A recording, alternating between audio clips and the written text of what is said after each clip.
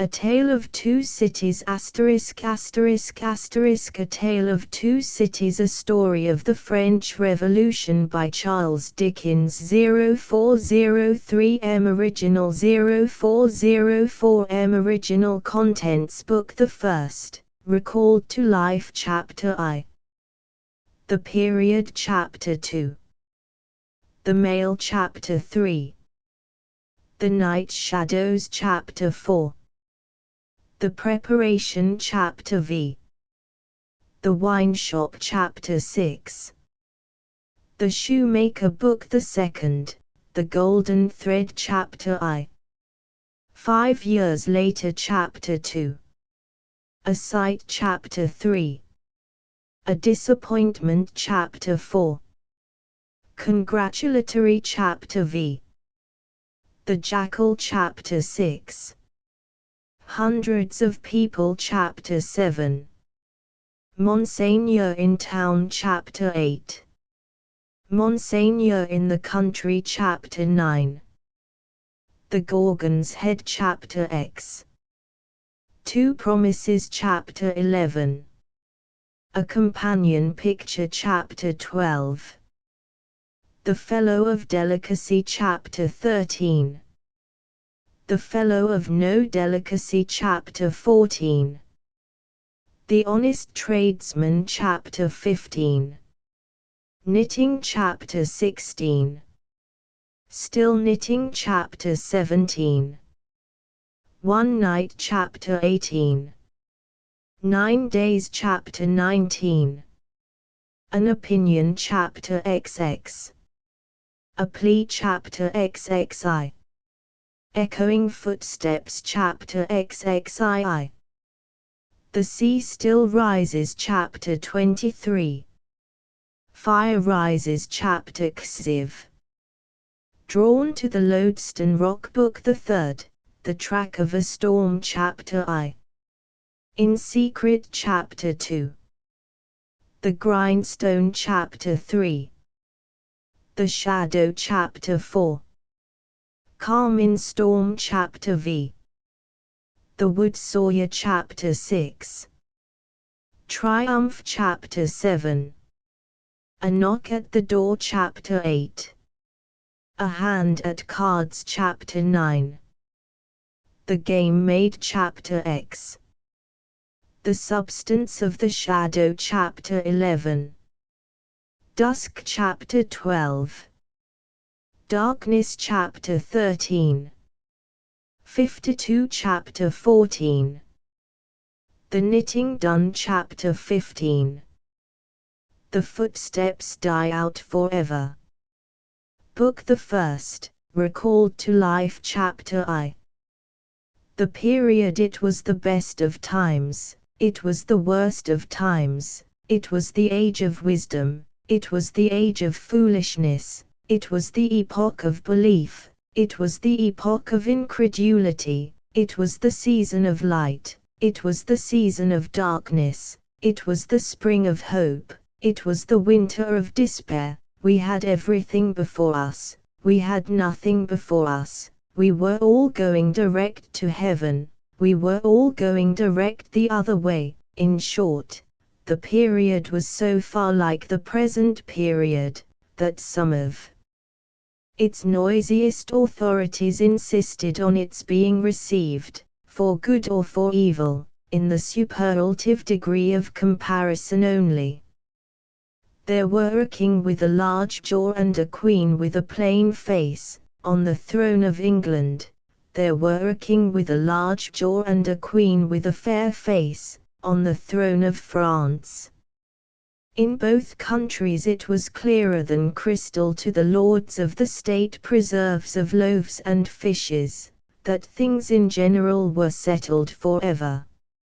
It was the year of our Lord 1775. Spiritual revelations were conceded to England at that favoured period, as at this. Mrs. Southcott had recently attained her 25th blessed birthday, of whom a prophetic private in the Life Guards had heralded the sublime appearance by announcing that arrangements were made for the swallowing up of London and Westminster.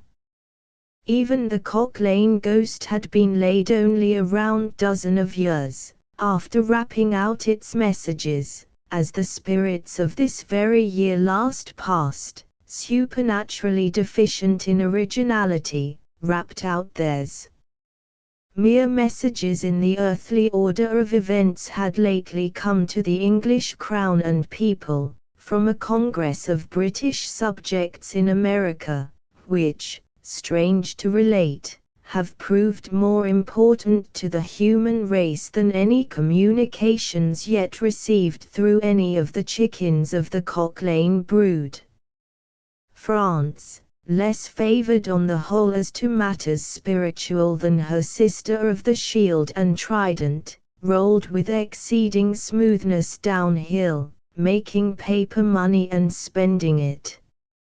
Under the guidance of her Christian pastors, she entertained herself, besides, with such humane achievements as sentencing a youth to have his hands cut off, his tongue torn out with pincers, and his body burned alive, because he had not kneeled down in the rain to do honor to a dirty procession of monks which passed within his view, at a distance of some 50 or 60 yards. It is likely enough that, rooted in the woods of France and Norway, there were growing trees, when that sufferer was put to death, already marked by the woodman, fate, to come down and be sawn into boards, to make a certain movable framework with a sack and a knife in it, terrible in history. It is likely enough that in the rough outhouses of some tillers of the heavy lands adjacent to Paris, there were sheltered from the weather that very day, rude carts, bespattered with rustic mire, snuffed about by pigs, and roosted in by poultry, which the farmer, Death, had already set apart to be his tumbrils of the Revolution. But that woodman and that farmer, though they work unceasingly, work silently, and no one heard them as they went about with muffled tread, the rather, forasmuch as to entertain any suspicion that they were awake, was to be atheistical and traitorous. In England, there was scarcely an amount of order and protection to justify much national boasting. Daring burglaries by armed men, and highway robberies, took place in the capital itself every night. Families were publicly cautioned not to go out of town without removing their furniture to upholsterers' warehouses for security. The highwayman in the dark was a city tradesman in the light, and, being recognized and challenged by his fellow tradesmen whom he stopped in his character of the captain, gallantly shot him through the head and rode away. The mail was waylaid by 7 robbers, and the guard shot 3 dead, and then got shot dead himself by the other 4, in consequence of the failure of his ammunition, after which the mail was robbed in peace. That magnificent potentate, the Lord Mayor of London, was made to stand and deliver on Turnham Green, by one highwayman, who despoiled the illustrious creature in sight of all his retinue. Prisoners in London gaols fought battles with their turnkeys, and the majesty of the law fired blunderbusses in among them, loaded with rounds of shot and ball. Thieves snipped off diamond crosses from the necks of noble lords at court drawing-rooms. Musketeers went into St. Giles's to search for contraband goods, and the mob fired on the musketeers, and the musketeers fired on the mob, and nobody thought any of these occurrences much out of the common way. In the midst of them, the hangman, ever busy and ever worse than useless, was in constant requisition, now, stringing up long rows of miscellaneous criminals, now, hanging a housebreaker on Saturday who had been taken on Tuesday, now, burning people in the hand at Newgate by the dozen, and now burning pamphlets at the door of Westminster Hall, today, taking the life of an atrocious murderer, and tomorrow of a wretched pilferer who had robbed a farmer's boy of sixpence. All these things, and 1,000 like them, came to pass in and close upon the dear old year 1775. Environed by them, while the woodman and the farmer worked unheeded, those two of the large jaws, and those other two of the plain and the fair faces, trod with stir enough, and carried their divine rights with a high hand. Thus did the year 1775 conduct their greatnesses, and myriads of small creatures, the creatures of this chronicle among the rest, along the roads that lay before them. Chapter 2. The mail. It was the Dover road that lay, on a Friday night late in November, before the first of the persons with whom this history has business. The Dover road lay, as to him, beyond the Dover mail, as it lumbered up Shooter's Hill. He walked uphill in the mire by the side of the mail, as the rest of the passengers did, not because they had the least relish for walking exercise, under the circumstances, but because the hill, and the harness, and the mud, and the mail, were all so heavy, that the horses had 3 times already come to a stop, besides once drawing the coach across the road, with the mutinous intent of taking it back to Blackheath. Reins and whip and coachman and guard, however, in combination, had read that article of war which forbade a purpose otherwise strongly in favor of the argument, that some brute animals are endued with reason, and the team had capitulated and returned to their duty. With drooping heads and tremulous tails, they mashed their way through the thick mud, floundering and stumbling between whiles, as if they were falling to pieces at the larger joints.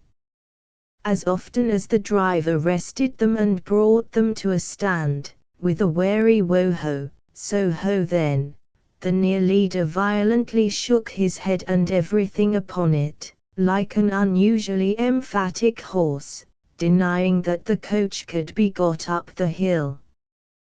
Whenever the leader made this rattle, the passenger started, as a nervous passenger might, and was disturbed in mind. There was a steaming mist in all the hollows, and it had roamed in its forlornness up the hill, like an evil spirit, seeking rest and finding none.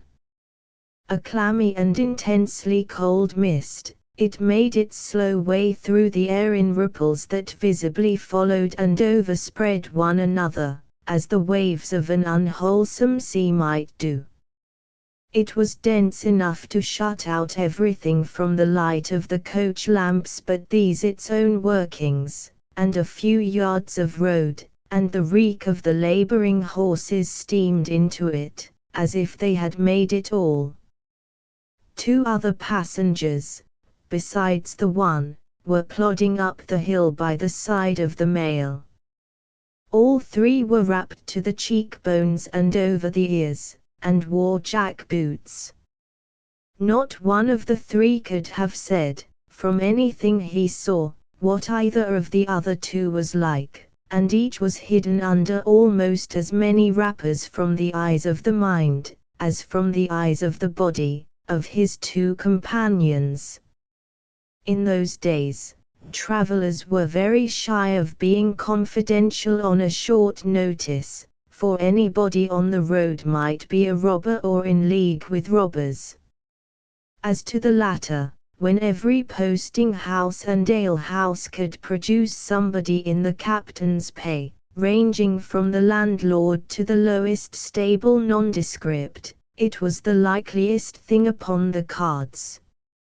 So the guard of the Dover Mail thought to himself, that Friday night in November, 1775, lumbering up Shooter's Hill, as he stood on his own particular perch behind the Mail, beating his feet, and keeping an eye and a hand on the arm-chest before him, where a loaded blunderbuss lay at the top of 6 or 8 loaded horse pistols, deposited on a substratum of cutlass. The Dover Mail was in its usual genial position that the guard suspected the passengers suspected one another and the guard, they all suspected everybody else, and the coachman was sure of nothing but the horses, as to which cattle he could with a clear conscience have taken his oath on the 2 testaments that they were not fit for the journey. "Wo-ho," said the coachman. "So, then. One more pull and you're at the top, and be damned to you, for I have had trouble enough to get you to it, Joe." "Hullo," the guard replied. "What o'clock do you make it, Joe?" 10 minutes, good, past 11. "My blood," ejaculated the vexed coachman, "and not atop of Shooters yet." "Tst. Ya. Get on with you." The emphatic horse, cut short by the whip in a most decided negative, made a decided scramble for it, and the 3 other horses followed suit. Once more, the Dover Mail struggled on, with the jack-boots of its passengers squashing along by its side. They had stopped when the coach stopped, and they kept close company with it. If any one of the 3 had had the hardihood to propose to another to walk on a little ahead into the mist and darkness, he would have put himself in a fair way of getting shot instantly as a highwayman. The last burst carried the Mail to the summit of the hill. The horses stopped to breathe again, and the guard got down to skid the wheel for the descent, and opened the coach door to let the passengers in. "Tst. Joe," cried the coachman in a warning voice, looking down from his box. "What do you say, Tom?" They both listened. "I say a horse at a canter coming up, Joe." "I say a horse at a gallop," Tom returned the guard, leaving his hold of the door, and mounting nimbly to his place. "Gentlemen! In the King's name, all of you!" With this hurried adjuration, he cocked his blunderbuss, and stood on the offensive. The passenger booked by this history, was on the coach step, getting in. The 2 other passengers were close behind him, and about to follow. He remained on the step, half in the coach and half out of. They remained in the road below him. They all looked from the coachman to the guard, and from the guard to the coachman, and listened. The coachman looked back and the guard looked back, and even the emphatic leader pricked up his ears and looked back, without contradicting.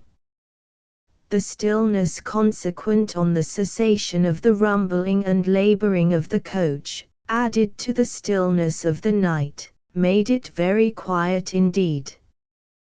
The panting of the horses communicated a tremulous motion to the coach, as if it were in a state of agitation. The hearts of the passengers beat loud enough perhaps to be heard, but at any rate, the quiet pause was audibly expressive of people out of breath, and holding the breath, and having the pulses quickened by expectation. The sound of a horse at a gallop came fast and furiously up the hill. "So ho!" the guard sang out, as loud as he could roar. "Yo there! Stand! I shall fire!" The pace was suddenly checked, and, with much splashing and floundering, a man's voice called from the mist, "Is that the Dover mail?" "Never you mind what it is," the guard retorted. "What are you? Is that the Dover mail? Why do you want to know?" "I want a passenger, if it is." "What passenger?" "Mr. Jarvis Lorry." Our booked passenger showed in a moment that it was his name. The guard, the coachman, and the two other passengers eyed him distrustfully. "Keep where you are," the guard called to the voice in the mist, "because, if I should make a mistake, it could never be set right in your lifetime." "Gentlemen of the name of Lorry, answer straight." "What is the matter?" asked the passenger, then, with mildly quavering speech. "Who wants me? Is it Jerry?"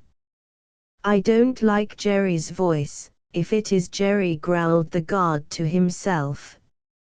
"He's hoarser than suits me, is Jerry." "Yes, Mr. Lorry." "What is the matter?" "A dispatch sent after you from over yonder." "Tea and Company." "I know this messenger, guard," said Mr. Lorry, getting down into the road, assisted from behind more swiftly than politely by the other two passengers, who immediately scrambled into the coach, shut the door, and pulled up the window. "He may come close, there's nothing wrong." "I hope there ain't, but I can't make so nation sure of that," said the guard, in gruff soliloquy. "Hello you." "Well." "And hello you," said Jerry, more hoarsely than before. 0414M original, come on at a foot pace, d'ye mind me? And if you've got holsters to that saddle, oh yen, don't let me see your hand go nigh 'em. For I'm a devil at a quick mistake, and when I make one it takes the form of lead. So now let's look at you." The figures of a horse and rider came slowly through the eddying mist, and came to the side of the mail, where the passenger stood. The rider stooped, and, casting up his eyes at the guard, handed the passenger a small folded paper. The rider's horse was blown, and both horse and rider were covered with mud, from the hoofs of the horse to the hat of the man. "Guard," said the passenger, in a tone of quiet business confidence. The watchful guard, with his right hand at the stock of his raised blunderbuss, his left at the barrel, and his eye on the horseman, answered curtly, "Sir, there is nothing to apprehend. I belong to Tellson's Bank. You must know Tellson's Bank in London. I am going to Paris on business. A crown to drink. I may read this. If so be as you're quick, sir." He opened it in the light of the coach lamp on that side, and read, first to himself and then aloud, "Wait at Dover for Mamselle. It's not long, you see, guard." Jerry, say that my answer was recalled to life. Jerry started in his saddle. "That's a blazing strange answer, too," said he, at his hoarsest. "Take that message back, and they will know that I received this, as well as if I wrote. Make the best of your way.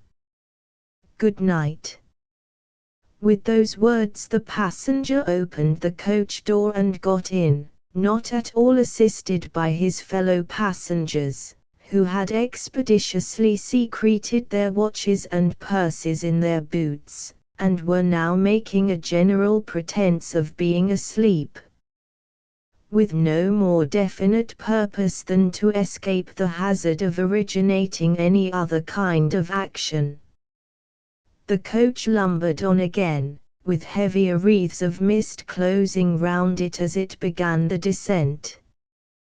The guard soon replaced his blunderbuss in his arm-chest, and, having looked to the rest of its contents, and having looked to the supplementary pistols that he wore in his belt, looked to a smaller chest beneath his seat, in which there were a few smith's tools, a couple of torches, and a tinder box. For he was furnished with that completeness that if the coach lamps had been blown and stormed out, which did occasionally happen, he had only to shut himself up inside, keep the flint and steel sparks well off the straw, and get a light with tolerable safety and ease, if he were lucky, in 5 minutes. Tom, softly over the coach roof. Hello, Joe. Did you hear the message? I did, Joe. What did you make of it, Tom? Nothing at all, Joe. That's a coincidence, too, the guard mused, for I made the same of it myself. Jerry, left alone in the mist and darkness, dismounted meanwhile, not only to ease his spent horse, but to wipe the mud from his face, and shake the wet out of his hat brim, which might be capable of holding about half a gallon. After standing with the bridle over his heavily splashed arm, until the wheels of the mail were no longer within hearing and the night was quite still again, he turned to walk down the hill. After that there gallop from Temple Bar, old lady, I won't trust your forelegs till I get you on the level, said this horse messenger, glancing at his mare. Recalled to life. That's a blazing strange message. Much of that wouldn't do for you, Jerry. I say, Jerry. You'd be in a blazing bad way, if recalling to life was to come into fashion, Jerry. Chapter 3. The night shadows a wonderful fact to reflect upon, that every human creature is constituted to be that profound secret and mystery to every other. A solemn consideration, when I enter a great city by night, that every one of those darkly clustered houses encloses its own secret, that every room in every one of them encloses its own secret, that every beating heart in the hundreds of thousands of breasts there is, in some of its imaginings, a secret to the heart nearest it. Something of the awfulness, even of death itself, is referable to this. No more can I turn the leaves of this dear book that I loved, and vainly hope in time to read it all. No more can I look into the depths of this unfathomable water, wherein, as momentary lights glanced into it, I have had glimpses of buried treasure and other things submerged. It was appointed that the book should shut with a spring, forever and forever, when I had read but a page.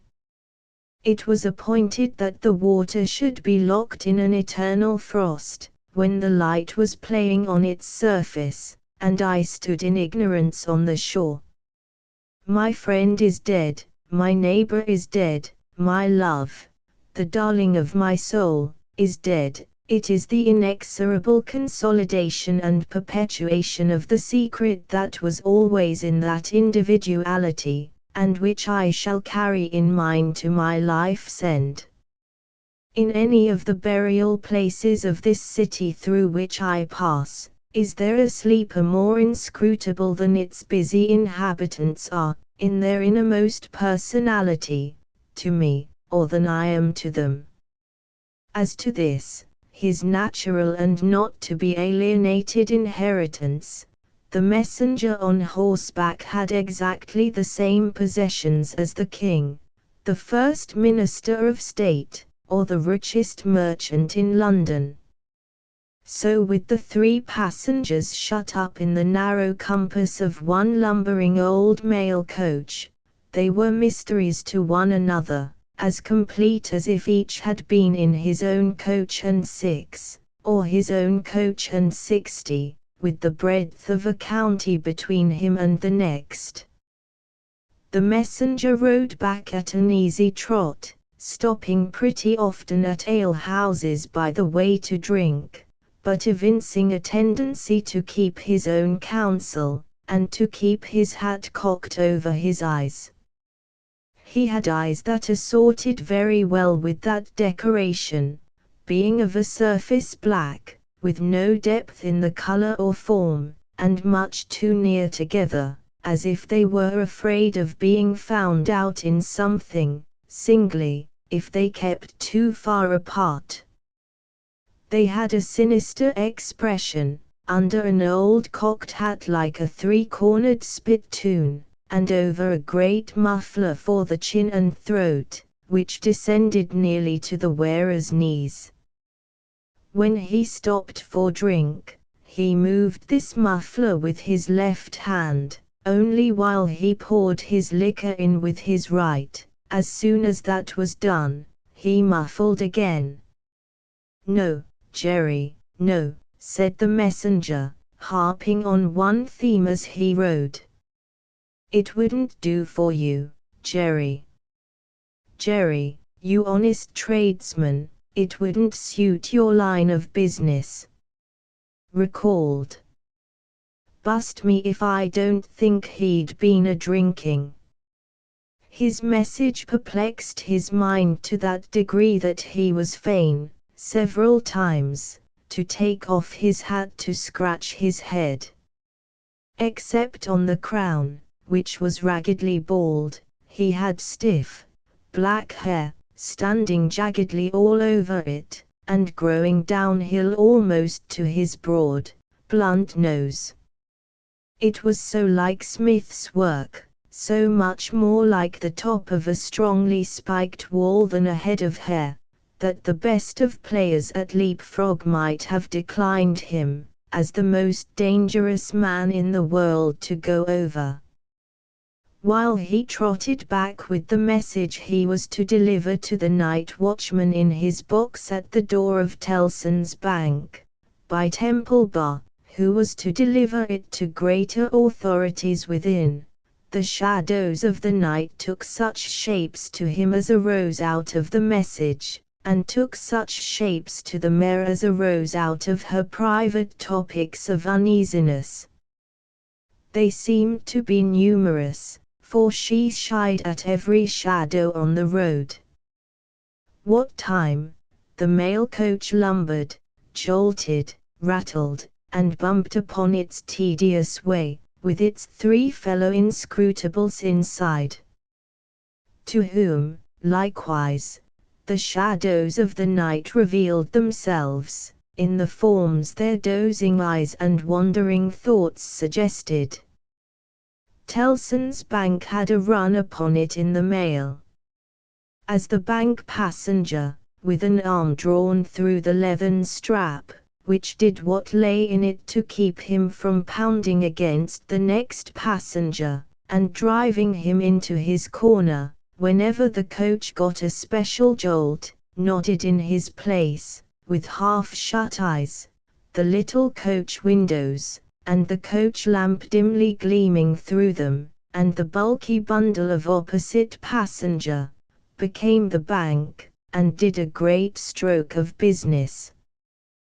The rattle of the harness was the chink of money, and more drafts were honored in 5 minutes than even Tellson's, with all its foreign and home connection, ever paid in thrice the time. Then the strong rooms underground, at Tellson's, with such of their valuable stores and secrets as were known to the passenger, and it was not a little that he knew about them, opened before him, and he went in among them with the great keys and the feebler burning candle, and found them safe, and strong, and sound, and still, just as he had last seen them. But, though the bank was almost always with him, and though the coach, in a confused way, like the presence of pain under an opiate, was always with him, there was another current of impression that never ceased to run, all through the night. He was on his way to dig someone out of a grave. Now, which of the multitude of faces that showed themselves before him was the true face of the buried person? The shadows of the night did not indicate, but they were all the faces of a man of 45 by years, and they differed principally in the passions they expressed, and in the ghastliness of their worn and wasted state. Pride, contempt, defiance, stubbornness, submission, lamentation, succeeded one another, so did varieties of sunken cheek, cadaverous color, emaciated hands and figures. But the face was in the main one face, and every head was prematurely white. 100 times the dozing passenger inquired of this spectre, buried how long? The answer was always the same, almost 18 years. You had abandoned all hope of being dug out. Long ago. You know that you are recalled to life. They tell me so. I hope you care to live. I can't say. Shall I show her to you? Will you come and see her? The answers to this question were various and contradictory. Sometimes the broken reply was, "Wait. It would kill me if I saw her too soon." Sometimes, it was given in a tender rain of tears, and then it was, "Take me to her." Sometimes it was staring and bewildered, and then it was, "I don't know her. I don't understand." After such imaginary discourse, the passenger in his fancy would dig, and dig, dig, now with a spade, now with a great key, now with his hands, to dig this wretched creature out. Got out at last, with earth hanging about his face and hair, he would suddenly fan away to dust. The passenger would then start to himself, and lower the window, to get the reality of mist and rain on his cheek. Yet even when his eyes were opened on the mist and rain, on the moving patch of light from the lamps, and the hedge at the roadside retreating by jerks, the night shadows outside the coach would fall into the train of the night shadows within. The real banking house by Temple Bar, the real business of the past day, the real strong rooms, the real express sent after him, and the real message returned, would all be there. Out of the midst of them, the ghostly face would rise, and he would accost it again. Buried how long? Almost 18 years. I hope you care to live. I can't say. Dig, dig, dig, until an impatient movement from one of the two passengers would admonish him to pull up the window, draw his arm securely through the leathern strap, and speculate upon the two slumbering forms, until his mind lost its hold of them, and they again slid away into the bank and the grave. Buried how long? Almost 18 years. You had abandoned all hope of being dug out. Long ago. The words were still in his hearing as just spoken, distinctly in his hearing as ever spoken words had been in his life, when the weary passenger started to the consciousness of daylight, and found that the shadows of the night were gone. He lowered the window, and looked out at the rising sun. There was a ridge of ploughed land, with a plough upon it where it had been left last night when the horses were unyoked. Beyond, a quiet coppice wood, in which many leaves of burning red and golden yellow still remained upon the trees. Though the earth was cold and wet, the sky was clear, and the sun rose bright, placid, and beautiful. 18 years, said the passenger, looking at the sun. Gracious Creator of day. To be buried alive for 18 years. Chapter 4. The preparation. When the mail got successfully to Dover, in the course of the forenoon, the head drawer at the Royal George Hotel opened the coach door as his custom was. He did it with some flourish of ceremony, for a mail journey from London in winter was an achievement to congratulate an adventurous traveller upon. By that time, there was only one adventurous traveller left to be congratulated, for the two others had been set down at their respective roadside destinations. The mildewy inside of the coach, with its damp and dirty straw, its disagreeable smell, and its obscurity, was rather like a larger dog kennel. Mr. Lorry, the passenger, shaking himself out of it in chains of straw, a tangle of shaggy wrapper, flapping hat, and muddy legs, was rather like a larger sort of dog. There will be a packet to Calais, tomorrow, drawer. Yes, sir, if the weather holds and the wind sets tolerable fair. The tide will serve pretty nicely at about 2 in the afternoon, sir. Bed, sir. I shall not go to bed till night, but I want a bedroom, and a barber. And then breakfast, sir. Yes, sir. That way, sir, if you please. Show Concord. Gentlemen's valise and hot water to Concord. Pull off gentlemen's boots in Concord. You will find a fine sea coal fire, sir. Fetch barber to Concord. Stir about there, now, for Concord.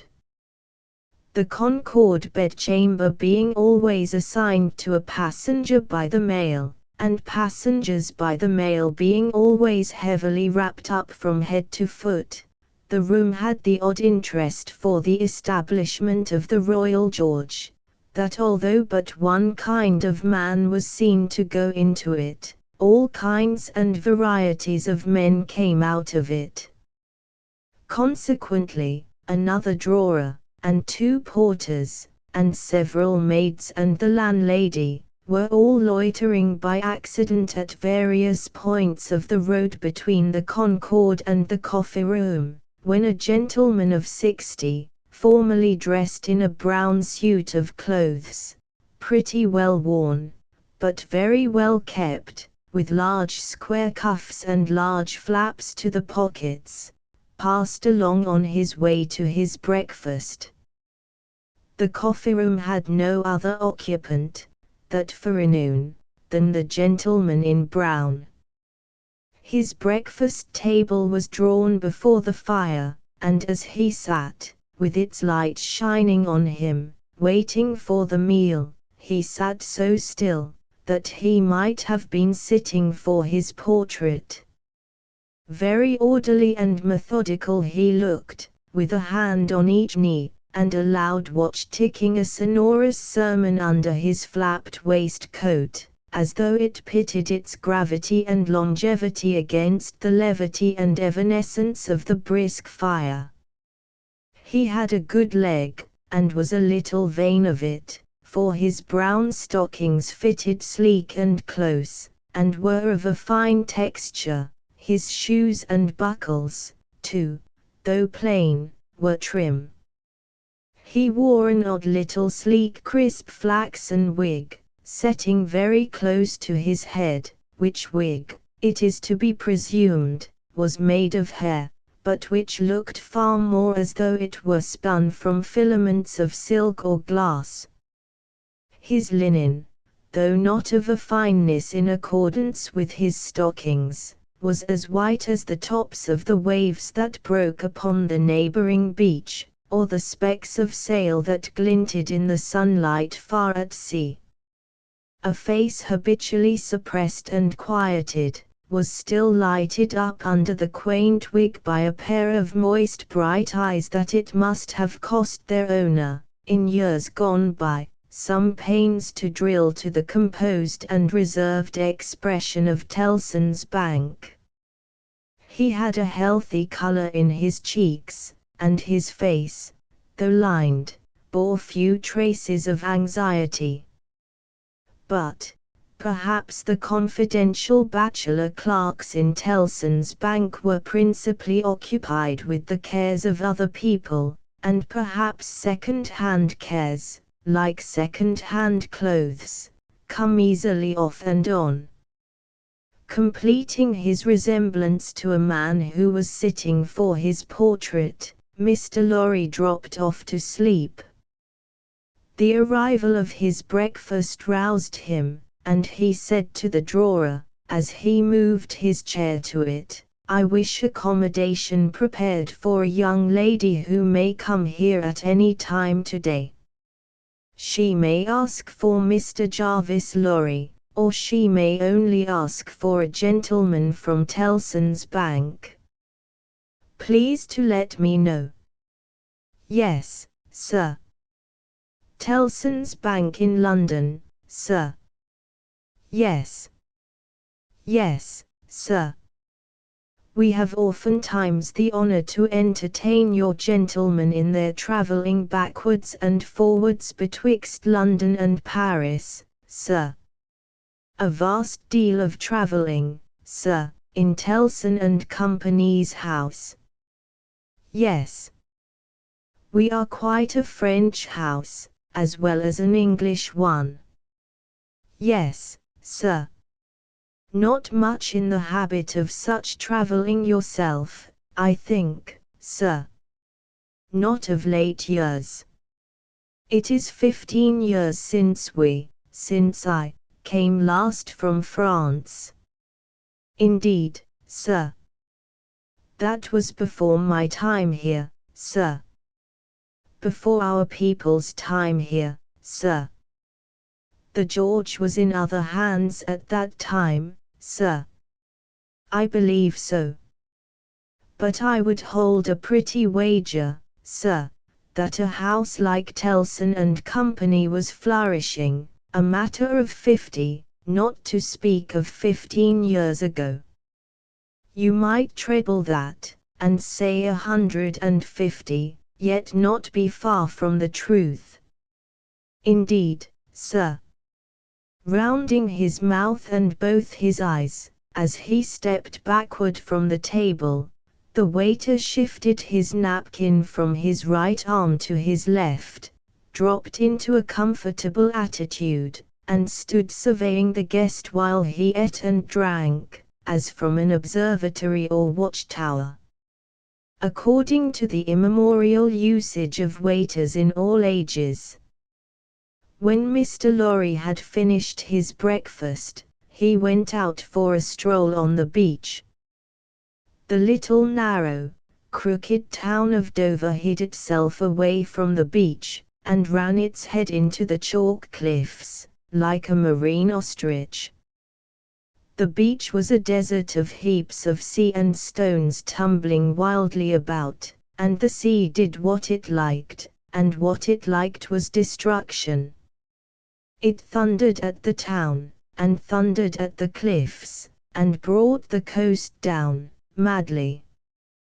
The air among the houses was of so strong a piscatory flavor that one might have supposed sick fish went up to be dipped in it, as sick people went down to be dipped in the sea. A little fishing was done in the port, and a quantity of strolling about by night, and looking seaward, particularly at those times when the tide made, and was near flood.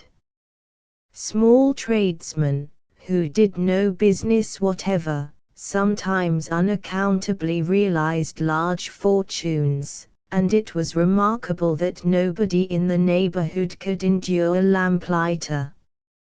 As the day declined into the afternoon, and the air, which had been at intervals clear enough to allow the French coast to be seen, became again charged with mist and vapor, Mr. Lorry's thoughts seemed to cloud too.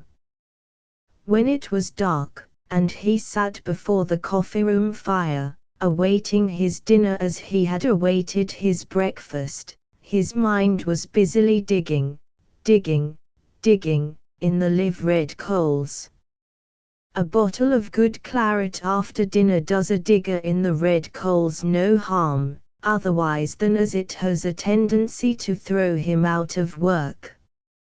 Mr. Lorry had been idle a long time, and had just poured out his last glassful of wine with as complete an appearance of satisfaction as is ever to be found in an elderly gentleman of a fresh complexion who has got to the end of a bottle, when a rattling of wheels came up the narrow street, and rumbled into the inn-yard. He set down his glass untouched. "This is Mamselle," said he. In a very few minutes the waiter came in to announce that Miss Maynett had arrived from London, and would be happy to see the gentleman from Tellson's. So soon. Miss Maynett had taken some refreshment on the road, and required none then, and was extremely anxious to see the gentleman from Tellson's immediately, if it suited his pleasure and convenience.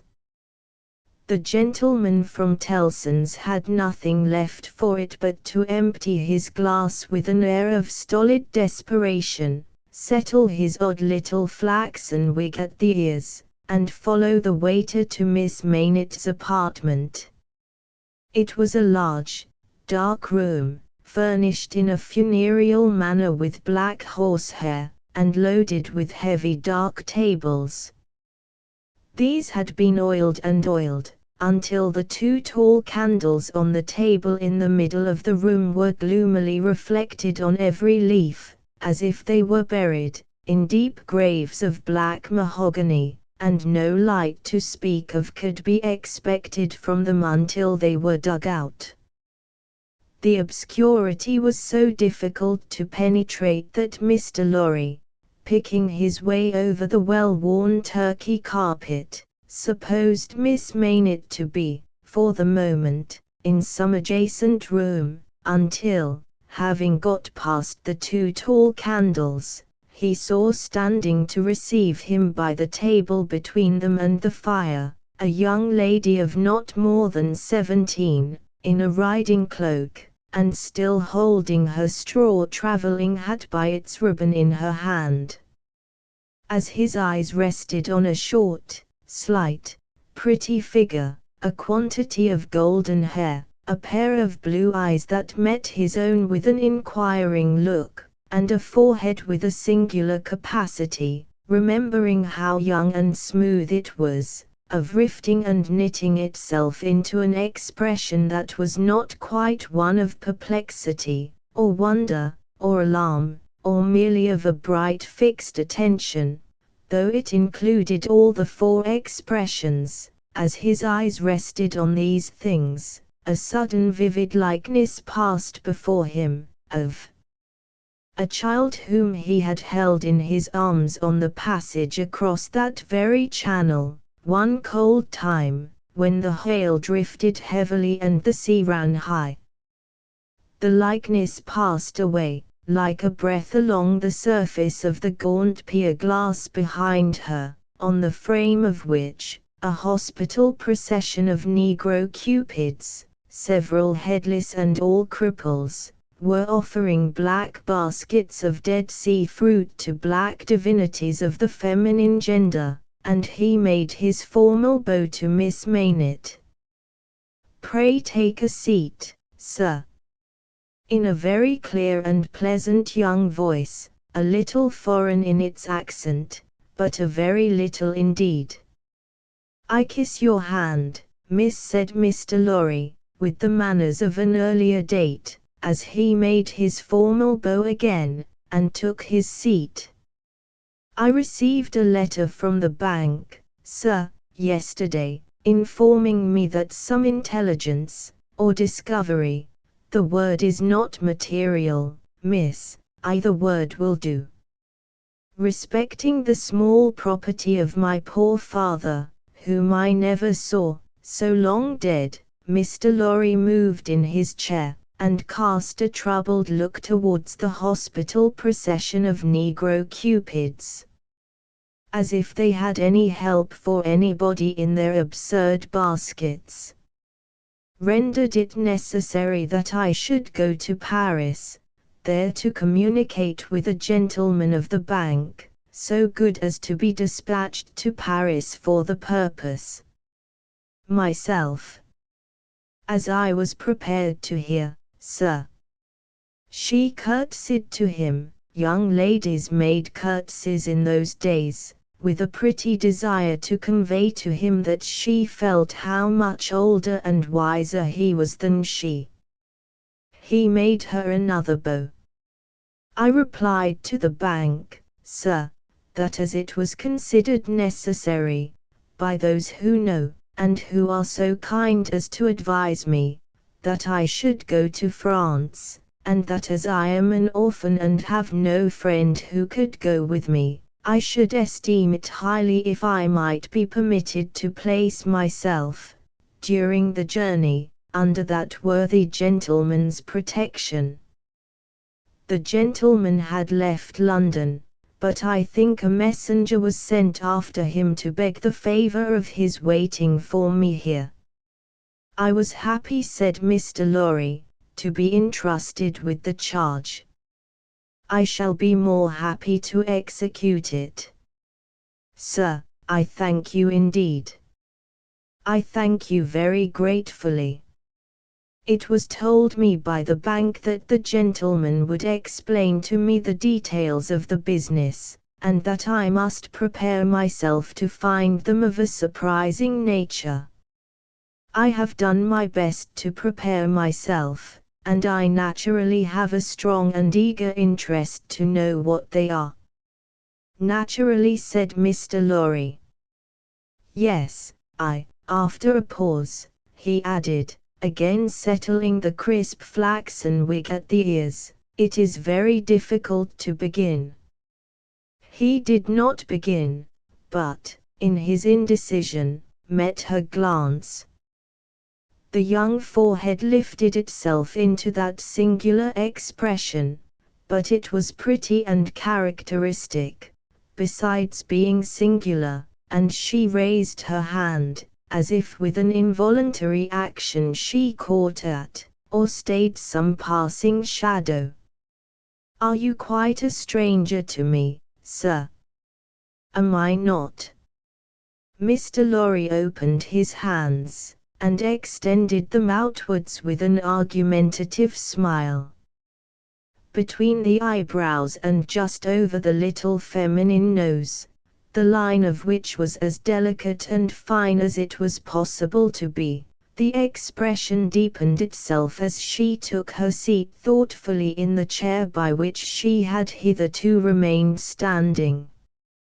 He watched her as she mused, and the moment she raised her eyes again, went on, "In your adopted country, I presume, I cannot do better than address you as a young English lady, Miss Maynett.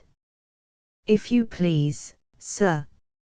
Miss Maynett, I am a man of business. I have a business charge to acquit myself of. In your reception of it, don't heed me any more than if I was a speaking machine. Truly, I am not much else. I will, with your leave, relate to you, miss, the story of one of our customers. Story. He seemed wilfully to mistake the word she had repeated, when he added, in a hurry, yes, customers. In the banking business we usually call our connection our customers.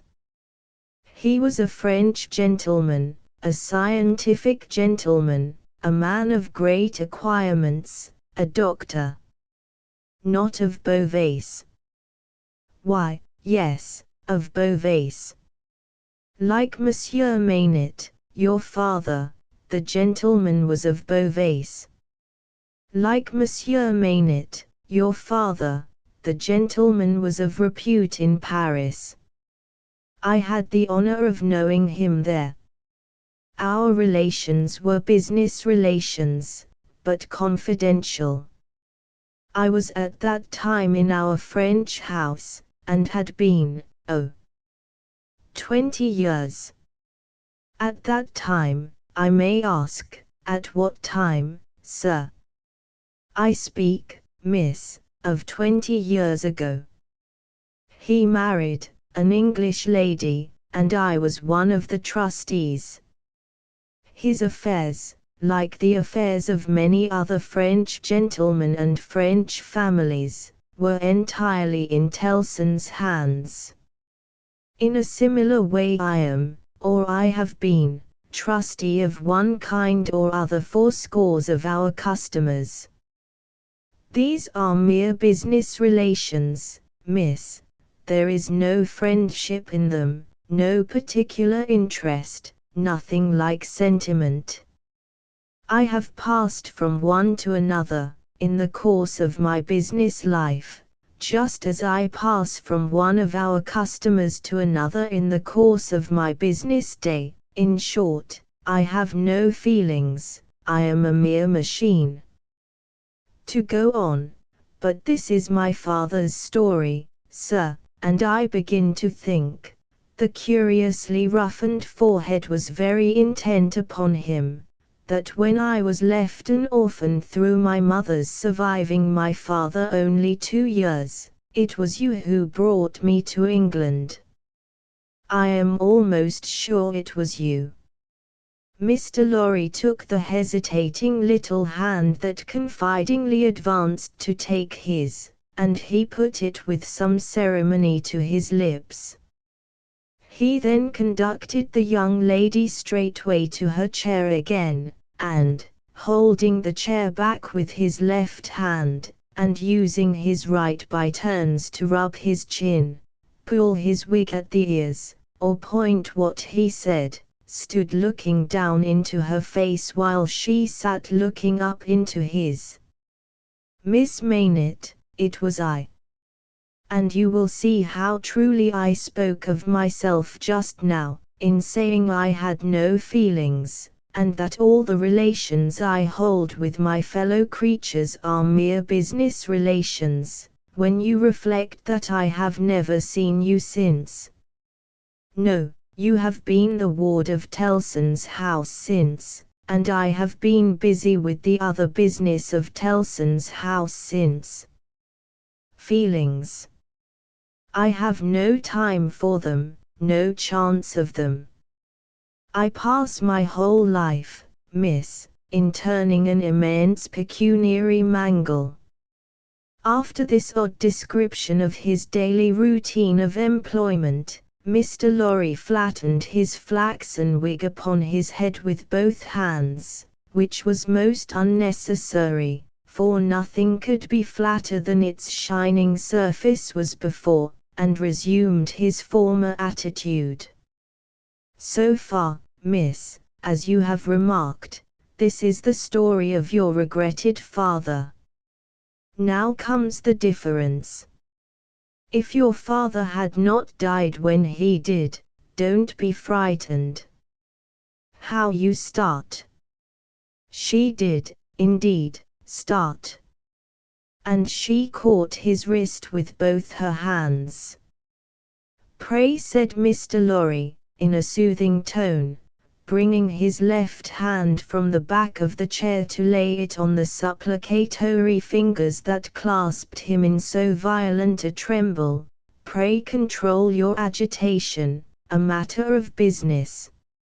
As I was saying, her look so discomposed him that he stopped, wondered, and began anew. As I was saying, if Monsieur Maynard had not died, if he had suddenly and silently disappeared, if he had been spirited away, if it had not been difficult to guess to what dreadful place, though no art could trace him, if he had an enemy in some compatriot who could exercise a privilege that I in my own time have known the boldest people afraid to speak of in a whisper, across the water there, for instance, the privilege of filling up blank forms for the consignment of any one to the oblivion of a prison for any length of time, if his wife had implored the king, the queen, the court, the clergy, for any tidings of him, and all quite in vain, then the history of your father would have been the history of this unfortunate gentleman, the Doctor of Beauvais. I entreat you to tell me more, sir. I will. I am going to. You can bear it. I can bear anything but the uncertainty you leave me in at this moment.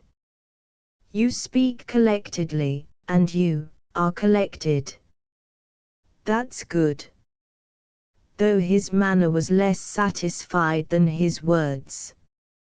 A matter of business. Regard it as a matter of business, business that must be done. Now if this doctor's wife, though a lady of great courage and spirit, had suffered so intensely from this cause before her little child was born, the little child was a daughter, sir.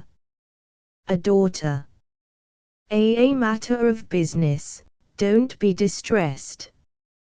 Miss, if the poor lady had suffered so intensely before her little child was born, that she came to the determination of sparing the poor child the inheritance of any part of the agony she had known the pains of, by rearing her in the belief that her father was dead, no, don't kneel. In heaven's name, why should you kneel to me? For the truth. Oh dear, good, compassionate sir, for the truth. Oh, a matter of business. You confuse me, and how can I transact business if I am confused? Let us be clear-headed. If you could kindly mention now, for instance, what 9 times 9 a pence are, or how many shillings in 20 guineas, it would be so encouraging. I should be so much more at my ease about your state of mind. Without directly answering to this appeal, she sat so still when he had very gently raised her, and the hands that had not ceased to clasp his wrists were so much more steady than they had been, that she communicated some reassurance to Mr. Jarvis Lorry. That's right. That's right. Courage. Business. You have business before you, useful business. Miss Maynard, your mother took this course with you. And when she died, I believe broken-hearted, having never slackened her unavailing search for your father, she left you, at 2 years old, to grow to be blooming, beautiful, and happy, without the dark cloud upon you of living in uncertainty whether your father soon wore his heart out in prison, or wasted there through many lingering years. As he said the words he looked down, with an admiring pity, on the flowing golden hair, as if he pictured to himself that it might have been already tinged with grey. You know that your parents had no great possession, and that what they had was secured to your mother and to you. There has been no new discovery, of money, or of any other property, but, he felt his wrist held closer, and he stopped. The expression in the forehead, which had so particularly attracted his notice, and which was now immovable, had deepened into one of pain and horror. But he has been found. He is alive. Greatly changed, it is too probable, almost a wreck, it is possible, though we will hope the best. Still, alive. Your father has been taken to the house of an old servant in Paris, and we are going there, to identify him if I can, you, to restore him to life, love, duty, rest, comfort. A shiver ran through her frame, and from it through his. She said, in a low, distinct, awe-stricken voice, as if she were saying it in a dream, I am going to see his ghost. It will be his ghost, not him. Mr. Lorry quietly chafed the hands that held his arm. There. See now. The best and the worst are known to you, now. You are well on your way to the poor wronged gentleman, and, with a fair sea voyage, and a fair land journey, you will be soon at his dear side. She repeated in the same tone, sunk to a whisper, I have been free, I have been happy, yet his ghost has never haunted me. Only one thing more, said Mr. Lorry, laying stress upon it as a wholesome means of enforcing her attention. He has been found under another name, his own, long forgotten or long concealed. It would be worse than useless now to inquire which, worse than useless to seek to know whether he has been for years overlooked, or always designedly held prisoner. It would be worse than useless now to make any inquiries, because it would be dangerous. Better not to mention the subject, anywhere or in any way, and to remove him, for a while at all events, out of France. Even I, safe as an Englishman, and even Tellson's, important as they are to French credit, avoid all naming of the matter. I carry about me, not a scrap of writing openly referring to it. This is a secret service altogether. My credentials, entries, and memoranda, are all comprehended in the one line, recalled to life, which may mean anything. But what is the matter? She doesn't notice a word. Miss Maynett. Perfectly still and silent, and not even fallen back in her chair, she sat under his hand, utterly insensible, with her eyes open and fixed upon him, and with that last expression looking as if it were carved or branded into her forehead.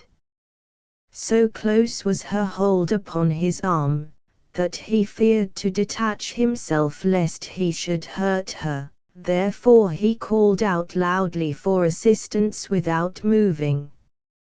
A wild-looking woman, whom even in his agitation, Mr. Lorry observed to be all of a red color, and to have red hair, and to be dressed in some extraordinary tight-fitting fashion, and to have on her head a most wonderful bonnet like a grenadier wooden measure, and good measure too, or a great Stilton cheese, came running into the room in advance of the inn-servants, and soon settled the question of his detachment from the poor young lady, by laying a brawny hand upon his chest, and sending him flying back against the nearest wall. "I really think this must be a man," was Mr. Lorry's breathless reflection, simultaneously with his coming against the wall. "Why, look at you all," bawled this figure, addressing the inn-servants. "Why don't you go and fetch things, instead of standing there staring at me? I am not so much to look at, am I? Why don't you go and fetch things?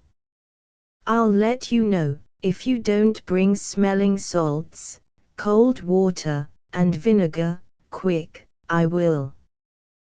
There was an immediate dispersal for these restoratives, and she softly laid the patient on a sofa, and tended her with great skill and gentleness, calling her my precious, and my bird, and spreading her golden hair aside over her shoulders with great pride and care.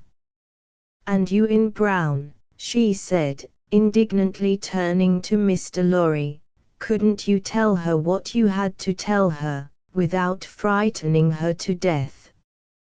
Look at her, with her pretty pale face and her cold hands. Do you call that being a banker?"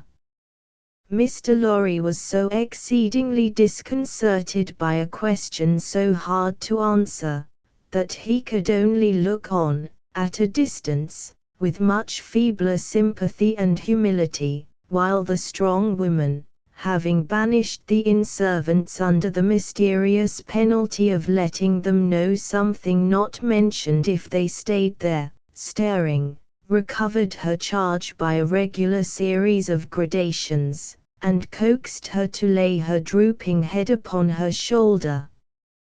"I hope she will do well now," said Mr. Lorry. "No thanks to you in brown, if she does.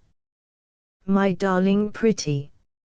"I hope," said Mr. Lorry, after another pause of feeble sympathy and humility, "that you accompany Miss Maynard to France." "A likely thing, too," replied the strong woman. "If it was ever intended that I should go across salt water, do you suppose Providence would have cast my lot in an island?" This being another question hard to answer, Mr. Jarvis Lorry withdrew to consider it. Chapter V. The wine shop. A large cask of wine had been dropped and broken, in the street. The accident had happened in getting it out of a cart. The cask had tumbled out with a run, the hoops had burst, and it lay on the stones just outside the door of the wine shop, shattered like a walnut shell. All the people within reach had suspended their business, or their idleness, to run to the spot and drink the wine. The rough, irregular stones of the street, pointing every way, and designed, one might have thought, expressly to lame all living creatures that approached them, had dammed it into little pools. These were surrounded, each by its own jostling group or crowd, according to its size. Some men kneeled down, made scoops of their two hands joined, and sipped, or tried to help women, who bent over their shoulders, to sip, before the wine had all run out between their fingers.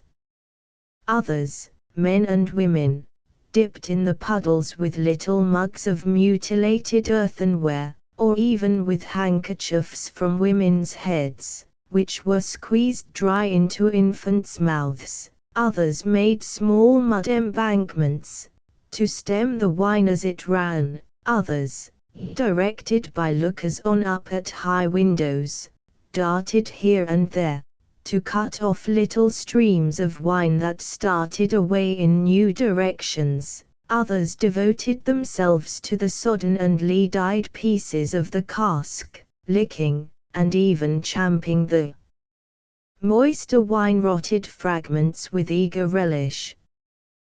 There was no drainage to carry off the wine, and not only did it all get taken up, but so much mud got taken up along with it, that there might have been a scavenger in the street, if anybody acquainted with it could have believed in such a miraculous presence. A shrill sound of laughter and of amused voices, voices of men, women, and children, resounded in the street while this wine game lasted. There was little roughness in the sport, and much playfulness. There was a special companionship in it, an observable inclination on the part of every one to join some other one, which led, especially among the luckier or lighter-hearted, to frolicsome embraces, drinking of healths, shaking of hands, and even joining of hands and dancing, a dozen together. When the wine was gone, and the places where it had been most abundant were raked into a gridiron pattern by fingers, these demonstrations ceased, as suddenly as they had broken out.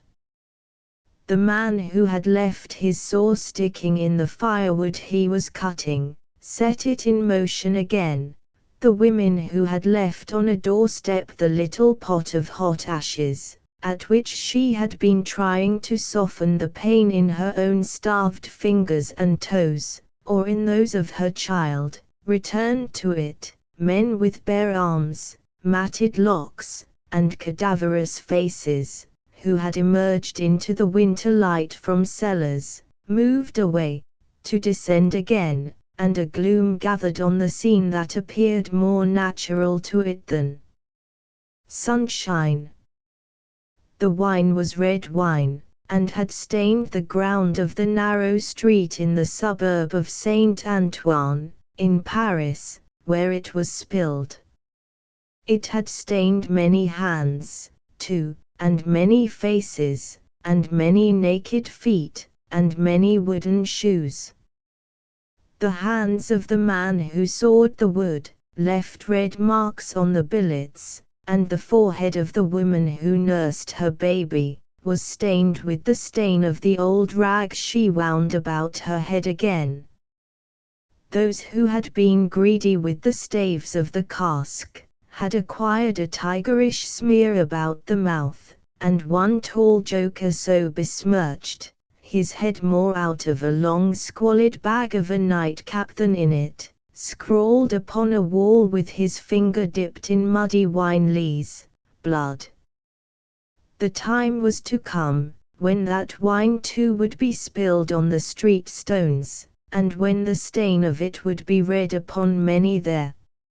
And now that the cloud settled on Saint Antoine, which a momentary gleam had driven from his sacred countenance, the darkness of it was heavy, cold, dirt, sickness, ignorance, and want, were the lords in waiting on the saintly presence, nobles of great power all of them, but, most especially the last.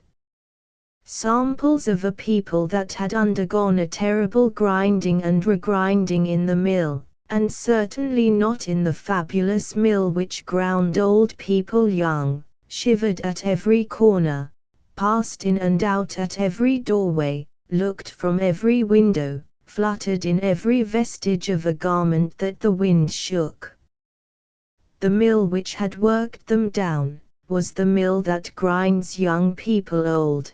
The children had ancient faces and grave voices, and upon them, and upon the grown faces, and ploughed into every furrow of age and coming up afresh, was the sigh, hunger. It was prevalent everywhere.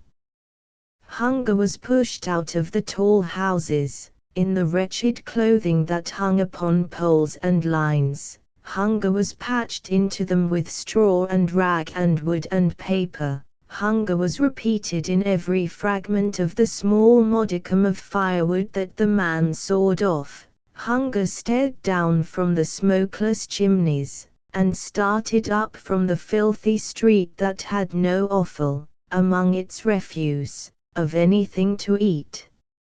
Hunger was the inscription on the baker's shelves, written in every small loaf of his scanty stock of bad bread, at the sausage shop, in every dead dog preparation that was offered for sale. Hunger rattled its dry bones among the roasting chestnuts in the turned cylinder. Hunger was shred into atomics in every farthing porringer of husky chips of potato, fried with some reluctant drops of oil.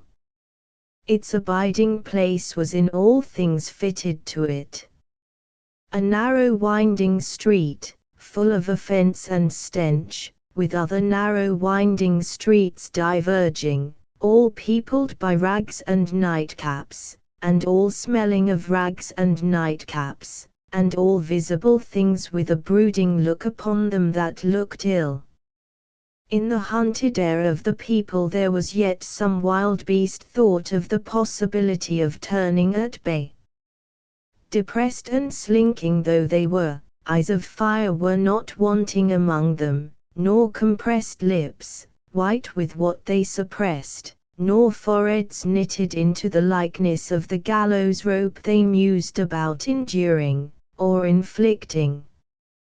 The trade signs, and they were almost as many as the shops, were, all, grim illustrations of want.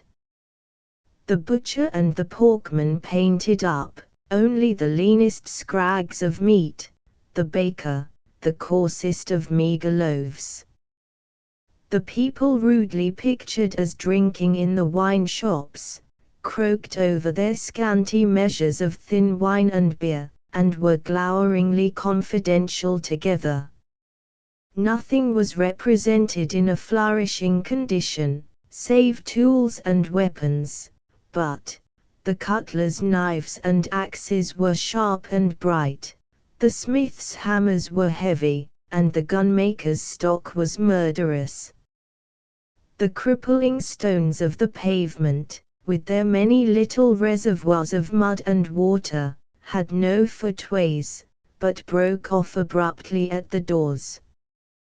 The kennel, to make amends, ran down the middle of the street, when it ran at all, which was only after heavy rains, and then it ran, by many eccentric fits, into the houses.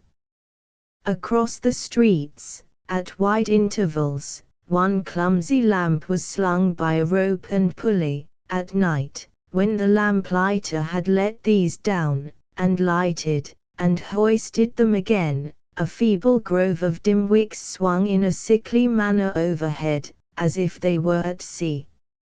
Indeed they were at sea, and the ship and crew were in peril of tempest. For the time was to come, when the gaunt scarecrows of that region should have watched the lamplighter, in their idleness and hunger, so long, as to conceive the idea of improving on his method, and hauling up men by those ropes and pulleys, to flare upon the darkness of their condition. But the time was not come yet, and every wind that blew over France shook the rags of the scarecrows in vain, for the birds, fine of song and feather, took no warning. The wine shop was a corner shop, better than most others in its appearance and degree, and the master of the wine shop had stood outside it, in a yellow waistcoat and green breeches, looking on at the struggle for the lost wine. "It's not my affair," said he, with a final shrug of the shoulders. "The people from the market did it. Let them bring another."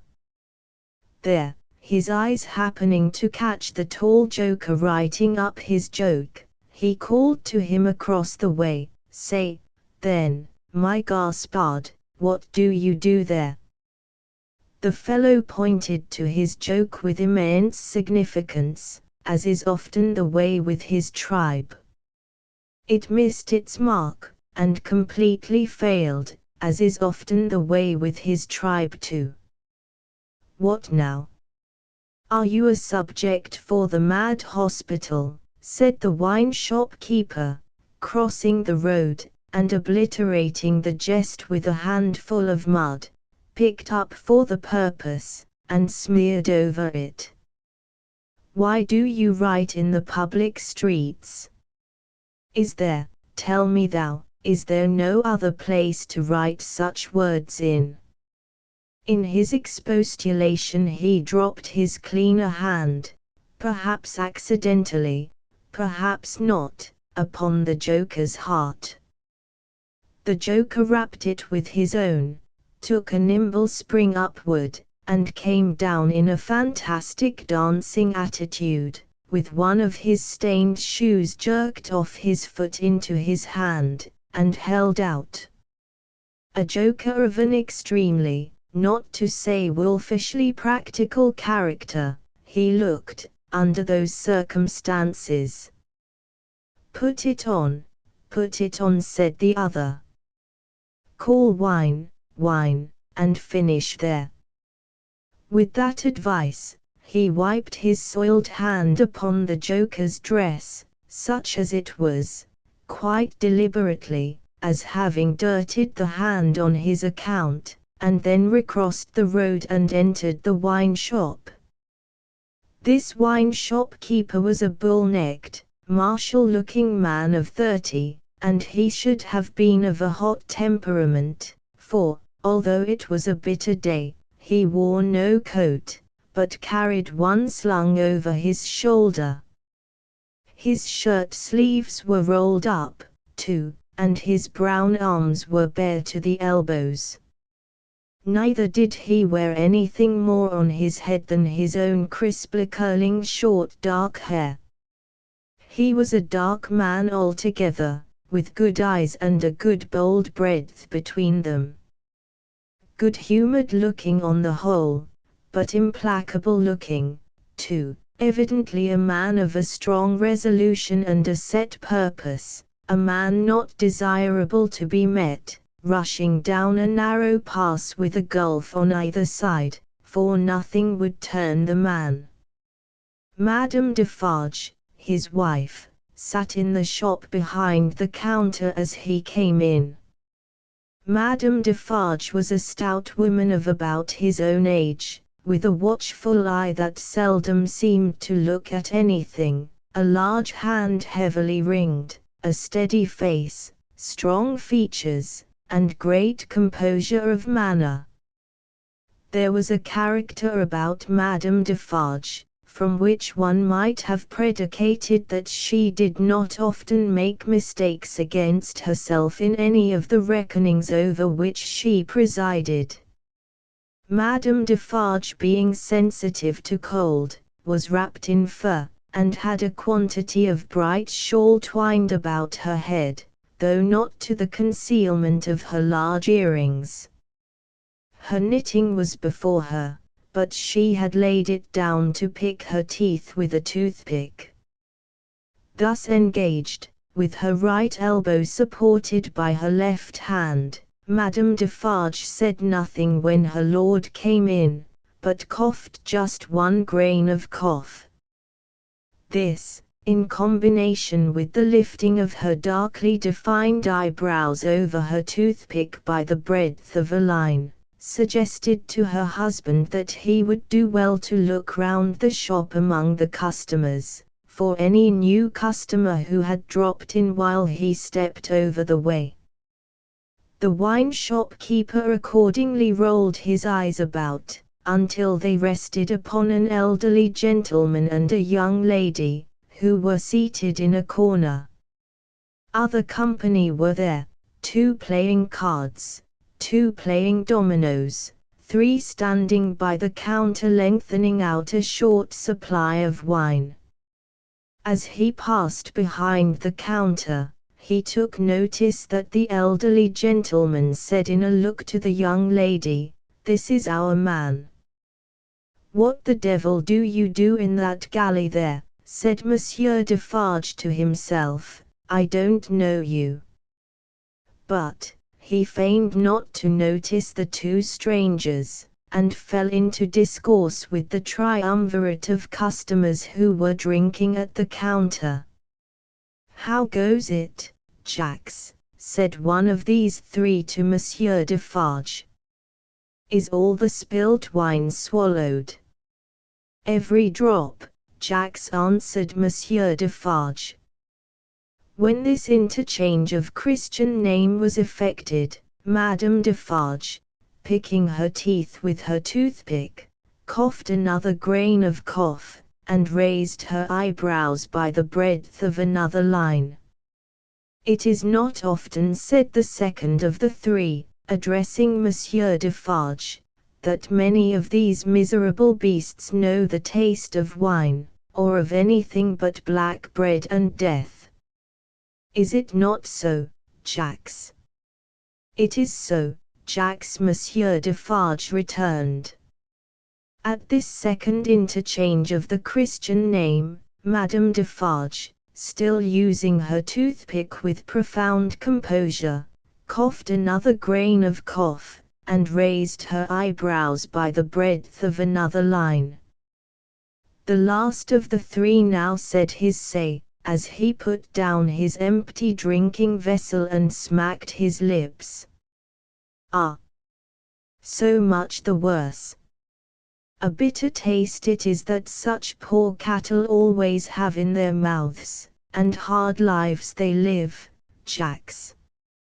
Am I right, Jacques?" "You are right, Jacques," was the response of Monsieur Defarge. This third interchange of the Christian name was completed at the moment when Madame Defarge put her toothpick by, kept her eyebrows up, and slightly rustled in her seat. "Hold then." "True," muttered her husband. "Gentlemen, my wife." The three customers pulled off their hats to Madame Defarge, with three flourishes. She acknowledged their homage by bending her head, and giving them a quick look. Then she glanced in a casual manner round the wine shop, took up her knitting with great apparent calmness and repose of spirit, and became absorbed in it. "Gentlemen," said her husband, who had kept his bright eye observantly upon her, "good day. The chamber, furnished bachelor fashion, that you wished to see, and were inquiring for when I stepped out, is on the 5th floor. The doorway of the staircase gives on the little courtyard close to the left," here pointing with his hand, "near to the window of my establishment. But, now that I remember, one of you has already been there, and can show the way. Gentlemen, adieu." They paid for their wine, and left the place. The eyes of Monsieur Defarge were studying his wife at her knitting when the elderly gentleman advanced from his corner, and begged the favour of a word. "Willingly, sir," said Monsieur Defarge, and quietly stepped with him to the door. Their conference was very short, but very decided. Almost at the first word, Monsieur Defarge started and became deeply attentive. It had not lasted a minute, when he nodded and went out. The gentleman then beckoned to the young lady, and they, too, went out. Madame Defarge knitted with nimble fingers and steady eyebrows, and saw nothing. Mr. Jarvis Lorry and Miss Maynett, emerging from the wine shop thus, joined Monsieur Defarge in the doorway to which he had directed his own company just before. It opened from a stinking little black courtyard, and was the general public entrance to a great pile of houses, inhabited by a great number of people. In the gloomy tile-paved entry to the gloomy tile-paved staircase, Monsieur Defarge bent down on one knee to the child of his old master, and put her hand to his lips. It was a gentle action, but not at all gently done. A very remarkable transformation had come over him in a few seconds. He had no good humor in his face, nor any openness of aspect left, but had become a secret, angry, dangerous man. It is very high, it is a little difficult. Better to begin slowly. Thus, Monsieur Defarge, in a stern voice, to Mr. Lorry, as they began ascending the stairs. "Is he alone?" the latter whispered. "Alone." "God help him, who should be with him," said the other, in the same low voice. "Is he always alone, then?" "Yes." "Of his own desire?" "Of his own necessity." "As he was, when I first saw him after they found me and demanded to know if I would take him, and, at my peril be discreet, as he was then, so he is now." "He is greatly changed." "Changed." The keeper of the wine shop stopped to strike the wall with his hand, and mutter a tremendous curse. No direct answer could have been half so forcible. Mr. Lorry's spirits grew heavier and heavier, as he and his two companions ascended higher and higher. Such a staircase, with its accessories, in the older and more crowded parts of Paris, would be bad enough now, but, at that time, it was vile indeed to unaccustomed and unhardened senses.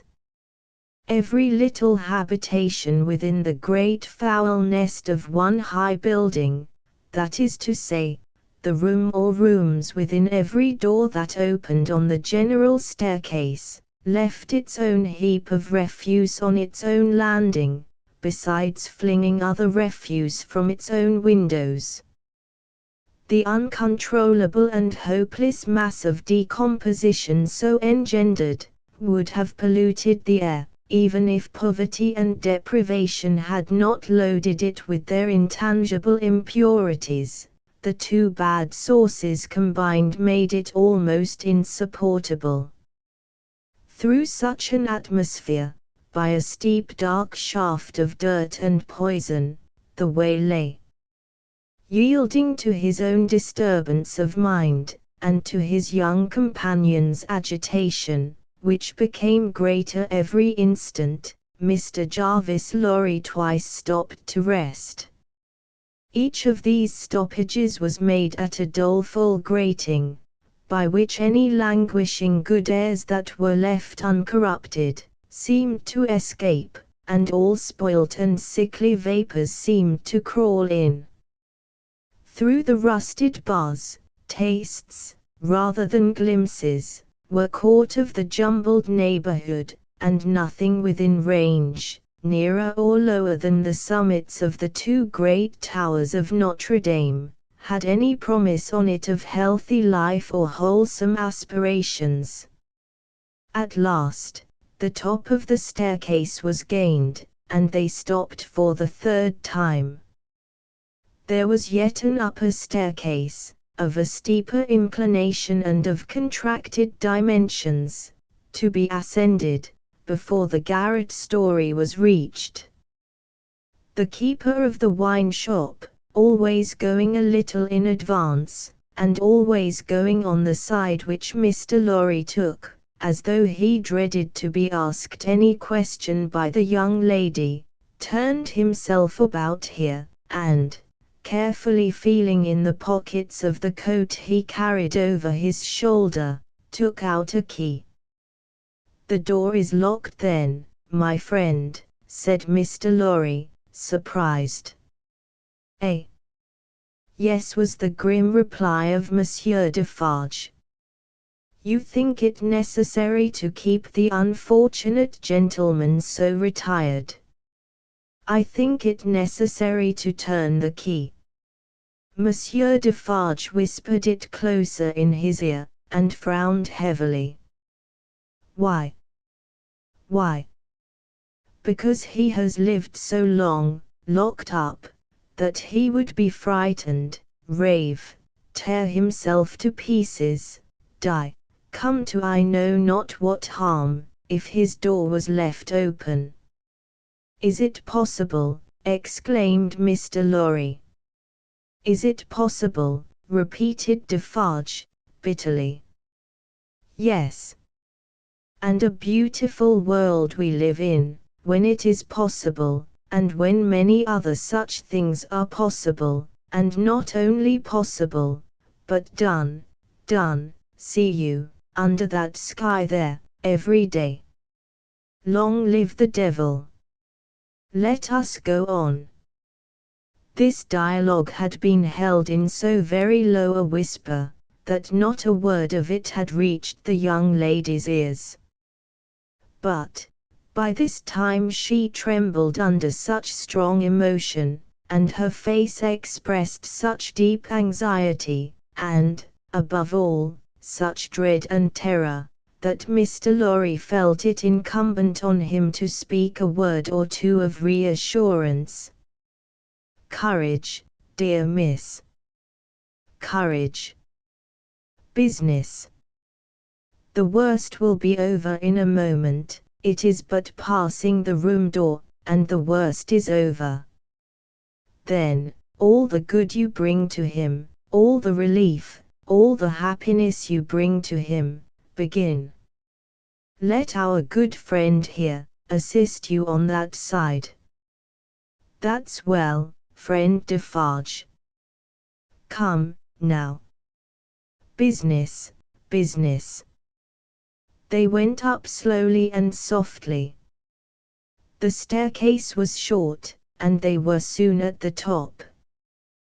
There, as it had an abrupt turn in it, they came all at once in sight of three men, whose heads were bent down close together at the side of a door, and who were intently looking into the room to which the door belonged, through some chinks or holes in the wall. On hearing footsteps close at hand, these three turned, and rose, and showed themselves to be the three of one name who had been drinking in the wine shop. I forgot them in the surprise of your visit, explained Monsieur Defarge. Leave us, good boys, we have business here. The three glided by, and went silently down. There appearing to be no other door on that floor, and the keeper of the wine shop going straight to this one when they were left alone, Mr. Lorry asked him in a whisper, with a little anger, do you make a show of Monsieur Maynett? I show him, in the way you have seen, to a chosen few. Is that well? I think it is well. Who are the few? How do you choose them? I choose them as real men, of my name, Jacks is my name, to whom the sight is likely to do good. Enough, you are English, that is another thing. Stay there, if you please, a little moment.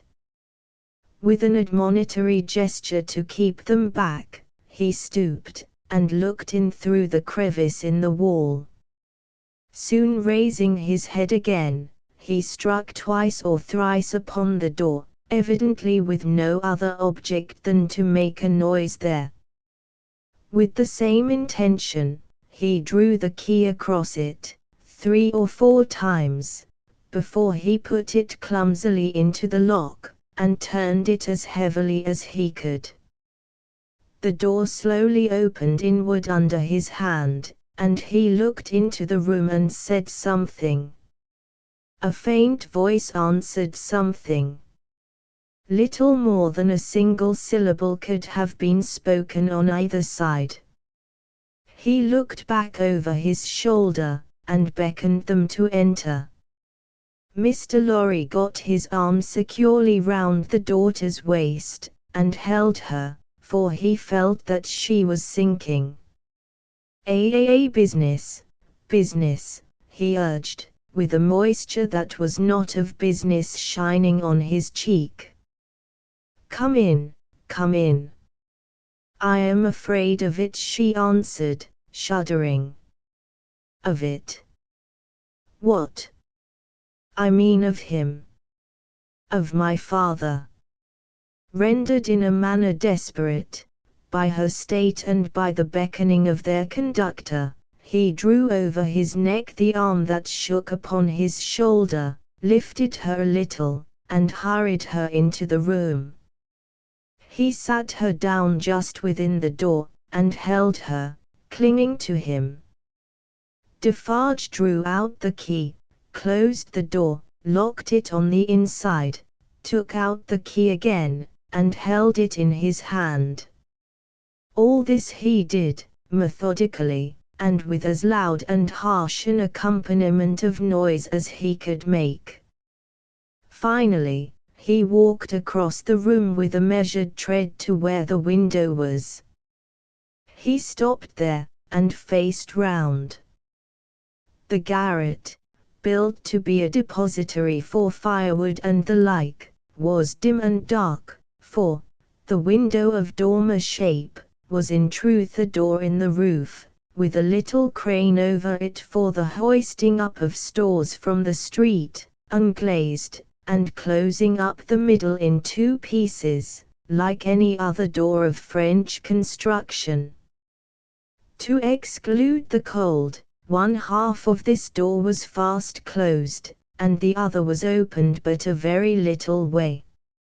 Such a scanty portion of light was admitted through these means, that it was difficult, on first coming in, to see anything, and long habit alone could have slowly formed in any one, the ability to do any work requiring nicety in such obscurity.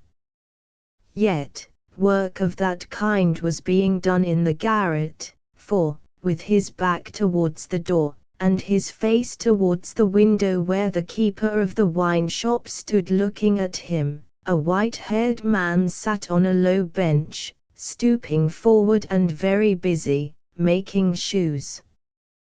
Chapter 6. The shoemaker. Good day, said Monsieur Defarge, looking down at the white head that bent low over the shoemaking. It was raised for a moment, and a very faint voice responded to the salutation, as if it were at a distance. Good day. You are still hard at work, I see.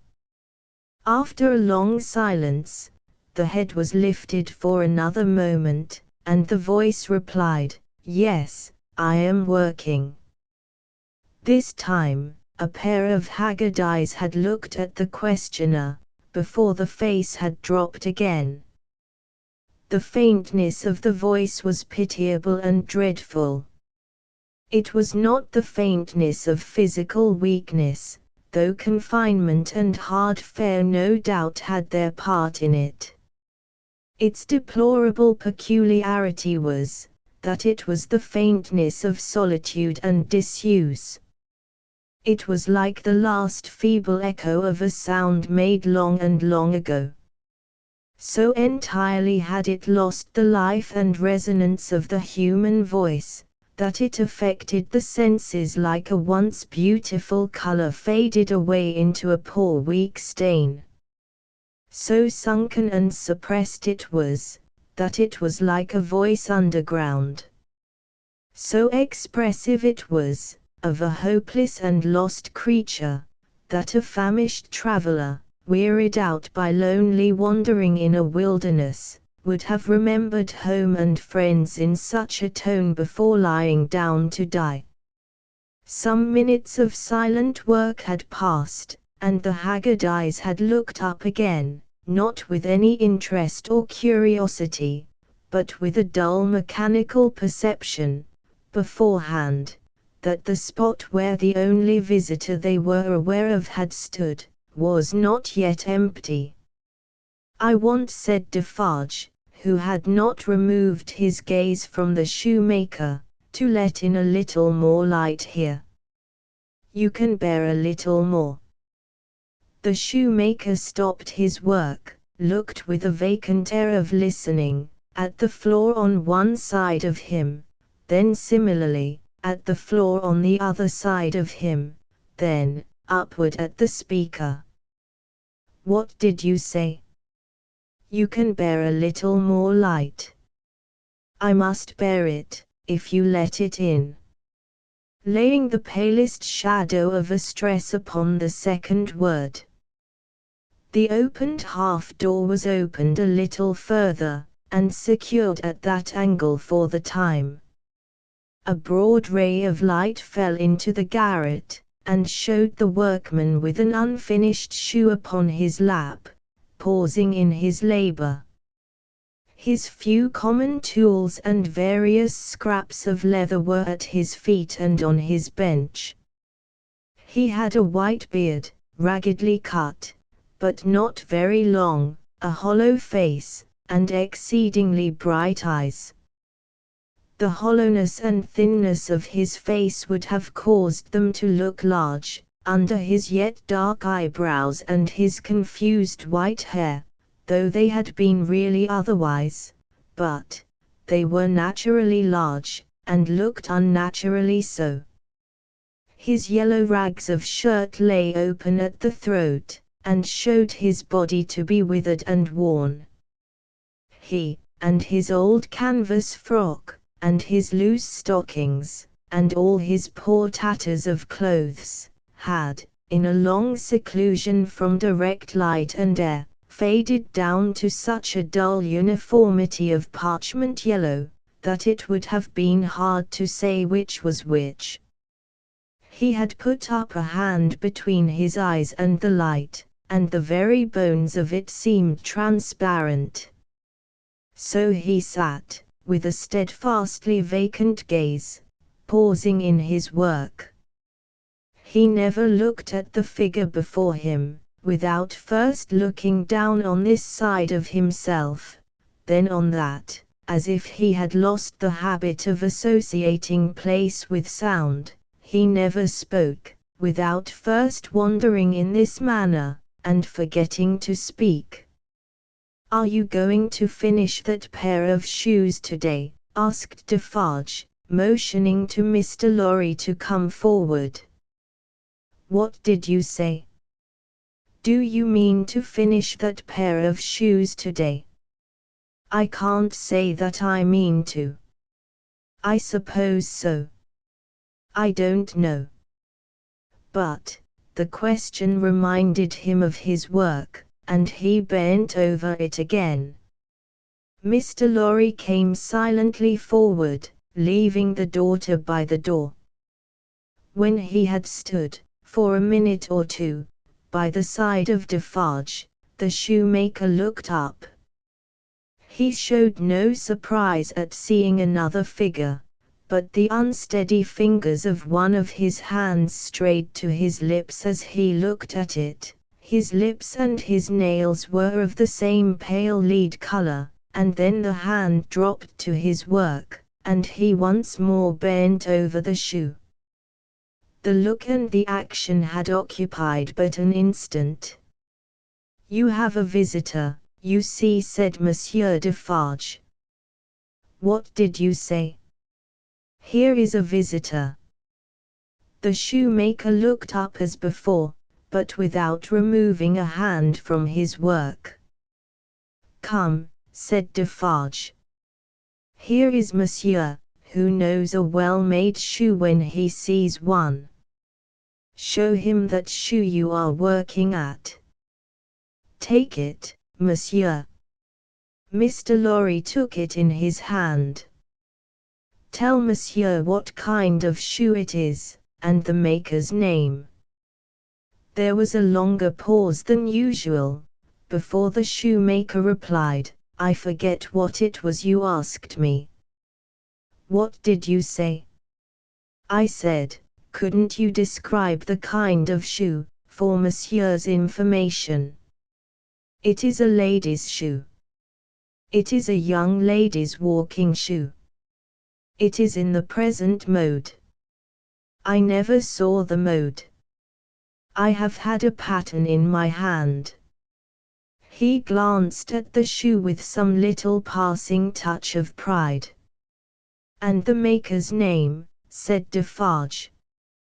Now that he had no work to hold, he laid the knuckles of the right hand in the hollow of the left, and then the knuckles of the left hand in the hollow of the right, and then passed a hand across his bearded chin, and so on in regular changes, without a moment's intermission. The task of recalling him from the vagrancy into which he always sank when he had spoken, was like recalling some very weak person from a swoon, or endeavoring, in the hope of some disclosure, to stay the spirit of a fast-dying man. Did you ask me for my name? Assuredly I did. 105, North Tower. Is that all?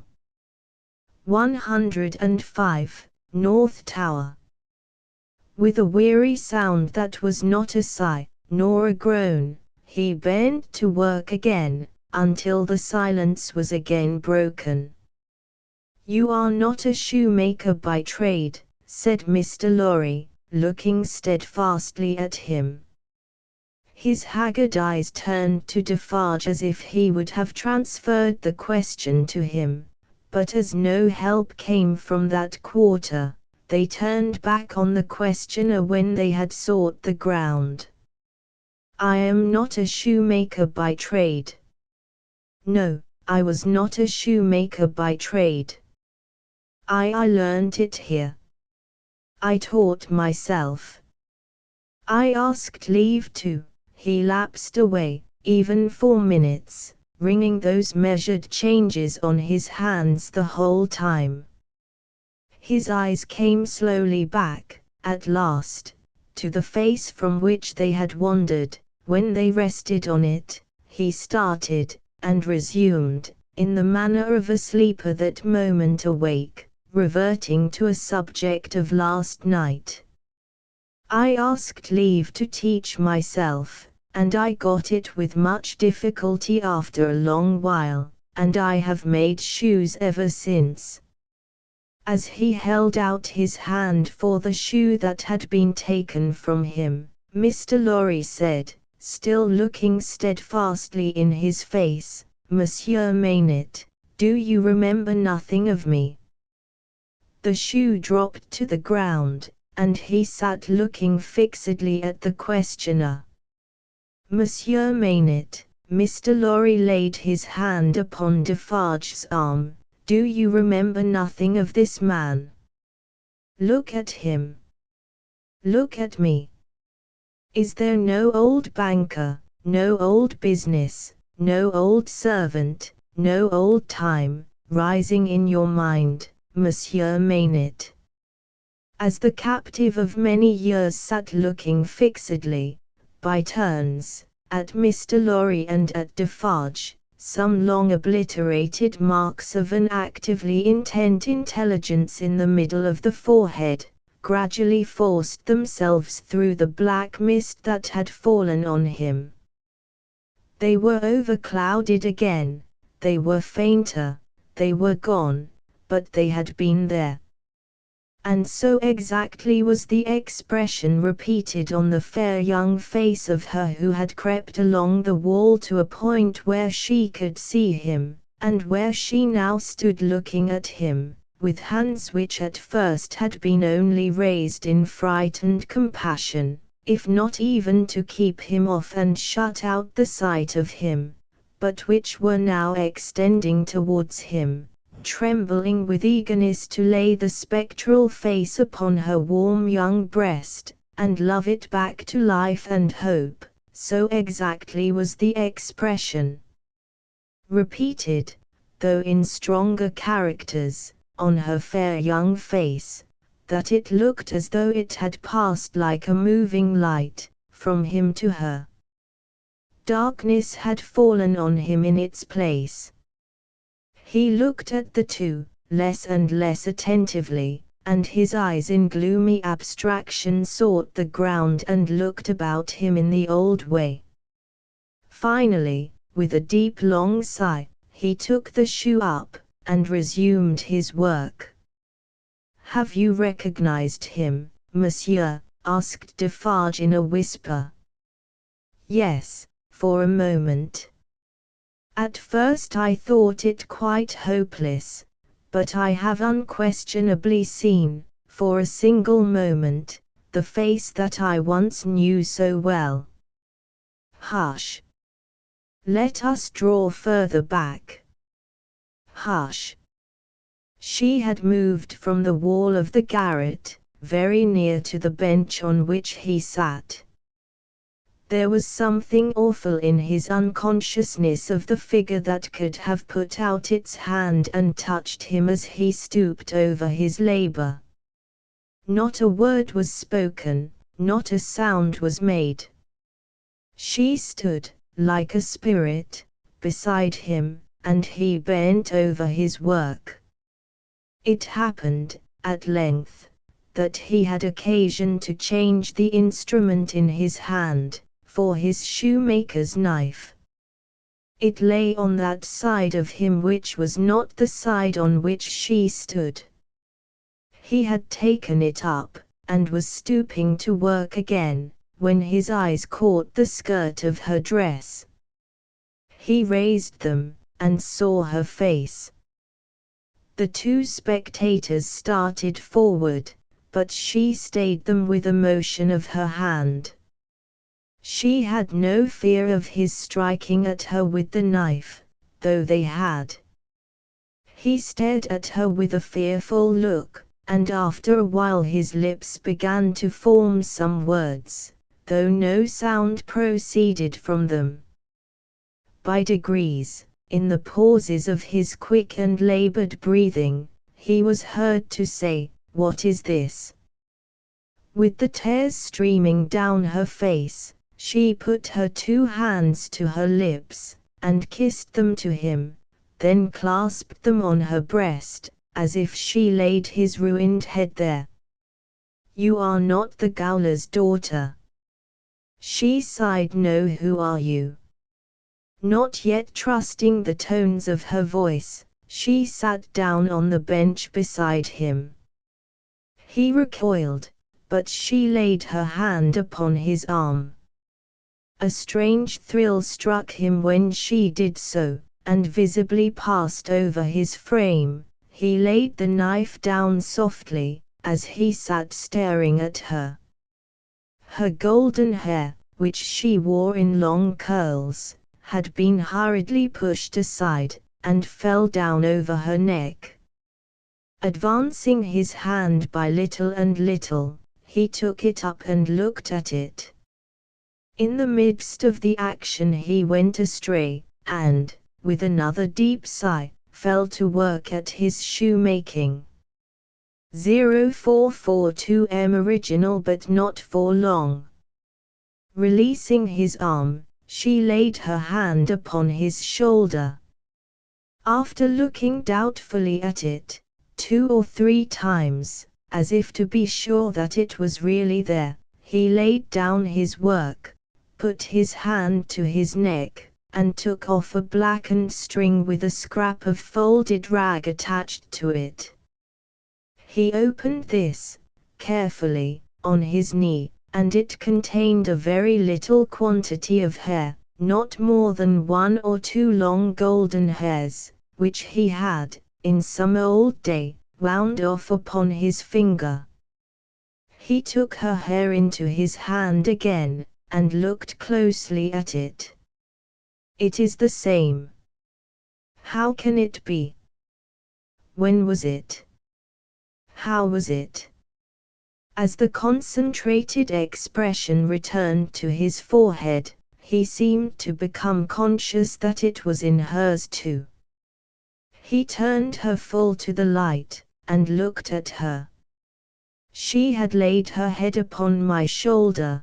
That night when I was summoned out, she had a fear of my going, though I had none, and when I was brought to the North Tower they found these upon my sleeve.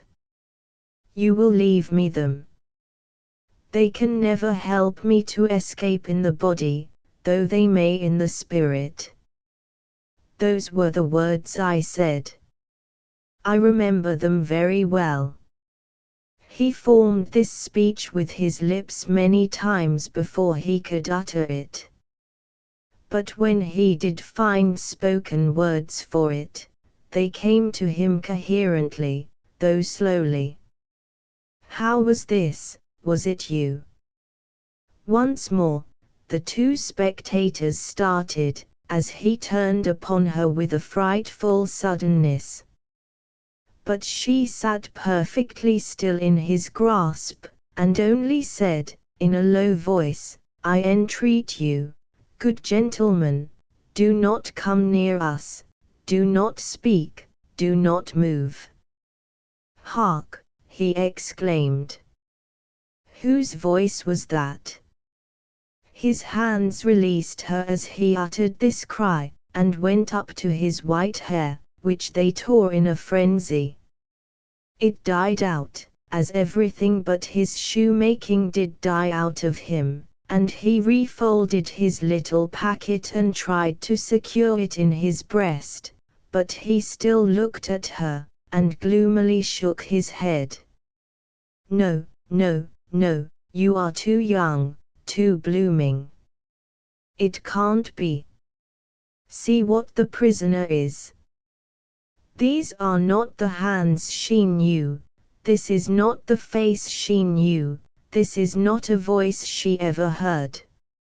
No, no.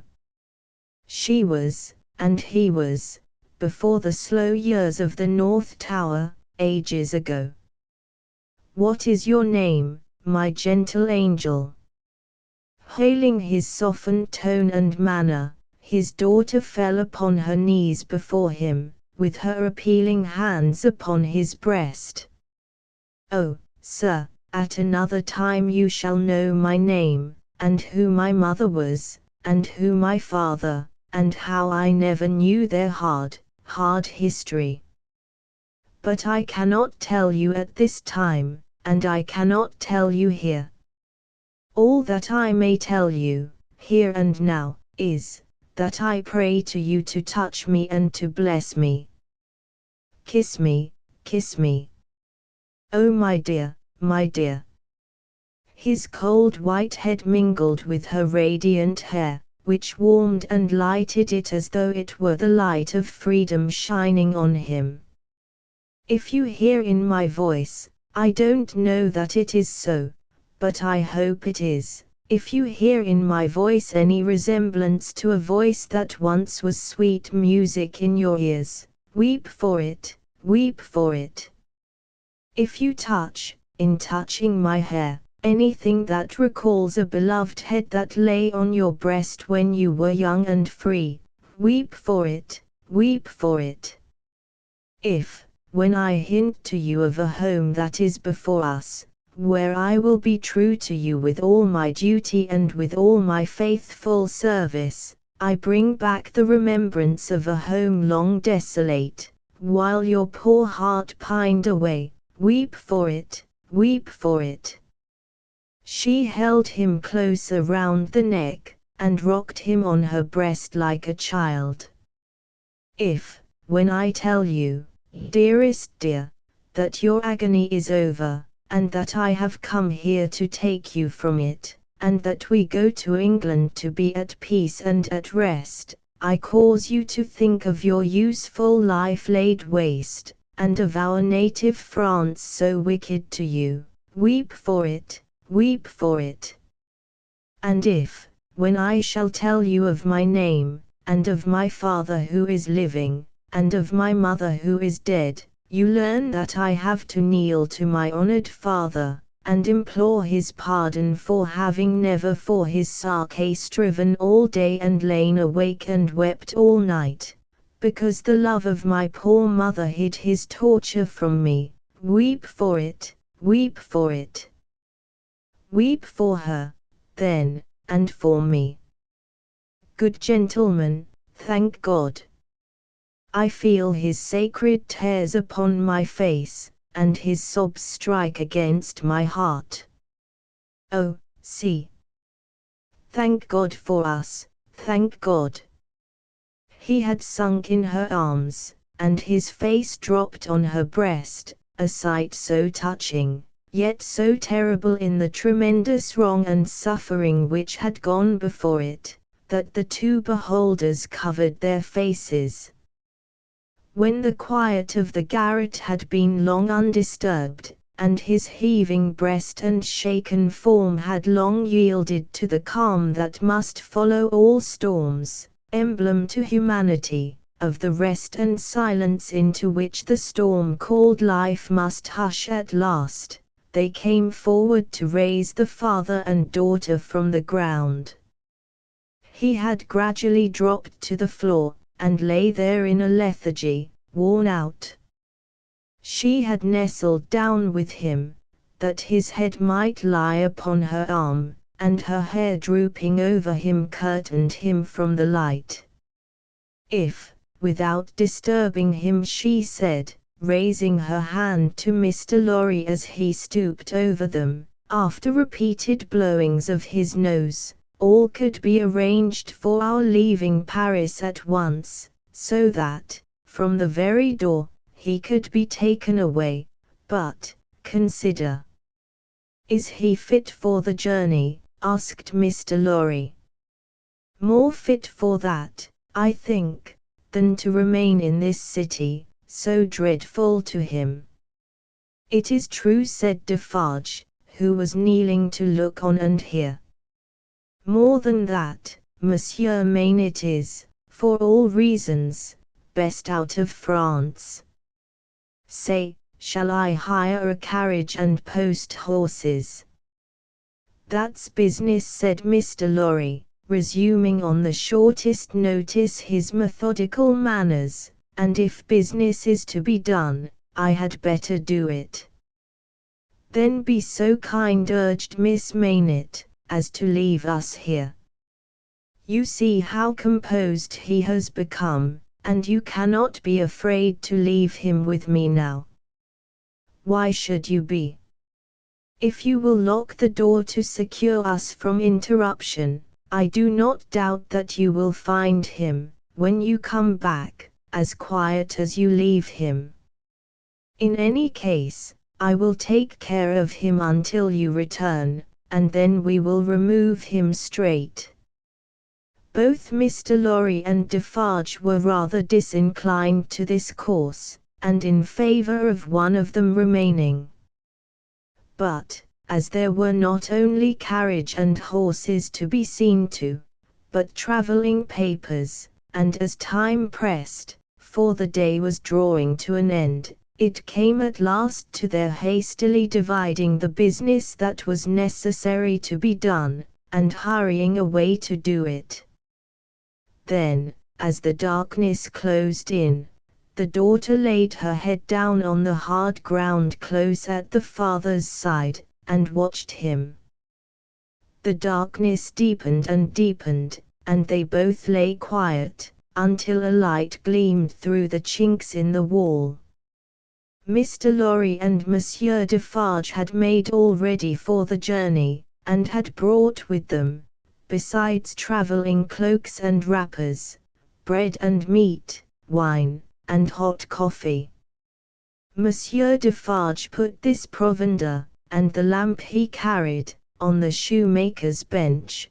There was nothing else in the garret but a pallet bed, and he and Mr. Lorry roused the captive, and assisted him to his feet. No human intelligence could have read the mysteries of his mind, in the scared blank wonder of his face. Whether he knew what had happened, whether he recollected what they had said to him, whether he knew that he was free, were questions which no sagacity could have solved.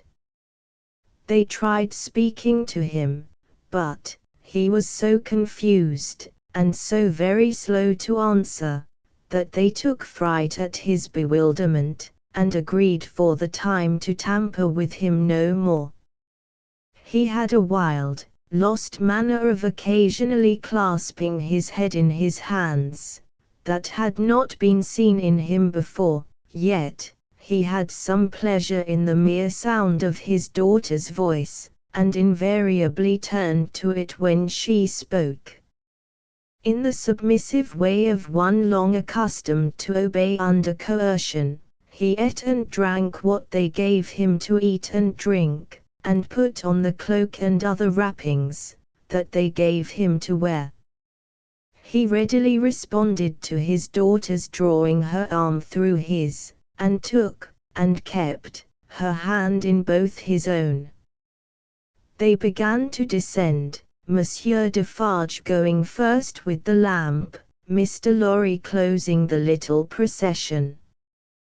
They had not traversed many steps of the long main staircase when he stopped, and stared at the roof and round at the walls. "You remember the place, my father? You remember coming up here? What did you say?" But, before she could repeat the question, he murmured an answer as if she had repeated it. "Remember? No, I don't remember. It was so very long ago."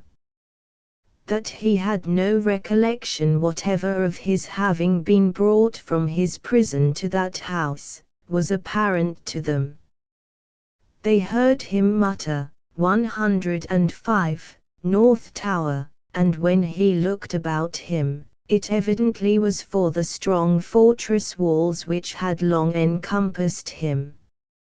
On their reaching the courtyard he instinctively altered his tread, as being in expectation of a drawbridge, and when there was no drawbridge, and he saw the carriage waiting in the open street, he dropped his daughter's hand and clasped his head again.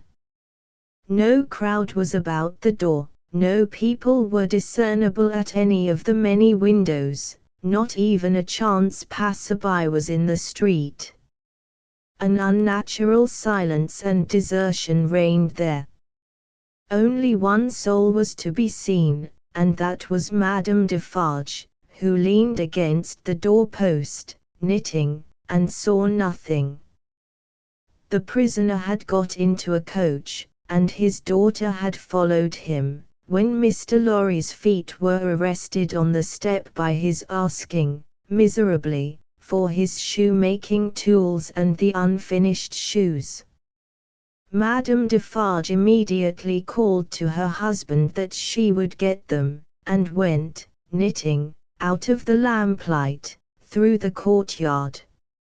She quickly brought them down and handed them in, and immediately afterwards leaned against the door-post, knitting, and saw nothing. Defarge got upon the box, and gave the word to the barrier. The postilion cracked his whip, and they clattered away under the feeble over-swinging lamps. Under the over-swinging lamps, swinging ever brighter in the better streets, and ever dimmer in the worse, and by lighted shops, gay crowds, illuminated coffee-houses, and theatre doors, to one of the city gates. Soldiers with lanterns, at the guard-house there. "Your papers, travellers." "See here then, monsieur the officer," said Defarge, getting down, and taking him gravely apart. "These are the papers of monsieur inside, with the white head. They were consigned to me, with him, at the—" he dropped his voice.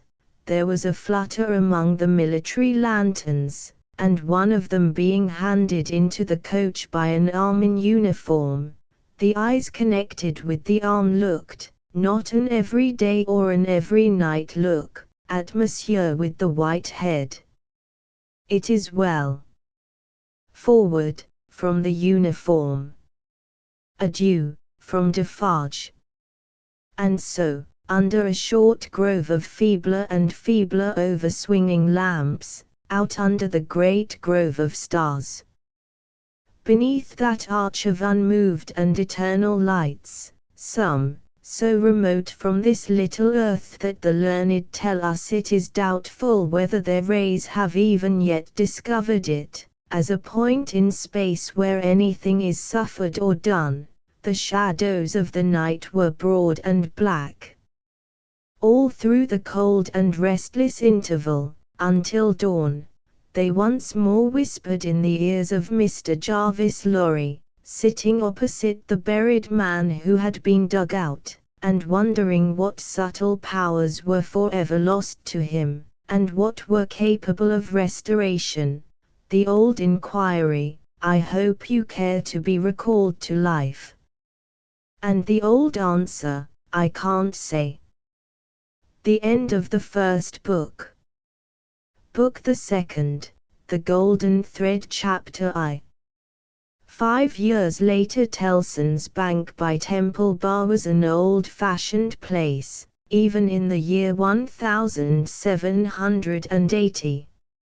It was very small, very dark, very ugly, very incommodious. It was an old-fashioned place, moreover, in the moral attribute that the partners in the house were proud of its smallness, proud of its darkness, proud of its ugliness, proud of its incommodiousness. They were even boastful of its eminence in those particulars, and were fired by an express conviction that, if it were less objectionable, it would be less respectable.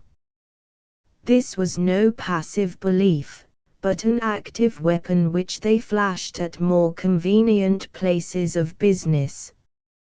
Tellson's, they said, wanted no elbow room, Tellson's wanted no light, Tellson's wanted no embellishment. Noakes and Company's might, or Snooks Brothers might, but Tellson's, thank heaven. Any one of these partners would have disinherited his son on the question of rebuilding Tellson's. In this respect the house was much on a par with the country, which did very often disinherit its sons for suggesting improvements in laws and customs that had long been highly objectionable, but were only the more respectable. Thus it had come to pass that Tellson's was the triumphant perfection of inconvenience. After bursting open a door of idiotic obstinacy with a weak rattle in its throat, you fell into Tellson's down 2 steps, and came to your senses in a miserable little shop, with 2 little counters, where the oldest of men made your cheque shake as if the wind rustled it, while they examined the signature by the dingiest of windows, which were always under a shower bath of mud from Fleet Street, and which were made the dingier by their own iron bars proper, and the heavy shadow of Temple Bar. If your business necessitated your seeing the house, you were put into a species of condemned hold at the back, where you meditated on a misspent life, until the house came with its hands in its pockets, and you could hardly blink at it in the dismal twilight. Your money came out of, or went into, wormy old wooden drawers, particles of which flew up your nose and down your throat when they were opened and shut. Your banknotes had a musty odor, as if they were fast decomposing into rags again. Your plate was stowed away among the neighboring cesspools, and evil communications corrupted its good polish in a day or 2. Your deeds got into extemporized strong rooms made of kitchens and sculleries, and fretted all the fat out of their parchments into the banking-house air. Your lighter boxes of family papers went upstairs into a barmecide room, that always had a great dining table in it and never had a dinner, and where, even in the year 1780, the first letters written to you by your old love, or by your little children, were but newly released from the horror of being ogled through the windows, by the heads exposed on Temple Bar with an insensate brutality and ferocity worthy of Abyssinia or Ashanti. But indeed, at that time, putting to death was a recipe much in vogue with all trades and professions, and not least of all with Tellson's. Death is nature's remedy for all things, and why not legislation's? Accordingly, the forger was put to death, the utterer of a bad note was put to death, the unlawful opener of a letter was put to death, the purloiner of 40 shillings and sixpence was put to death, the holder of a horse at Tellson's door, who made off with it, was put to death, the coiner of a bad shilling was put to death. The sounders of 3/4 of the notes in the whole gamut of crime, were put to death. Not that it did the least good in the way of prevention, it might almost have been worth remarking that the fact was exactly the reverse, but it cleared off, as to this world, the trouble of each particular case, and left nothing else connected with it to be looked after. Thus, Tellson's, in its day, like greater places of business, its contemporaries, had taken so many lives, that, if the heads laid low before it had been ranged on Temple Bar instead of being privately disposed of, they would probably have excluded what little light the ground floor had, in a rather significant manner.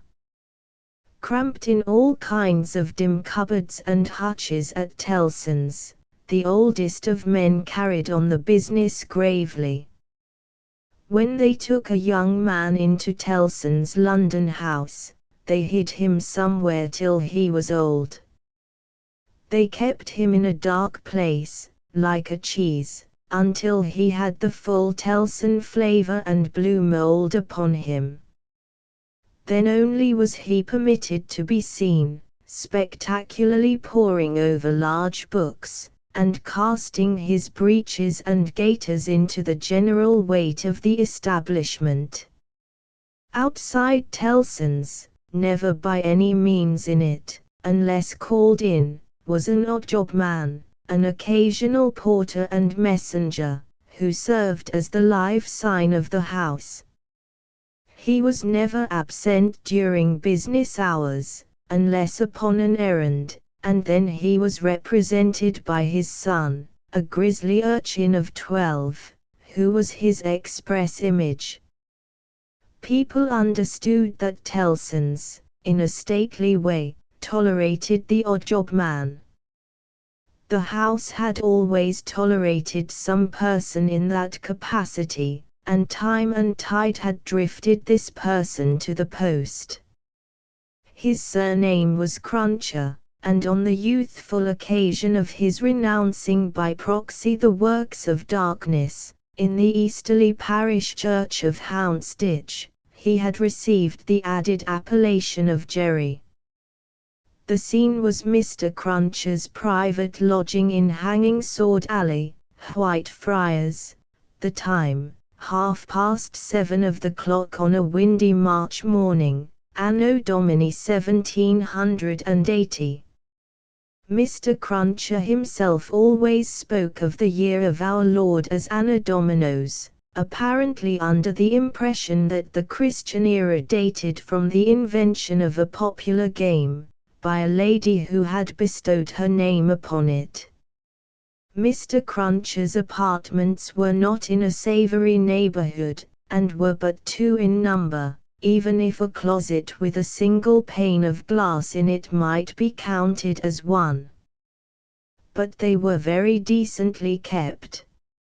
Early as it was, on the windy March morning, the room in which he lay abed was already scrubbed throughout, and between the cups and saucers arranged for breakfast, and the lumbering deal table, a very clean white cloth was spread.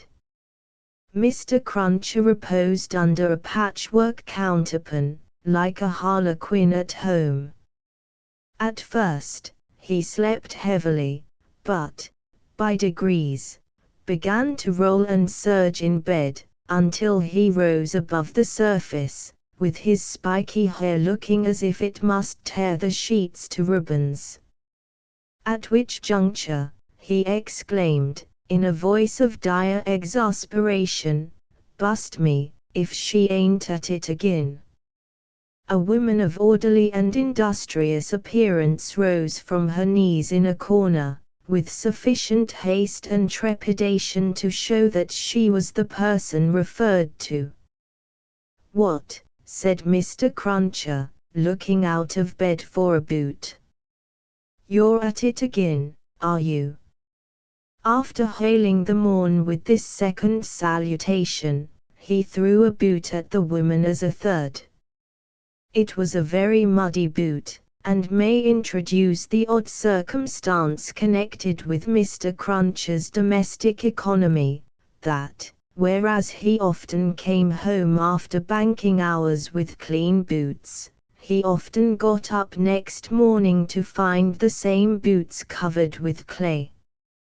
"What?" said Mr. Cruncher, varying his apostrophe after missing his mark, "what are you up to, agarawaiter?" "I was only saying my prayers." "Saying your prayers? You're a nice woman." "What do you mean by flopping yourself down and praying agin me?" "I was not praying against you, I was praying for you." "You weren't. And if you were, I won't be took the liberty with. Here. Your mother's a nice woman, young Jerry, going a-praying agin your father's prosperity. You've got a dutiful mother, you have, my son. You've got a religious mother, you have, my boy, going and flopping herself down, and praying that the bread and butter may be snatched out of the mouth of her only child." Master Cruncher, who was in his shirt, took this very ill, and, turning to his mother, strongly deprecated any praying away of his personal board. "And what do you suppose, you conceited female," said Mr. Cruncher, with unconscious inconsistency, "that the worth of your prayers may be? Name the price that you put your prayers at." "They only come from the heart, Jerry." "They are worth no more than that." "Worth no more than that," repeated Mr. Cruncher. "They ain't worth much, then. Whether or no, I won't be prayed agin, I tell you. I can't afford it. I'm not a-going to be made unlucky by your sneaking. If you must go flopping yourself down, flop in favor of your husband and child, and not in opposition to 'em. If I had had any but a unnatural wife, and this poor boy had had any but a unnatural mother, I might have made some money last week instead of being counterprayed and countermined and religiously circumvented into the worst of luck." "You asked me," said Mr. Cruncher, who all this time had been putting on his clothes, "if I ain't, what with piety and one blowed thing and another, been chosed this last week into as bad luck as ever a poor devil of a honest tradesman met with. Young Jerry, dress yourself, my boy, and while I clean my boots keep an eye upon your mother now and then, and if you see any signs of more flopping, give me a call. For, I tell you here, he addressed his wife once more, I won't be gone again, in this manner. I am as rickety as a hackney coach, I'm as sleepy as laudanum, my lines is strained to that degree that I shouldn't know, if it wasn't for the pain in 'em, which was me and which somebody else, yet I'm none the better for it in pocket, and it's my suspicion that you've been at it from morning to night to prevent me from being the better for it in pocket, and I won't put up with it, aggrawator. And what do you say now? Growling, in addition, such phrases as are, yes. You're religious, too. You wouldn't put yourself in opposition to the interests of your husband and child, would you? Not you, and throwing off other sarcastic sparks from the whirling grindstone of his indignation, Mr. Cruncher betook himself to his boot cleaning and his general preparation for business. In the meantime, his son, whose head was garnished with tender spikes, and whose young eyes stood close by one another, as his father's did, kept the required watch upon his mother. He greatly disturbed that poor woman at intervals, by darting out of his sleeping closet, where he made his toilet, with a suppressed cry of "You are going to flop, mother." "Hullo, father," and, after raising this fictitious alarm, darting in again with an undutiful grin. Mr. Cruncher's temper was not at all improved when he came to his breakfast. He resented Mrs. Cruncher's saying grace with particular animosity. "Now, aggrawator, what are you up to? At it again?" His wife explained that she had merely asked a blessing.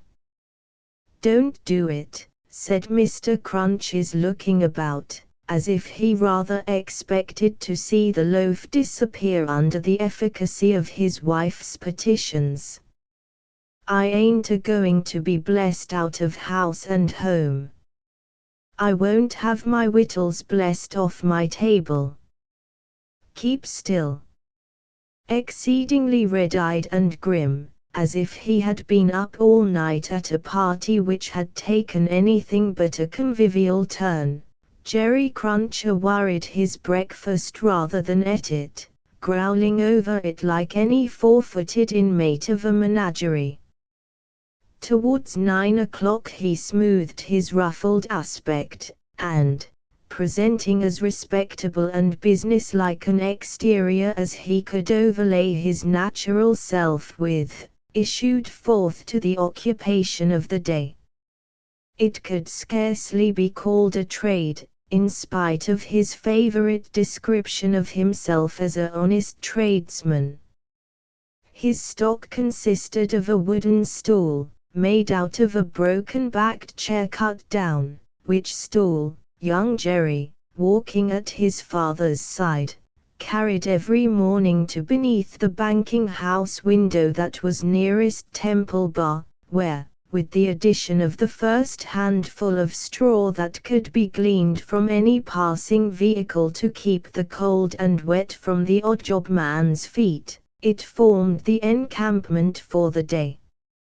On this post of his, Mr. Cruncher was as well known to Fleet Street and the Temple, as the bar itself, and was almost as in-looking. Encamped at 9:15, in good time to touch his three-cornered hat to the oldest of men as they passed into Tellson's, Jerry took up his station on this windy March morning, with young Jerry standing by him, when not engaged in making forays through the bar, to inflict bodily and mental injuries of an acute description on passing boys who were small enough for his amiable purpose. Father and son, extremely like each other, looking silently on at the morning traffic in Fleet Street, with their two heads as near to one another as the two eyes of each were, bore a considerable resemblance to a pair of monkeys. The resemblance was not lessened by the accidental circumstance that the mature Jerry bit and spat out straw, while the twinkling eyes of the youthful Jerry were as restlessly watchful of him as of everything else in Fleet Street. The head of one of the regular indoor messengers attached to Tellson's establishment was put through the door, and the word was given, "Porter wanted." "Hooray, father! Here's an early job to begin with." Having thus given his parent Godspeed, young Jerry seated himself on the stool, entered on his reversionary interest in the straw his father had been chewing, and cogitated. "Always rusty. His fingers is always rusty," muttered young Jerry. "Where does my father get all that iron rust from? He don't get no iron rust here." Chapter 2. "A sight you know the Old Bailey well, no doubt," said one of the oldest of clerks to Jerry the messenger. "Yes, sir," returned Jerry, in something of a dogged manner. "I do know the Bailey." "Just so. And you know Mr. Lorry?" "I know Mr. Lorry, sir, much better than I know the Bailey." "Much better," said Jerry, not unlike a reluctant witness at the establishment in question, "than I, as a honest tradesman, wish to know the Bailey." "Very well. Find the door where the witnesses go in, and show the doorkeeper this note for Mr. Lorry. He will then let you in." "Into the court, sir." "Into the court." Mr. Cruncher's eyes seemed to get a little closer to one another, and to interchange the inquiry, "What do you think of this?" "Am I to wait in the court, sir?" he asked, as the result of that conference. "I am going to tell you.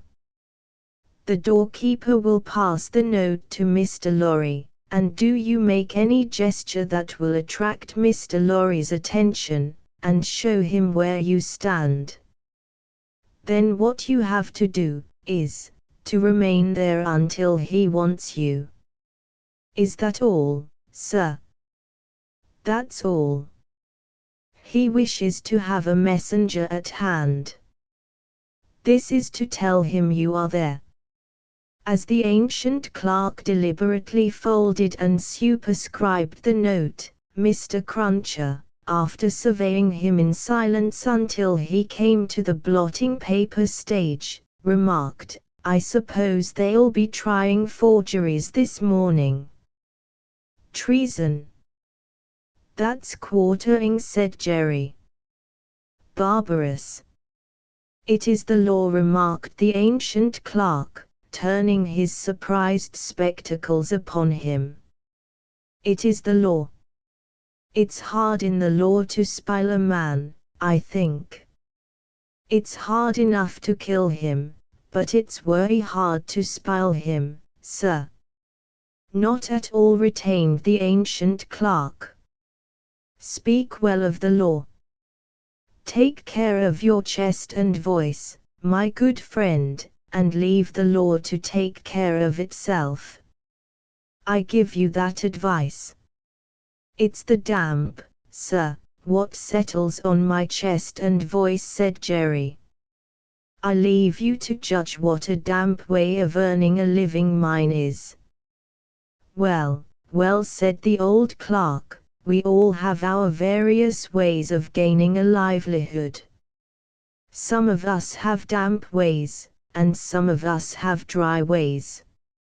Here is the letter. Go along."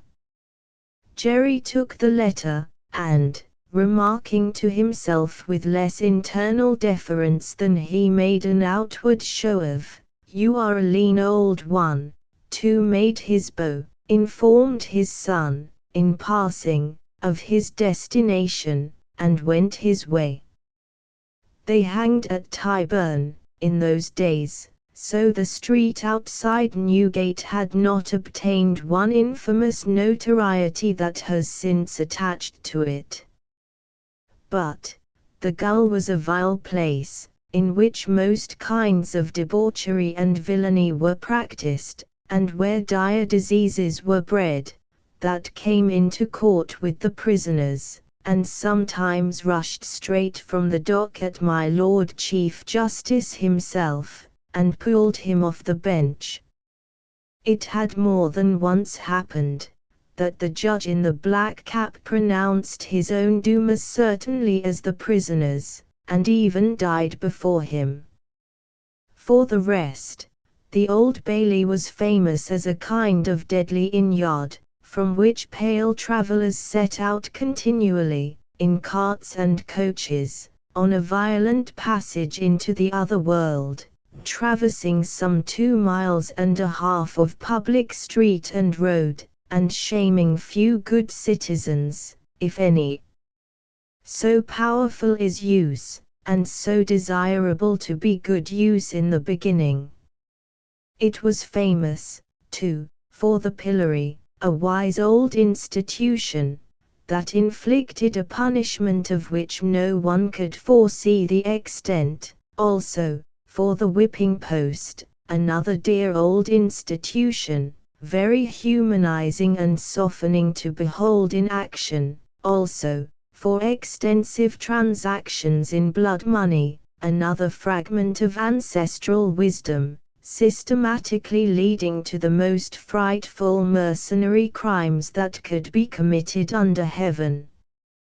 Altogether, the Old Bailey, at that date, was a choice illustration of the precept, that whatever is right, an aphorism that would be as final as it is lazy, did it not include the troublesome consequence, that nothing that ever was wrong.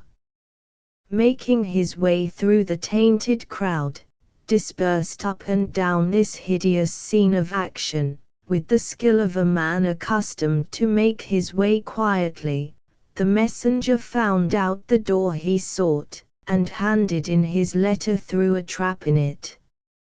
For people then paid to see the play at the Old Bailey, just as they paid to see the play in Bedlam, only the former entertainment was much the dearer.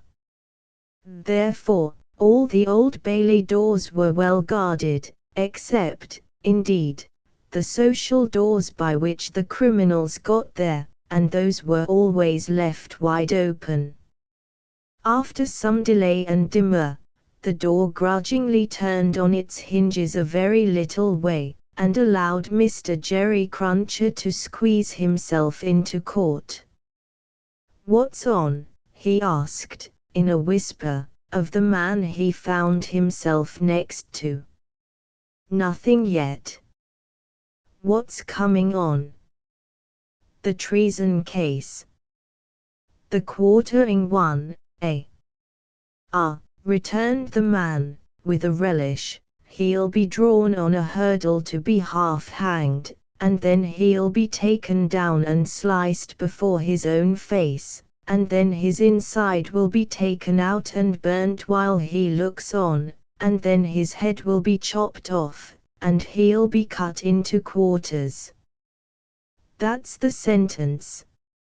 "If he's found guilty, you mean to say?" Jerry added, by way of proviso. "Oh, they'll find him guilty," said the other. "Don't you be afraid of that." Mr. Cruncher's attention was here diverted to the doorkeeper, whom he saw making his way to Mr. Lorry, with the note in his hand. Mr. Lorry sat at a table, among the gentlemen in wigs, not far from a wigged gentleman, the prisoner's counsel, who had a great bundle of papers before him, and nearly opposite another wigged gentleman with his hands in his pockets, whose whole attention, when Mr. Cruncher looked at him then or afterwards, seemed to be concentrated on the ceiling of the court. After some gruff coughing and rubbing of his chin and signing with his hand, Jerry attracted the notice of Mr. Lorry, who had stood up to look for him, and who quietly nodded and sat down again. "What's he got to do with the case?" asked the man he had spoken with. "Blessed if I know," said Jerry. "What have you got to do with it, then, if a person may inquire?" "Blessed if I know that either," said Jerry. The entrance of the judge, and a consequent great stir and settling down in the court, stopped the dialogue. Presently, the dock became the central point of interest. Two gaolers, who had been standing there, went out, and the prisoner was brought in, and put to the bar. Everybody present, except the one wigged gentleman who looked at the ceiling, stared at him. All the human breath in the place rolled at him, like a sea, or a wind, or a fire.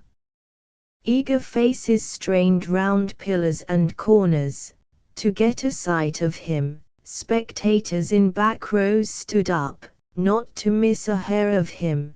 People on the floor of the court laid their hands on the shoulders of the people before them, to help themselves, at anybody's cost, to a view of him, stood a tiptoe, got upon ledges, stood upon next to nothing, to see every inch of him. Conspicuous among these latter, like an animated bit of the spiked wall of Newgate, Jerry stood, aiming at the prisoner the beery breath of a whet he had taken as he came along, and discharging it to mingle with the waves of other beer, and gin, and tea, and coffee, and what not, that flowed at him, and already broke upon the great windows behind him in an impure mist and rain. The object of all this staring and blaring was a young man of about 25, well grown and well looking, with a sunburnt cheek and a dark eye. His condition was that of a young gentleman. He was plainly dressed in black, or very dark grey, and his hair, which was long and dark, was gathered in a ribbon at the back of his neck, more to be out of his way than for ornament. As an emotion of the mind will express itself through any covering of the body, so the paleness which his situation engendered came through the brown upon his cheek, showing the soul to be stronger than the sun. He was otherwise quite self-possessed, bowed to the judge, and stood quiet. The sort of interest with which this man was stared and breathed at, was not a sort that elevated humanity. Had he stood in peril of a less horrible sentence, had there been a chance of any one of its savage details being spared, by just so much would he have lost in his fascination. The form that was to be doomed to be so shamefully mangled, was the sight. The immortal creature that was to be so butchered and torn asunder, yielded the sensation. Whatever gloss the various spectators put upon the interest, according to their several arts and powers of self-deceit, the interest was, at the root of it, ogreish. Silence in the court. Charles Darnay had yesterday pleaded not guilty to an indictment denouncing him, with infinite jingle and jangle, for that he was a false traitor to our serene, illustrious, excellent, and so forth, Prince, our Lord the King, by reason of his having, on divers occasions, and by divers means and ways, assisted Louis, the French king, in his wars against our said serene, illustrious, excellent, and so forth, that was to say, by coming and going, between the dominions of our said serene, illustrious, excellent, and so forth, and those of the said French Louis, and wickedly, falsely, traitorously, and otherwise evil adverbiously, revealing to the said French Louis what forces our said serene, illustrious, excellent, and so forth, had in preparation to send to Canada and North America. This much, Jerry, with his head becoming more and more spiky as the law terms bristled it, made out with huge satisfaction, and so arrived circuitously at the understanding that the aforesaid, and over again aforesaid, Charles Darnay, stood there before him upon his trial, that the jury were swearing in, and that Mr. Attorney General was making ready to speak. The accused, who was, and who knew he was, being mentally hanged, beheaded, and quartered, by everybody there, neither flinched from the situation, nor assumed any theatrical air in it. He was quiet and attentive, watched the opening proceedings with a grave interest, and stood with his hands resting on the slab of wood before him, so composedly, that they had not displaced a leaf of the herbs with which it was strewn. The court was all bestrewn with herbs and sprinkled with vinegar, as a precaution against cholera and gull fever. Over the prisoner's head there was a mirror, to throw the light down upon him.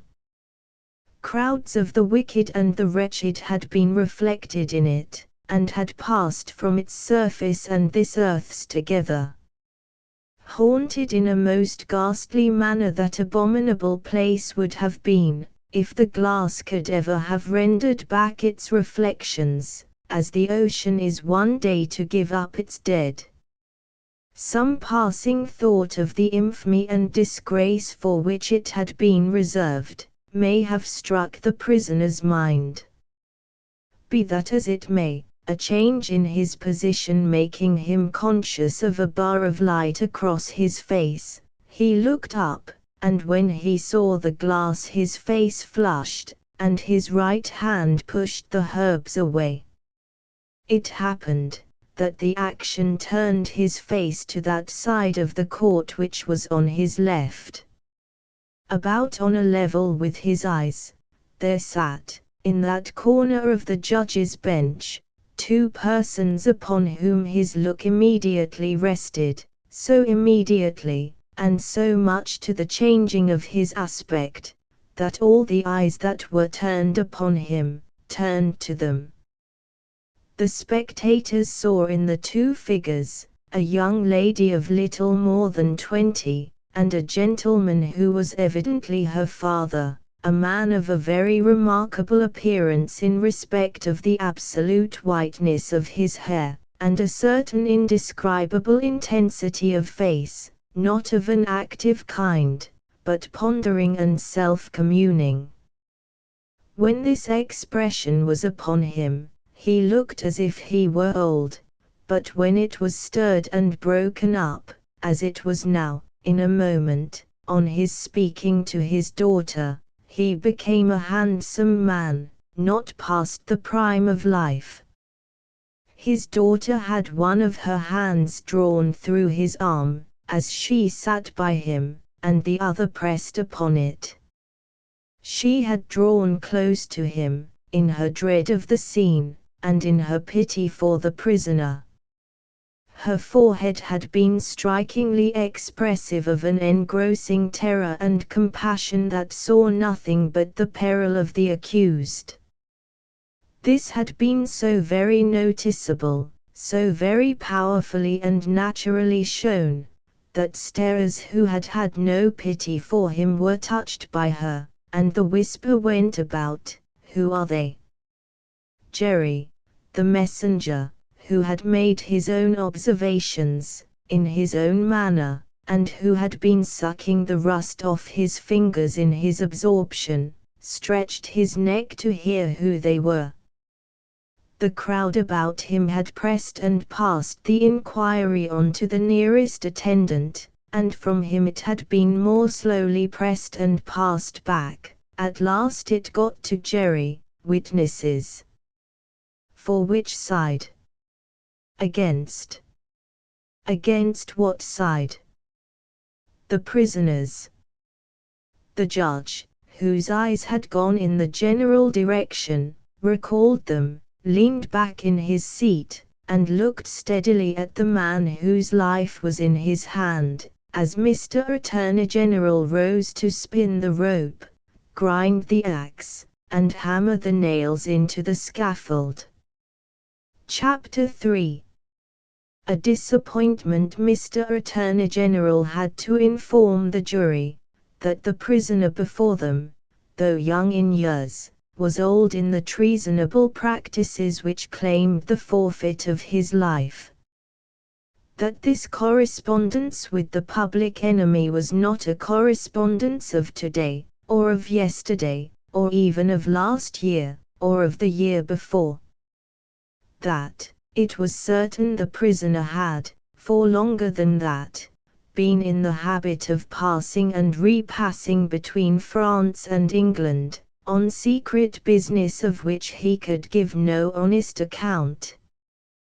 That, if it were in the nature of traitorous ways to thrive, which happily it never was, the real wickedness and guilt of his business might have remained undiscovered.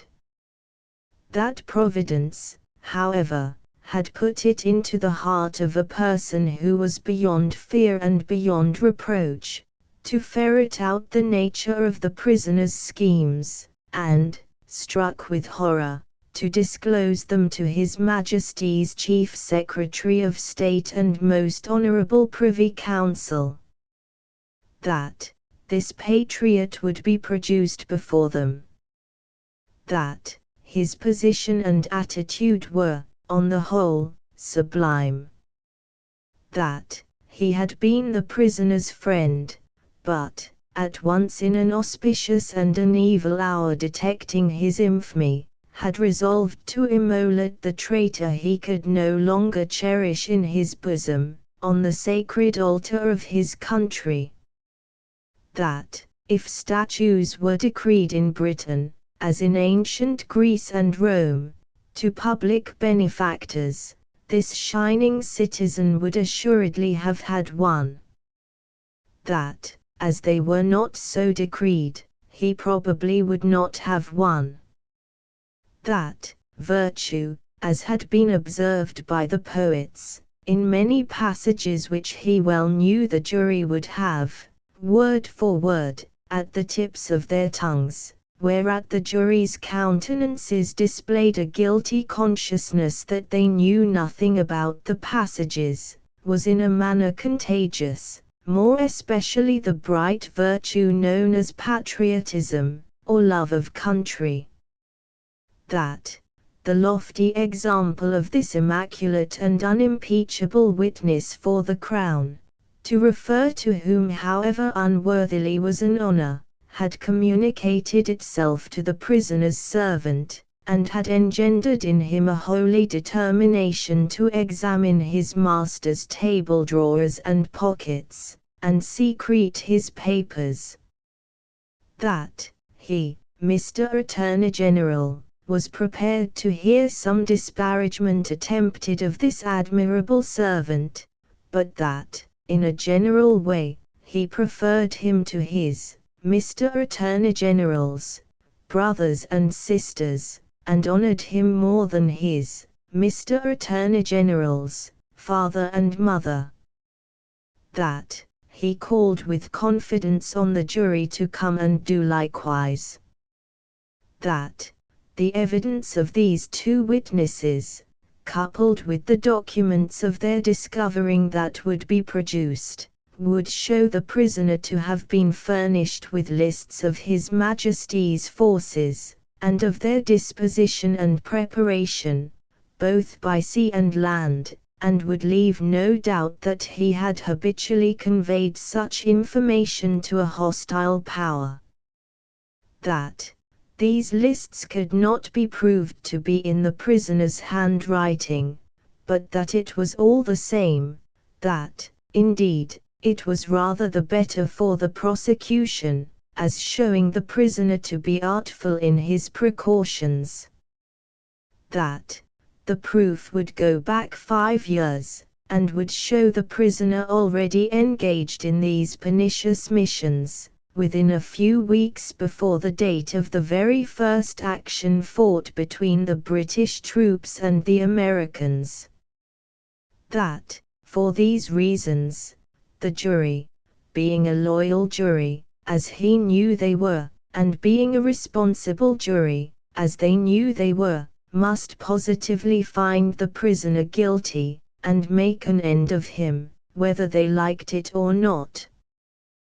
That they never could lay their heads upon their pillows, that they never could tolerate the idea of their wives laying their heads upon their pillows, that they never could endure the notion of their children laying their heads upon their pillows, in short, that there never more could be, for them or theirs, any laying of heads upon pillows at all, unless the prisoner's head was taken off.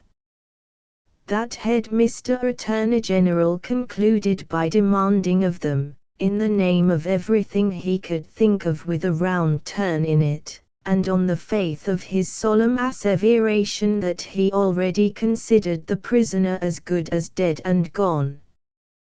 When the Attorney General ceased, a buzz arose in the court as if a cloud of great blue flies were swarming about the prisoner, in anticipation of what he was soon to become.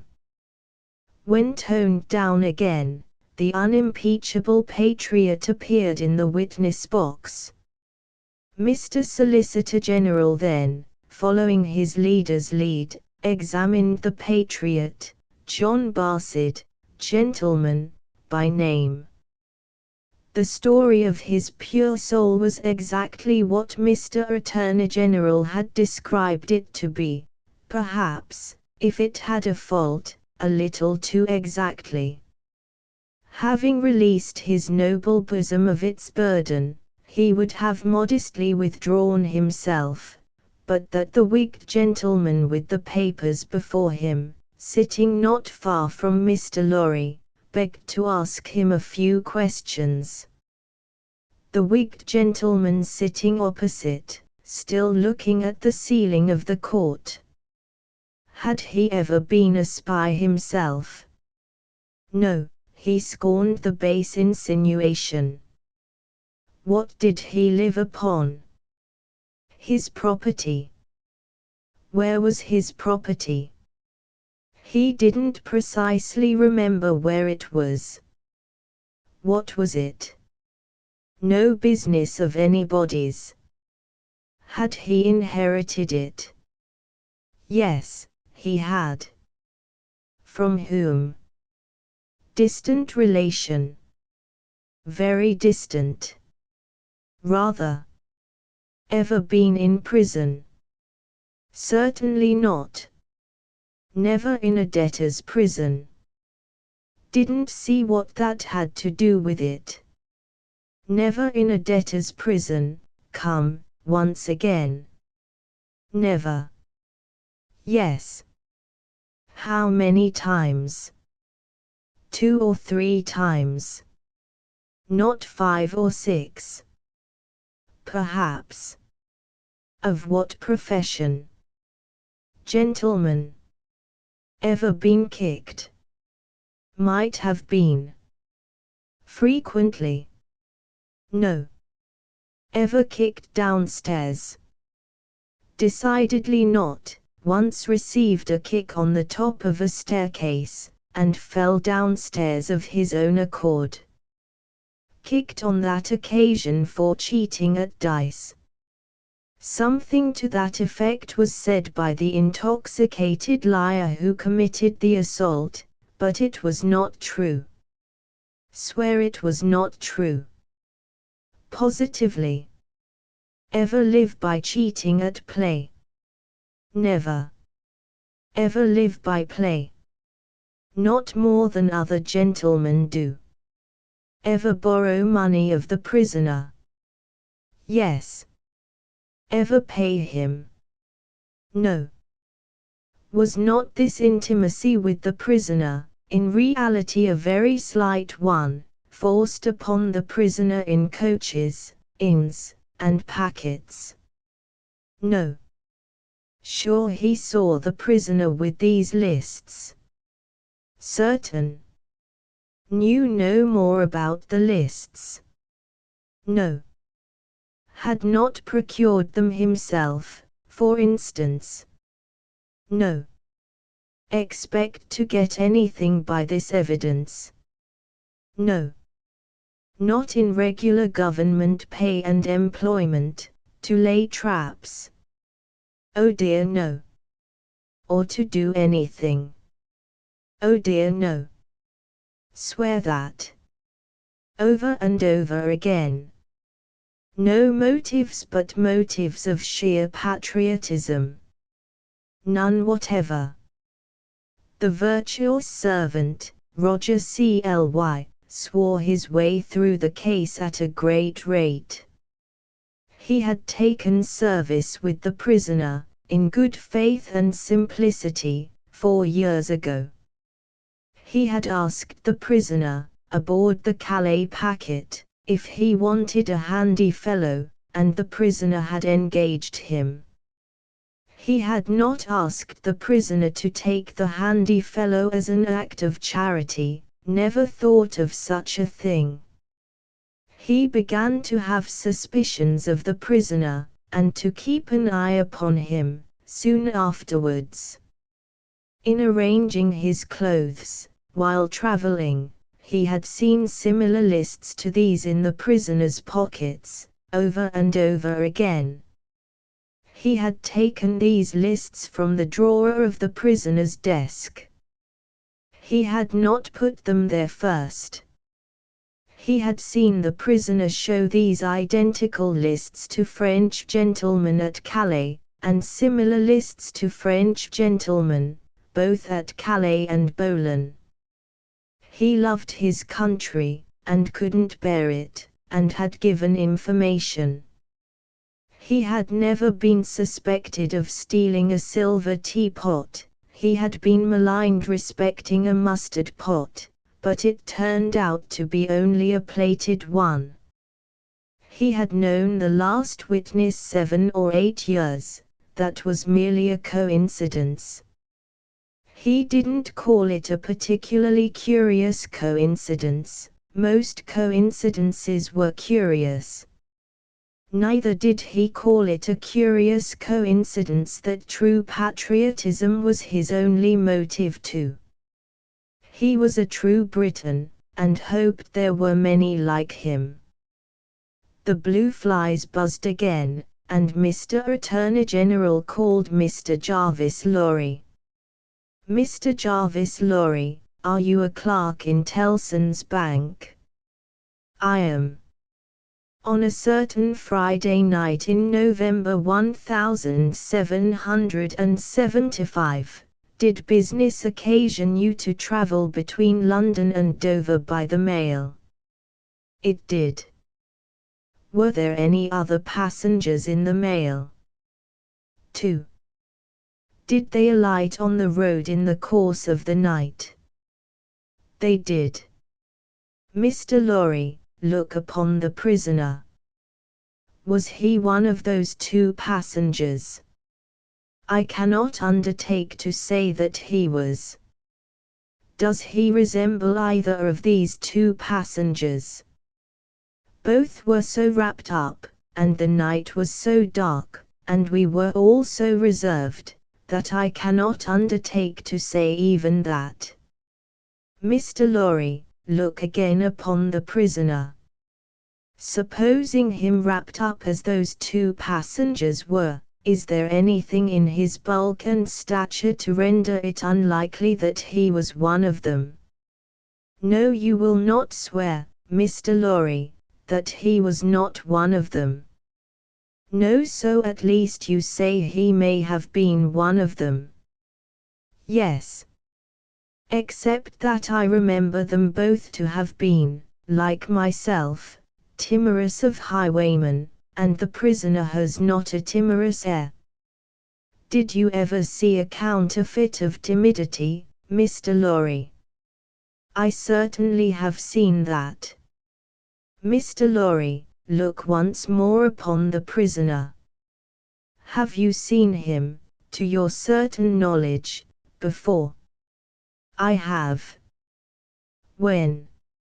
I was returning from France a few days afterwards, and, at Calais, the prisoner came on board the packet ship in which I returned, and made the voyage with me. At what hour did he come on board? At a little after midnight. In the dead of the night. Was he the only passenger who came on board at that untimely hour? He happened to be the only one. Never mind about happening, Mr. Lorry. He was the only passenger who came on board in the dead of the night. He was. Were you traveling alone, Mr. Lorry, or with any companion?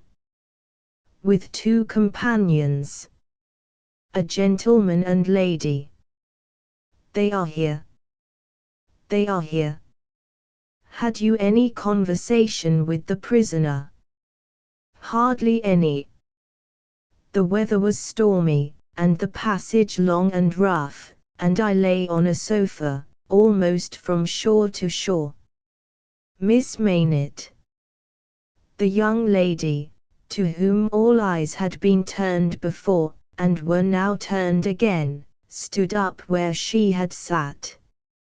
Her father rose with her, and kept her hand drawn through his arm. Miss Maynett, look upon the prisoner.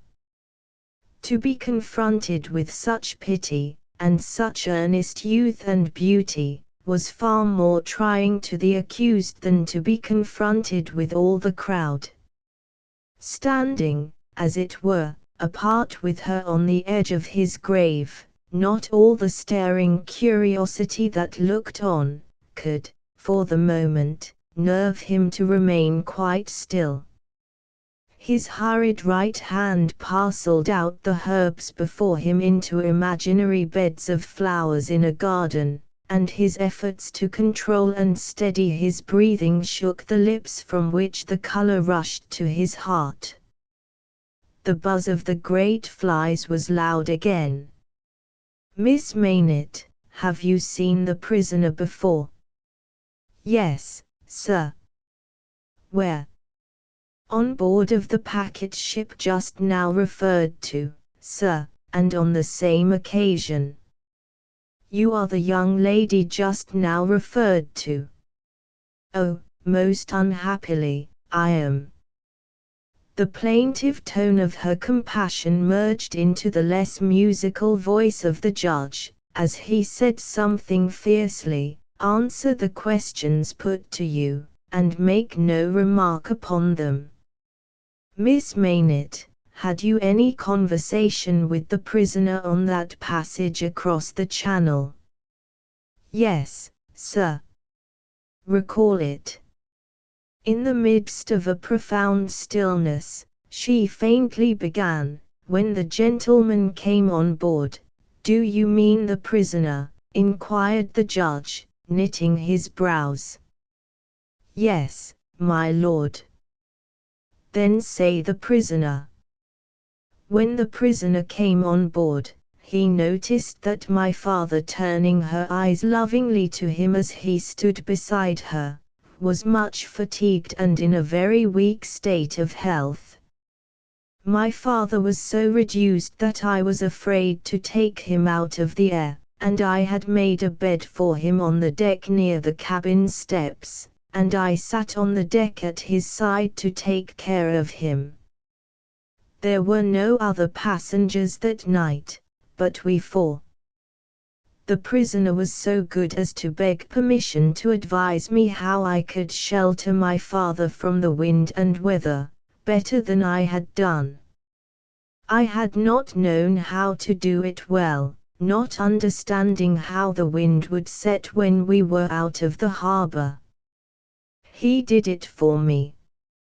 He expressed great gentleness and kindness for my father's state, and I am sure he felt it.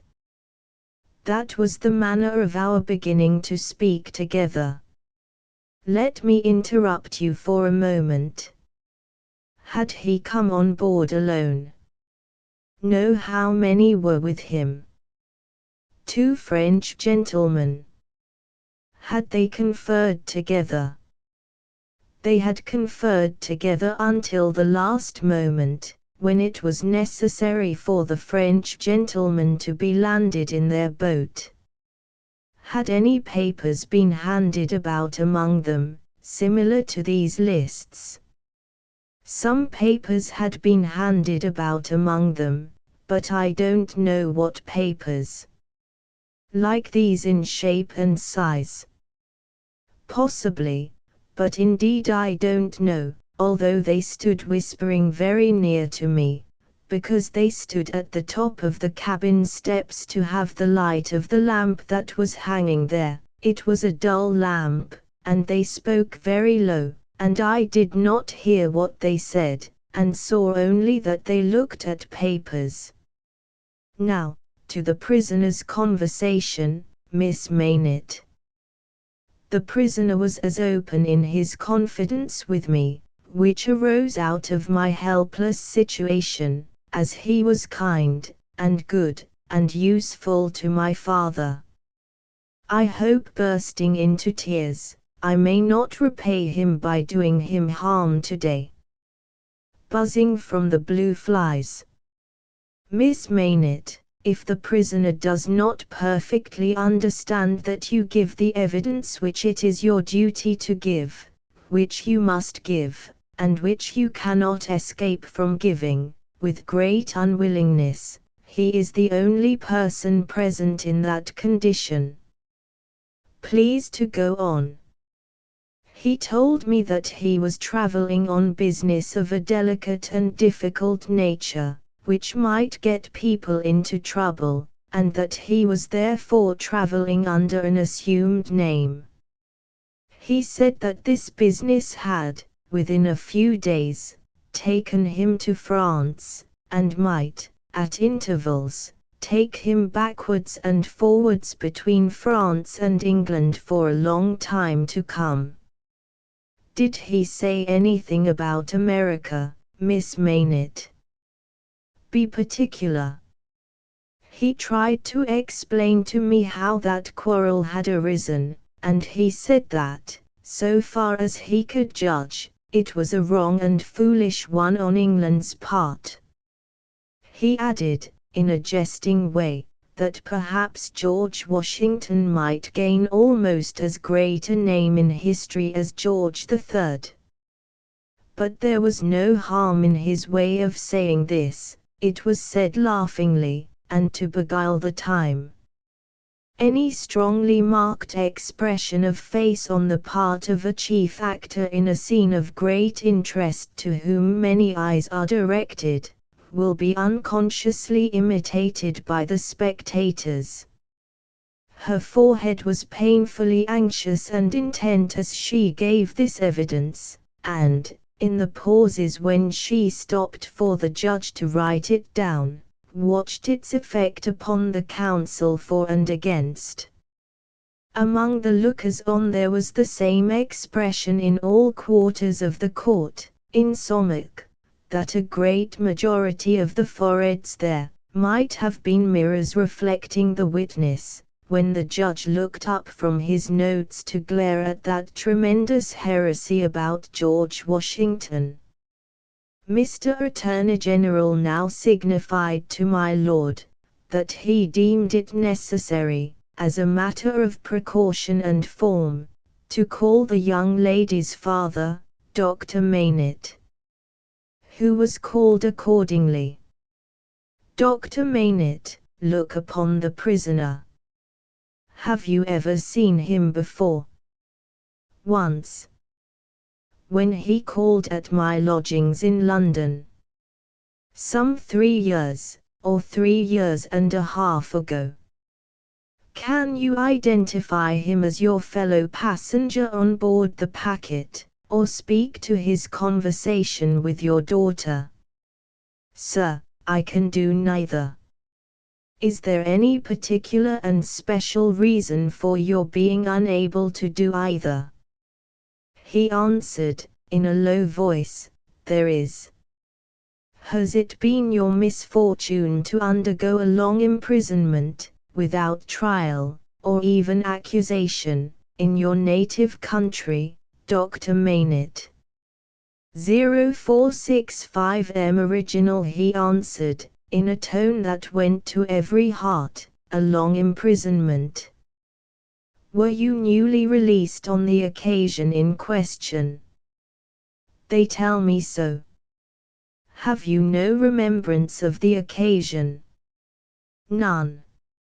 My mind is a blank, from some time, I cannot even say what time, when I employed myself, in my captivity, in making shoes, to the time when I found myself living in London with my dear daughter here.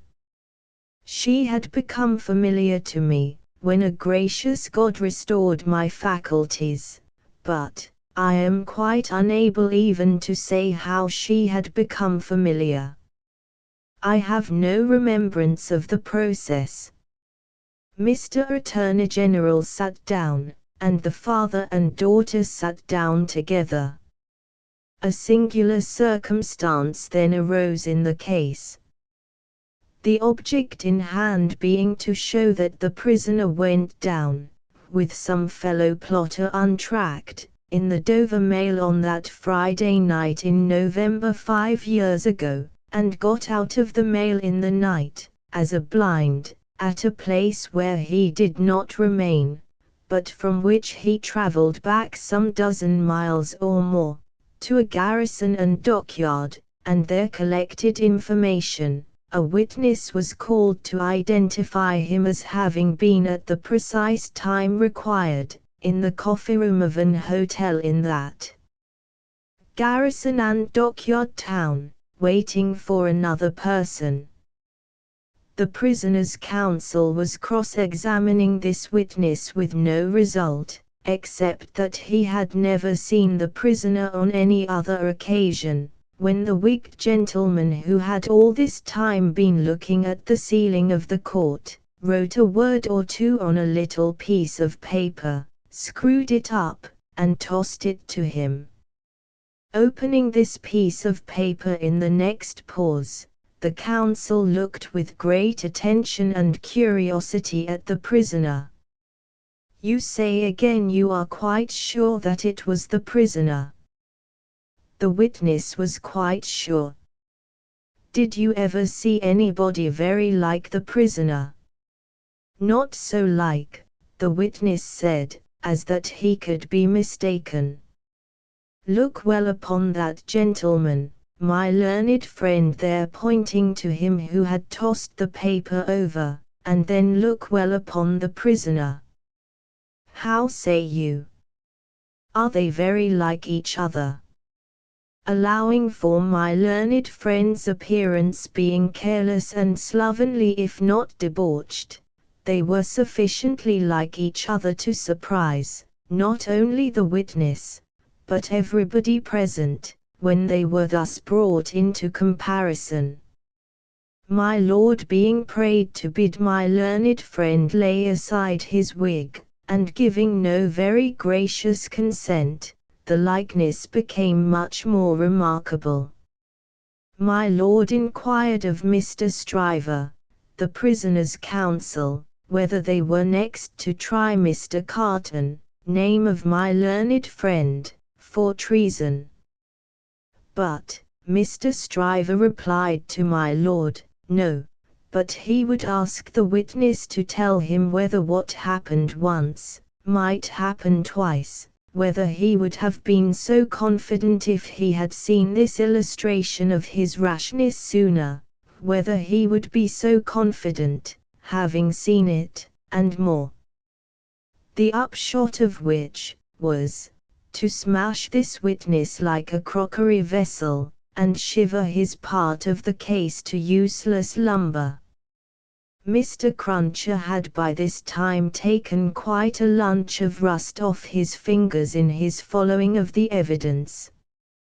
He had now to attend while Mr. Stryver fitted the prisoner's case on the jury, like a compact suit of clothes, showing them how the patriot, Barsad, was a hired spy and traitor, an unblushing trafficker in blood, and one of the greatest scoundrels upon earth since accursed Judas, which he certainly did look rather like. How the virtuous servant, Cly, was his friend and partner, and was worthy to be, how the watchful eyes of those forgers and false swearers had rested on the prisoner as a victim, because some family affairs in France, he being of French extraction, did require his making those passages across the Channel, though what those affairs were, a consideration for others who were near and dear to him, forbade him, even for his life, to disclose. How the evidence that had been warped and wrested from the young lady, whose anguish in giving it they had witnessed, came to nothing, involving the mere little innocent gallantries and politenesses likely to pass between any young gentleman and young lady so thrown together, with the exception of that reference to George Washington, which was altogether too extravagant and impossible to be regarded in any other light than as a monstrous joke.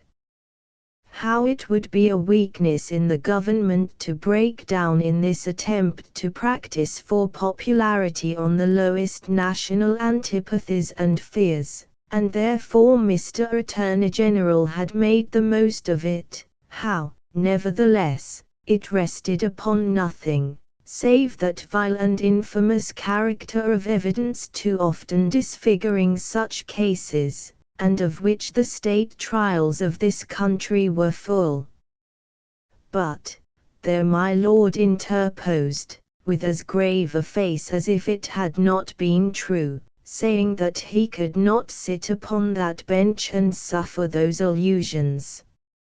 Mr. Stryver then called his few witnesses, and Mr. Cruncher had next to attend while Mr. Attorney General turned the whole suit of clothes Mr. Stryver had fitted on the jury, inside out, showing how Barsad and Cly were even 100 times better than he had thought them, and the prisoner 100 times worse. Lastly, came my lord himself, turning the suit of clothes, now inside out, now outside in, but on the whole decidedly trimming and shaping them into grave clothes for the prisoner. And now, the jury turned to consider, and the great flies swarmed again. Mr. Carton, who had so long sat looking at the ceiling of the court, changed neither his place nor his attitude, even in this excitement.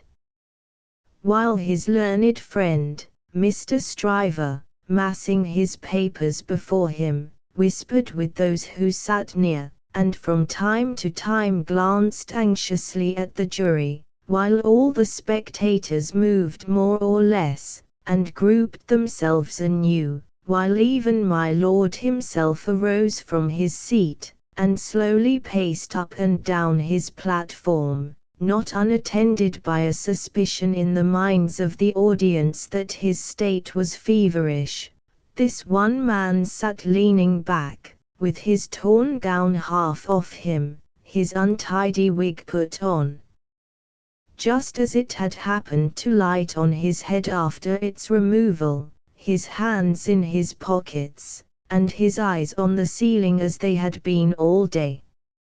Something especially reckless in his demeanor not only gave him a disreputable look, but so diminished the strong resemblance he undoubtedly bore to the prisoner, which his momentary earnestness, when they were compared together, had strengthened, that many of the lookers-on, taking note of him now, said to one another they would hardly have thought the two were so alike. Mr. Cruncher made the observation to his next neighbor, and added, "I'd hold half a guinea that he don't get no law work to do. Don't look like the sort of one to get any, do he?" Yet, this Mr. Carton took in more of the details of the scene than he appeared to take in, for now, when Miss Maynet's head dropped upon her father's breast, he was the first to see it, and to say audibly, "Officer, look to that young lady. Help the gentleman to take her out. Don't you see she will fall?" There was much commiseration for her as she was removed, and much sympathy with her father. It had evidently been a great distress to him, to have the days of his imprisonment recalled. He had shown strong internal agitation when he was questioned, and that pondering or brooding look which made him old, had been upon him, like a heavy cloud, ever since. As he passed out, the jury, who had turned back and paused a moment, spoke, through their foreman. They were not agreed, and wished to retire. My lord, perhaps with George Washington on his mind, showed some surprise that they were not agreed, but signified his pleasure that they should retire under watch and ward, and retired himself. The trial had lasted all day, and the lamps in the court were now being lighted. It began to be rumored that the jury would be out a long while. The spectators dropped off to get refreshment, and the prisoner withdrew to the back of the dock, and sat down. Mr. Lorry, who had gone out when the young lady and her father went out, now reappeared, and beckoned to Jerry, who, in the slackened interest, could easily get near him. "Jerry, if you wish to take something to eat, you can. But, keep in the way. You will be sure to hear when the jury come in. Don't be a moment behind them, for I want you to take the verdict back to the bank. You are the quickest messenger I know, and will get to Temple Bar long before I can." Jerry had just enough forehead to knuckle, and he knuckled it in acknowledgment of this communication and a shilling. Mr. Carton came up at the moment, and touched Mr. Lorry on the arm. "How is the young lady?" "She is greatly distressed, but her father is comforting her, and she feels the better for being out of court. I'll tell the prisoner so. It won't do for a respectable bank gentleman like you, to be seen speaking to him publicly, you know." Mr. Lorry reddened as if he were conscious of having debated the point in his mind, and Mr. Carton made his way to the outside of the bar. The way out of court lay in that direction, and Jerry followed him, all eyes, ears, and spikes. "Mr. Darnay." The prisoner came forward directly. "You will naturally be anxious to hear of the witness, Miss Maynet. She will do very well. You have seen the worst of her agitation. I am deeply sorry to have been the cause of it. Could you tell her so for me, with my fervent acknowledgments?" "Yes, I could. I will, if you ask it. Mr. Carton's manner was so careless as to be almost insolent.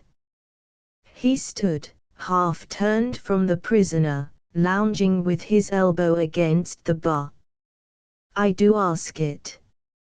Accept my cordial thanks. What, said Carton, still only half turned towards him, do you expect, Mr. Darnay? The worst. It's the wisest thing to expect, and the likeliest. But I think their withdrawing is in your favor. Loitering on the way out of court not being allowed, Jerry heard no more, but left them, so like each other in feature, so unlike each other in manner, standing side by side, both reflected in the glass above them. An hour and a half limped heavily away in the thief and rascal crowded passages below, even though assisted off with mutton pies and ale. The horse messenger, uncomfortably seated on a form after taking that refection, had dropped into a doze, when a loud murmur and a rapid tide of people setting up the stairs that led to the court, carried him along with them. Jerry! Jerry! Mr. Lorry was already calling at the door when he got there. Here, sir. It's a fight to get back again. Here I am, sir. Mr. Lorry handed him a paper through the throng. Quick. Have you got it? Yes, sir. Hastily written on the paper was the word acquitted. If you had sent the message, recalled to life again, muttered Jerry, as he turned, I should have known what you meant, this time. He had no opportunity of saying, or so much as thinking, anything else, until he was clear of the Old Bailey, for the crowd came pouring out with a vehemence that nearly took him off his legs, and a loud buzz swept into the street as if the baffled blue flies were dispersing in search of other carrion. 0471M Original. Chapter 4. Congratulatory. From the dimly lighted passages of the court, the last sediment of the human stew that had been boiling there all day, was straining off, when Dr. Maynett, Lucy Maynett, his daughter, Mr. Lorry, the solicitor for the defense, and its counsel, Mr. Stryver, stood gathered round Mr. Charles Darnay, just released, congratulating him on his escape from death. It would have been difficult by a far brighter light, to recognize in Dr. Maynett, intellectual of face and upright of bearing, the shoemaker of the garret in Paris. Yet, no one could have looked at him twice, without looking again, even though the opportunity of observation had not extended to the mournful cadence of his low grave voice, and to the abstraction that overclouded him fitfully, without any apparent reason. While one external cause, and that a reference to his long-lingering agony, would always, as on the trial, evoke this condition from the depths of his soul, it was also in its nature to arise of itself, and to draw a gloom over him, as incomprehensible to those unacquainted with his story as if they had seen the shadow of the actual Bastille thrown upon him by a summer sun, when the substance was 300 miles away. Only his daughter had the power of charming this black brooding from his mind. She was the golden thread that united him to a past beyond his misery, and to a present beyond his misery, and the sound of her voice, the light of her face, the touch of her hand, had a strong beneficial influence with him almost always. Not absolutely always, for she could recall some occasions on which her power had failed, but they were few and slight, and she believed them over. Mr. Darnay had kissed her hand fervently and gratefully, and had turned to Mr. Stryver, whom he warmly thanked. Mr. Stryver, a man of little more than 30, but looking 20 years older than he was, stout, loud, red, bluff, and free from any drawback of delicacy, had a pushing way of shouldering himself, morally and physically, into companies and conversations, that argued well for his shouldering his way up in life. He still had his wig and gown on, and he said, squaring himself at his late client to that degree that he squeezed the innocent Mr. Lorry clean out of the group, "I am glad to have brought you off with honor, Mr. Darnay. It was an infamous prosecution, grossly infamous, but not the less likely to succeed on that account. You have laid me under an obligation to you for life, in two senses," said his late client, taking his hand. "I have done my best for you, Mr. Darnay, and my best is as good as another man's, I believe. It clearly being incumbent on someone to say, much better Mr. Lorry said it, perhaps not quite disinterestedly, but with the interested object of squeezing himself back again. "You think so," said Mr. Stryver. "Well, you have been present all day, and you ought to know. You are a man of business, too." "And as such," quoth Mr. Lorry, whom the counsel learned in the law had now shouldered back into the group, just as he had previously shouldered him out of it, "as such I will appeal to Dr. Maynett, to break up this conference and order us all to our homes. Miss Lucy looks ill, Mr. Darnay has had a terrible day, we are worn out." "Speak for yourself, Mr. Lorry," said Stryver, "I have a night's work to do yet." "Speak for yourself." "I speak for myself," answered Mr. Lorry, "and for Mr. Darnay, and for Miss Lucy, and, Miss Lucy, do you not think I may speak for us all?" He asked her the question pointedly, and with a glance at her father.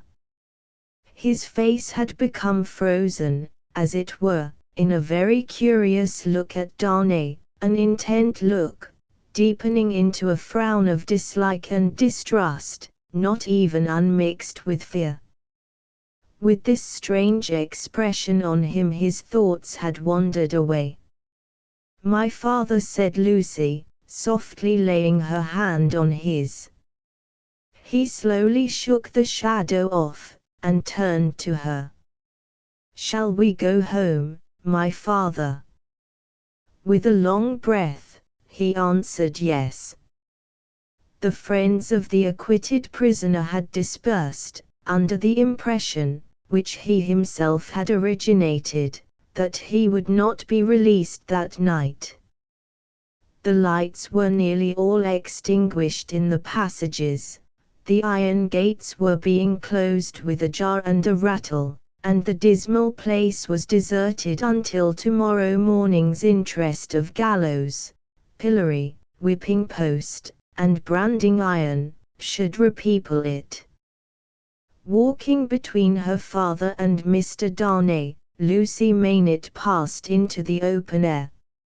A hackney coach was called, and the father and daughter departed in it. Mr. Stryver had left them in the passages, to shoulder his way back to the robing room. Another person, who had not joined the group, or interchanged a word with any one of them, but who had been leaning against the wall where its shadow was darkest, had silently strolled out after the rest, and had looked on until the coach drove away. He now stepped up to where Mr. Lorry and Mr. Darnay stood upon the pavement. "So, Mr. Lorry. Men of business may speak to Mr. Darnay now." Nobody had made any acknowledgment of Mr. Carton's part in the day's proceedings, nobody had known of it. He was unrobed, and was none the better for it in appearance. If you knew what a conflict goes on in the business mind, when the business mind is divided between good-natured impulse and business appearances, you would be amused, Mr. Darnay. Mr. Lorry reddened, and said, warmly, "You have mentioned that before, sir. We men of business, who serve a house, are not our own masters. We have to think of the house more than ourselves." I know," rejoined Mr. Carton, carelessly. "Don't be nettled, Mr. Lorry. You are as good as another, I have no doubt, better, I dare say.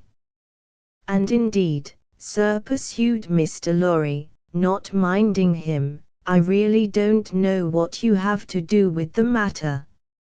If you'll excuse me, as very much your elder, for saying so, I really don't know that it is your business." "Business? Bless you, I have no business," said Mr. Carton. "It is a pity you have not, sir." "I think so, too. If you had," pursued Mr. Lorry, "perhaps you would attend to it." "Lord love you, no, I shouldn't," said Mr. Carton. "Well, sir," cried Mr. Lorry, thoroughly heated by his indifference, "business is a very good thing, and a very respectable thing. And, sir, if business imposes its restraints and its silences and impediments, Mr. Darnay as a young gentleman of generosity knows how to make allowance for that circumstance. Mr. Darnay, good night, God bless you, sir. I hope you have been this day preserved for a prosperous and happy life. Chair there." Perhaps a little angry with himself, as well as with the barrister, Mr. Lorry bustled into the chair, and was carried off to Tellson's. Carton, who smelt of port wine, and did not appear to be quite sober, laughed then, and turned to Darnay. "This is a strange chance that throws you and me together. This must be a strange night to you, standing alone here with your counterpart on these street stones." "I hardly seem yet," returned Charles Darnay, "to belong to this world again." "I don't wonder at it, it's not so long since you were pretty far advanced on your way to another. You speak faintly." "I begin to think I am faint." "Then why the devil don't you dine?" "I dined, myself, while those numbskulls were deliberating which world you should belong to, this, or some other. Let me show you the nearest tavern to dine well at." Drawing his arm through his own, he took him down Ludgate Hill to Fleet Street, and so, up a covered way, into a tavern. Here, they were shown into a little room, where Charles Darnay was soon recruiting his strength with a good plain dinner and good wine, while Carton sat opposite to him at the same table, with his separate bottle of port before him, and his fully half-insolent manner upon him. "Do you feel, yet, that you belong to this terrestrial scheme again, Mr. Darnay?" "I am frightfully confused regarding time and place, but I am so far mended as to feel that it must be an immense satisfaction." He said it bitterly, and filled up his glass again, which was a large one. As to me, the greatest desire I have, is to forget that I belong to it. It has no good in it for me, except wine like this, nor I for it. So we are not much alike in that particular. Indeed, I begin to think we are not much alike in any particular, you and I. Confused by the emotion of the day, and feeling his being there with this double of course deportment, to be like a dream, Charles Darnay was at a loss how to answer, finally, answered not at all. Now your dinner is done, Carton presently said. Why don't you call a health, Mr. Darnay? Why don't you give your toast? What health? What toast? Why, it's on the tip of your tongue. It ought to be, it must be, I'll swear it's there. Miss Maynett, then. Miss Maynett, then. Looking his companion full in the face while he drank the toast, Carton flung his glass over his shoulder against the wall, where it shivered to pieces, then rang the bell, and ordered in another. That's a fair young lady to hand to a coach in the dark, Mr. Darnay, he said, filling his new goblet. A slight frown and a laconic yes were the answer. That's a fair young lady to be pitied by and wept for by. How does it feel? Is it worth being tried for one's life, to be the object of such sympathy and compassion, Mr. Darnay? Again Darnay answered not a word. She was mightily pleased to have your message, when I gave it her. Not that she showed she was pleased, but I suppose she was. The allusion served as a timely reminder to Darnay that this disagreeable companion had, of his own free will, assisted him in the strait of the day.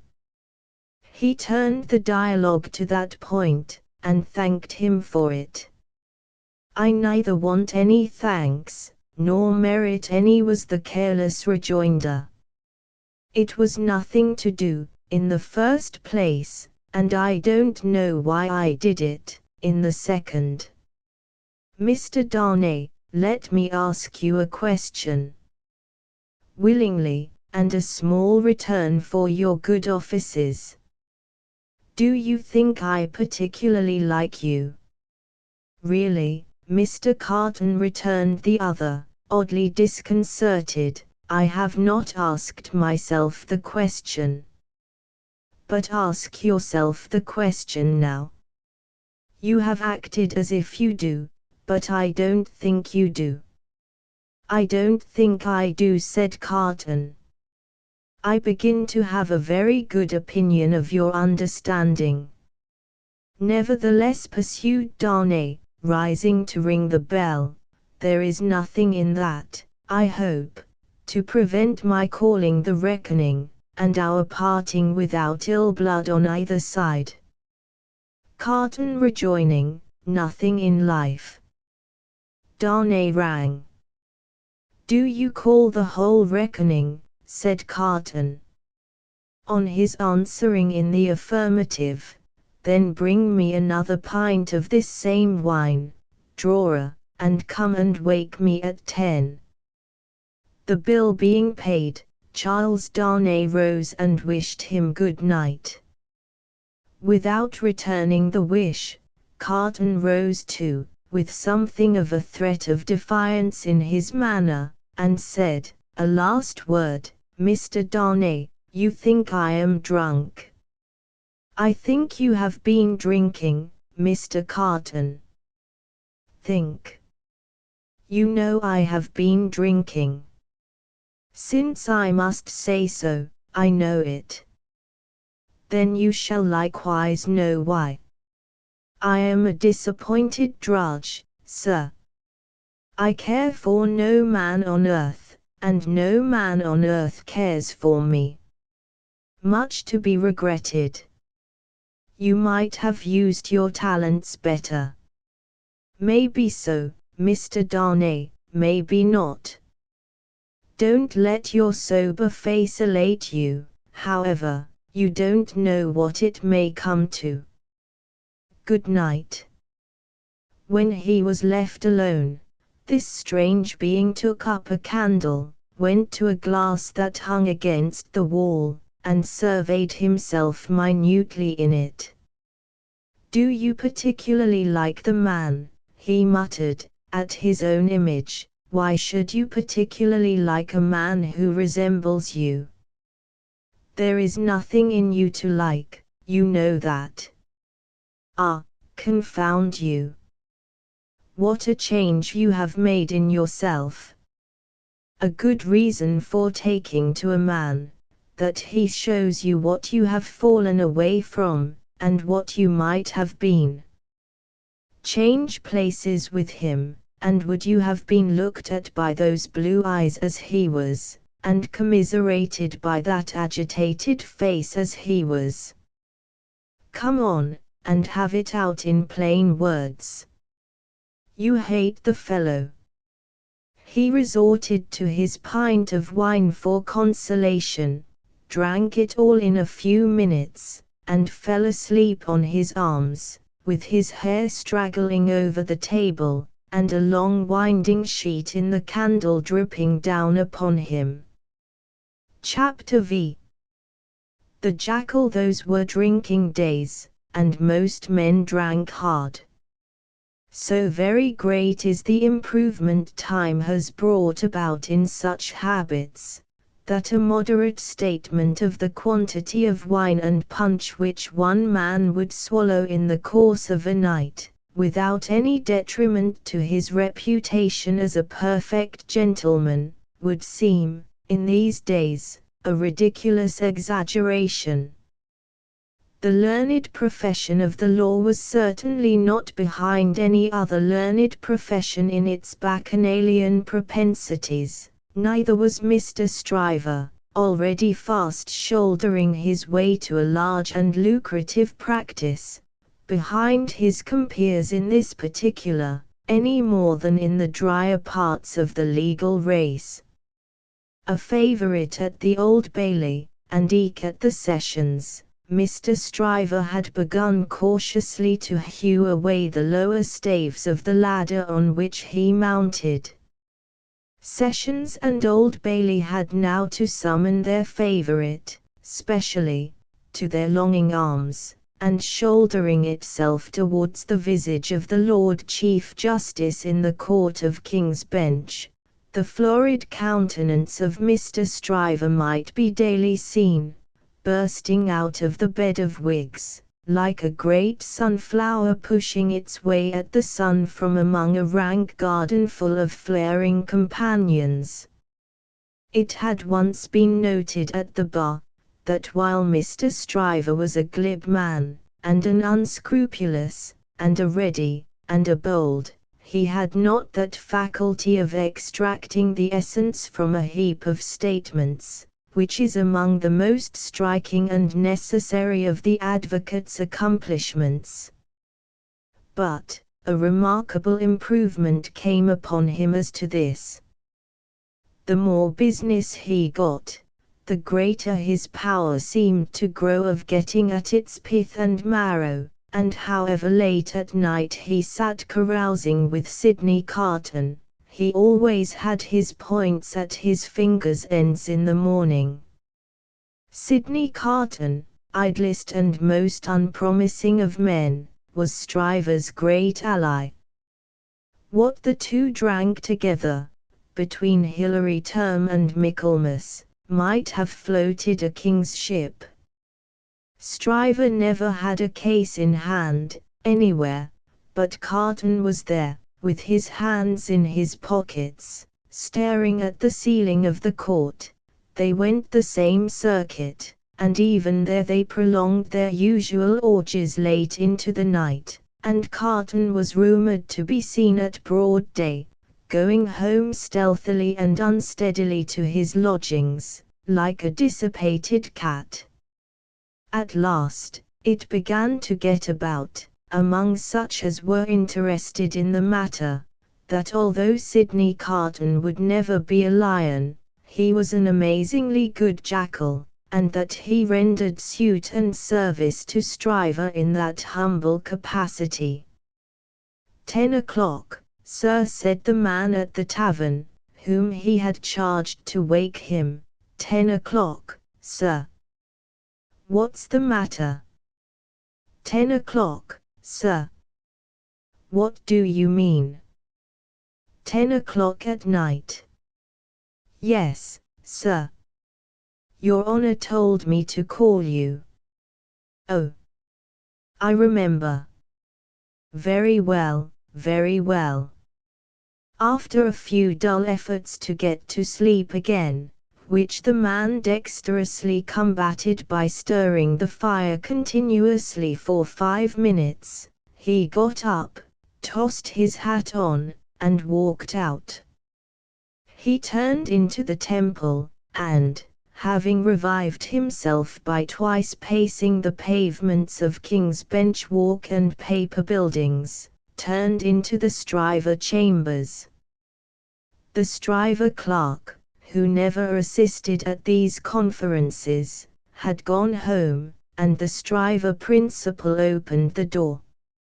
He had his slippers on, and a loose bedgown, and his throat was bare for his greater ease.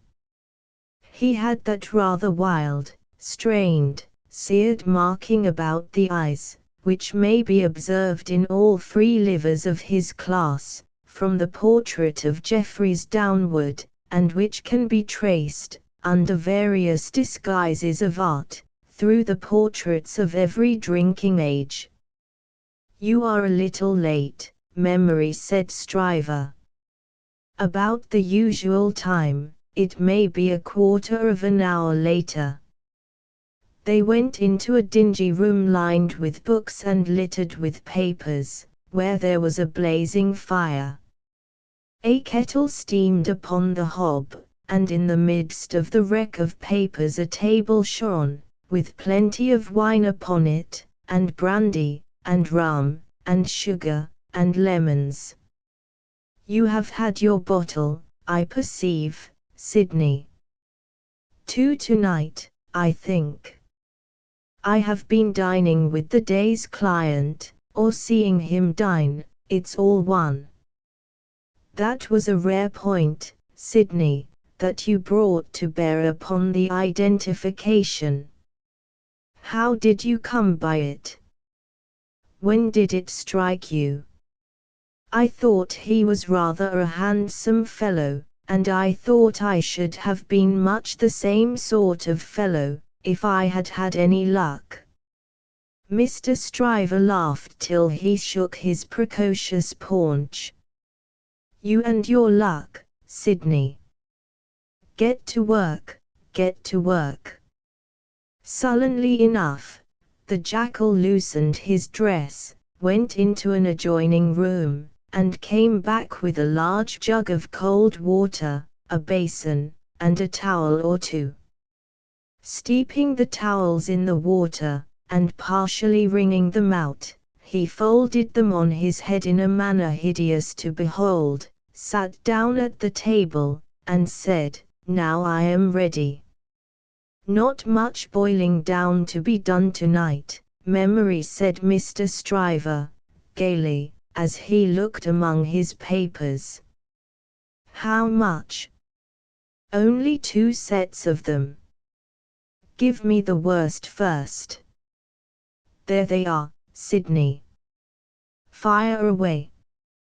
The lion then composed himself on his back on a sofa on one side of the drinking table, while the jackal sat at his own paper-bestrewn table proper, on the other side of it, with the bottles and glasses ready to his hand.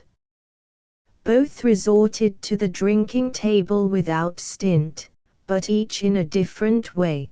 the lion for the most part reclining with his hands in his waistband, looking at the fire, or occasionally flirting with some lighter document; the jackal, with knitted brows and intent face, so deep in his task, that his eyes did not even follow the hand he stretched out for his glass, which often groped about, for a minute or more, before it found the glass for his lips. 2 or 3 times, the matter in hand became so knotty, that the jackal found it imperative on him to get up, and steep his towels anew.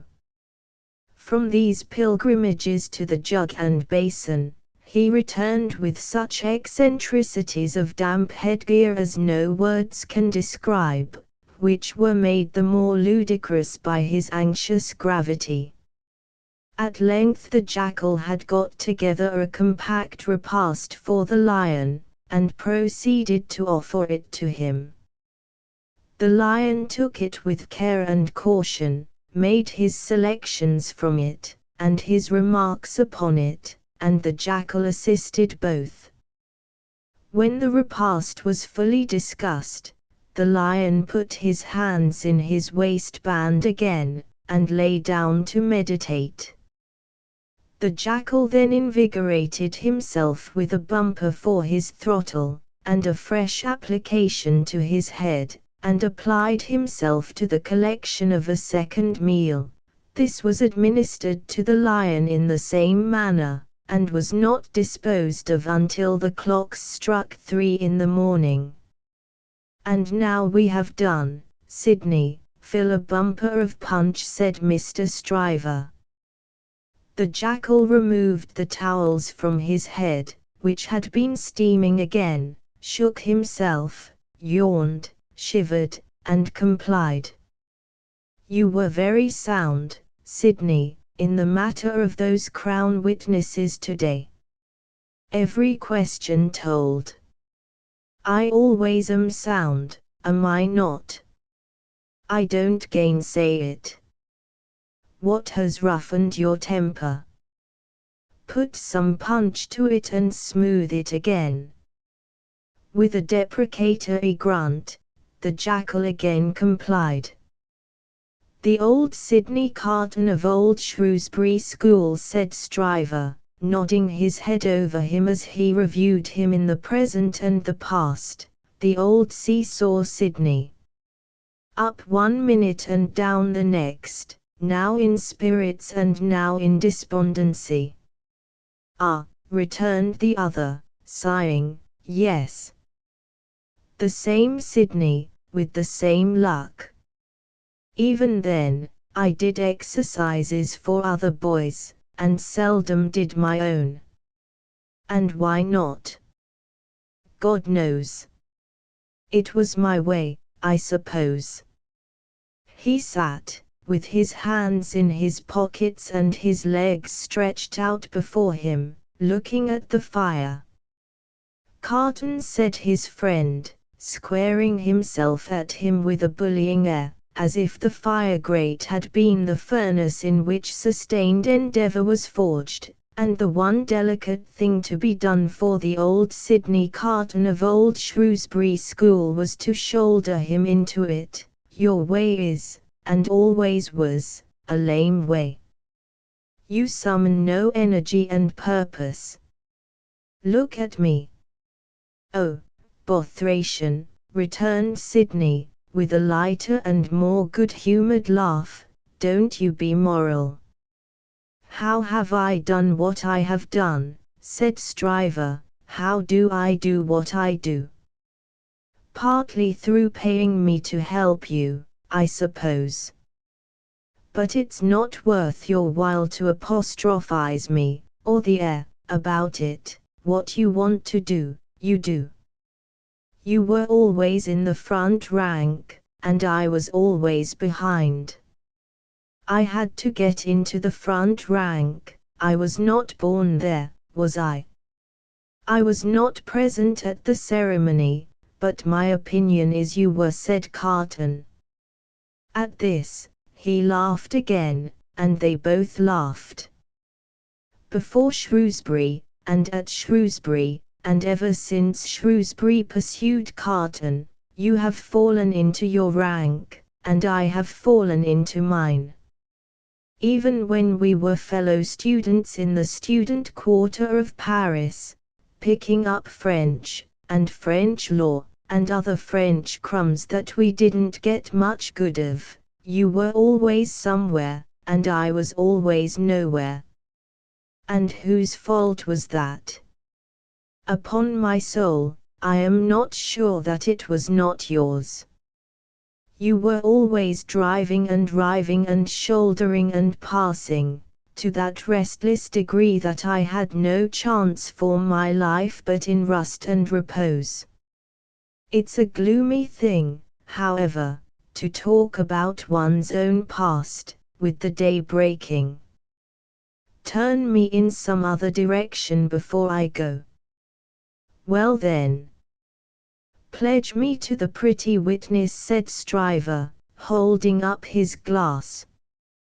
Are you turned in a pleasant direction? Apparently not, for he became gloomy again. Pretty witness, he muttered, looking down into his glass. I have had enough of witnesses today and tonight. Who's your pretty witness? The picturesque doctor's daughter, Miss Maynett. She pretty? Is she not? No, why, man alive, she was the admiration of the whole court. Rot the admiration of the whole court. Who made the Old Bailey a judge of beauty? She was a golden-haired doll. Do you know, Sidney, said Mr. Stryver, looking at him with sharp eyes, and slowly drawing a hand across his florid face, do you know, I rather thought, at the time, that you sympathized with the golden-haired doll, and were quick to see what happened to the golden-haired doll. Quick to see what happened. If a girl, doll or no doll, swoons within a yard or two of a man's nose, he can see it without a perspective glass.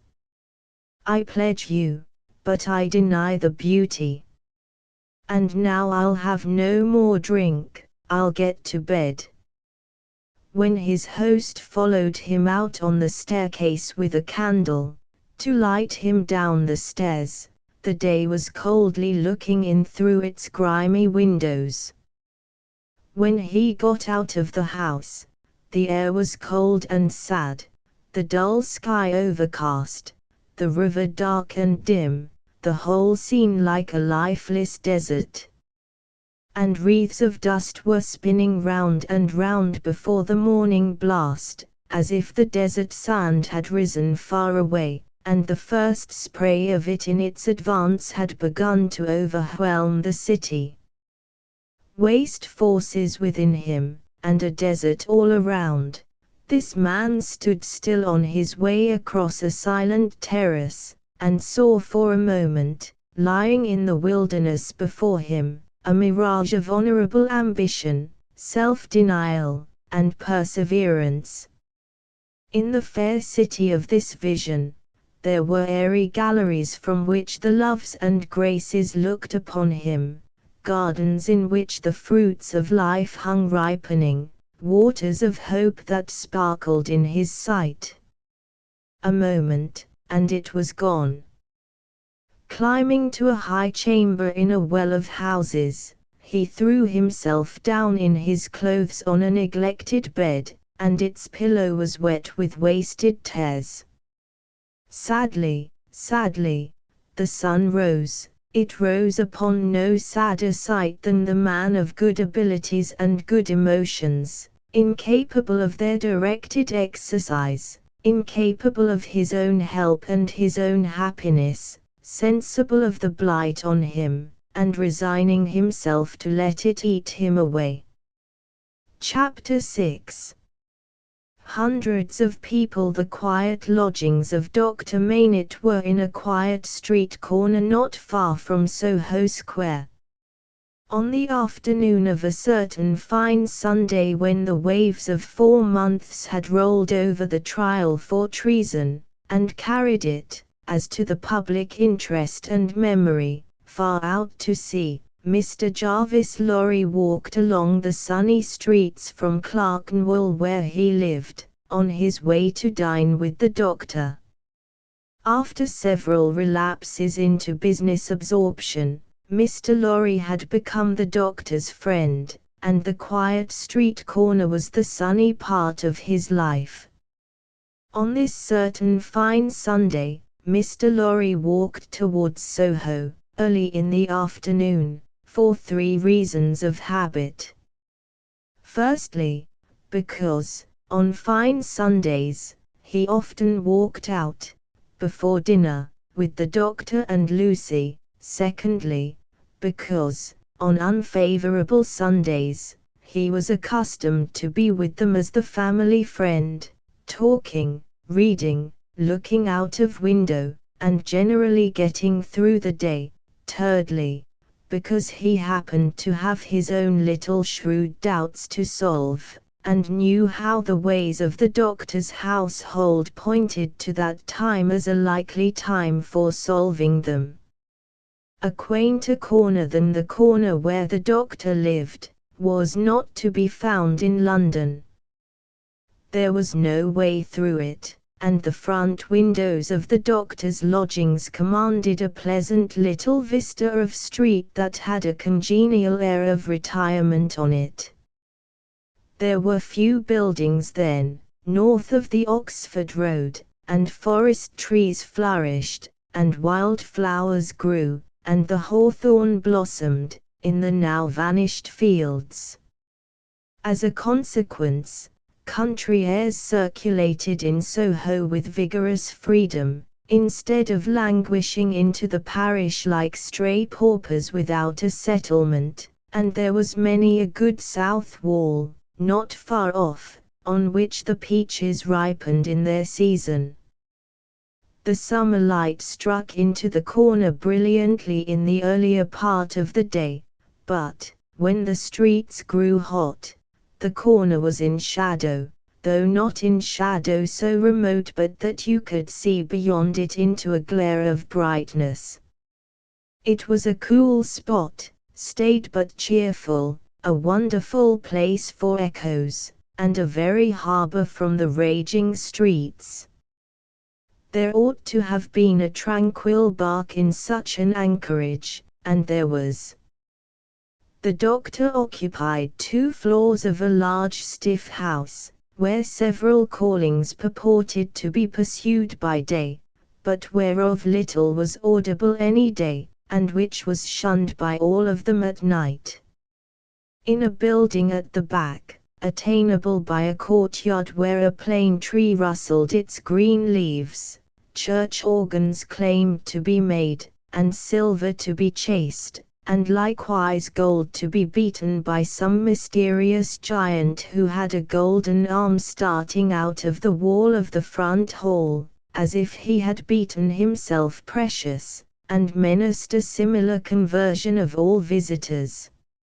Very little of these trades, or of a lonely lodger rumoured to live upstairs, or of a dim coach trimming maker asserted to have a counting house below, was ever heard or seen. Occasionally, a stray workman putting his coat on, traversed the hall, or a stranger peered about there, or a distant clink was heard across the courtyard, or a thump from the golden giant. These, however, were only the exceptions required to prove the rule that the sparrows in the plane tree behind the house, and the echoes in the corner before it, had their own way from Sunday morning unto Saturday night. Dr. Maynard received such patients here as his old reputation, and its revival in the floating whispers of his story, brought him. His scientific knowledge, and his vigilance and skill in conducting ingenious experiments, brought him otherwise into moderate request, and he earned as much as he wanted. These things were within Mr. Jarvis Lorry's knowledge, thoughts, and notice, when he rang the doorbell of the tranquil house in the corner, on the fine Sunday afternoon. Dr. Maynard at home. Expected home. Miss Lucy at home. Expected home. Miss Prose at home.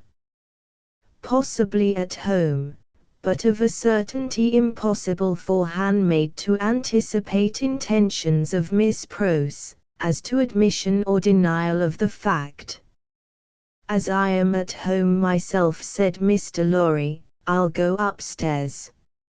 Although the doctor's daughter had known nothing of the country of her birth, she appeared to have innately derived from it that ability to make much of little means, which is one of its most useful and most agreeable characteristics.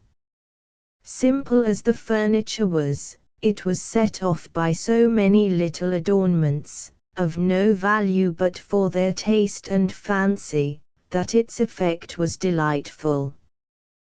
The disposition of everything in the rooms, from the largest object to the least, the arrangement of colors, the elegant variety and contrast obtained by thrift in trifles, by delicate hands, clear eyes, and good sense, were at once so pleasant in themselves, and so expressive of their originator, that, as Mr. Lorry stood looking about him, the very chairs and tables seemed to ask him, with something of that peculiar expression which he knew so well by this time, whether he approved. There were 3 rooms on a floor, and, the doors by which they communicated being put open that the air might pass freely through them all, Mr. Lorry, smilingly observant of that fanciful resemblance which he detected all around him, walked from one to another. The first was the best room, and in it were Lucy's birds, and flowers, and books, and desk, and work table, and box of water-colors. The second was the doctor's consulting room, used also as the dining room. The third, changingly speckled by the rustle of the plane tree in the yard, was the doctor's bedroom, and there, in a corner, stood the disused shoemaker's bench and tray of tools, much as it had stood on the 5th floor of the dismal house by the wine shop, in the suburb of Saint Antoine, in Paris. I wonder, said Mr. Lorry, pausing in his looking about, that he keeps that reminder of his sufferings about him. And why wonder at that, was the abrupt inquiry that made him start. It proceeded from Miss Prose, the wild red woman, strong of hand, whose acquaintance he had first made at the Royal George Hotel at Dover, and had since improved. I should have thought, Mr. Lorry began. Pooh! You'd have thought, said Miss Prose, and Mr. Lorry left off.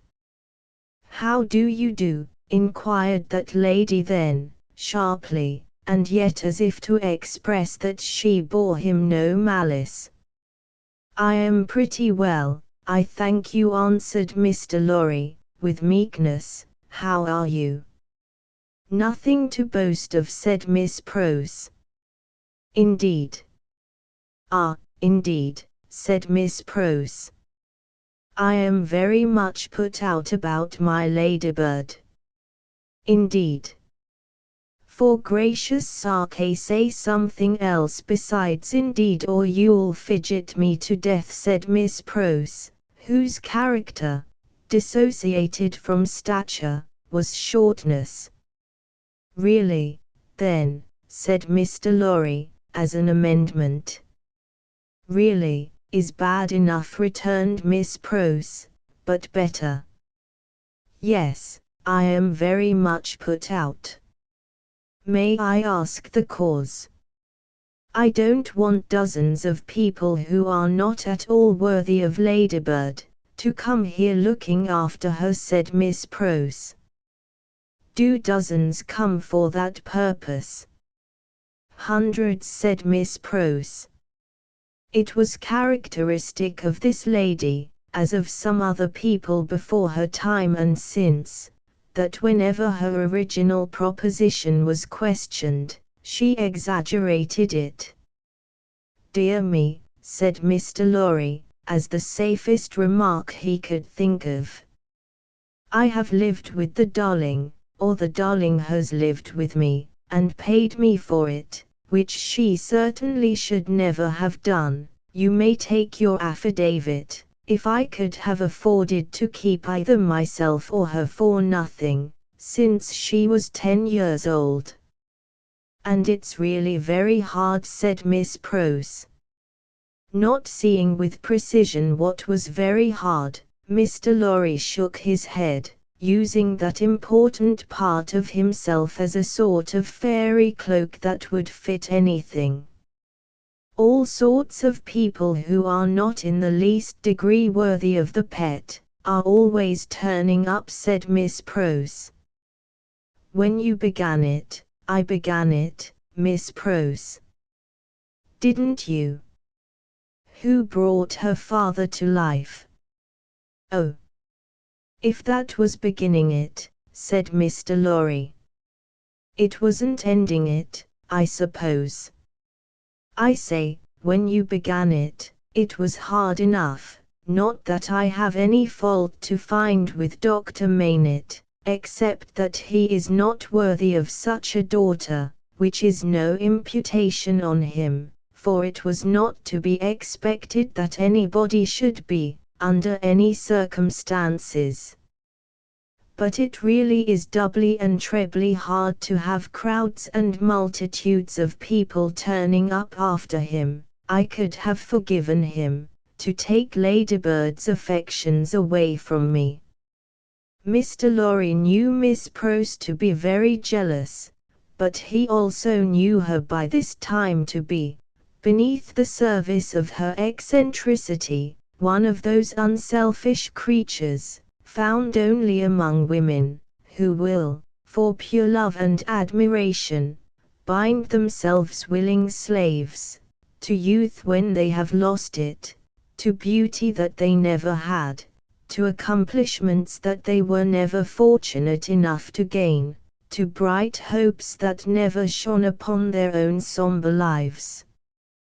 He knew enough of the world to know that there is nothing in it better than the faithful service of the heart, so rendered and so free from any mercenary taint. He had such an exalted respect for it, that in the retributive arrangements made by his own mind, we all make such arrangements, more or less. He stationed Miss Prose much nearer to the lower angels than many ladies immeasurably better got up both by nature and art, who had balances at Tellson's. There never was, nor will be, but one man worthy of Ladybird, said Miss Prose, and that was my brother Solomon, if he hadn't made a mistake in life. Here again, Mr. Lorry's inquiries into Miss Prose's personal history had established the fact that her brother Solomon was a heartless scoundrel who had stripped her of everything she possessed, as a stake to speculate with, and had abandoned her in her poverty forevermore, with no touch of compunction.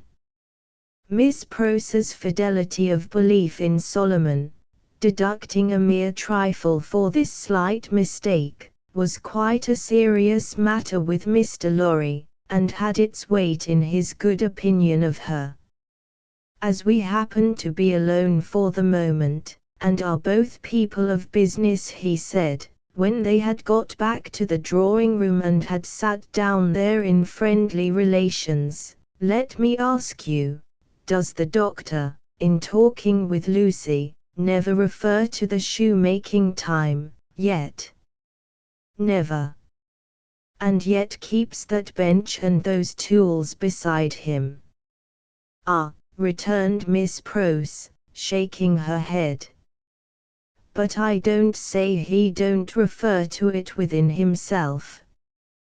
Do you believe that he thinks of it much? I do, said Miss Pross.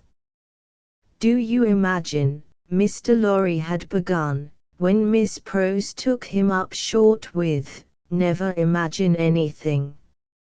Have no imagination at all. I stand corrected. Do you suppose, you go so far as to suppose, sometimes? Now and then, said Miss Pross. Do you suppose, Mr. Lorry went on, with a laughing twinkle in his bright eye, as it looked kindly at her, that Dr. Maynard has any theory of his own, preserved through all those years, relative to the cause of his being so oppressed, perhaps, even to the name of his oppressor? I don't suppose anything about it but what Ladybird tells me. And that is, that she thinks he has. Now don't be angry at my asking all these questions, because I am a mere dull man of business, and you are a woman of business. Dull? Miss Pross inquired, with placidity. Rather wishing his modest adjective away, Mr. Lorry replied, no, no, no. Surely not. To return to business, is it not remarkable that Dr. Maynard, unquestionably innocent of any crime as we are all well assured he is, should never touch upon that question?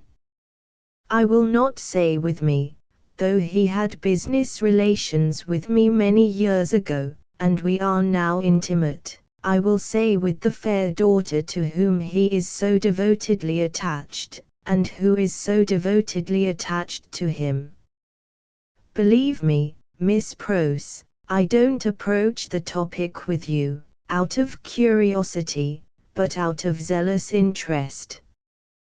Well, to the best of my understanding, and bad's the best, you'll tell me, said Miss Pross, softened by the tone of the apology, he is afraid of the whole subject. Afraid? It's plain enough, I should think, why he may be. It's a dreadful remembrance. Besides that, his loss of himself grew out of it. Not knowing how he lost himself, or how he recovered himself, he may never feel certain of not losing himself again. That alone wouldn't make the subject pleasant, I should think. It was a profounder remark than Mr. Lorry had looked for. True, said he, and fearful to reflect upon. Yet, a doubt lurks in my mind, Miss Pross, whether it is good for Dr. Maynard to have that suppression always shut up within him. Indeed, it is this doubt and the uneasiness it sometimes causes me that has led me to our present confidence. Can't be helped, said Miss Pross, shaking her head. Touch that string, and he instantly changes for the worse. Better leave it alone. In short, must leave it alone, like or no like. Sometimes, he gets up in the dead of the night, and will be heard, by us overhead there, walking up and down, in his room. Ladybird has learned to know then that his mind is walking up and down, in his old prison. She hurries to him, and they go on together, walking up and down, until he is composed. But he never says a word of the true reason of his restlessness, to her, and she finds it best not to hint at it to him. In silence they go walking up and down together, walking up and down together, till her love and company have brought him to himself. Notwithstanding Miss Pross's denial of her own imagination, there was a perception of the pain of being monotonously haunted by one sad idea, in her repetition of the phrase, walking up and down, which testified to her possessing such a thing. The corner has been mentioned as a wonderful corner for echoes. It had begun to echo so resoundingly to the tread of coming feet, that it seemed as though the very mention of that weary pacing to and fro had set it going. "Here they are," said Miss Pross, rising to break up the conference, "and now we shall have hundreds of people pretty soon." It was such a curious corner in its acoustical properties, such a peculiar ear of a place, that as Mr. Lorry stood at the open window, looking for the father and daughter whose steps he heard, he fancied they would never approach. Not only would the echoes die away, as though the steps had gone, but echoes of other steps that never came would be heard in their stead, and would die away for good when they seemed close at hand. However, father and daughter did at last appear, and Miss Pross was ready at the street door to receive them. Miss Pross was a pleasant sight, albeit wild, and red, and grim, taking off her darling's bonnet when she came upstairs, and touching it up with the ends of her handkerchief, and blowing the dust off it, and folding her mantle ready for laying by, and smoothing her rich hair with as much pride as she could possibly have taken in her own hair if she had been the vainest and handsomest of women. Her darling was a pleasant sight too, embracing her and thanking her, and protesting against her taking so much trouble for her, which last she only dared to do playfully, or Miss Pross, sorely hurt, would have retired to her own chamber and cried. The doctor was a pleasant sight too, looking on at them, and telling Miss Pross how she spoilt Lucy, in accents and with eyes that had as much spoiling in them as Miss Pross had, and would have had more if it were possible. Mr. Lorry was a pleasant sight too, beaming at all this in his little wig, and thanking his bachelor stars for having lighted him in his declining years to a home. But no hundreds of people came to see the sights, and Mr. Lorry looked in vain for the fulfillment of Miss Pross's prediction.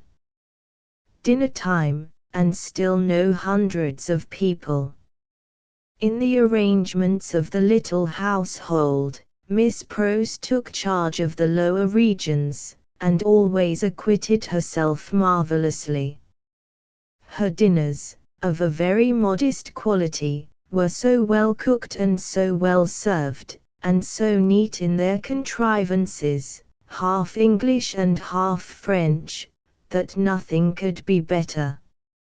Miss Pross's friendship being of the thoroughly practical kind, she had ravaged Soho and the adjacent provinces, in search of impoverished French, who, tempted by shillings and half-crowns, would impart culinary mysteries to her.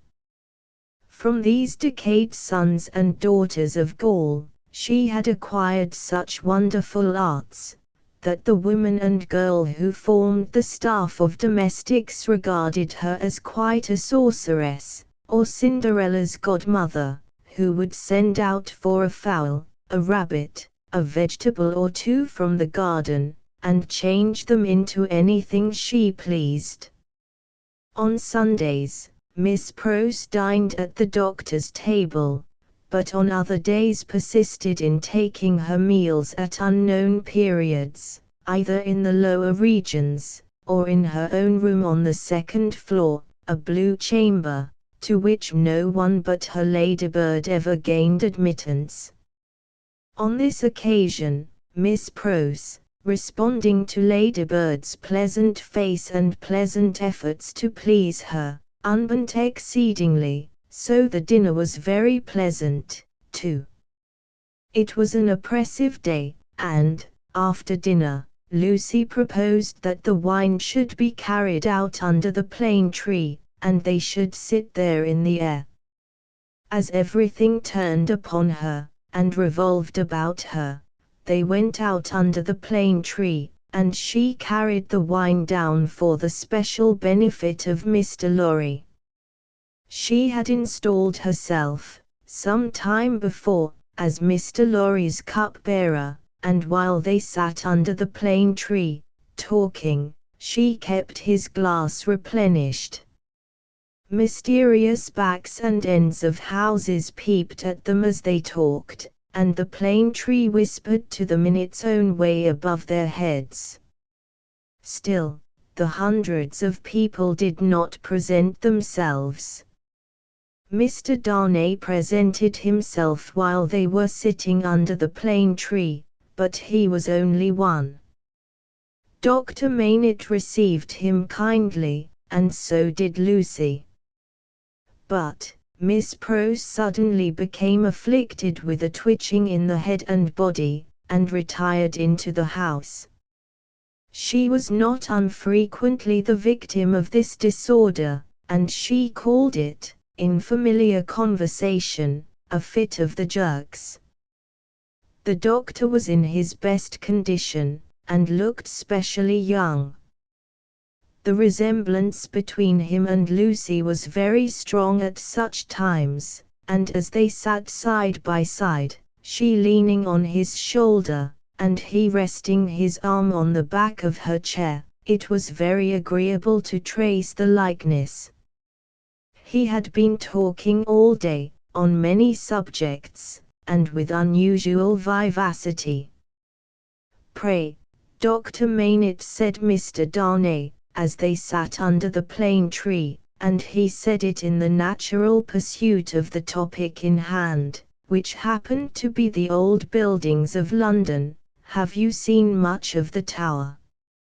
"Lucy and I have been there, but only casually. We have seen enough of it, to know that it teems with interest, little more."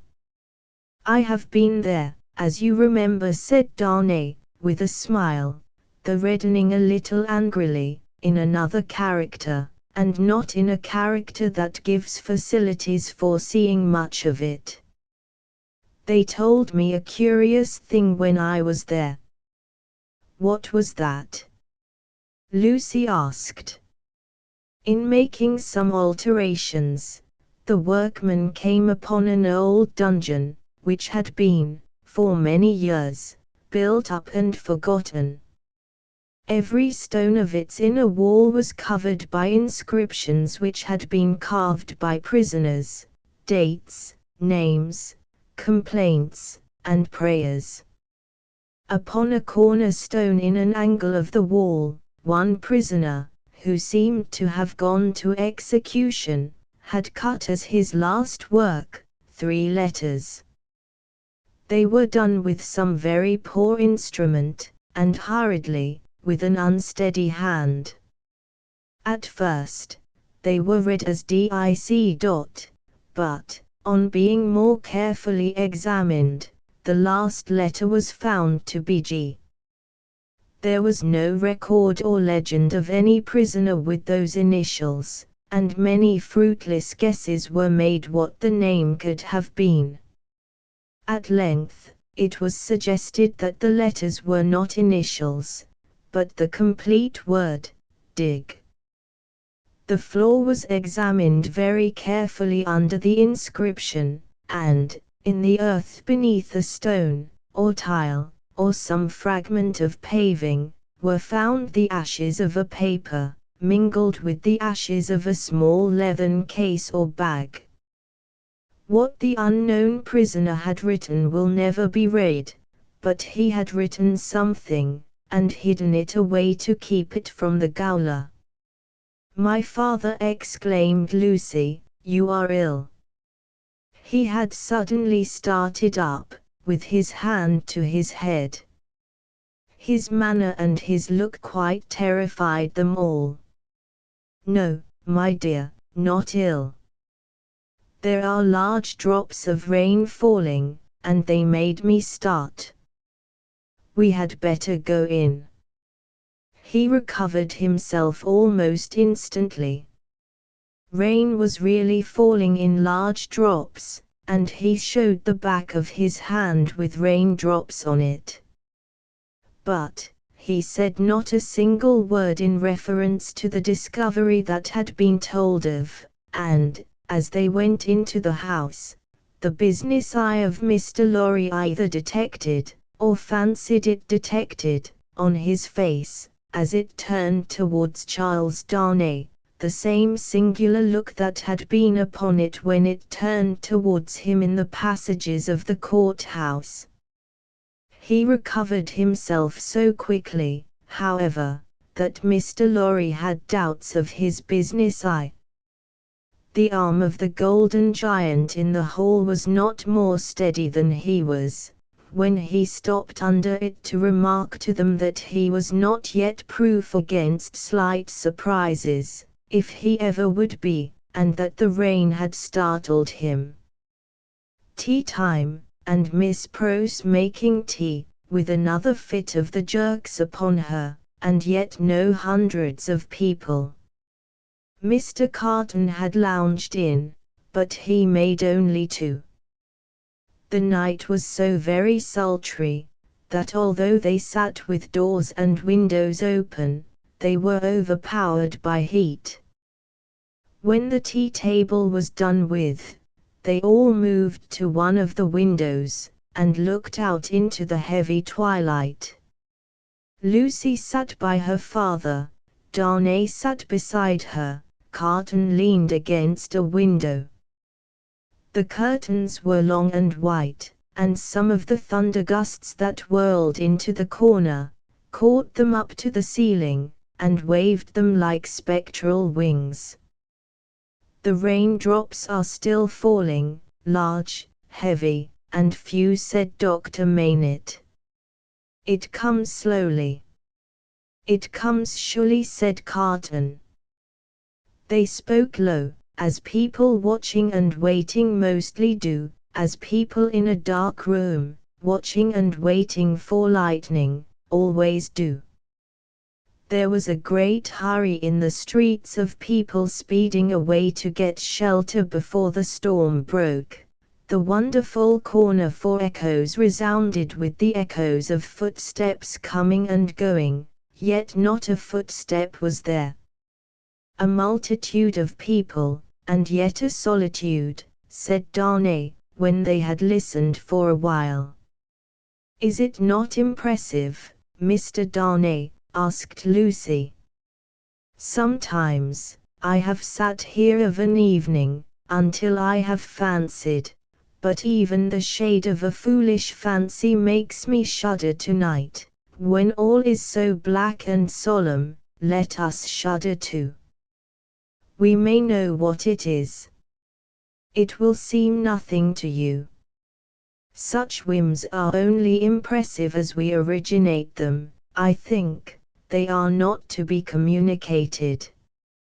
I have sometimes sat alone here of an evening, listening, until I have made the echoes out to be the echoes of all the footsteps that are coming by and by into our lives. There is a great crowd coming one day into our lives, if that be so." Sidney Carton struck in his moody way. The footsteps were incessant, and the hurry of them became more and more rapid. The corner echoed and re-echoed with the tread of feet, some, as it seemed, under the windows, some, as it seemed, in the room, some coming, some going, some breaking off, some stopping altogether, all in the distant streets, and not one within sight. Are all these footsteps destined to come to all of us, Miss Maynett, or are we to divide them among us? I don't know, Mr. Darnay, I told you it was a foolish fancy, but you asked for it. When I have yielded myself to it, I have been alone, and then I have imagined them the footsteps of the people who are to come into my life, and my father's. I take them into mine, said Carton. I ask no questions and make no stipulations. There is a great crowd bearing down upon us, Miss Maynett, and I see them, by the lightning. He added the last words, after there had been a vivid flash which had shown him lounging in the window. And I hear them, he added again, after a peal of thunder. Here they come, fast, fierce, and furious. It was the rush and roar of rain that he typified, and it stopped him, for no voice could be heard in it. A memorable storm of thunder and lightning broke with that sweep of water, and there was not a moment's interval in crash, and fire, and rain, until after the moon rose at midnight. The great bell of St. Paul's was striking one in the cleared air, when Mr. Lorry, escorted by Jerry, high-booted and bearing a lantern, set forth on his return passage to Clerkenwell. There were solitary patches of road on the way between Soho and Clerkenwell, and Mr. Lorry, mindful of footpaths, always retained Jerry for this service, though it was usually performed a good 2 hours earlier. What a night it has been! Almost a night, Jerry, said Mr. Lorry, to bring the dead out of their graves. I never see the night myself, master, nor yet I don't expect to. What would do that? Answered Jerry. Good night, Mr. Carton, said the man of business. Good night, Mr. Darnay. Shall we ever see such a night again, together? Perhaps. Perhaps. See the great crowd of people with its rush and roar, bearing down upon them, too. Chapter 7. Monseigneur in town. Monseigneur, one of the great lords in power at the court, held his fortnightly reception in his grand hotel in Paris. Monseigneur was in his inner room, his sanctuary of sanctuaries, the holiest of holiests to the crowd of worshippers in the suite of rooms without. Monseigneur was about to take his chocolate. Monseigneur could swallow a great many things with ease, and was by some few sullen minds supposed to be rather rapidly swallowing France, but his morning's chocolate could not so much as get into the throat of Monseigneur, without the aid of 4 strong men besides the cook. Yes.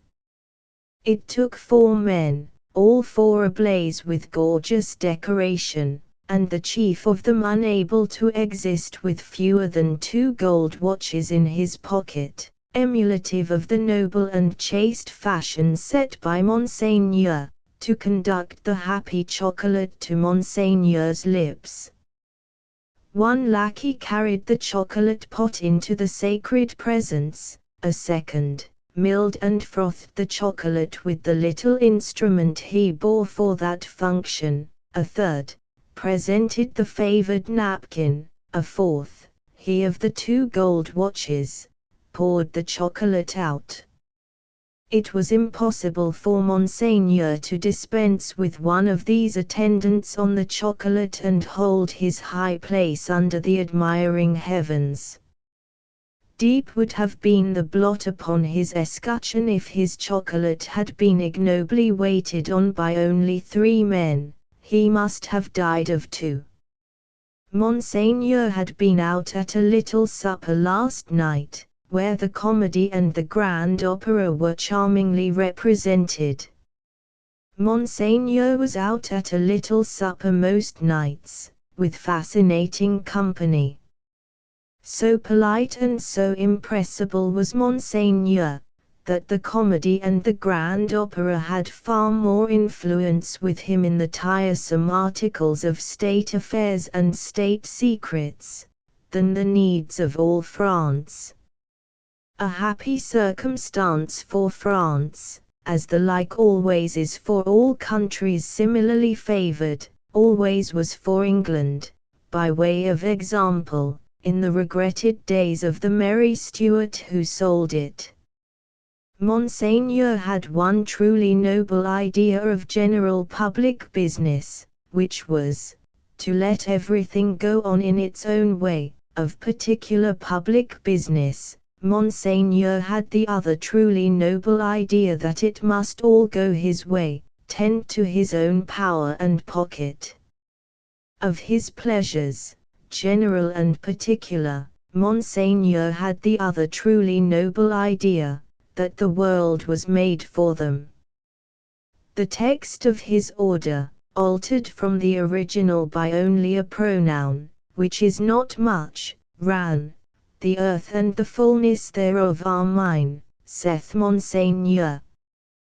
Yet, Monseigneur had slowly found that vulgar embarrassments crept into his affairs, both private and public, and he had, as to both classes of affairs, allied himself perforce with a farmer general. As to finances public, because Monseigneur could not make anything at all of them, and must consequently let them out to somebody who could. As to finances private, because farmer generals were rich, and Monseigneur, after generations of great luxury and expense, was growing poor. Hence Monseigneur had taken his sister from a convent, while there was yet time to ward off the impending veil, the cheapest garment she could wear, and had bestowed her as a prize upon a very rich farmer general, poor in family. Which farmer general, carrying an appropriate cane with a golden apple on the top of it, was now among the company in the outer rooms, much prostrated before by mankind, always excepting superior mankind of the blood of Monseigneur, who, his own wife included, looked down upon him with the loftiest contempt. A sumptuous man was the farmer general. 30 horses stood in his stables, 24 male domestics sat in his halls, 6 body women waited on his wife. As one who pretended to do nothing but plunder and forage where he could, the farmer general, howsoever his matrimonial relations conduced to social morality, was at least the greatest reality among the personages who attended at the hotel of Monseigneur that day.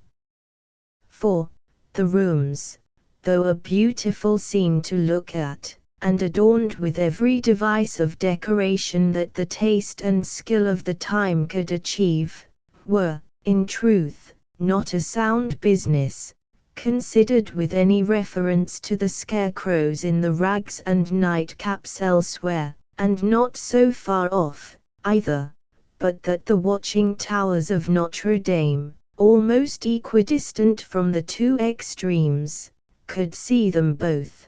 They would have been an exceedingly uncomfortable business, if that could have been anybody's business, at the house of Monseigneur.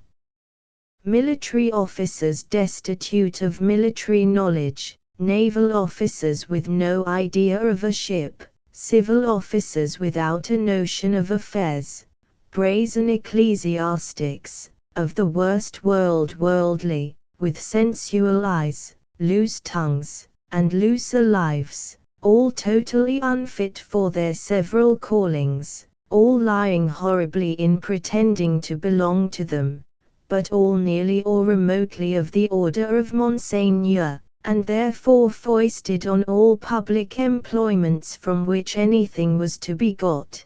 These were to be told off by the score and the score. People not immediately connected with Monseigneur or the state, yet equally unconnected with anything that was real, or with lives passed in traveling by any straight road to any true earthly end, were no less abundant.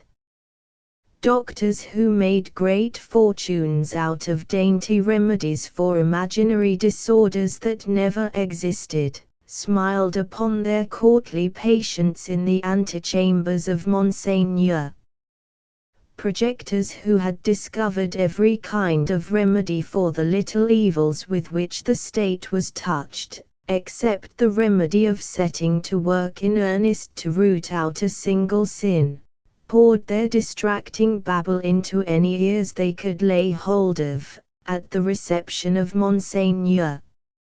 Unbelieving philosophers who were remodeling the world with words, and making card towers of Babel to scale the skies with, talked with unbelieving chemists who had an eye on the transmutation of metals, at this wonderful gathering accumulated by Monseigneur.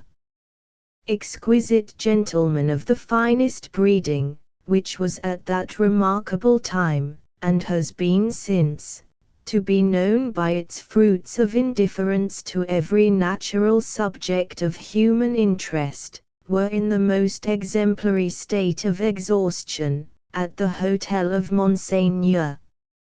Such homes had these various notabilities left behind them in the fine world of Paris, that the spies among the assembled devotees of Monseigneur, forming a goodly half of the polite company, would have found it hard to discover among the angels of that sphere one solitary wife, who, in her manners and appearance, owned to being a mother. Indeed, except for the mere act of bringing a troublesome creature into this world, which does not go far towards the realization of the name of mother, there was no such thing known to the fashion. Peasant women kept the unfashionable babies close, and brought them up, and charming grandmammas of 60 dressed and supped as at 20. The leprosy of unreality disfigured every human creature in attendance upon Monseigneur. In the outermost room were half a dozen exceptional people who had had, for a few years, some vague misgiving in them that things in general were going rather wrong. As a promising way of setting them right, half of the half-dozen had become members of a fantastic sect of convulsionists, and were even then considering within themselves whether they should foam, rage, roar, and turn cataleptic on the spot, thereby setting up a highly intelligible finger-post to the future, for Monseigneur's guidance. Besides these dervishes, were other 3 who had rushed into another sect, which mended matters with a jargon about the center of truth, holding that man had got out of the center of truth, which did not need much demonstration, but had not got out of the circumference, and that he was to be kept from flying out of the circumference, and was even to be shoved back into the center, by fasting and seeing of spirits. Among these, accordingly, much discoursing with spirits went on, and it did a world of good which never became manifest. But, the comfort was, that all the company at the Grand Hotel of Monseigneur were perfectly dressed. If the day of judgment had only been ascertained to be a dress day, everybody there would have been eternally correct. Such frizzling and powdering and sticking up of hair, such delicate complexions artificially preserved and mended, such gallant swords to look at, and such delicate honor to the sense of smell, would surely keep anything going, forever and ever. The exquisite gentlemen of the finest breeding wore little pendant trinkets that chinked as they languidly moved. These golden fetters rang like precious little bells, and what with that ringing, and with the rustle of silk and brocade and fine linen, there was a flutter in the air that fanned Saint Antoine and his devouring hunger far away. Dress was the one unfailing talisman and charm used for keeping all things in their places. Everybody was dressed for a fancy ball that was never to leave off. From the palace of the Tuileries, through Monseigneur and the whole court, through the chambers, the tribunals of justice, and all society, except the scarecrows, the fancy ball descended to the common executioner, who, in pursuance of the charm, was required to officiate frizzled, powdered, in a gold-laced coat, pumps, and white silk stockings. At the gallows and the wheel, the axe was a rarity, Monsieur Paris, as it was the episcopal mode among his brother professors of the provinces, Monsieur Orleans, and the rest, to call him, presided in this dainty dress. And who among the company at Monseigneur's reception in that 1780th year of our Lord, could possibly doubt, that a system rooted in a frizzled hangman, powdered, gold-laced, pumped, and white silk stockinged, would see the very stars out? Monseigneur having eased his 4 men of their burdens and taken his chocolate, caused the doors of the holiest of holiests to be thrown open, and issued forth. Then, what submission, what cringing and fawning, what servility, what abject humiliation! As to bowing down in body and spirit, nothing in that way was left for heaven, which may have been one among other reasons why the worshippers of Monseigneur never troubled it. Bestowing a word of promise here and a smile there, a whisper on one happy slave and a wave of the hand on another, Monseigneur affably passed through his rooms to the remote region of the circumference of truth. There, Monseigneur turned, and came back again, and so in due course of time got himself shut up in his sanctuary by the chocolate sprites, and was seen no more. The show being over, the flutter in the air became quite a little storm, and the precious little bells went ringing downstairs. There was soon but one person left of all the crowd, and he, with his hat under his arm and his snuff-box in his hand, slowly passed among the mirrors on his way out. "I devote you," said this person, stopping at the last door on his way, and turning in the direction of the sanctuary, "to the devil." With that, he shook the snuff from his fingers as if he had shaken the dust from his feet, and quietly walked downstairs. He was a man of about 60, handsomely dressed, haughty in manner, and with a face like a fine mask. A face of a transparent paleness, every feature in it clearly defined, one set expression on it. The nose, beautifully formed otherwise, was very slightly pinched at the top of each nostril. In those 2 compressions, or dints, the only little change that the face ever showed, resided. They persisted in changing color sometimes, and they would be occasionally dilated and contracted by something like a faint pulsation. Then, they gave a look of treachery and cruelty to the whole countenance.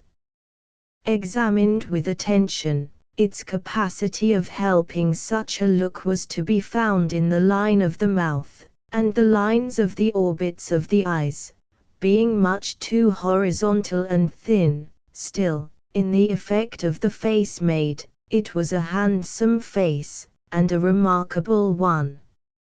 Its owner went downstairs into the courtyard, got into his carriage, and drove away.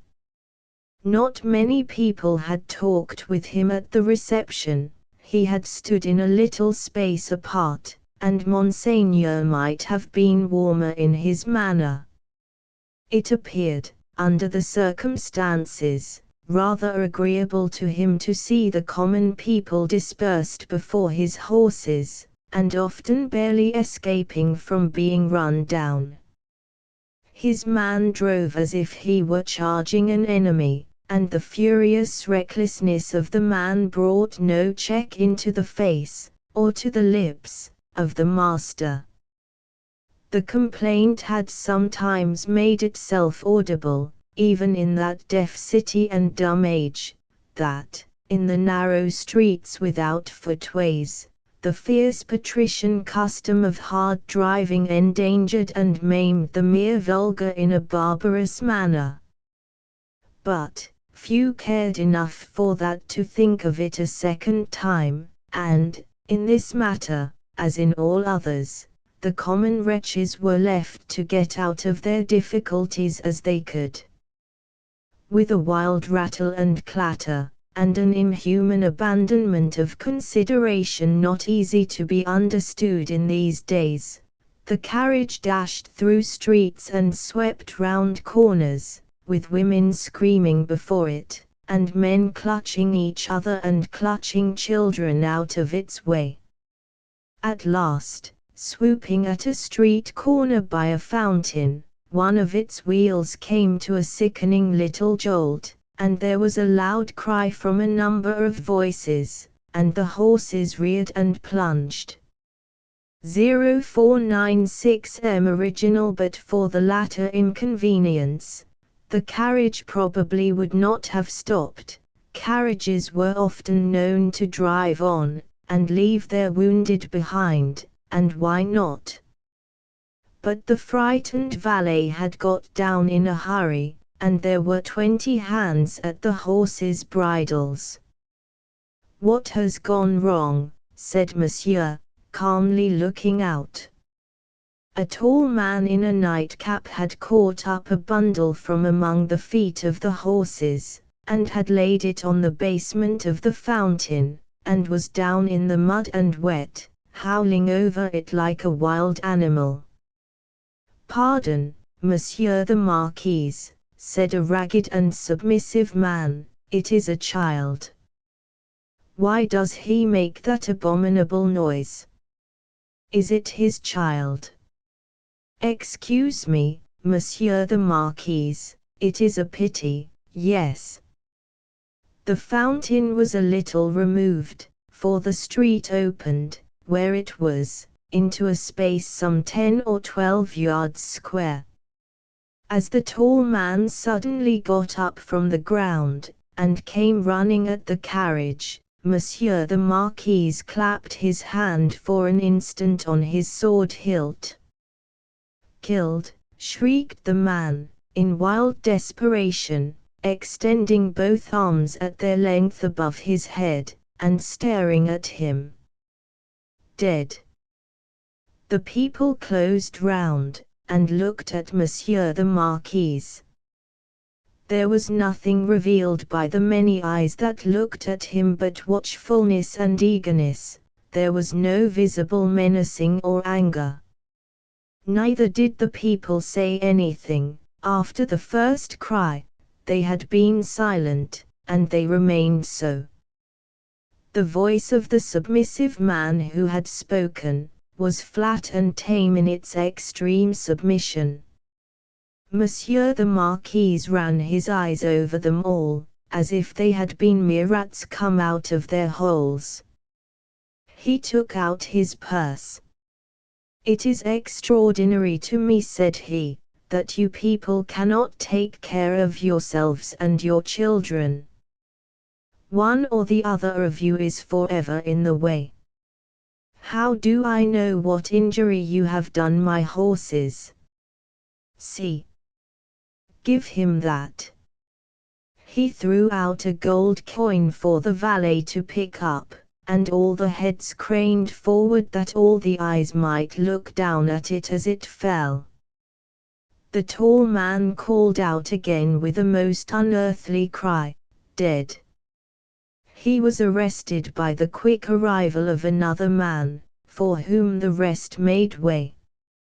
On seeing him, the miserable creature fell upon his shoulder, sobbing and crying, and pointing to the fountain, where some women were stooping over the motionless bundle, and moving gently about it. They were as silent, however, as the men. "I know all," said the last comer. "Be a brave man, my Gaspard. It is better for the poor little plaything to die so, than to live. It has died in a moment without pain. Could it have lived an hour as happily?" "You are a philosopher, you there," said the Marquise, smiling. "How do they call you?" "They call me Defarge." "Of what trade?" "Monsieur the Marquise, vendor of wine."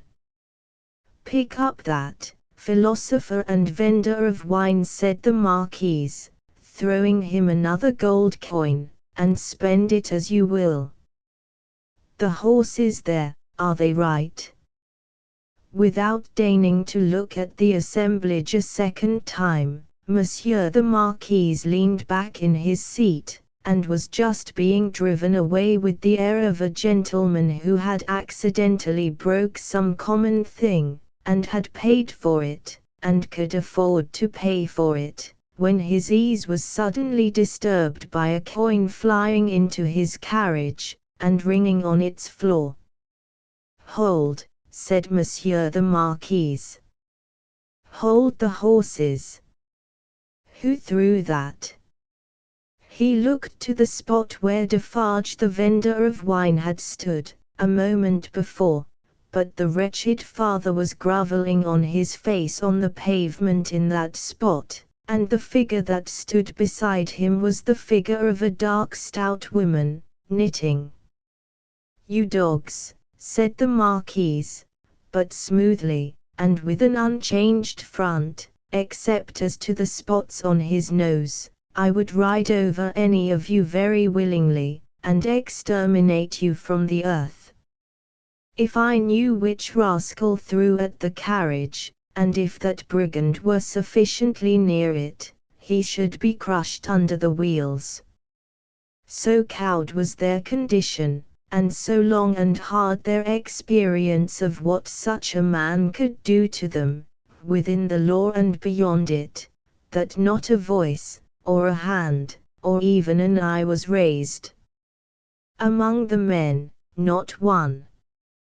But the woman who stood knitting looked up steadily, and looked the Marquise in the face. It was not for his dignity to notice it. His contemptuous eyes passed over her, and over all the other rats, and he leaned back in his seat again, and gave the word "Go on." He was driven on, and other carriages came whirling by in quick succession, the minister, the state projector, the farmer general, the doctor, the lawyer, the ecclesiastic, the grand opera, the comedy, the whole fancy ball in a bright continuous flow, came whirling by.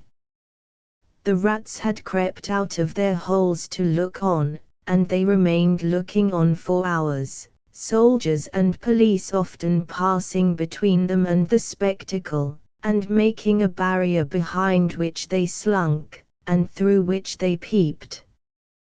The father had long ago taken up his bundle and bidden himself away with it, when the women who had tended the bundle while it lay on the base of the fountain, sat there watching the running of the water and the rolling of the fancy ball, when the one woman who had stood conspicuous, knitting, still knitted on with the steadfastness of fate. The water of the fountain ran, the swift river ran, the day ran into evening, so much life in the city ran into death according to rule. Time and tide waited for no man. The rats were sleeping close together in their dark holes again. The fancy ball was lighted up at supper. All things ran their course. Chapter 8. Monseigneur in the country, a beautiful landscape, with the corn bright in it, but not abundant. Patches of poor rye where corn should have been, patches of poor peas and beans, patches of most coarse vegetable substitutes for wheat. On inanimate nature, as on the men and women who cultivated it, a prevalent tendency towards an appearance of vegetating unwillingly, a dejected disposition to give up, and wither away. Monsieur the Marquis in his travelling carriage, which might have been lighter, conducted by 4 post horses and 2 postilions, fagged up a steep hill. A blush on the countenance of Monsieur the Marquis was no impeachment of his high breeding. It was not from within, it was occasioned by an external circumstance beyond his control, the setting sun. The sunset struck so brilliantly into the travelling carriage when it gained the hilltop, that its occupant was steeped in crimson. "It will die out," said Monsieur the Marquis, glancing at his hands, "directly." In effect, the sun was so low that it dipped at the moment. When the heavy drag had been adjusted to the wheel, and the carriage slid downhill, with a cinderous smell, in a cloud of dust, the red glow departed quickly, the sun and the Marquis going down together. There was no glow left when the drag was taken off. But there remained a broken country, bold and open, a little village at the bottom of the hill, a broad sweep and rise beyond it, a church tower, a windmill, a forest for the chase, and a crag with a fortress on it used as a prison. Round upon all these darkening objects as the night drew on, the Marquis looked, with the air of one who was coming near home. The village had its one poor street, with its poor brewery, poor tannery, poor tavern, poor stable yard for relays of post horses, poor fountain, all usual poor appointments. It had its poor people too. All its people were poor, and many of them were sitting at their doors, shredding spare onions and the like for supper, while many were at the fountain, washing leaves, and grasses, and any such small yieldings of the earth that could be eaten. Expressive signs of what made them poor were not wanting: the tax for the state, the tax for the church, the tax for the lord, tax local and tax general, were to be paid here and to be paid there, according to solemn inscription in the little village, until the wonder was, that there was any village left unsallowed. Few children were to be seen, and no dogs. As to the men and women, their choice on earth was stated in the prospect: life on the lowest terms that could sustain it, down in the little village under the mill, or captivity and death in the dominant prison on the crag. Heralded by a courier in advance, and by the cracking of his postilions' whips, which twined snake-like about their heads in the evening air, as if he came attended by the Furies, Monsieur the Marquis drew up in his travelling carriage at the posting-house gate. It was hard by the fountain, and the peasants suspended their operations to look at him. He looked at them, and saw in them, without knowing it, the slow sure filing down of misery-worn face and figure, that was to make the meagerness of Frenchmen an English superstition which should survive the truth through the best part of 100 years. Monsieur the Marquis cast his eyes over the submissive faces that drooped before him, as the like of himself had drooped before Monseigneur of the court, only the difference was, that these faces drooped merely to suffer and not to propitiate. When a grizzled mender of the roads joined the group. "Bring me hither that fellow," said the Marquis to the courier. The fellow was brought, cap in hand, and the other fellows closed round to look and listen, in the manner of the people at the Paris fountain. "I passed you on the road, Monseigneur, it is true.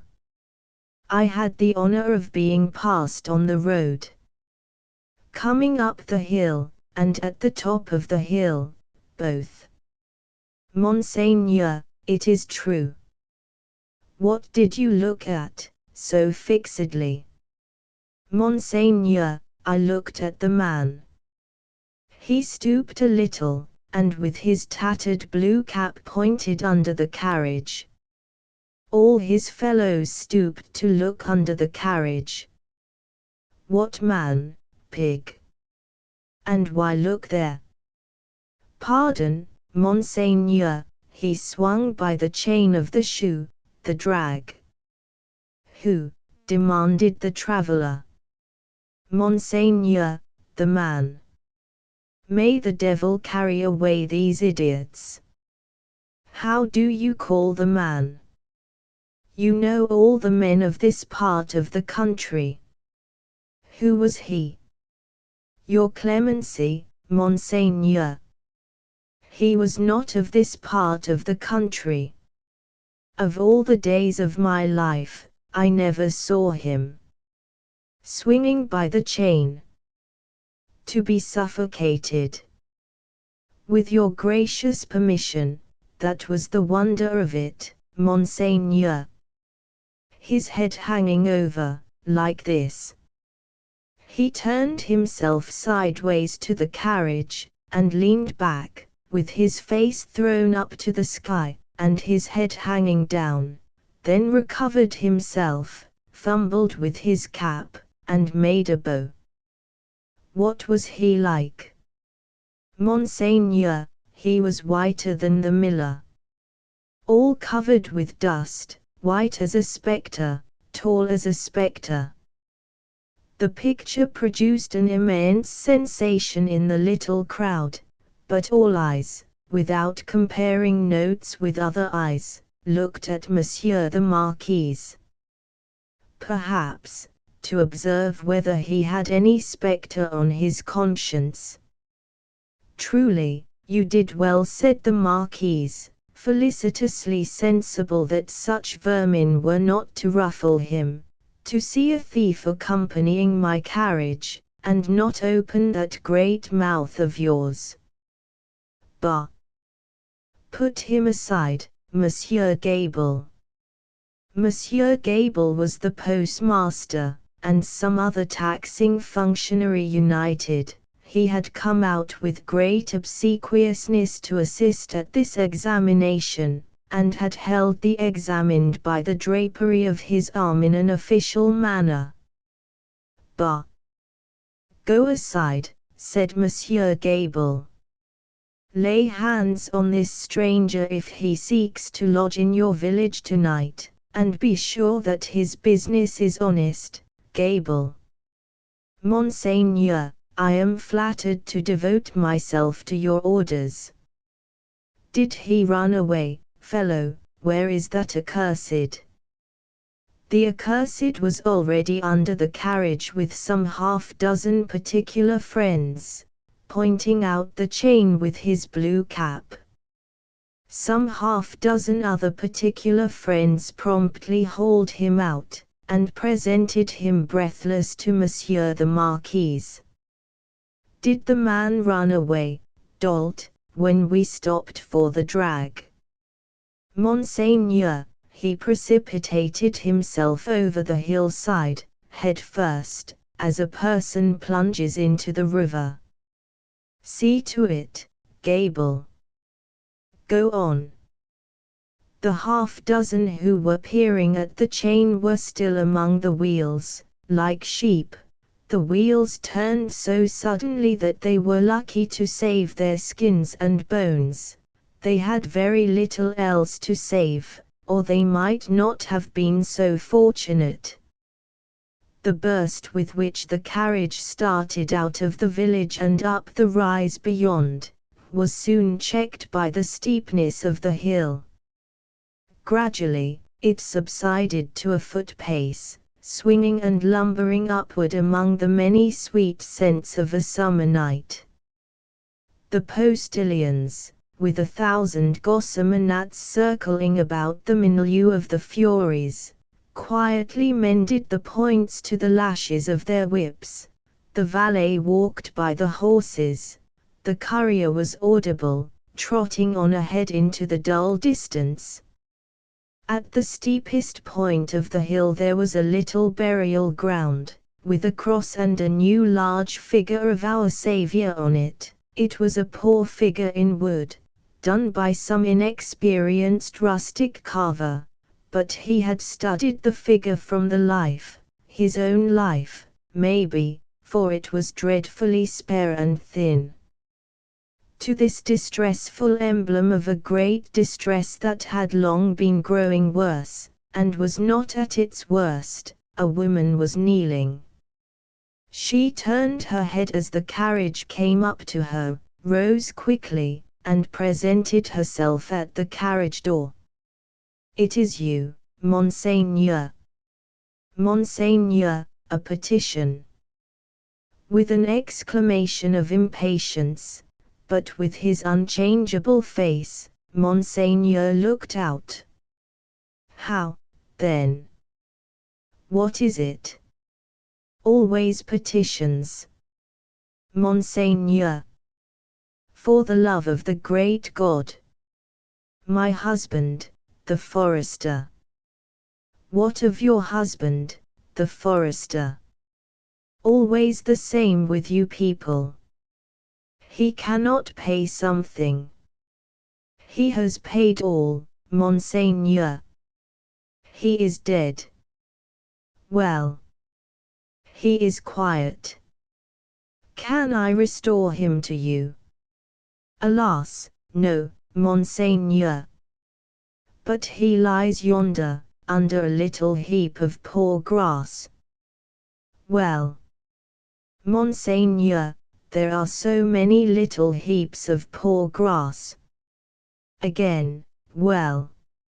She looked an old woman, but was young. Her manner was one of passionate grief.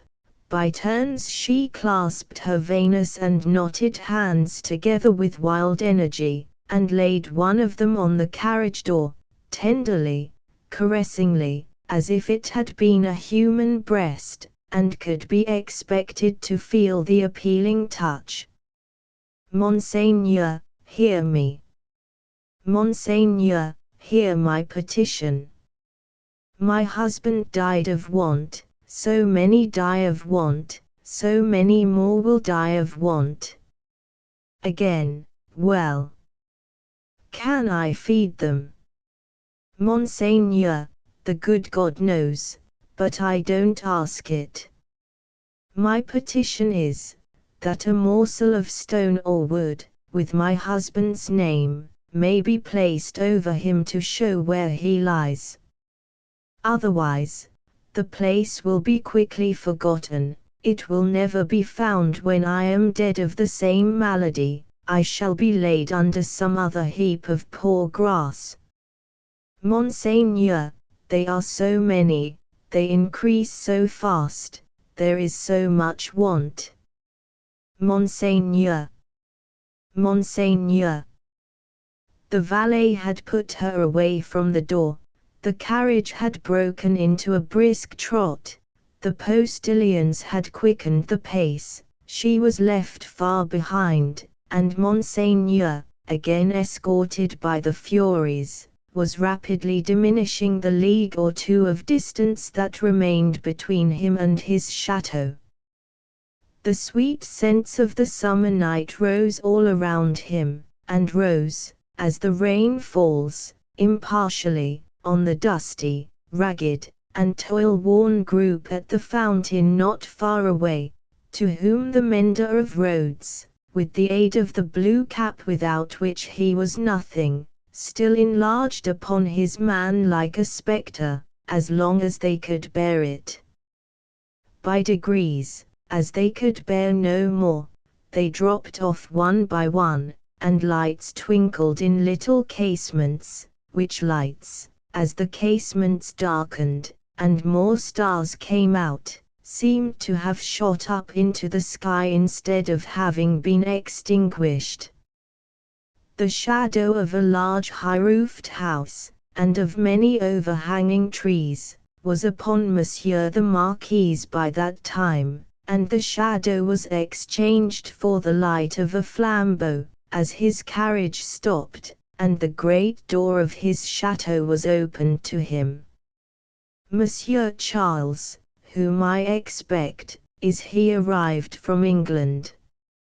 Monseigneur, not yet. Chapter 9. The Gorgon's Head. It was a heavy mass of building, that chateau of Monsieur the Marquis, with a large stone courtyard before it, and 2 stone sweeps of staircase meeting in a stone terrace before the principal door. A stony business altogether, with heavy stone balustrades, and stone urns, and stone flowers, and stone faces of men, and stone heads of lions, in all directions. As if the Gorgon's Head had surveyed it, when it was finished, 2 centuries ago. Up the broad flight of shallow steps, Monsieur the Marquis, flambeau preceded, went from his carriage, sufficiently disturbing the darkness to elicit loud remonstrance from an owl in the roof of the great pile of stable building away among the trees. All else was so quiet, that the flambeau carried up the steps, and the other flambeau held at the great door, burnt as if they were in a close room of state, instead of being in the open night air.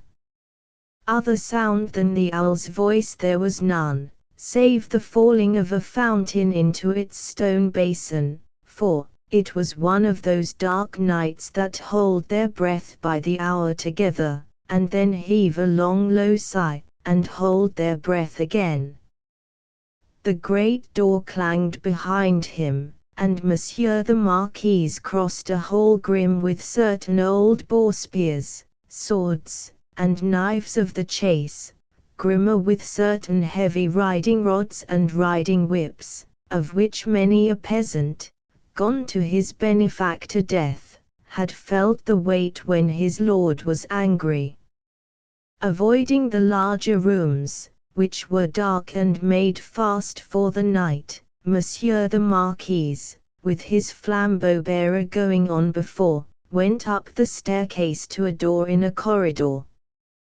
This thrown open, admitted him to his own private apartment of 3 rooms, his bedchamber and 2 others.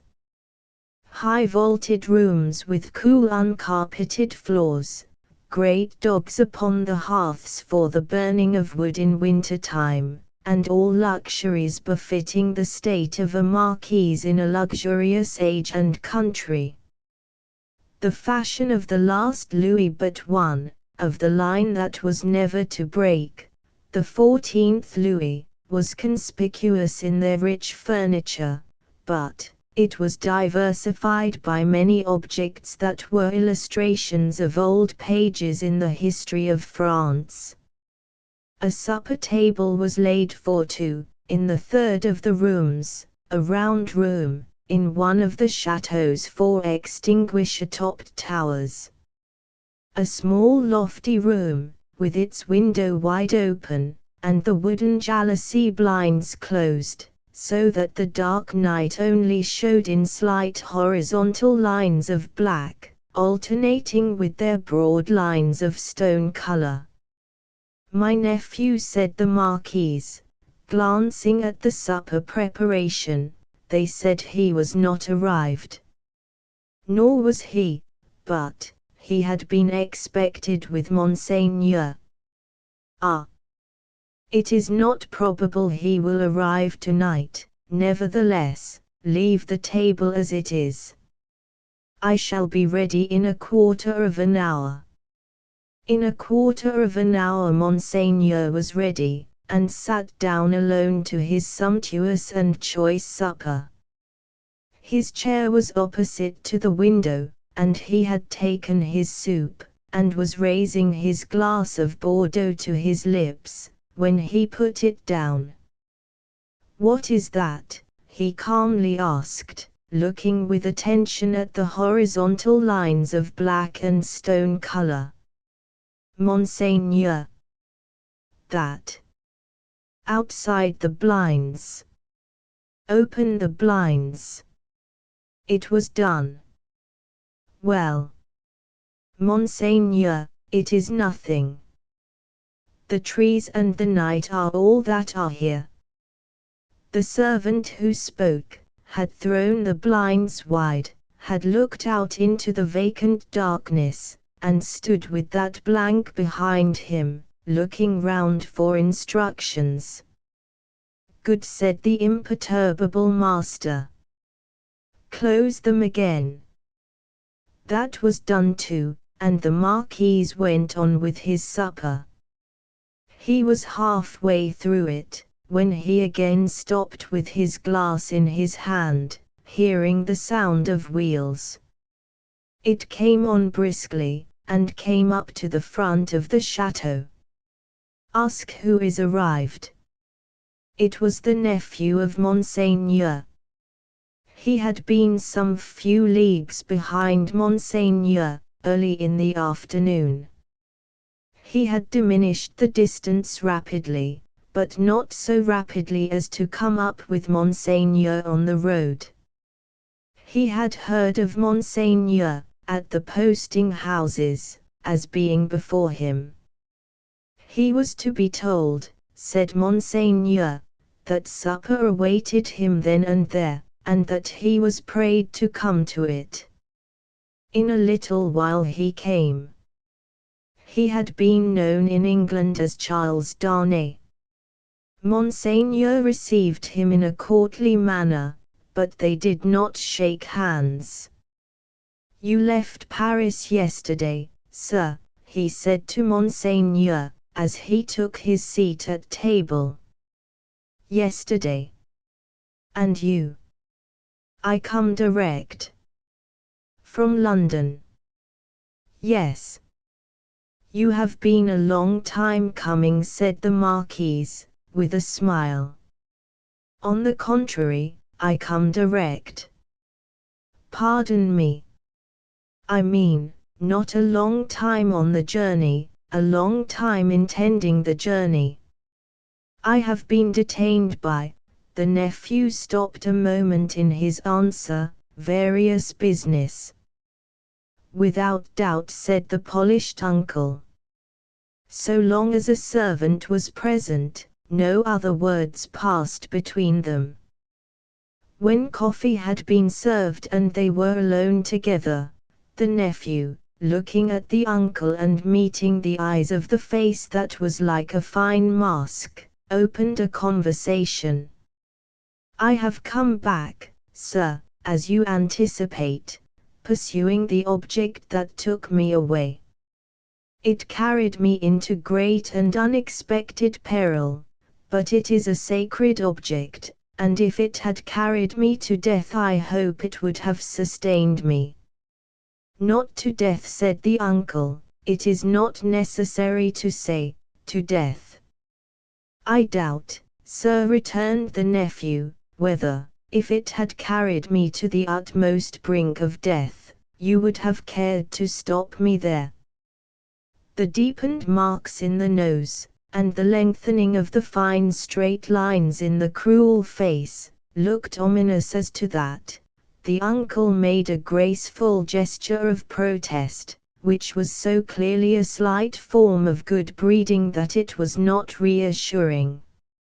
"Indeed, sir," pursued the nephew, "for anything I know, you may have expressly worked to give a more suspicious appearance to the suspicious circumstances that surrounded me." "No, no, no," said the uncle, pleasantly. "But, however that may be," resumed the nephew, glancing at him with deep distrust, "I know that your diplomacy would stop me by any means, and would know no scruple as to means." "My friend, I told you so," said the uncle, with a fine pulsation in the 2 marks. "Do me the favor to recall that I told you so, long ago." "I recall it." "Thank you," said the Marquise, very sweetly indeed. His tone lingered in the air, almost like the tone of a musical instrument. "In effect, sir," pursued the nephew, "I believe it to be at once your bad fortune, and my good fortune, that has kept me out of a prison in France here." "I do not quite understand," returned the uncle, sipping his coffee. "Dare I ask you to explain?" "I believe that if you were not in disgrace with the court, and had not been overshadowed by that cloud for years past, a letter de cachet would have sent me to some fortress indefinitely." "It is possible," said the uncle, with great calmness. "For the honor of the family, I could even resolve to incommode you to that extent." "Pray excuse me. I perceive that, happily for me, the reception of the day before yesterday was, as usual, a cold one," observed the nephew. "I would not say happily, my friend," returned the uncle, with refined politeness, "I would not be sure of that. A good opportunity for consideration, surrounded by the advantages of solitude, might influence your destiny to far greater advantage than you influence it for yourself. But it is useless to discuss the question. I am, as you say, at a disadvantage. These little instruments of correction, these gentle aids to the power and honor of families, these slight favors that might so incommode you, are only to be obtained now by interest and importunity. They are sought by so many, and they are granted, comparatively, to so few. It used not to be so, but France in all such things is changed for the worse. Our not remote ancestors held the right of life and death over the surrounding vulgar. From this room, many such dogs have been taken out to be hanged. In the next room, my bedroom, one fellow, to our knowledge, was poniarded on the spot for professing some insolent delicacy respecting his daughter. We have lost many privileges, a new philosophy has become the mode, and the assertion of our station, in these days, might, I do not go so far as to say would, but might, cause us real inconvenience. All very bad, very bad." The Marquis took a gentle little pinch of snuff, and shook his head, as elegantly despondent as he could becomingly be of a country still containing himself, that great means of regeneration. "We have so asserted our station, both in the old time and in the modern time also," said the nephew, gloomily, "that I believe our name to be more detested than any name in France." "Let us hope so," said the uncle. Detestation of the high is the involuntary homage of the low. There is not, pursued the nephew, in his former tone, a face I can look at, in all this country round about us, which looks at me with any deference on it but the dark deference of fear and slavery. A compliment, said the Marquise, to the grandeur of the family, merited by the manner in which the family has sustained its grandeur. Ha! And he took another gentle little pinch of snuff, and lightly crossed his legs. But, when his nephew, leaning an elbow on the table, covered his eyes thoughtfully and dejectedly with his hand, the fine mask looked at him sideways with a stronger concentration of keenness, closeness, and dislike, than was comportable with its wearer's assumption of indifference. Repression is the only lasting philosophy. The dark deference of fear and slavery, my friend, observed the Marquise, will keep the dogs obedient to the whip, as long as this roof looking up to it, shuts out the sky. That might not be so long as the Marquise supposed. If a picture of the chateau as it was to be a very few years hence, and of 50 like it as they too were to be a very few years hence, could have been shown to him that night, he might have been at a loss to claim his own from the ghastly, fire-charred, plunder-wrecked rains. As for the roof he vaunted, he might have found that shutting out the sky in a new way, to wit, forever, from the eyes of the bodies into which its lead was fired, out of the barrels of 100,000 muskets. Meanwhile, said the Marquise, I will preserve the honor and repose of the family, if you will not. But you must be fatigued. Shall we terminate our conference for the night?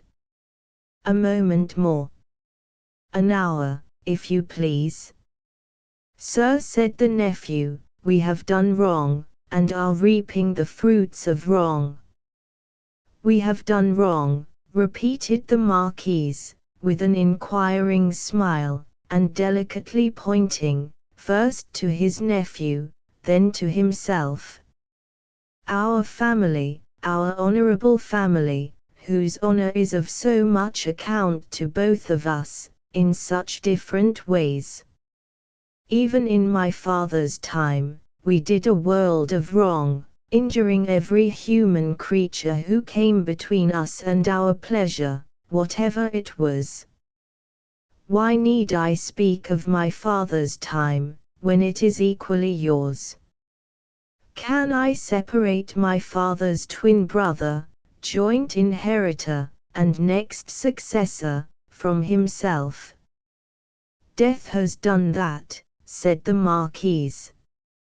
And has left me, answered the nephew, bound to a system that is frightful to me, responsible for it, but powerless in it, seeking to execute the last request of my dear mother's lips, and obey the last look of my dear mother's eyes, which implored me to have mercy and to redress, and tortured by seeking assistance and power in vain. Seeking them from me, my nephew, said the Marquise, touching him on the breast with his forefinger, they were now standing by the hearth, you will forever seek them in vain, be assured. Every fine straight line in the clear whiteness of his face, was cruelly, craftily, and closely compressed, while he stood looking quietly at his nephew, with his snuff-box in his hand. Once again he touched him on the breast, as though his finger were the fine point of a small sword, with which, in delicate finesse, he ran him through the body, and said, my friend, I will die, perpetuating the system under which I have lived. When he had said it, he took a culminating pinch of snuff, and put his box in his pocket. Better to be a rational creature, he added then, after ringing a small bell on the table, and accept your natural destiny. But you are lost, Monsieur Charles, I see. This property and France are lost to me, said the nephew, sadly. I renounce them. Are they both yours to renounce? France may be, but is the property? It is scarcely worth mentioning, but, is it yet? I had no intention, in the words I used, to claim it yet. If it passed to me from you, tomorrow, which I have the vanity to hope is not probable, or 20 years hence, you do me too much honor, said the Marquise. Still, I prefer that supposition.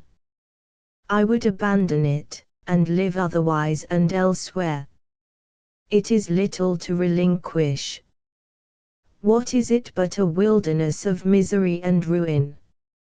Ha, said the Marquise, glancing round the luxurious room. To the eye it is fair enough, here, but seen in its integrity, under the sky, and by the daylight, it is a crumbling tower of waste, mismanagement, extortion, debt, mortgage, oppression, hunger, nakedness, and suffering. Ha, said the Marquise again, in a well-satisfied manner. If it ever becomes mine, it shall be put into some hands better qualified to free it slowly, if such a thing is possible, from the weight that drags it down, so that the miserable people who cannot leave it and who have been long wrung to the last point of endurance, may, in another generation, suffer less, but it is not for me. There is a curse on it, and on all this land. And you, said the uncle. Forgive my curiosity, do you, under your new philosophy, graciously intend to live? I must do, to live, what others of my countrymen, even with nobility at their backs, may have to do some day, work. In England, for example. Yes. The family honor, sir, is safe from me in this country. The family name can suffer from me in no other, for I bear it in no other. The ringing of the bell had caused the adjoining bedchamber to be lighted. It now shone brightly, through the door of communication. The Marquise looked that way, and listened for the retreating step of his valet. England is very attractive to you, seeing how indifferently you have prospered there, he observed then, turning his calm face to his nephew with a smile. I have already said, that for my prospering there, I am sensible I may be indebted to you, sir. For the rest, it is my refuge.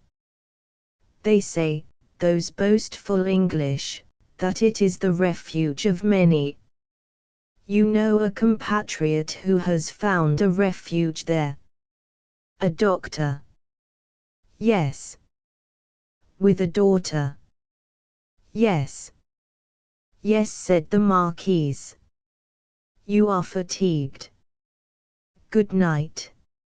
As he bent his head in his most courtly manner, there was a secrecy in his smiling face, and he conveyed an air of mystery to those words, which struck the eyes and ears of his nephew forcibly. At the same time, the thin straight lines of the setting of the eyes, and the thin straight lips, and the markings in the nose, curved with a sarcasm that looked handsomely diabolic. Yes, repeated the Marquise. A doctor with a daughter. Yes. So commences the new philosophy. You are fatigued. Good night. It would have been of as much avail to interrogate any stone face outside the chateau as to interrogate that face of his. The nephew looked at him, in vain, in passing on to the door. Good night, said the uncle. I look to the pleasure of seeing you again in the morning. Good repose. Light monsieur my nephew to his chamber there, and burn monsieur my nephew in his bed, if you will, he added to himself, before he rang his little bell again, and summoned his valet to his own bedroom. The valet come and gone, Monsieur the Marquis walked to and fro in his loose chamber robe, to prepare himself gently for sleep, that hot still night.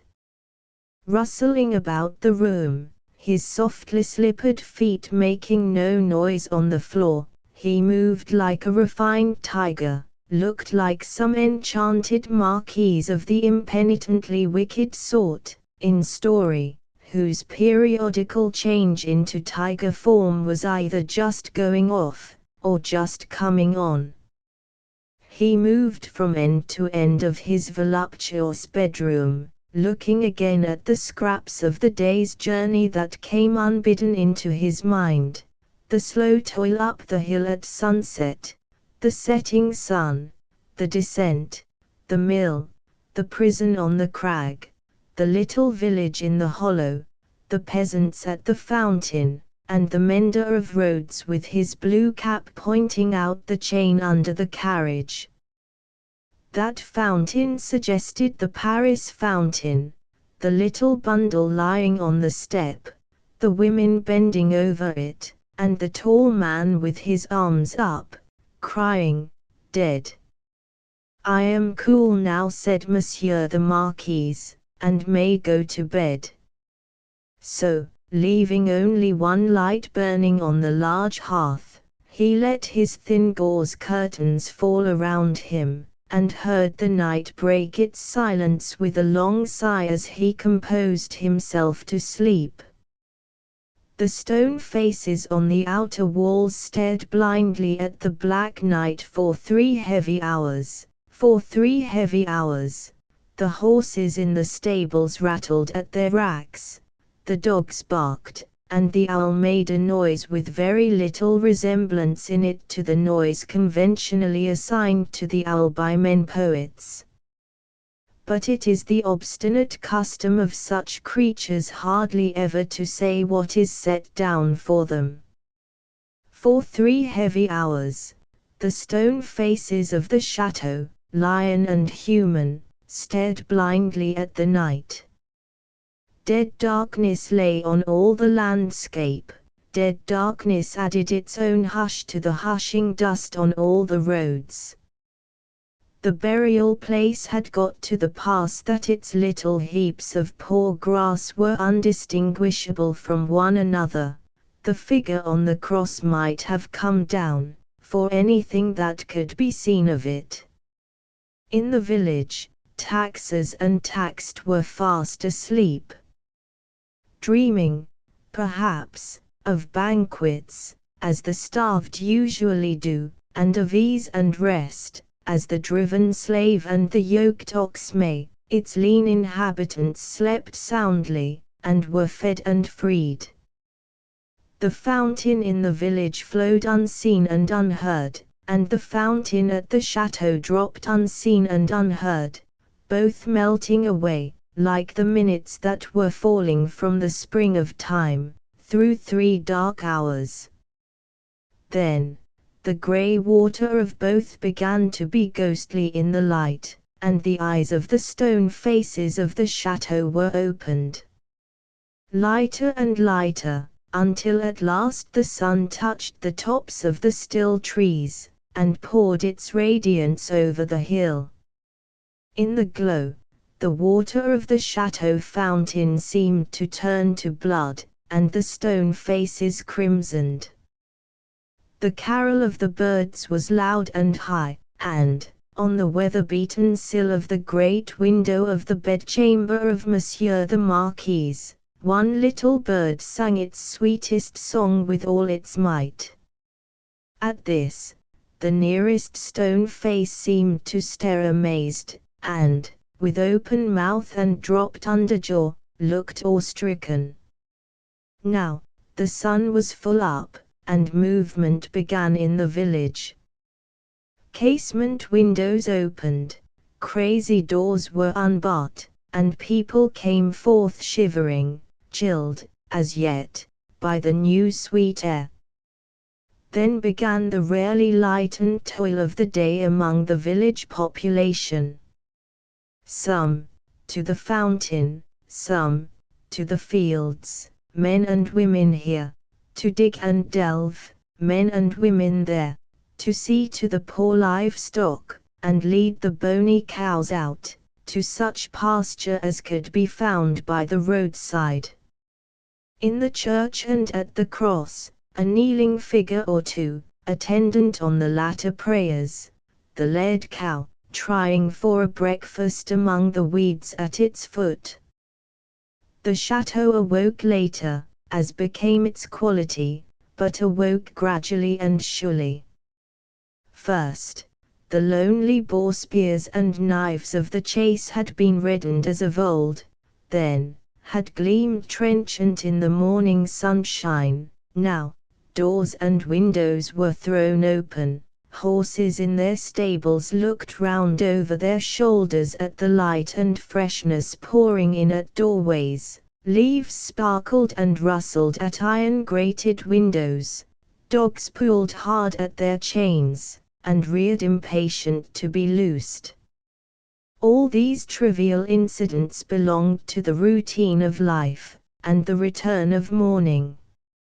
Surely, not so the ringing of the great bell of the chateau, nor the running up and down the stairs, nor the hurried figures on the terrace, nor the booting and tramping here and there and everywhere, nor the quick saddling of horses and riding away. What winds conveyed this hurry to the grizzled mender of roads, already at work on the hilltop beyond the village, with his day's dinner, not much to carry, lying in a bundle that it was worth no crow's while to peck at, on a heap of stones? Had the birds, carrying some grains of it to a distance, dropped one over him as they sow chance seeds? Whether or no, the mender of roads ran, on the sultry morning, as if for his life, down the hill, knee-high in dust, and never stopped till he got to the fountain. All the people of the village were at the fountain, standing about in their depressed manner, and whispering low, but showing no other emotions than grim curiosity and surprise. The led cows, hastily brought in and tethered to anything that would hold them, were looking stupidly on, or lying down chewing the cud of nothing, particularly repaying their trouble, which they had picked up in their interrupted saunter. Some of the people of the chateau, and some of those of the posting house, and all the taxing authorities, were armed more or less, and were crowded on the other side of the little street in a purposeless way, that was highly fraught with nothing. Already, the mender of roads had penetrated into the midst of a group of 50 particular friends, and was smiting himself in the breast with his blue cap. What did all this portend? And what portended the swift hoisting up of Monsieur Gable behind a servant on horseback, and the conveying away of the said Gable, double laden though the horse was, at a gallop, like a new version of the German ballad of Leonora? It portended that there was one stone face too many, up at the chateau. The Gorgon had surveyed the building again in the night, and had added the one stone face wanting, the stone face for which it had waited through about 200 years. It lay back on the pillow of Monsieur the Marquis. It was like a fine mask, suddenly startled, made angry, and petrified. Driven home into the heart of the stone figure attached to it, was a knife. Round its hilt was a frill of paper, on which was scrawled, "Drive him fast to his tomb." This, from Jacques. Chapter X. 2 promises more months, to the number of 12, had come and gone, and Mr. Charles Darnay was established in England as a higher teacher of the French language who was conversant with French literature. In this age, he would have been a professor; in that age, he was a tutor. He read with young men who could find any leisure and interest for the study of a living tongue spoken all over the world, and he cultivated a taste for its stores of knowledge and fancy. He could write of them, besides, in sound English, and render them into sound English. Such masters were not at that time easily found. Princes that had been, and kings that were to be, were not yet of the teacher class, and no ruined nobility had dropped out of Tellson's ledgers, to turn cooks and carpenters. As a tutor, whose attainments made the student's way unusually pleasant and profitable, and as an elegant translator who brought something to his work besides mere dictionary knowledge, young Mr. Darnay soon became known and encouraged. He was well acquainted, moreover, with the circumstances of his country, and those were of ever-growing interest. So, with great perseverance and untiring industry, he prospered. In London, he had expected neither to walk on pavements of gold, nor to lie on beds of roses. If he had had any such exalted expectation, he would not have prospered. He had expected labor, and he found it, and did it and made the best of it. In this, his prosperity consisted. A certain portion of his time was passed at Cambridge, where he read with undergraduates as a sort of tolerated smuggler who drove a contraband trade in European languages, instead of conveying Greek and Latin through the custom house. The rest of his time he passed in London. Now, from the days when it was always summer in Eden, to these days when it is mostly winter in fallen latitudes, the world of a man has invariably gone one way, Charles Darnay's way, the way of the love of a woman. He had loved Lucy Maynett from the hour of his danger. He had never heard a sound so sweet and dear as the sound of her compassionate voice. He had never seen a face so tenderly beautiful as hers when it was confronted with his own on the edge of the grave that had been dug for him. But he had not yet spoken to her on the subject.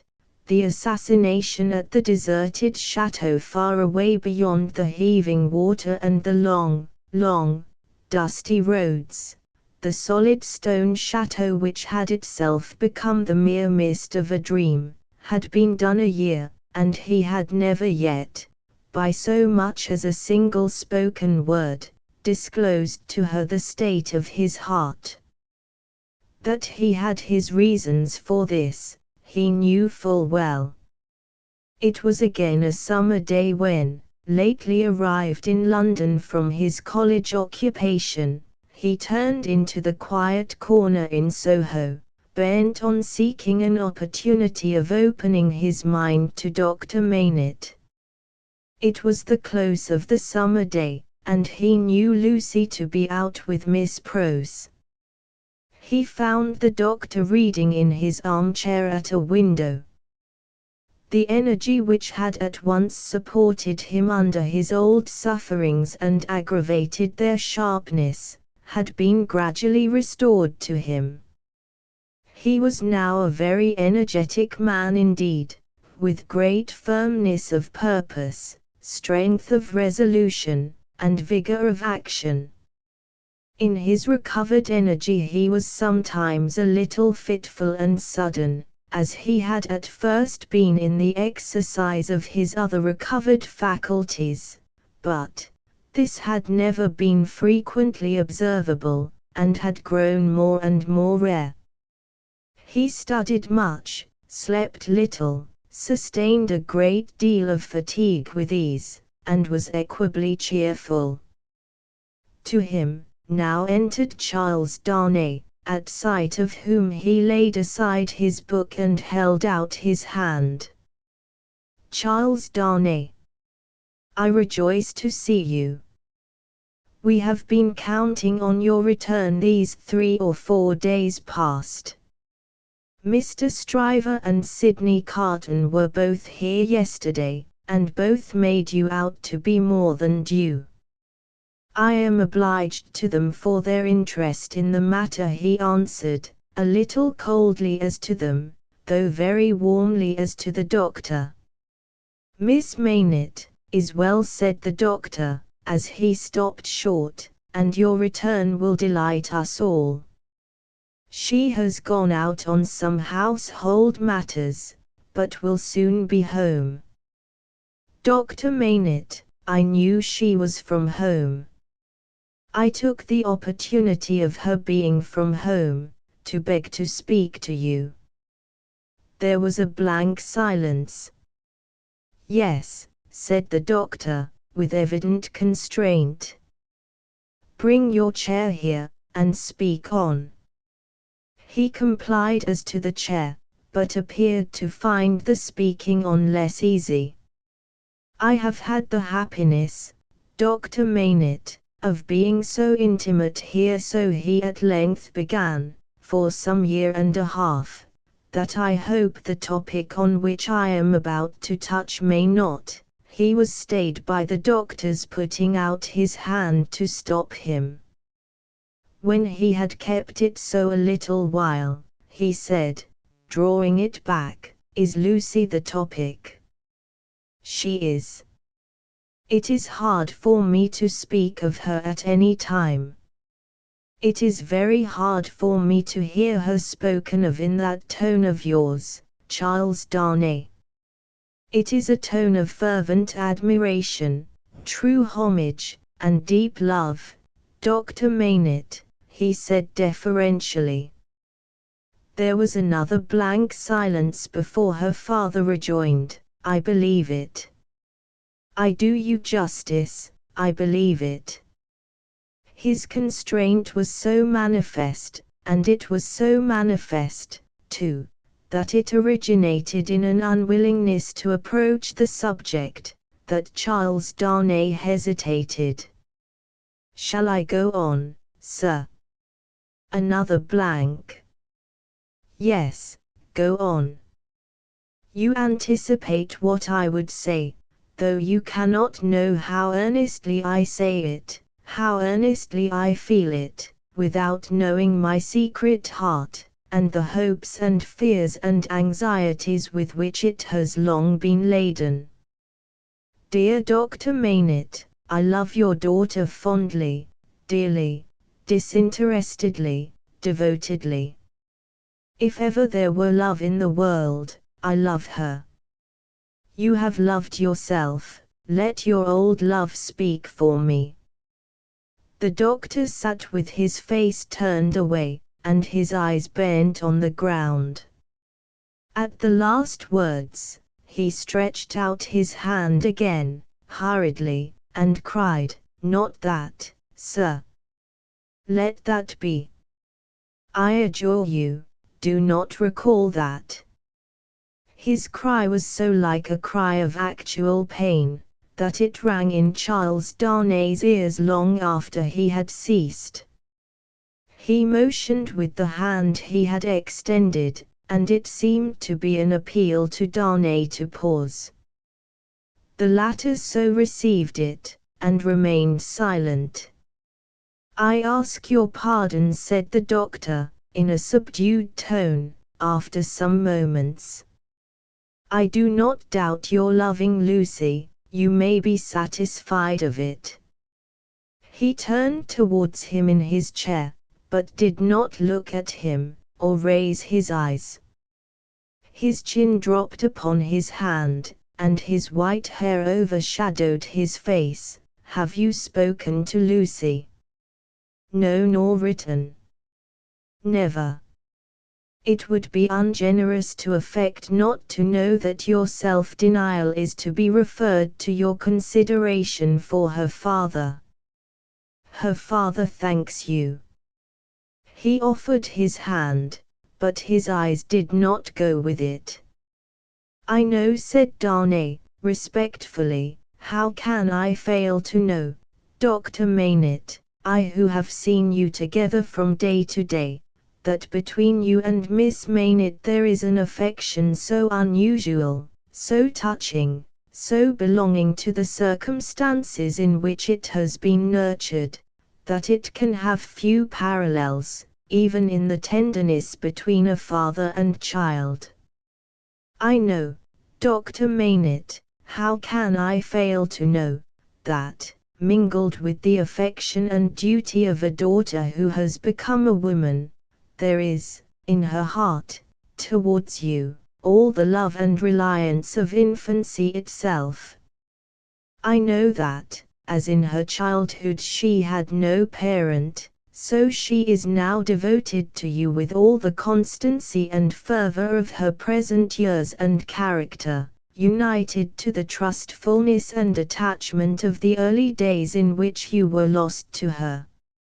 I know perfectly well that if you had been restored to her from the world beyond this life, you could hardly be invested, in her sight, with a more sacred character than that in which you are always with her. I know that when she is clinging to you, the hands of baby, girl, and woman, all in one, are round your neck. I know that in loving you she sees and loves her mother at her own age, sees and loves you at my age, loves her mother broken-hearted, loves you through your dreadful trial and in your blessed restoration. I have known this, night and day, since I have known you in your home." Her father sat silent, with his face bent down. His breathing was a little quickened, but he repressed all other signs of agitation. "Dear Dr. Maynett, always knowing this, always seeing her and you with this hallowed light about you, I have forborne, and forborne, as long as it was in the nature of man to do it. I have felt, and do even now feel, that to bring my love, even mine, between you, is to touch your history with something not quite so good as itself. But I love her. Heaven is my witness that I love her." "I believe it," answered her father, mournfully. "I have thought so before now. I believe it."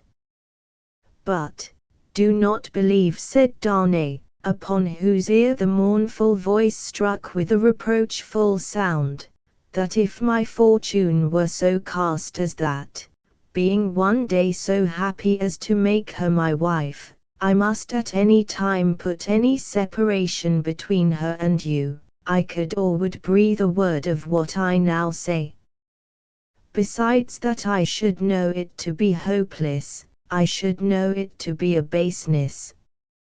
If I had any such possibility, even at a remote distance of years, harbored in my thoughts, and hidden in my heart, if it ever had been there, if it ever could be there, I could not now touch this honored hand." He laid his own upon it as he spoke. "No, dear Dr. Maynett. Like you, a voluntary exile from France, like you, driven from it by its distractions, oppressions, and miseries, like you, striving to live away from it by my own exertions, and trusting in a happier future. I look only to sharing your fortunes, sharing your life and home, and being faithful to you to the death. Not to divide with Lucy her privilege as your child, companion, and friend, but to come in aid of it, and bind her closer to you, if such a thing can be. His touch still lingered on her father's hand. Answering the touch for a moment, but not coldly, her father rested his hands upon the arms of his chair, and looked up for the first time since the beginning of the conference. A struggle was evidently in his face, a struggle with that occasional look which had a tendency in it to dark doubt and dread. "You speak so feelingly and so manfully, Charles Darnay, that I thank you with all my heart, and will open all my heart, or nearly so. Have you any reason to believe that Lucy loves you?" "None. As yet, none." "Is it the immediate object of this confidence, that you may at once ascertain that, with my knowledge?" "Not even so. I might not have the hopefulness to do it for weeks. I might, mistaken or not mistaken, have that hopefulness tomorrow." "Do you seek any guidance from me?" "I ask none, sir. But I have thought it possible that you might have it in your power, if you should deem it right, to give me some." "Do you seek any promise from me?" "I do seek that." "What is it?" "I well understand that, without you, I could have no hope. I well understand that, even if Miss Maynett held me at this moment in her innocent heart, do not think I have the presumption to assume so much, I could retain no place in it against her love for her father. If that be so, do you see what, on the other hand, is involved in it? I understand equally well, that a word from her father in any suitor's favor, would outweigh herself and all the world. For which reason, Dr. Maynett said Darnay, modestly but firmly, I would not ask that word, to save my life. I am sure of it. Charles Darnay, mysteries arise out of close love, as well as out of wide division. In the former case, they are subtle and delicate, and difficult to penetrate. My daughter Lucy is, in this one respect, such a mystery to me, I can make no guess at the state of her heart. May I ask, sir, if you think she is, as he hesitated, her father supplied the rest, is sought by any other suitor? It is what I meant to say. Her father considered a little before he answered, You have seen Mr. Carton here, yourself. Mr. Stryver is here too, occasionally. If it be at all, it can only be by one of these. Or both, said Darnay. I had not thought of both, I should not think either, likely. You want a promise from me. Tell me what it is. It is, that if Miss Maynett should bring to you at any time, on her own part, such a confidence as I have ventured to lay before you, you will bear testimony to what I have said, and to your belief in it. I hope you may be able to think so well of me, as to urge no influence against me. I say nothing more of my stake in this is what I ask. The condition on which I ask it, and which you have an undoubted right to require, I will observe immediately. I give the promise, said the doctor, without any condition. I believe your object to be, purely and truthfully, as you have stated it. I believe your intention is to perpetuate, and not to weaken, the ties between me and my other and far dearer self. If she should ever tell me that you are essential to her perfect happiness, I will give her to you.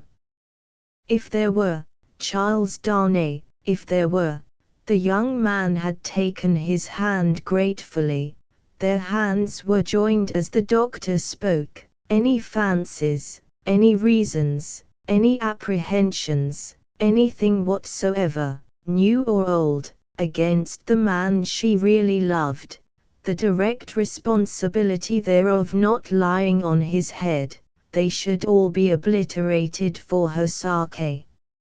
She is everything to me, more to me than suffering, more to me than wrong, more to me, well. This is idle talk. So strange was the way in which he faded into silence, and so strange his fixed look when he had ceased to speak, that Darnay felt his own hand turn cold in the hand that slowly released and dropped it. You said something to me, said Dr. Maynett, breaking into a smile. What was it you said to me? He was at a loss how to answer, until he remembered having spoken of a condition. Relieved as his mind reverted to that, he answered, your confidence in me ought to be returned with full confidence on my part. My present name, though but slightly changed from my mother's, is not, as you will remember, my own. I wish to tell you what that is, and why I am in England. Stop, said the doctor of Beauvais. I wish it, that I may the better deserve your confidence, and have no secret from you. Stop. For an instant, the doctor even had his two hands at his ears, for another instant, even had his two hands laid on Darnay's lips. Tell me when I ask you, not now. If your suit should prosper, if Lucy should love you, you shall tell me on your marriage morning. Do you promise? Willingly. Give me your hand. She will be home directly, and it is better she should not see us together tonight. Go. God bless you. It was dark when Charles Darnay left him, and it was an hour later and darker when Lucy came home. She hurried into the room alone, for Miss Prose had gone straight upstairs, and was surprised to find his reading chair empty. My father, she called to him. Father dear. Nothing was said in answer, but she heard a low hammering sound in his bedroom. Passing lightly across the intermediate room, she looked in at his door and came running back frightened, crying to herself, with her blood all chilled, what shall I do? What shall I do? Her uncertainty lasted but a moment. She hurried back, and tapped at his door, and softly called to him. The noise ceased at the sound of her voice, and he presently came out to her, and they walked up and down together for a long time. She came down from her bed, to look at him in his sleep that night. He slept heavily, and his tray of shoemaking tools, and his old unfinished work, were all as usual. Chapter 11. A companion picture, Sidney, said Mr. Stryver, on that self-same night, or morning, to his jackal, mix another bowl of punch, I have something to say to you.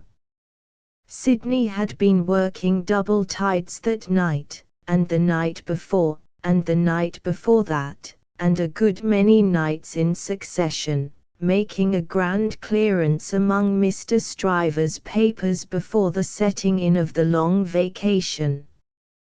The clearance was effected at last, the Stryver arrears were handsomely fetched up, everything was got rid of until November should come with its fogs atmospheric, and fogs legal, and bring grist to the mill again.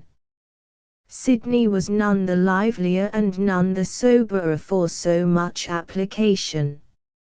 It had taken a deal of extra wet towelling to pull him through the night. A correspondingly extra quantity of wine had preceded the towelling, and he was in a very damaged condition, as he now pulled his turban off and threw it into the basin in which he had steeped it at intervals for the last 6 hours. "Are you mixing that other bowl of punch?" said Stryver the portly, with his hands in his waistband, glancing round from the sofa where he lay on his back. "I am. Now, look here. I am going to tell you something that will rather surprise you, and that perhaps will make you think me not quite as shrewd as you usually do think me. I intend to marry." "Do you?" "Yes. And not for money." "What do you say now?" "I don't feel disposed to say much." "Who is she?" "Guess." "Do I know her?" "Guess." "I am not going to guess, at 5 o'clock in the morning, with my brains frying and sputtering in my head. If you want me to guess, you must ask me to dinner." "Well then, I'll tell you," said Stryver, coming slowly into a sitting posture. "Sidney, I rather despair of making myself intelligible to you, because you are such an insensible dog." "And you," returned Sidney, busy concocting the punch, "are such a sensitive and poetical spirit." "Come," rejoined Stryver, laughing boastfully, "though I don't prefer any claim to being the soul of romance, for I hope I know better, still I am a tenderer sort of fellow than you." "You are a luckier, if you mean that." "I don't mean that. I mean I am a man of more, say gallantry, while you are about it," suggested Carton. "Well, I'll say gallantry." "My meaning is that I am a man," said Stryver, inflating himself at his friend as he made the punch, "who cares more to be agreeable, who takes more pains to be agreeable, who knows better how to be agreeable, in a woman's society, than you do." "Go on," said Sidney Carton. "No, but before I go on," said Stryver, shaking his head in his bullying way, "I'll have this out with you. You've been at Dr. Maynard's house as much as I have, or more than I have." "Why, I have been ashamed of your moroseness there. Your manners have been of that silent and sullen and hangdog kind, that, upon my life and soul, I have been ashamed of you, Sidney." "It should be very beneficial to a man in your practice at the bar, to be ashamed of anything," returned Sidney. "You ought to be much obliged to me." "You shall not get off in that way," rejoined Stryver, shouldering the rejoinder at him. "No, Sidney, it's my duty to tell you, and I tell you to your face to do you good, that you are a devilish ill-conditioned fellow in that sort of society. You are a disagreeable fellow." Sidney drank a bumper of the punch he had made, and laughed. "Look at me," said Stryver, squaring himself. I have less need to make myself agreeable than you have, being more independent in circumstances. Why do I do it? I never saw you do it yet, muttered Carton. I do it because it's politic, I do it on principle. And look at me. I get on. You don't get on with your account of your matrimonial intentions, answered Carton, with a careless air. I wish you would keep to that. As to me, will you never understand that I am incorrigible? He asked the question with some appearance of scorn. You have no business to be incorrigible, was his friend's answer, delivered in no very soothing tone. I have no business to be, at all, that I know of, said Sydney Carton. Who is the lady? Now, don't let my announcement of the name make you uncomfortable, Sydney, said Mr. Stryver, preparing him with ostentatious friendliness for the disclosure he was about to make, because I know you don't mean half you say, and if you meant it all, it would be of no importance. I make this little preface, because you once mentioned the young lady to me in slighting terms. I did. Certainly, and in these chambers. Sydney Carton looked at his punch and looked at his complacent friend, drank his punch and looked at his complacent friend. You made mention of the young lady as a golden-haired doll. The young lady is Miss Maynett. If you had been a fellow of any sensitiveness or delicacy of feeling in that kind of way, Sydney, I might have been a little resentful of your employing such a designation, but you are not. You want that sense altogether. Therefore I am no more annoyed when I think of the expression, than I should be annoyed by a man's opinion of a picture of mine, who had no eye for pictures, or of a piece of music of mine, who had no ear for music. Sydney Carton drank the punch at a great rate, drank it by bumpers, looking at his friend. Now you know all about it, Sid, said Mr. Stryver. I don't care about Fortune, she is a charming creature, and I have made up my mind to please myself. On the whole, I think I can afford to please myself. She will have in me a man already pretty well off, and a rapidly rising man, and a man of some distinction. It is a piece of good fortune for her, but she is worthy of good fortune. Are you astonished? Carton, still drinking the punch, rejoined, Why should I be astonished? You approve. Carton, still drinking the punch, rejoined, Why should I not approve? Well, said his friend Stryver, you take it more easily than I fancied you would, and are less mercenary on my behalf than I thought you would be, though, to be sure, you know well enough by this time that your ancient chum is a man of a pretty strong will.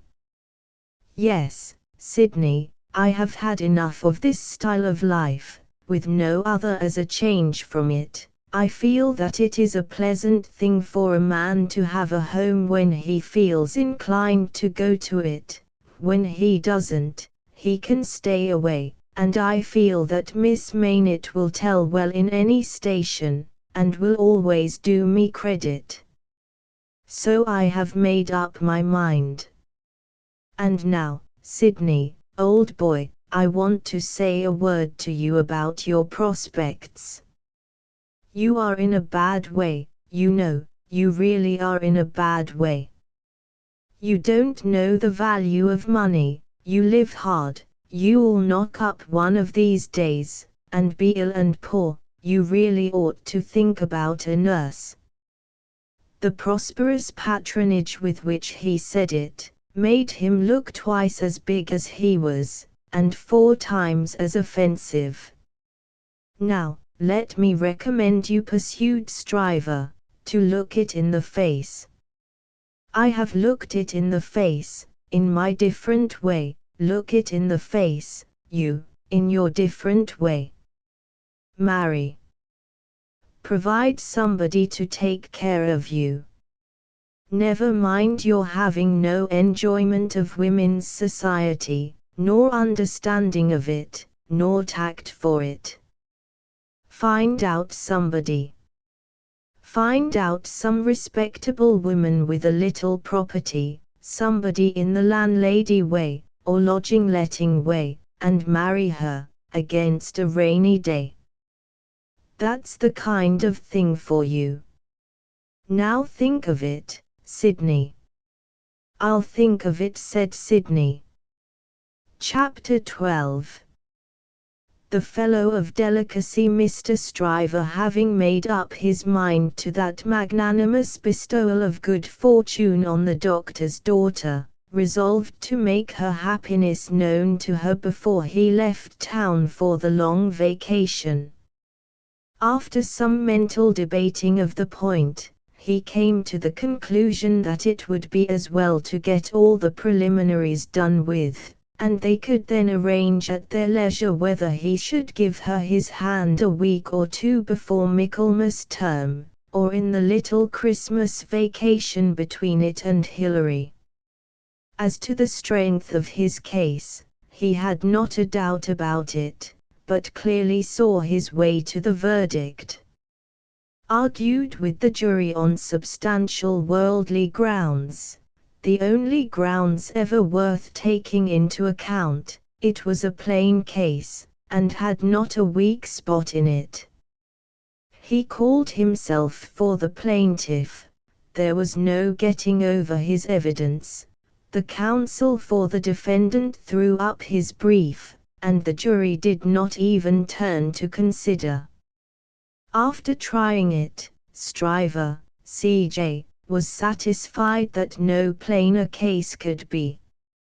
Accordingly, Mr. Stryver inaugurated the long vacation with a formal proposal to take Miss Maynett to Vauxhall Gardens, that failing, to Ranelagh, that unaccountably failing too, it behoved him to present himself in Soho, and there declare his noble mind. Towards Soho, therefore, Mr. Stryver shouldered his way from the Temple, while the bloom of the long vacation's infancy was still upon it. Anybody who had seen him projecting himself into Soho while he was yet on St. Dunstan's side of Temple Bar, bursting in his full-blown way along the pavement, to the jostlement of all weaker people, might have seen how safe and strong he was. His way taking him past Tellson's, and he both banking at Tellson's and knowing Mr. Lorry as the intimate friend of the Maynetts, it entered Mr. Stryver's mind to enter the bank, and reveal to Mr. Lorry the brightness of the Soho horizon.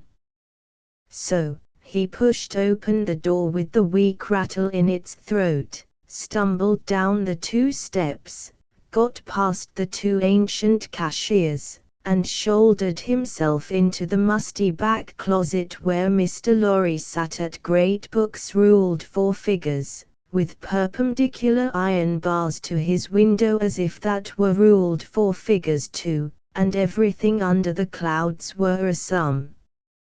"Hullo," said Mr. Stryver. "How do you do? I hope you are well." It was Stryver's grand peculiarity that he always seemed too big for any place, or space. He was so much too big for Tellson's, that old clerks in distant corners looked up with looks of remonstrance, as though he squeezed them against the wall.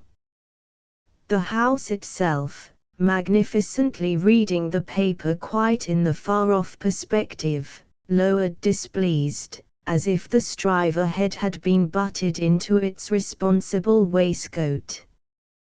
The discreet Mr. Lorry said, in a sample tone of the voice he would recommend under the circumstances, "How do you do, Mr. Stryver?" "How do you do, sir," and shook hands.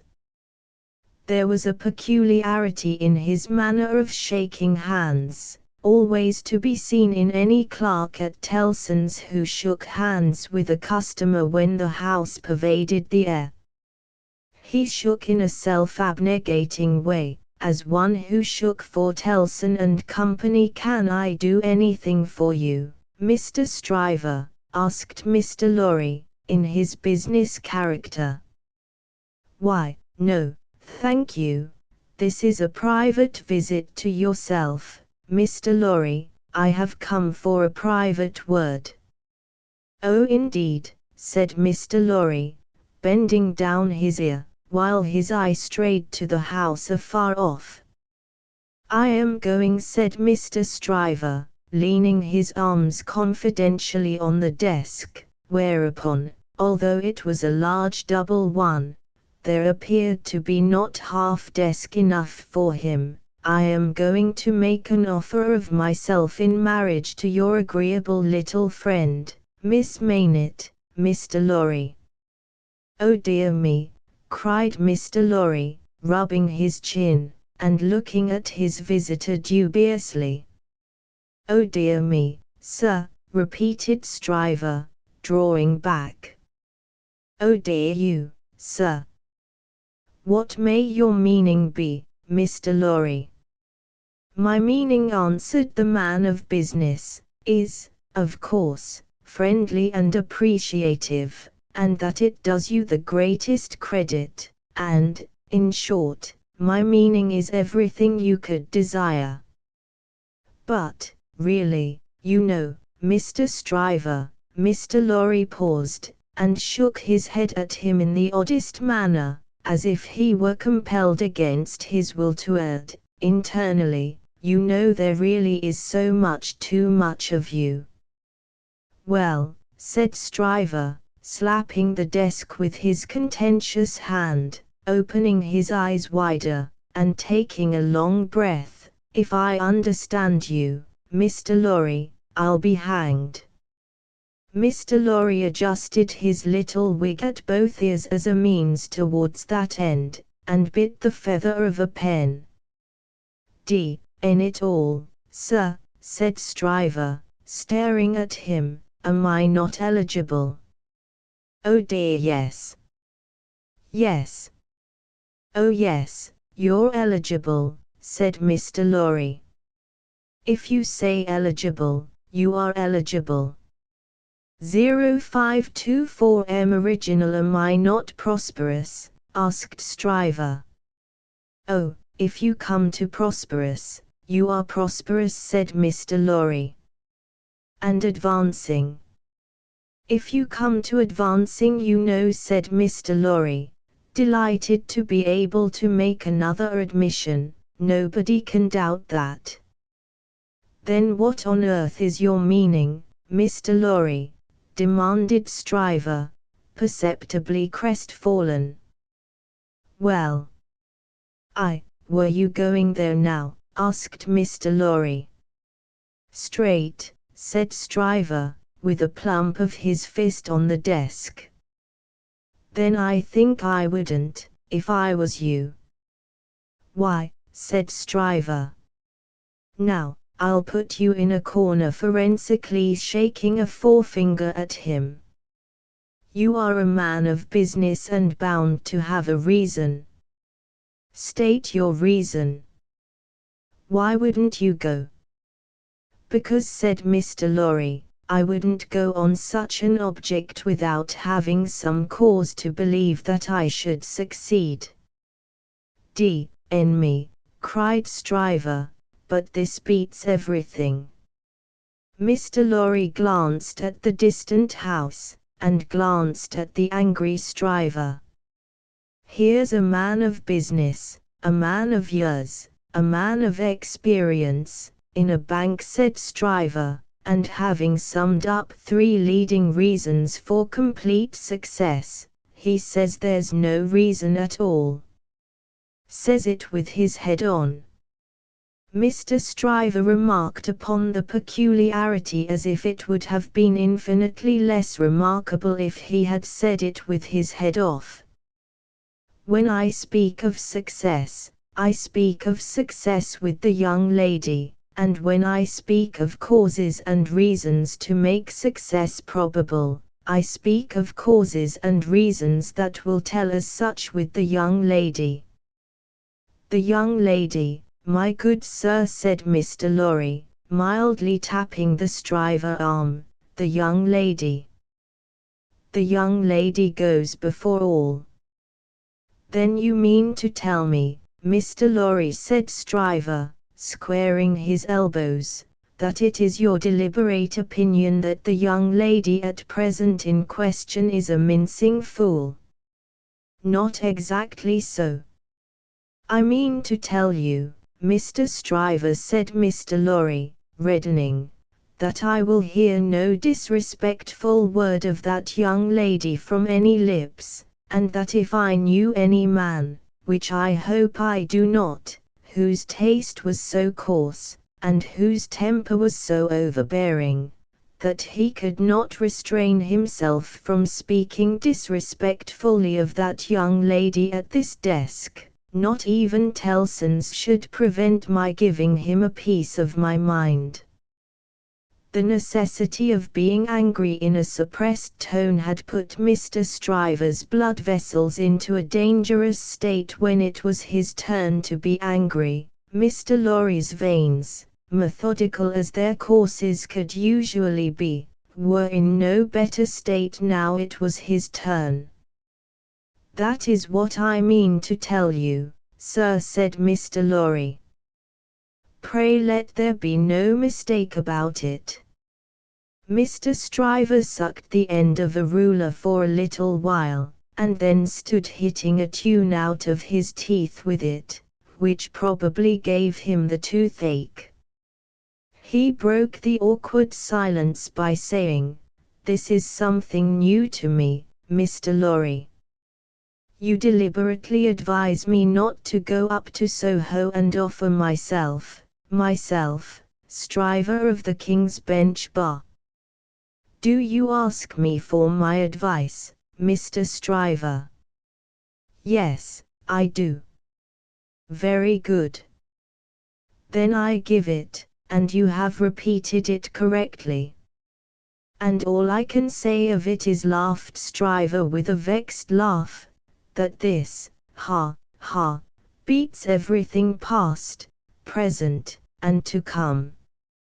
"Now understand me," pursued Mr. Lorry. "As a man of business, I am not justified in saying anything about this matter, for, as a man of business, I know nothing of it. But, as an old fellow, who has carried Miss Maynett in his arms, who is the trusted friend of Miss Maynett and of her father too, and who has a great affection for them both, I have spoken. The confidence is not of my seeking, recollect. Now, you think I may not be right?" "Not I," said Stryver, whistling. "I can't undertake to find third parties in common sense, I can only find it for myself. I suppose sense in certain quarters, you suppose mincing bread and butter nonsense. It's new to me, but you are right, I dare say. What I suppose, Mr. Stryver, I claim to characterize for myself, and understand me, sir," said Mr. Lorry, quickly flushing again, "I will not even at Tellson's, have it characterized for me by any gentleman breathing." "There." "I beg your pardon," said Stryver. "Granted. Thank you. Well, Mr. Stryver, I was about to say, It might be painful to you to find yourself mistaken. It might be painful to Dr. Maynard to have the task of being explicit with you. It might be very painful to Miss Maynard to have the task of being explicit with you. You know the terms upon which I have the honor and happiness to stand with the family. If you please, committing you in no way, representing you in no way, I will undertake to correct my advice by the exercise of a little new observation and judgment expressly brought to bear upon it.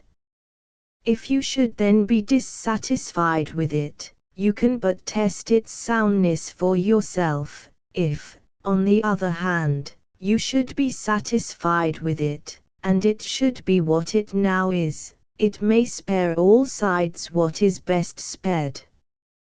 What do you say? How long would you keep me in town? Oh, it is only a question of a few hours. I could go to Soho in the evening, and come to your chambers afterwards.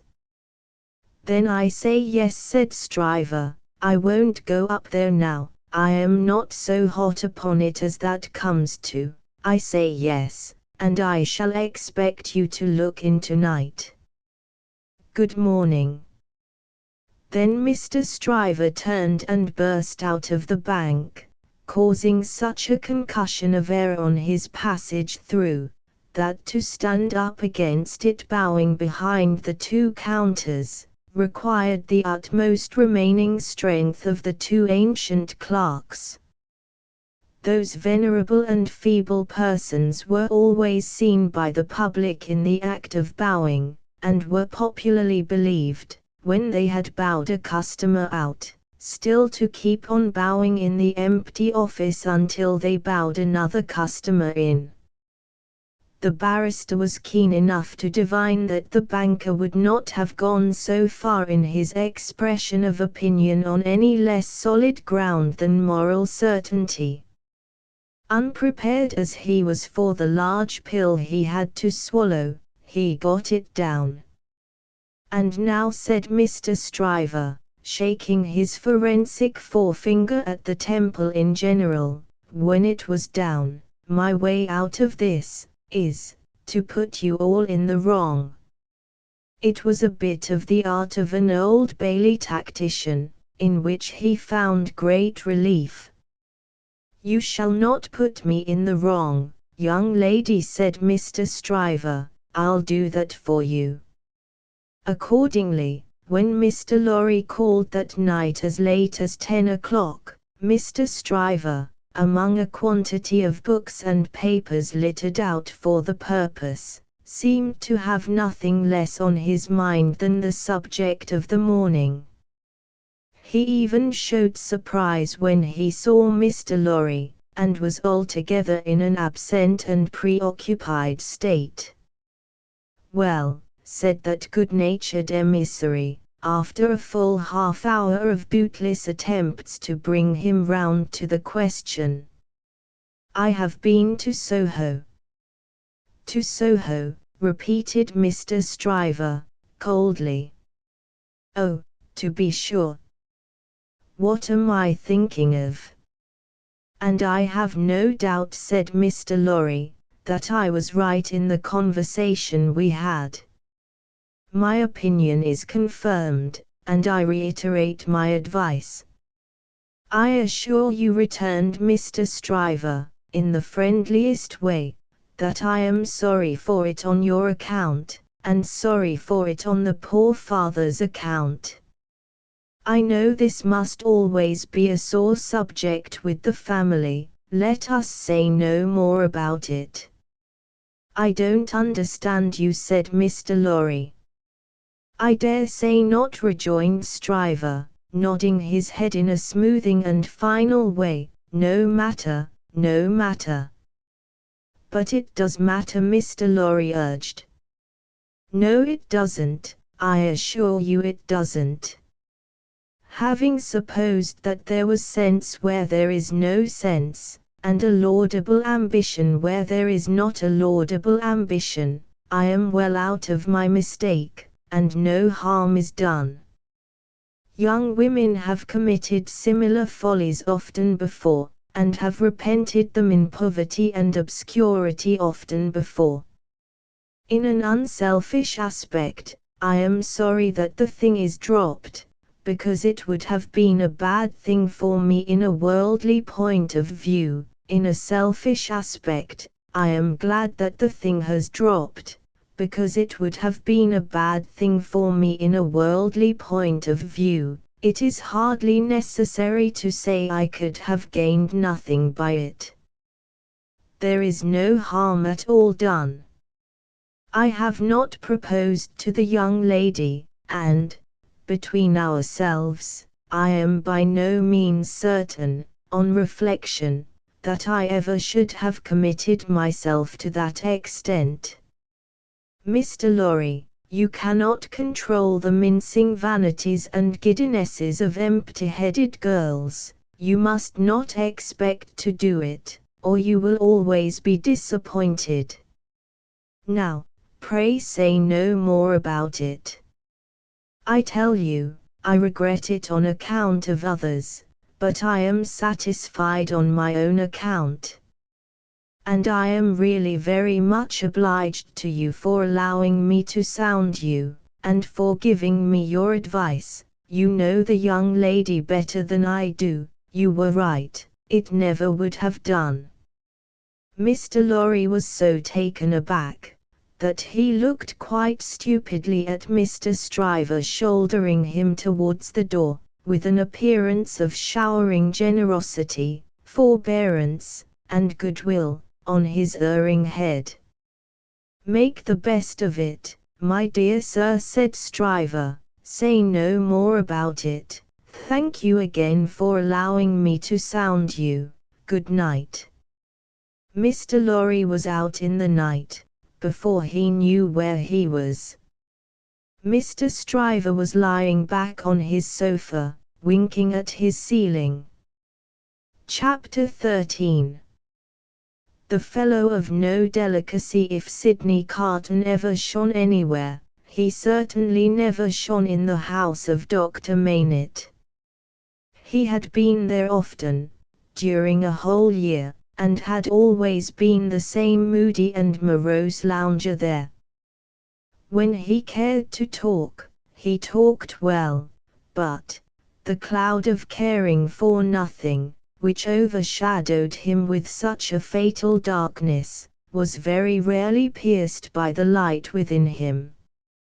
And yet he did care something for the streets that environed that house, and for the senseless stones that made their pavements.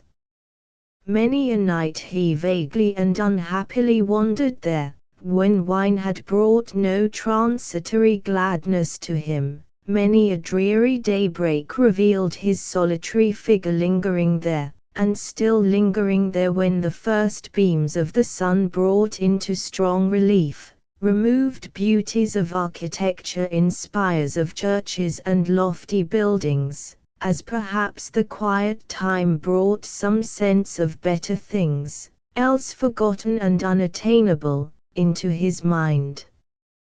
Of late, the neglected bed in the Temple Court had known him more scantily than ever, and often when he had thrown himself upon it no longer than a few minutes, he had got up again, and haunted that neighborhood.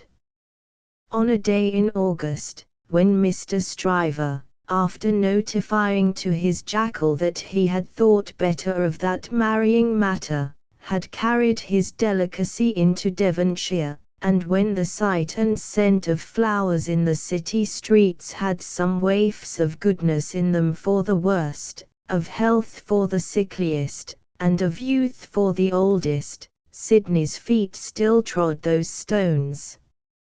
From being irresolute and purposeless, his feet became animated by an intention, and, in the working out of that intention, they took him to the doctor's door. He was shown upstairs, and found Lucy at her work, alone.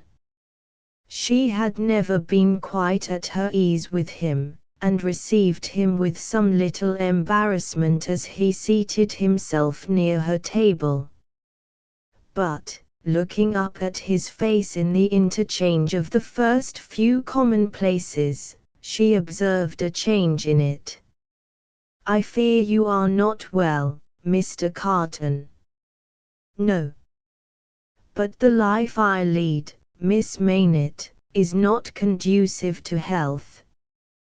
"What is to be expected of, or by, such profligates?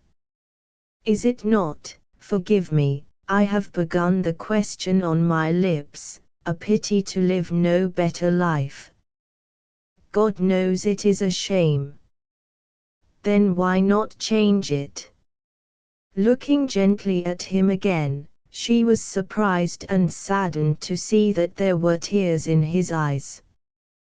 There were tears in his voice too, as he answered, "It is too late for that. I shall never be better than I am. I shall sink lower, and be worse." He leaned an elbow on her table, and covered his eyes with his hand. The table trembled in the silence that followed. She had never seen him softened, and was much distressed. He knew her to be so, without looking at her, and said, "Pray forgive me, Miss Maynett. I break down before the knowledge of what I want to say to you. Will you hear me? If it will do you any good, Mr. Carton, if it would make you happier, it would make me very glad. God bless you for your sweet compassion." He unshaded his face after a little while, and spoke steadily. "Don't be afraid to hear me. Don't shrink from anything I say.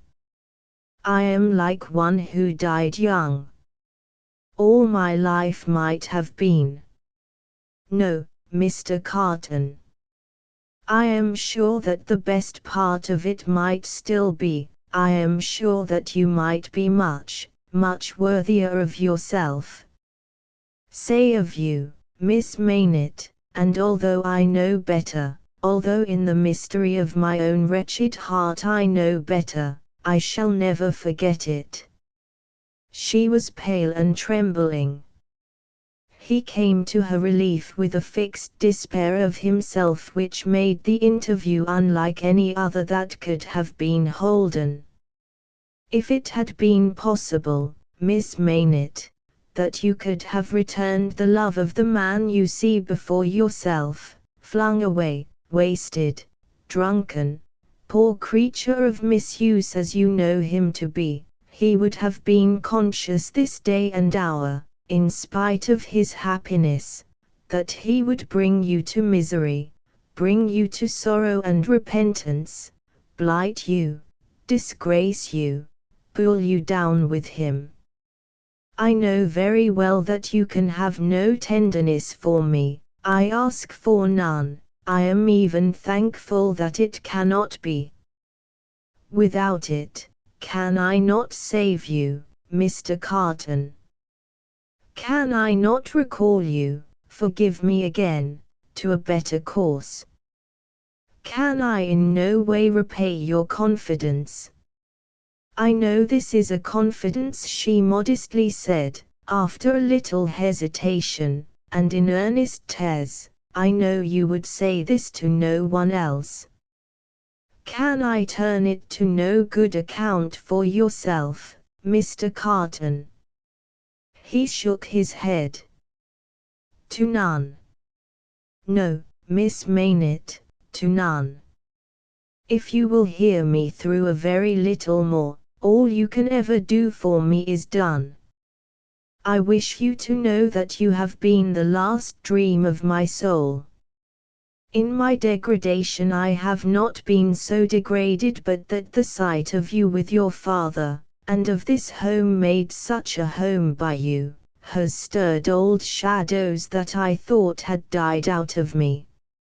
Since I knew you, I have been troubled by a remorse that I thought would never reproach me again, and have heard whispers from old voices impelling me upward, that I thought were silent forever. I have had unformed ideas of striving afresh, beginning anew, shaking off sloth and sensuality, and fighting out the abandoned fight.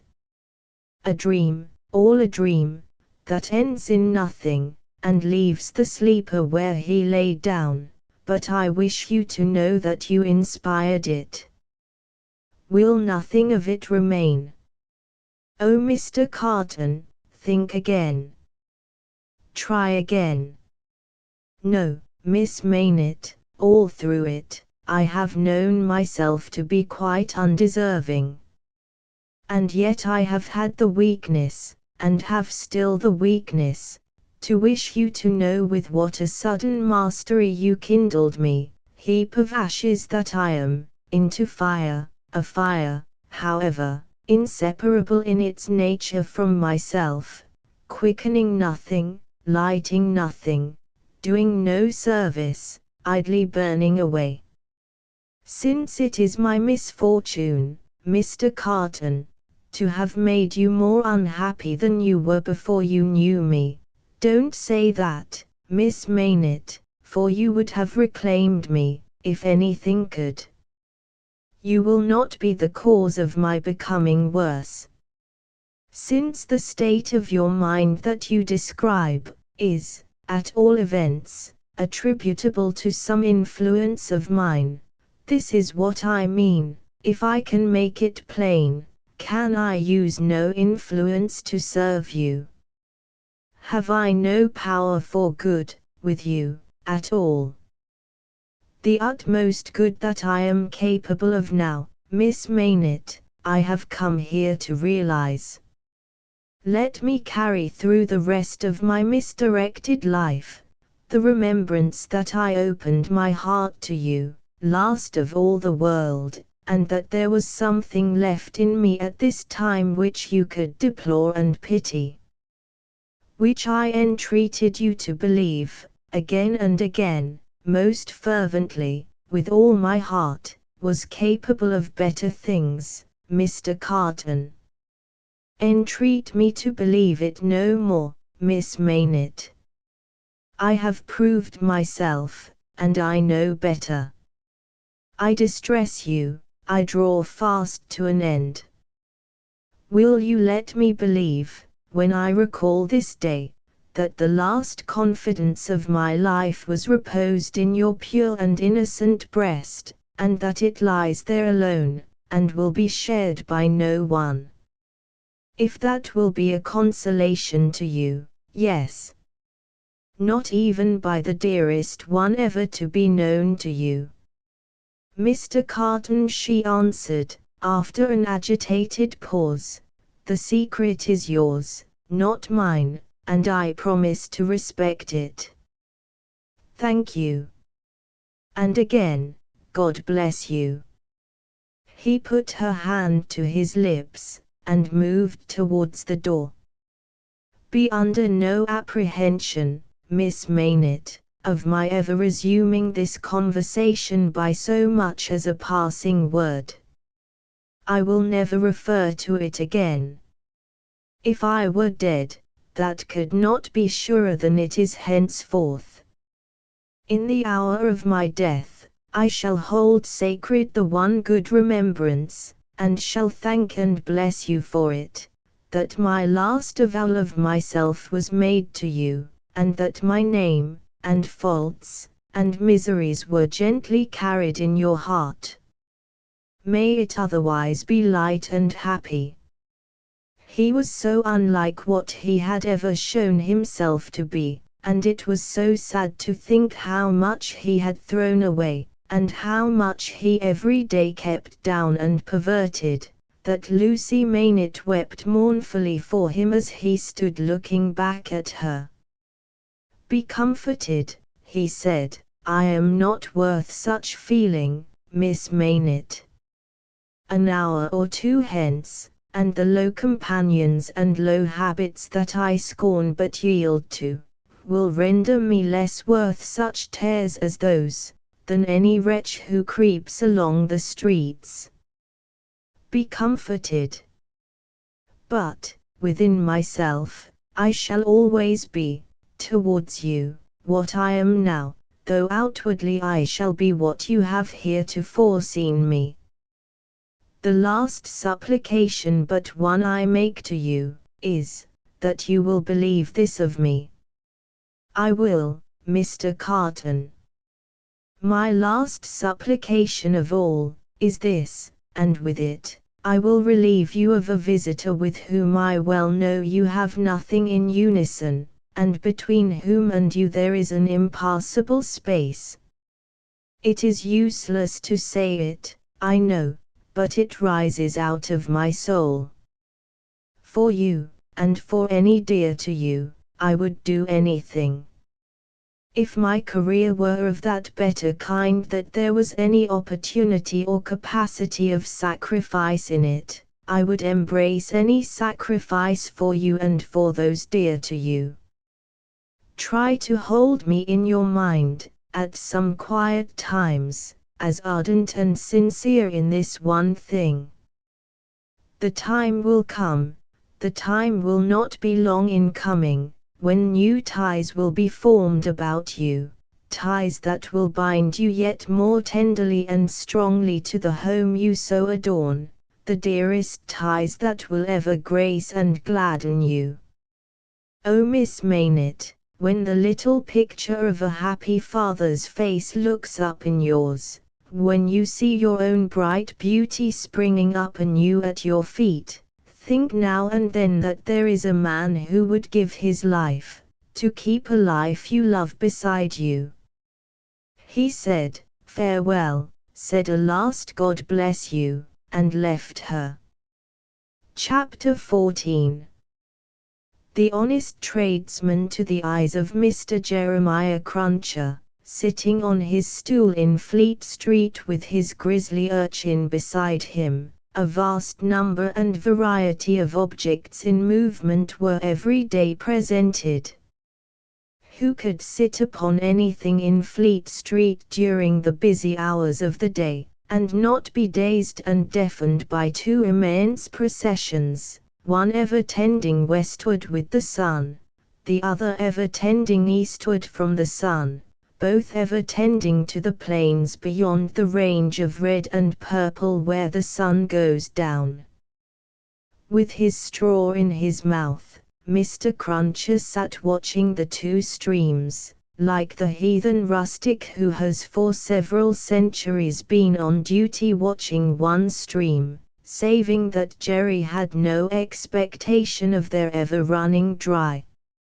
Nor would it have been an expectation of a hopeful kind, since a small part of his income was derived from the pilotage of timid women, mostly of a full habit and past the middle term of life, from Tellson's side of the tides to the opposite shore.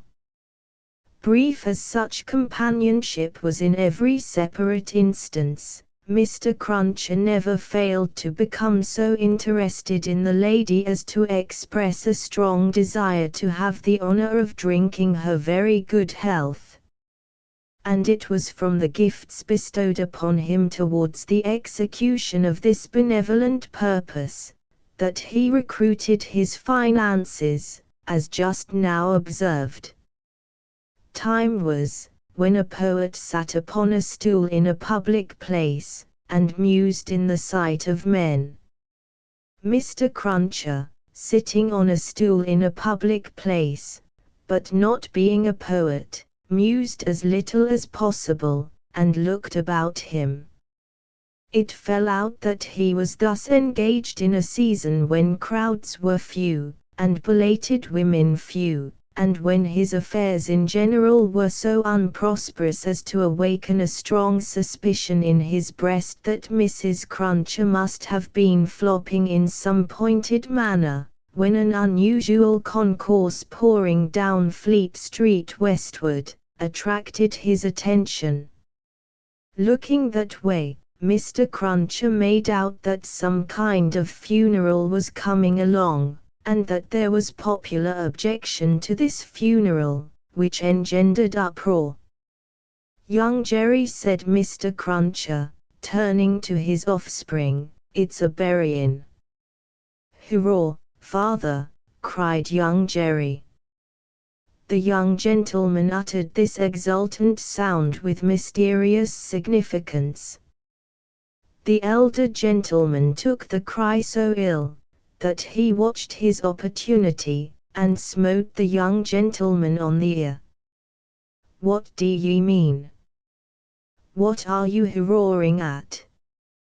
What do you want to convey to your own father, you young rip?" "This boy is a-getting too many for me," said Mr. Cruncher, surveying him. "Him and his hurrahs.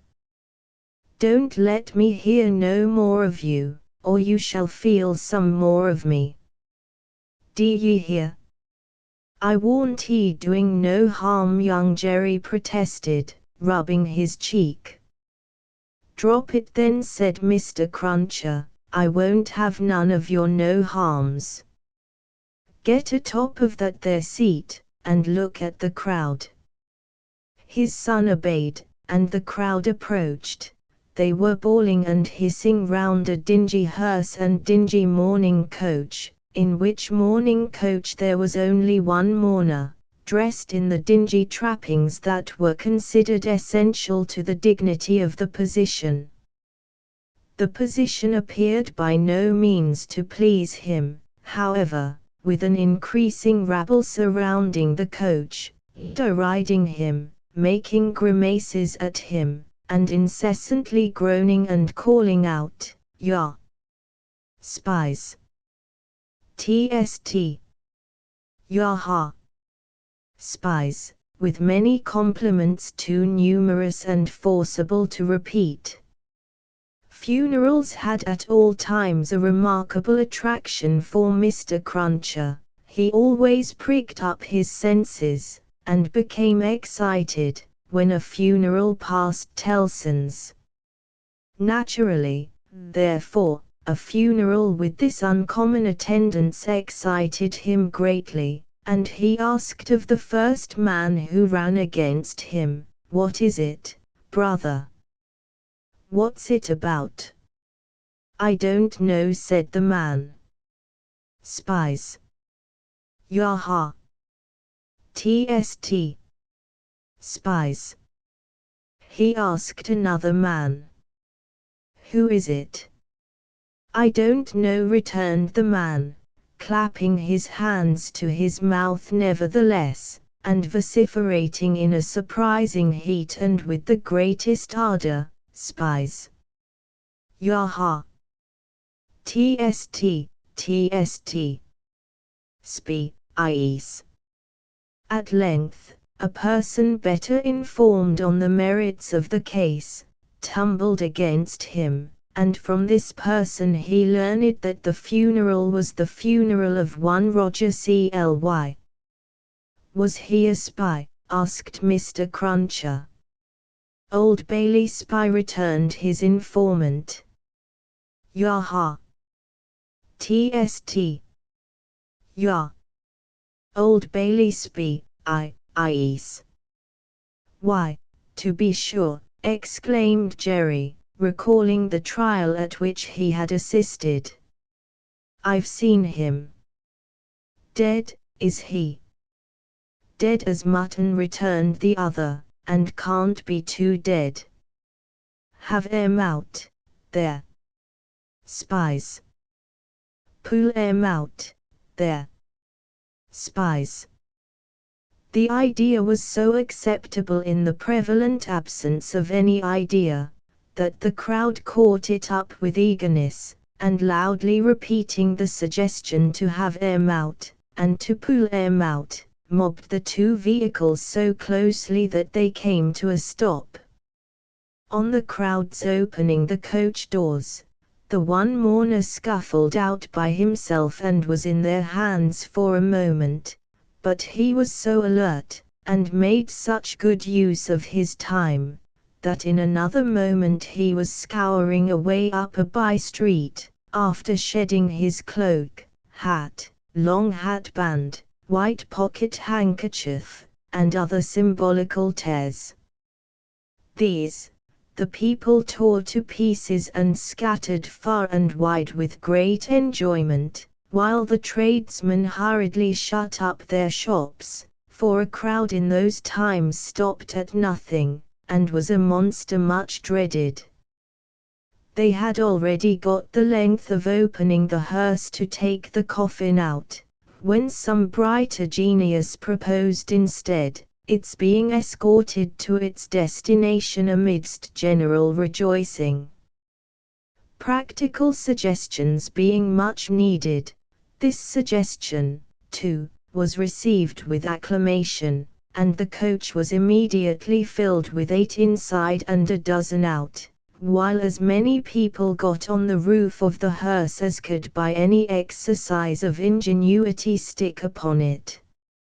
Among the first of these volunteers was Jerry Cruncher himself, who modestly concealed his spiky head from the observation of Tellson's, in the further corner of the mourning coach. The officiating undertakers made some protest against these changes in the ceremonies, but, the river being alarmingly near, and several voices remarking on the efficacy of cold immersion in bringing refractory members of the profession to reason, the protest was faint and brief. The remodelled procession started, with a chimney sweep driving the hearse, advised by the regular driver, who was perched beside him, under close inspection, for the purpose, and with a pieman, also attended by his cabinet minister, driving the mourning coach. A bell-eater, a popular street character of the time, was impressed as an additional ornament, before the cavalcade had gone far down the Strand, and his bear, who was black and very mangy, gave quite an undertaking air to that part of the procession in which he walked. 0535 original thus, with beer drinking, pipe smoking, song roaring, and infinite caricaturing of woe, the disorderly procession went its way, recruiting at every step, and all the shops shutting up before it. Its destination was the old church of St. Pancras, far off in the fields. It got there in course of time, insisted on pouring into the burial ground, finally, accomplished the interment of the deceased Roger Cly in its own way, and highly to its own satisfaction. The dead man disposed of, and the crowd being under the necessity of providing some other entertainment for itself, another brighter genius, or perhaps the same, conceived the humor of impeaching casual passers-by, as Old Bailey spies, and wreaking vengeance on them. Chase was given to some scores of inoffensive persons who had never been near the Old Bailey in their lives, in the realization of this fancy, and they were roughly hustled and maltreated. The transition to the sport of window breaking, and thence to the plundering of public houses, was easy and natural. At last, after several hours, when sundry summer houses had been pulled down, and some area railings had been torn up, to arm the more belligerent spirits, a rumor got about that the guards were coming. Before this rumor, the crowd gradually melted away, and perhaps the guards came, and perhaps they never came, and this was the usual progress of a mob. Mr. Cruncher did not assist at the closing sports, but had remained behind in the churchyard, to confer and condole with the undertakers. The place had a soothing influence on him. He procured a pipe from a neighboring public house, and smoked it, looking in at the railings and maturely considering the spot. Jerry, said Mr. Cruncher, apostrophizing himself in his usual way, you see that there cly that day, and you see with your own eyes that he was a young UN and a straight-made UN. Having smoked his pipe out, and ruminated a little longer, he turned himself about, that he might appear, before the hour of closing, on his station at Tellson's. Whether his meditations on mortality had touched his liver, or whether his general health had been previously at all amiss, or whether he desired to show a little attention to an eminent man, is not so much to the purpose, as that he made a short call upon his medical adviser, a distinguished surgeon, on his way back. Young Jerry relieved his father with dutiful interest, and reported no job in his absence. The bank closed, the ancient clerks came out, the usual watch was set, and Mr. Cruncher and his son went home to tea. Now, I tell you where it is, said Mr. Cruncher to his wife, on entering. If, as a honest tradesman, my ventures goes wrong tonight, I shall make sure that you've been praying again me, and I shall work you for it just the same as if I seen you do it. The dejected Mrs. Cruncher shook her head. Why, you're at it afore my face, said Mr. Cruncher, with signs of angry apprehension. I am saying nothing. Well, then, don't meditate nothing. You might as well flop as meditate. You may as well go again me one way as another. Drop it altogether. Yes, Jerry. Yes, Jerry, repeated Mr. Cruncher, sitting down to tea. Ah. It is yes, Jerry. That's about it. You may say yes, Jerry. Mr. Cruncher had no particular meaning in these sulky corroborations, but made use of them, as people not unfrequently do, to express general ironical dissatisfaction. You and your yes, Jerry, said Mr. Cruncher, taking a bite out of his bread and butter, and seeming to help it down with a large invisible oyster out of his saucer. Ah! I think so. I believe you. You are going out tonight? Asked his decent wife, when he took another bite. Yes, I am. May I go with you, father? Asked his son, briskly. No, you mayn't. I'm a-going, as your mother knows, a-fishing. That's where I'm going to. Going a-fishing. Your fishing rod gets rather rusty, don't it, father? Never you mind. Shall you bring any fish home, father? If I don't, you'll have short commons. Tomorrow, returned that gentleman, shaking his head. That's questions enough for you. I ain't a-going out, till you've been long abed. He devoted himself during the remainder of the evening to keeping a most vigilant watch on Mrs. Cruncher, and sullenly holding her in conversation that she might be prevented from meditating any petitions to his disadvantage. With this view, he urged his son to hold her in conversation also, and led the unfortunate woman a hard life by dwelling on any causes of complaint he could bring against her, rather than he would leave her for a moment to her own reflections. The devoutest person could have rendered no greater homage to the efficacy of an honest prayer than he did in this distrust of his wife. It was as if a professed unbeliever in ghosts should be frightened by a ghost story. "And mind you," said Mr. Cruncher, "no games tomorrow. If I, as a honest tradesman, succeed in providing a jint of meat or two, none of your not touching of it, and sticking to bread. If I, as a honest tradesman, am able to provide a little beer, none of your declaring on water. When you go to Rome, do as Rome does. Rome will be a ugly customer to you, if you don't. I'm your Rome, you know." Then he began grumbling again, "with your flying into the face of your own victuals and drink. I don't know how scarce you mayn't make the victuals and drink here, by your flopping tricks and your unfeeling conduct.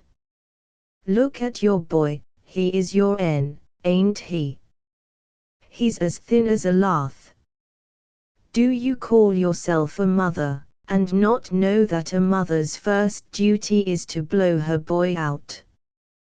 This touched young Jerry on a tender place, who adjured his mother to perform her first duty, and, whatever else she did or neglected, above all things to lay especial stress on the discharge of that maternal function so affectingly and delicately indicated by his other parent. Thus the evening wore away with the Cruncher family, until young Jerry was ordered to bed, and his mother, laid under similar injunctions, obeyed them. Mr. Cruncher beguiled the earlier watches of the night with solitary pipes, and did not start upon his excursion until nearly 1 o'clock. Towards that small and ghostly hour, he rose up from his chair, took a key out of his pocket, opened a locked cupboard, and brought forth a sack, a crowbar of convenient size, a rope and chain, and other fishing tackle of that nature. Disposing these articles about him in skilful manner, he bestowed a parting defiance on Mrs. Cruncher, extinguished the light, and went out. Young Jerry, who had only made a feint of undressing when he went to bed, was not long after his father. Under cover of the darkness he followed out of the room, followed down the stairs, followed down the court, followed out into the streets. He was in no uneasiness concerning his getting into the house again, for it was full of lodgers, and the door stood ajar all night. Impelled by a laudable ambition to study the art and mystery of his father's honest calling, young Jerry, keeping as close to house fronts, walls, and doorways, as his eyes were close to one another, held his honored parent in view. The honored parent, steering northward, had not gone far, when he was joined by another disciple of Isaac Walton, and the two trudged on together. Within half an hour from the first starting, they were beyond the winking lamps, and the more than winking watchman, and were out upon a lonely road. Another fisherman was picked up here, and that so silently, that if young Jerry had been superstitious, he might have supposed the second follower of the gentle craft to have, all of a sudden, split himself into two. The three went on, and young Jerry went on, until the three stopped under a bank overhanging the road. Upon the top of the bank was a low brick wall, surmounted by an iron railing.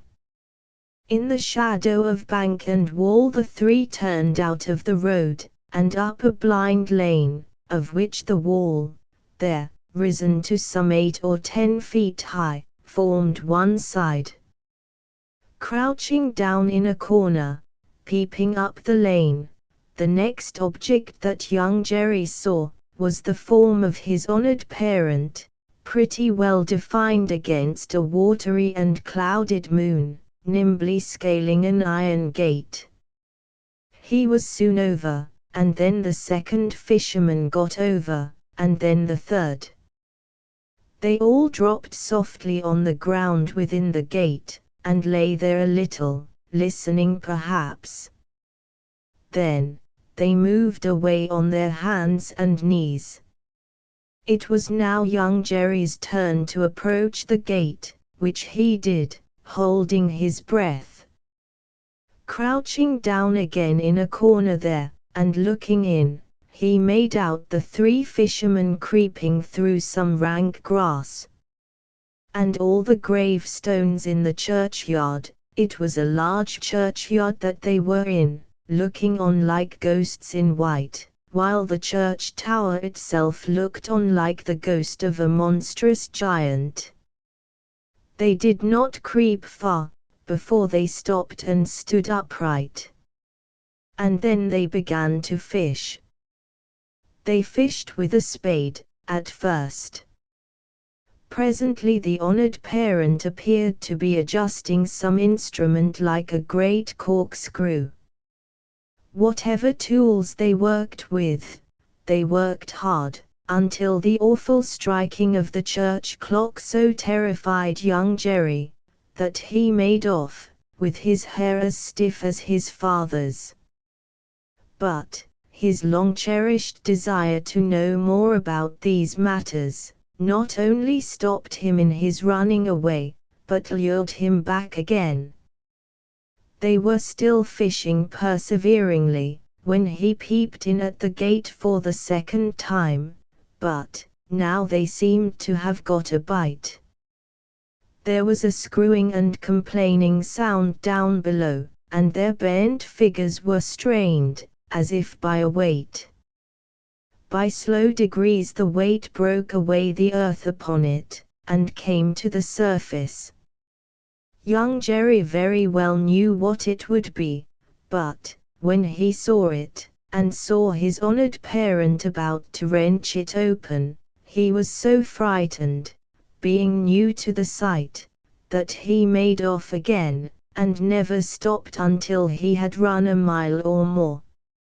He would not have stopped then, for anything less necessary than breath, it being a spectral sort of race that he ran, and one highly desirable to get to the end of. He had a strong idea that the coffin he had seen was running after him, and, pictured as hopping on behind him, bolt upright, upon its narrow end, always on the point of overtaking him and hopping on at his side, perhaps taking his arm, it was a pursuer to shun.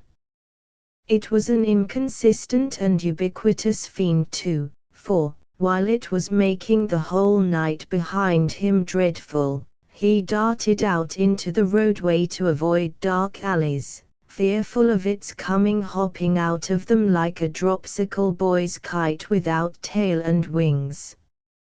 It hid in doorways too, rubbing its horrible shoulders against doors, and drawing them up to its ears, as if it were laughing.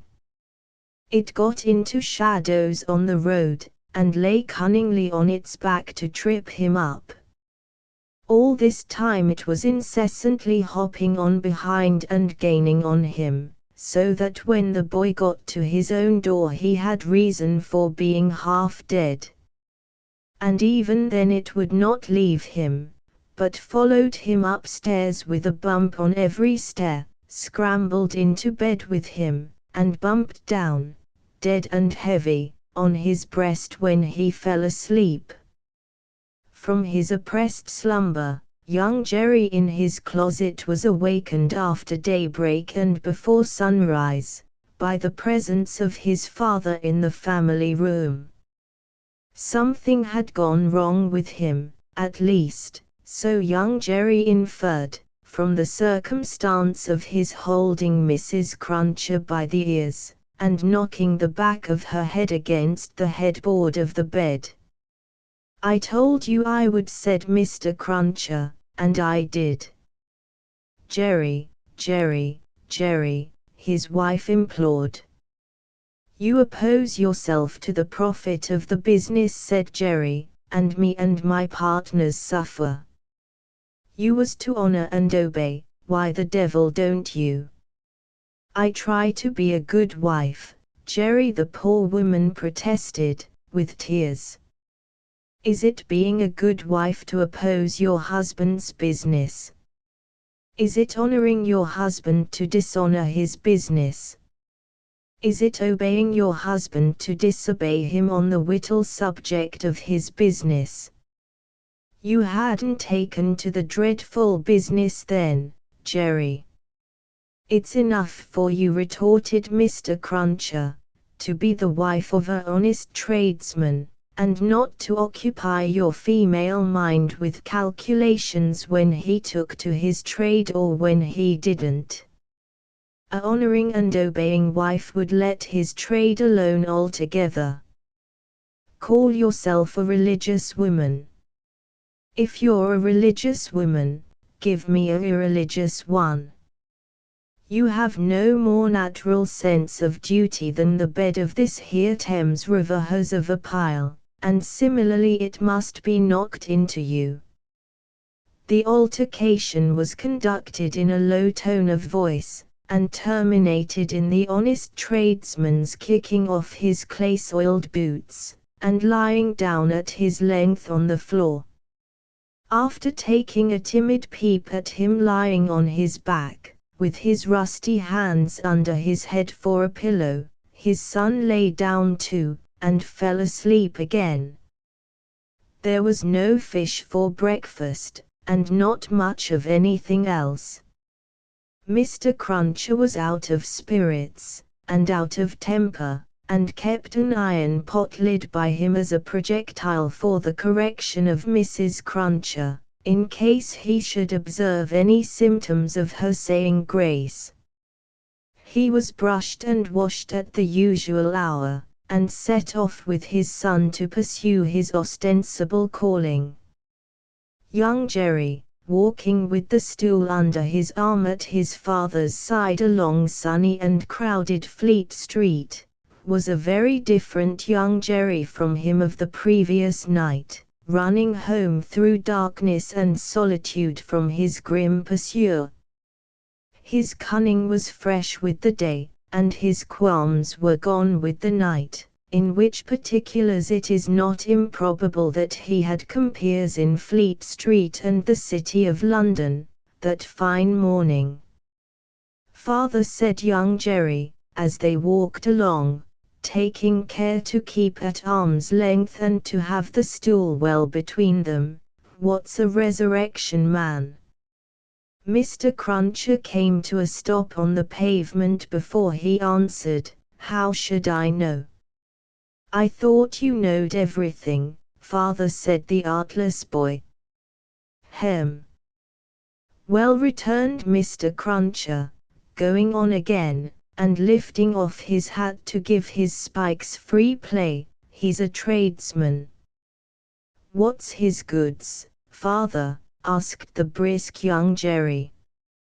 "His goods," said Mr. Cruncher, after turning it over in his mind, "is a branch of scientific goods." "Persons' bodies, ain't it, father?" asked the lively boy. "I believe it is something of that sort," said Mr. Cruncher. "Oh, father, I should so like to be a resurrection man when I'm quite growed up." Mr. Cruncher was soothed, but shook his head in a dubious and moral way. "It depends upon how you dewlop your talents. Be careful to dewlop your talents, and never to say no more than you can help to nobody, and there's no telling at the present time what you may not come to be fit for." As young Jerry, thus encouraged, went on a few yards in advance, to plant the stool in the shadow of the bar, Mr. Cruncher added to himself, "Jerry, you honest tradesman, there's hopes what that boy will yet be a blessing to you, and a recompense to you for his mother." Chapter 15. knitting. There had been earlier drinking than usual in the wine shop of Monsieur Defarge. As early as 6 o'clock in the morning, sallow faces peeping through its barred windows had descried other faces within, bending over measures of wine. Monsieur Defarge sold a very thin wine at the best of times, but it would seem to have been an unusually thin wine that he sold at this time. A sour wine, moreover, or a souring, for its influence on the mood of those who drank it was to make them gloomy. No vivacious bacchanalian flame leaped out of the pressed grape of Monsieur Defarge, but a smouldering fire that burnt in the dark, lay hidden in the dregs of it.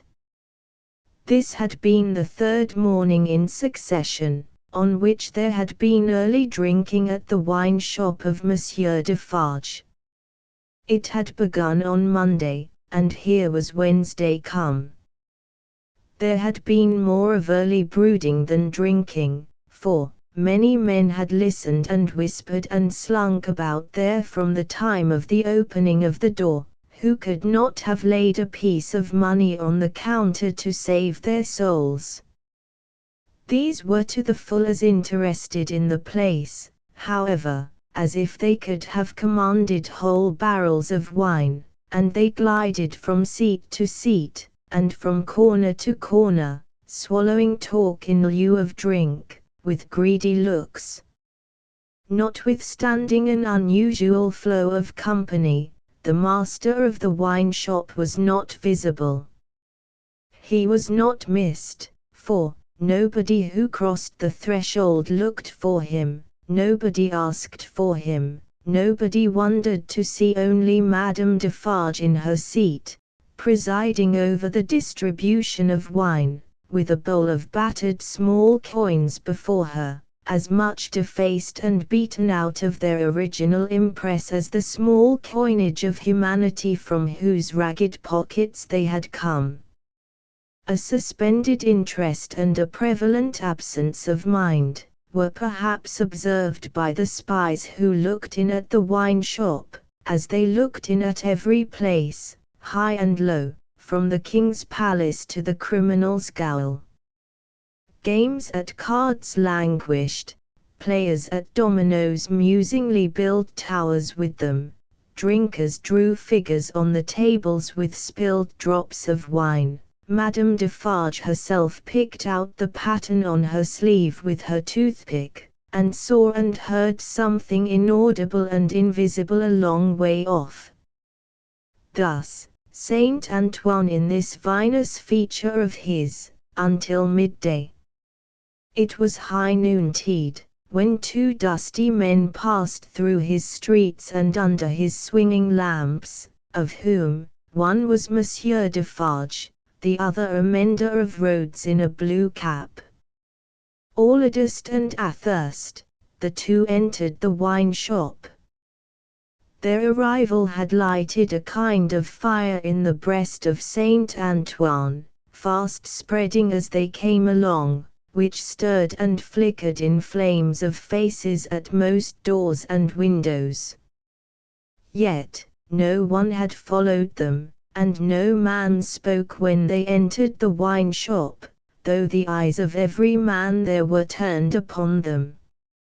0544 Original. Good day, gentlemen, said Monsieur Defarge. It may have been a signal for loosening the general tongue. It elicited an answering chorus of good day. It is bad weather, gentlemen, said Defarge, shaking his head. Upon which, every man looked at his neighbour, and then all cast down their eyes and sat silent. Except one man, who got up and went out. My wife, said Defarge aloud, addressing Madame Defarge, I have travelled certain leagues with this good mender of roads, called Jacques. I met him, by accident, a day and half's journey out of Paris. He is a good child, this mender of roads, called Jacques. Give him to drink, my wife. A second man got up and went out.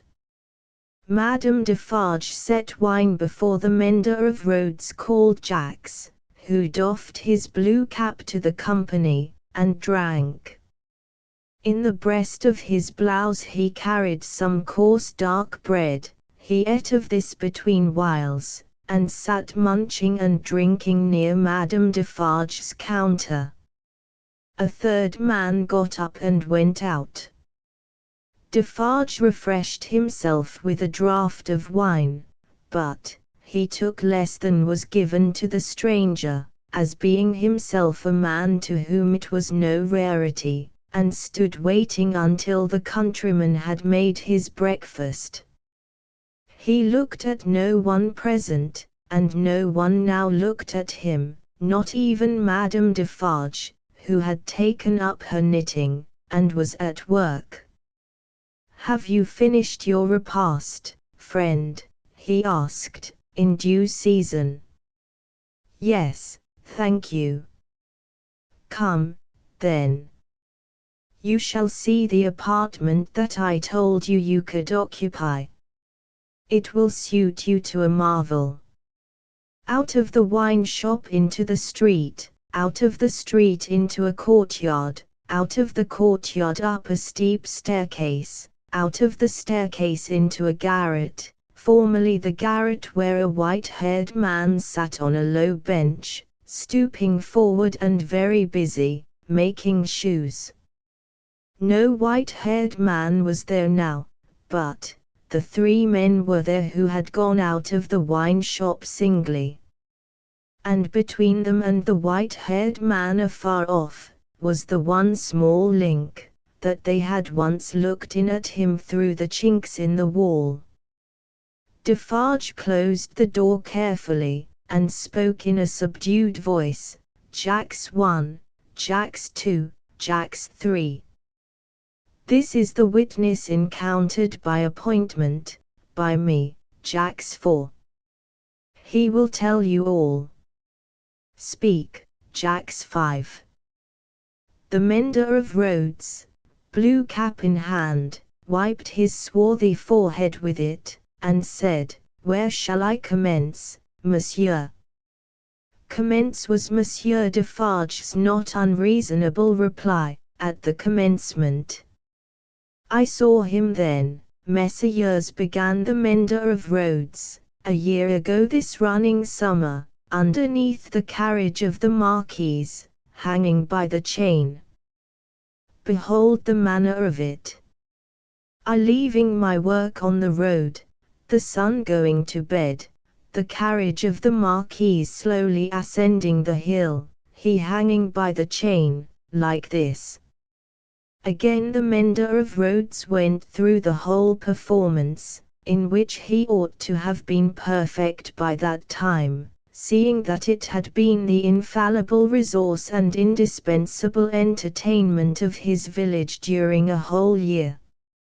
Jacques 1 struck in, and asked if he had ever seen the man before.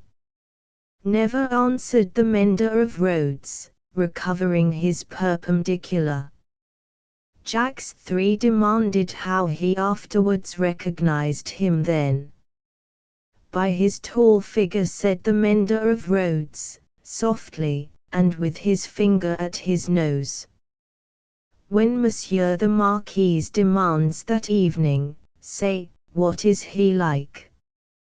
I make response, tall as a spectre." "You should have said, short as a dwarf," returned Jacques 2. "But what did I know?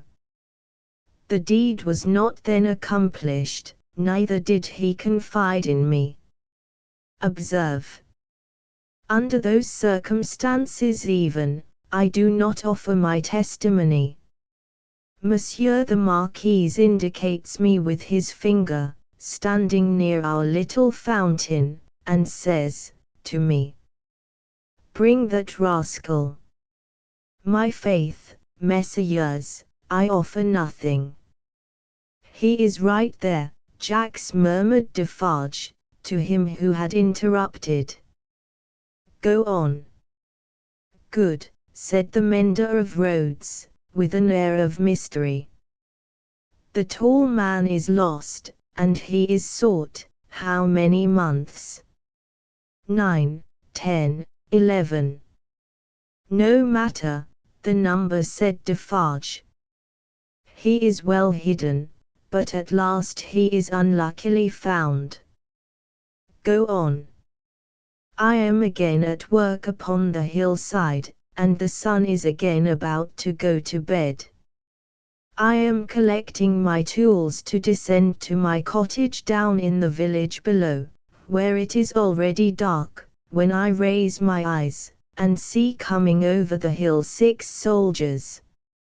In the midst of them is a tall man with his arms bound, tied to his sides, like this. With the aid of his indispensable cap, he represented a man with his elbows bound fast at his hips, with cords that were knotted behind him. I stand aside, messires, by my heap of stones, to see the soldiers and their prisoner pass, for it is a solitary road, that, where any spectacle is well worth looking at, and at first, as they approach, I see no more than that they are 6 soldiers with a tall man bound, and that they are almost black to my sight, except on the side of the sun going to bed, where they have a red edge, messires. Also, I see that their long shadows are on the hollow ridge on the opposite side of the road, and are on the hill above it, and are like the shadows of giants. Also, I see that they are covered with dust, and that the dust moves with them as they come, tramp, tramp. But when they advance quite near to me, I recognize the tall man, and he recognizes me. Ah, but he would be well content to precipitate himself over the hillside once again, as on the evening when he and I first encountered, close to the same spot. He described it as if he were there, and it was evident that he saw it vividly. Perhaps he had not seen much in his life. I do not show the soldiers that I recognize the tall man. He does not show the soldiers that he recognizes me. We do it, and we know it, with our eyes. Come on, says the chief of that company, pointing to the village, bring him fast to his tomb, and they bring him faster. I follow. His arms are swelled because of being bound so tight, his wooden shoes are large and clumsy, and he is lame. Because he is lame, and consequently slow, they drive him with their guns, like this. He imitated the action of a man's being impelled forward by the butt ends of muskets. As they descend the hill like madmen running a race, he falls. They laugh and pick him up again. His face is bleeding and covered with dust, but he cannot touch it. Thereupon they laugh again. They bring him into the village. All the village runs to look. They take him past the mill, and up to the prison. All the village sees the prison gate open in the darkness of the night, and swallow him, like this. He opened his mouth as wide as he could, and shut it with a sounding snap of his teeth. Observant of his unwillingness to mar the effect by opening it again, Defarge said, Go on, Jacks. All the village pursued the mender of roads, on tiptoe and in a low voice, withdraws. All the village whispers by the fountain, all the village sleeps, all the village dreams of that unhappy one, within the locks and bars of the prison on the crag, and never to come out of it, except to perish. In the morning, with my tools upon my shoulder, eating my morsel of black bread as I go. I make a circuit by the prison, on my way to my work. There I see him, high up, behind the bars of a lofty iron cage, bloody and dusty as last night, looking through. He has no hand free, to wave to me. I dare not call to him, he regards me like a dead man. Defarge and the three glanced darkly at one another. The looks of all of them were dark, repressed, and revengeful, as they listened to the countryman's story. The manner of all of them, while it was secret, was authoritative too. They had the air of a rough tribunal, Jacks 1 and 2 sitting on the old pallet bed, each with his chin resting on his hand, and his eyes intent on the road mender, Jacks 3, equally intent, on one knee behind them, with his agitated hand always gliding over the network of fine nerves about his mouth and nose. Defarge standing between them and the narrator, whom he had stationed in the light of the window, by turns looking from him to them, and from them to him. "Go on, Jacks," said Defarge. "He remains up there in his iron cage some days. The village looks at him by stealth, for it is afraid. But it always looks up, from a distance, at the prison on the crag, and in the evening, when the work of the day is achieved and it assembles to gossip at the fountain, all faces are turned towards the prison. Formerly, they were turned towards the posting house, now, they are turned towards the prison. They whisper at the fountain, that although condemned to death he will not be executed. They say that petitions have been presented in Paris, showing that he was enraged and made mad by the death of his child. They say that a petition has been presented to the king himself. What do I know? It is possible. Perhaps yes, perhaps no. Listen then, Jacks number 1 of that name sternly interposed. Know that a petition was presented to the king and queen. All here, yourself excepted, saw the king take it, in his carriage in the street, sitting beside the queen. It is Defarge whom you see here, who, at the hazard of his life, darted out before the horses, with the petition in his hand. And once again listen, Jacks, said the kneeling number 3, his fingers ever wandering over and over those fine nerves, with a strikingly greedy air, as if he hungered for something that was neither food nor drink. The god, horse and foot, surrounded the petitioner, and struck him blows. You hear? I hear, messires. Go on then, said Defarge. Again, on the other hand, they whisper at the fountain, resumed the countryman, that he is brought down into our country to be executed on the spot, and that he will very certainly be executed. They even whisper that because he has slain Monseigneur, and because Monseigneur was the father of his tenants, serfs, what you will, he will be executed as a parricide. One old man says at the fountain, that his right hand, armed with the knife, will be burnt off before his face, that, into wounds which will be made in his arms, his breast, and his legs, there will be poured boiling oil, melted lead, hot resin, wax, and sulphur. Finally, that he will be torn limb from limb by 4 strong horses. That old man says, all this was actually done to a prisoner who made an attempt on the life of the late King, Louis XV. but how do I know if he lies? I am not a scholar. Listen once again then, Jacks, said the man with the restless hand and the craving air.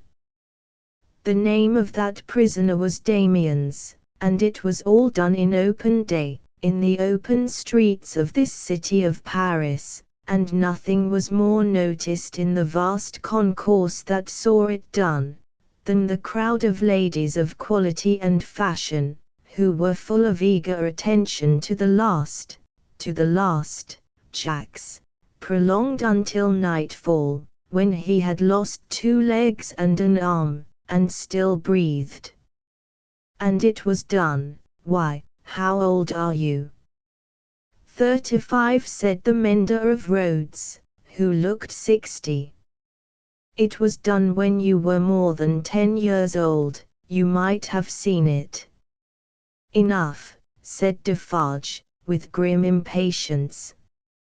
Long live the devil! Go on. Well. Some whisper this, some whisper that, they speak of nothing else, even the fountain appears to fall to that tune. At length, on Sunday night when all the village is asleep, come soldiers, winding down from the prison, and their guns ring on the stones of the little street. Workmen dig, workmen hammer, soldiers laugh and sing. In the morning, by the fountain, there is raised a gallows 40 feet high, poisoning the water. The mender of roads looked through rather than at the low ceiling, and pointed as if he saw the gallows somewhere in the sky. All work is stopped, all assemble there, nobody leads the cows out, the cows are there with the rest. At midday, the roll of drums. Soldiers have marched into the prison in the night, and he is in the midst of many soldiers. He is bound as before, and in his mouth there is a gag, tied so, with a tight string, making him look almost as if he laughed. He suggested it, by creasing his face with his 2 thumbs, from the corners of his mouth to his ears. On the top of the gallows is fixed the knife, blade upwards, with its point in the air. He is hanged there 40 feet high, and is left hanging, poisoning the water. They looked at one another, as he used his blue cap to wipe his face, on which the perspiration had started afresh while he recalled the spectacle. It is frightful, messieurs. How can the women and the children draw water? Who can gossip of an evening, under that shadow? Under it, have I said. When I left the village, Monday evening as the sun was going to bed, and looked back from the hill, the shadow struck across the church, across the mill, across the prison, seemed to strike across the earth, messieurs, to where the sky rests upon it. The hungry man gnawed one of his fingers as he looked at the other 3, and his finger quivered with the craving that was on him. That's all, messieurs. I left at sunset, as I had been warned to do, and I walked on, that night and half next day, until I met, as I was warned I should, this comrade. With him, I came on, now riding and now walking, through the rest of yesterday and through last night. And here you see me. After a gloomy silence, the first Jacks said, Good. You have acted and recounted faithfully. Will you wait for us a little, outside the door? Very willingly, said the mender of roads, whom Defarge escorted to the top of the stairs, and, leaving seated there, returned. The 3 had risen, and their heads were together when he came back to the garret. "How say you, Jacks?" demanded number 1. "To be registered." "To be registered, as doomed to destruction," returned Defarge. "Magnificent," croaked the man with the craving. "The chateau, and all the race?" inquired the first. "The chateau and all the race," returned Defarge. "Extermination," the hungry man repeated, in a rapturous croak, "magnificent," and began gnawing another finger. "Are you sure," asked Jacks too, of Defarge, "that no embarrassment can arise from our manner of keeping the register?" "Without doubt it is safe, for no one beyond ourselves can decipher it. But shall we always be able to decipher it, or, I ought to say, will she?" "Jacks," returned Defarge, drawing himself up, "if Madam my wife undertook to keep the register in her memory alone, she would not lose a word of it, not a syllable of it. Knitted, in her own stitches and her own symbols, it will always be as plain to her as the sun. Confide in Madame Defarge. It would be easier for the weakest poltroon that lives, to erase himself from existence, than to erase one letter of his name or crimes from the knitted register of Madame Defarge." There was a murmur of confidence and approval, and then the man who hung it, asked, "Is this rustic to be sent back soon?" "I hope so." "He is very simple, is he not a little dangerous?" "He knows nothing," said Defarge, "at least nothing more than would easily elevate himself to a gallows of the same height. I charge myself with him, let him remain with me, I will take care of him, and set him on his road. He wishes to see the fine world, the King, the Queen, and Court, let him see them on Sunday." "What!" exclaimed the hungry man, staring. "Is it a good sign, that he wishes to see royalty and nobility?" "Jacks," said Defarge, "judiciously show a cat milk, if you wish her to thirst for it. Judiciously show a dog his natural prey, if you wish him to bring it down one day." Nothing more was said, and the mender of roads, being found already dozing on the topmost stair, was advised to lay himself down on the pallet bed and take some rest. He needed no persuasion, and was soon asleep.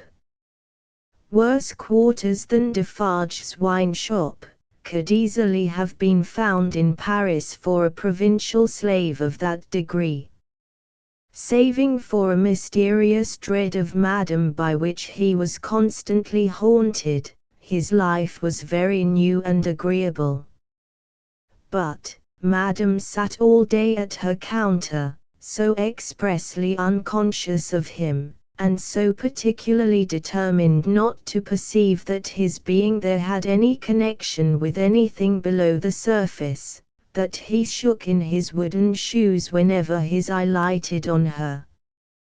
For, he contended with himself that it was impossible to foresee what that lady might pretend next, and he felt assured that if she should take it into her brightly ornamented head to pretend that she had seen him do a murder and afterwards flay the victim, she would infallibly go through with it until the play was played out.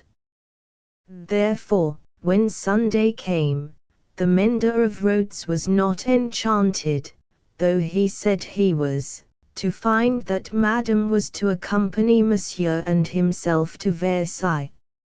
It was additionally disconcerting to have Madame knitting all the way there, in a public conveyance. It was additionally disconcerting yet, To have Madame in the crowd in the afternoon, still with her knitting in her hands as the crowd waited to see the carriage of the King and Queen.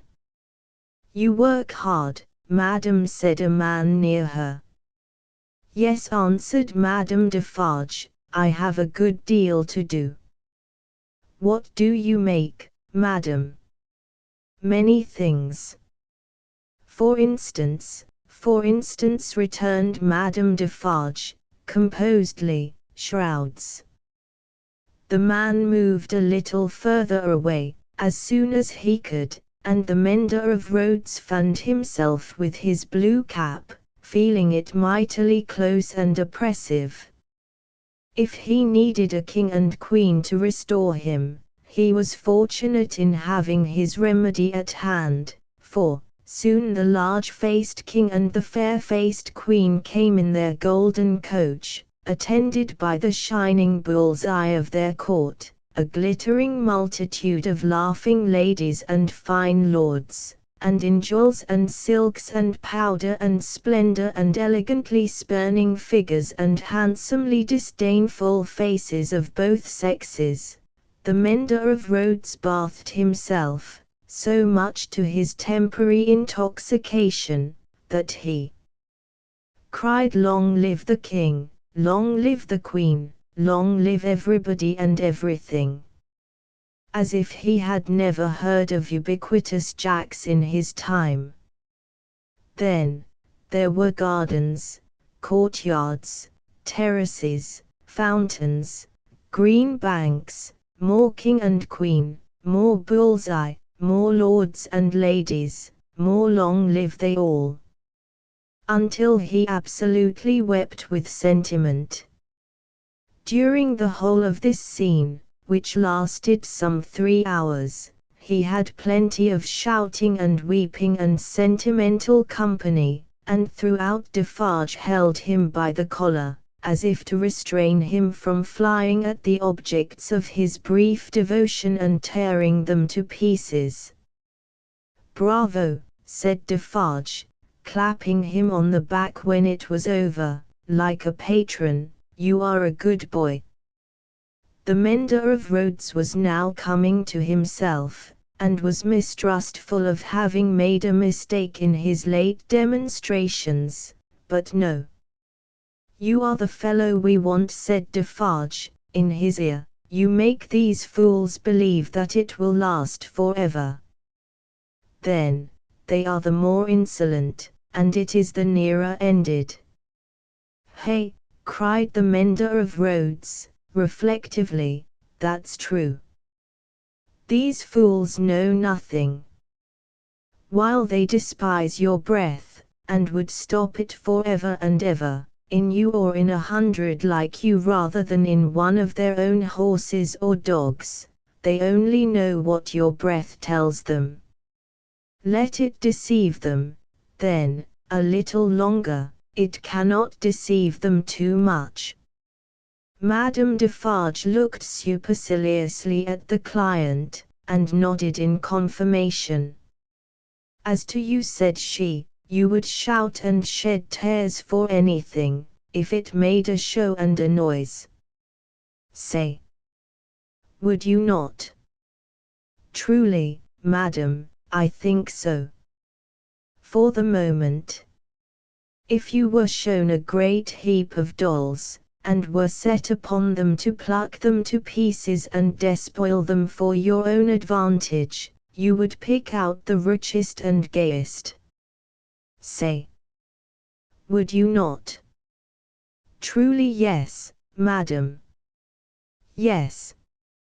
And if you were shown a flock of birds, unable to fly, and were set upon them to strip them of their feathers for your own advantage, you would set upon the birds of the finest feathers, would you not?" "It is true, madam." "You have seen both dolls and birds today," said Madame Defarge, with a wave of her hand towards the place where they had last been apparent. "Now, go home." Chapter 16.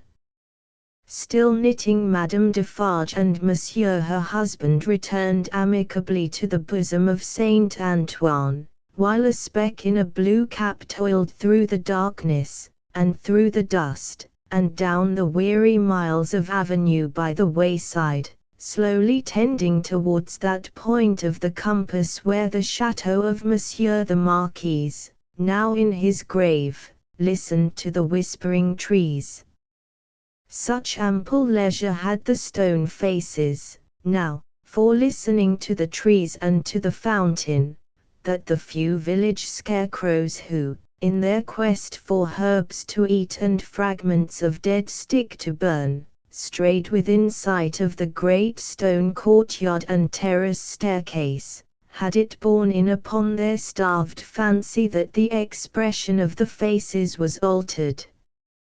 A rumour just lived in the village, had a faint and bare existence there, as its people had, that when the knife struck home, the faces changed, from faces of pride to faces of anger and pain, also, that when that dangling figure was hauled up 40 feet above the fountain, they changed again, and bore a cruel look of being avenged, which they would henceforth bear forever. In the stone face over the great window of the bedchamber where the murder was done, 2 fine dints were pointed out in the sculptured nose, which everybody recognized, and which nobody had seen of old, and on the scarce occasions when 2 or 3 ragged peasants emerged from the crowd to take a hurried peep at Monsieur the Marquis petrified, a skinny finger would not have pointed to it for a minute, before they all started away among the moss and leaves, like the more fortunate hares who could find a living there. Chateau and hut, stone face and dangling figure, the red stain on the stone floor, and the pure water in the village well, thousands of acres of land, a whole province of France, all France itself, lay under the night sky, concentrated into a faint hair-breadth line.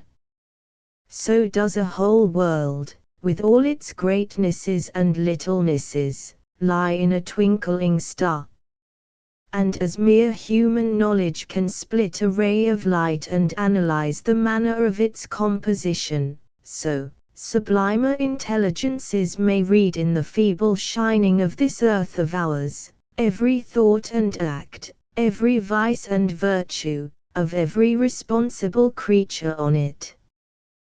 The Defarges, husband and wife, came lumbering under the starlight, in their public vehicle, to that gate of Paris whereunto their journey naturally tended. There was the usual stoppage at the barrier guard-house, and the usual lanterns came glancing forth for the usual examination and inquiry. Monsieur Defarge alighted, knowing 1 or 2 of the soldiery there, and 1 of the police. The latter he was intimate with, and affectionately embraced. When Saint Antoine had again enfolded the Defarges in his dusky wings, and they, having finally alighted near the saint's boundaries, were picking their way on foot through the black mud and offal of his streets, Madame Defarge spoke to her husband. "Say then, my friend, what did Jacques of the police tell thee?" "Very little tonight, but all he knows. There is another spy commissioned for our quarter.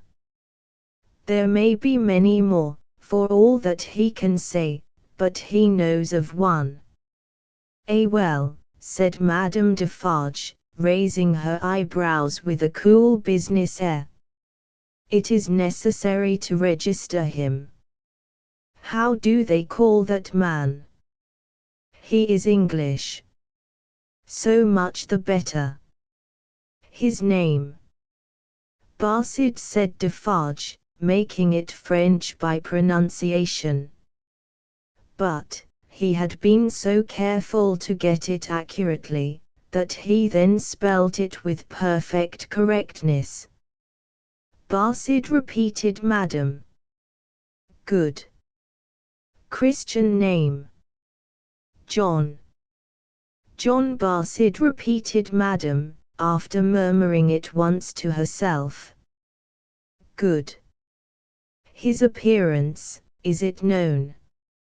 Age, about 40 years, height, about 5 feet 9, black hair, complexion dark, generally, rather handsome visage, eyes dark, face thin, long, and sallow, nose aquiline, but not straight, having a peculiar inclination towards the left cheek, expression, therefore, sinister.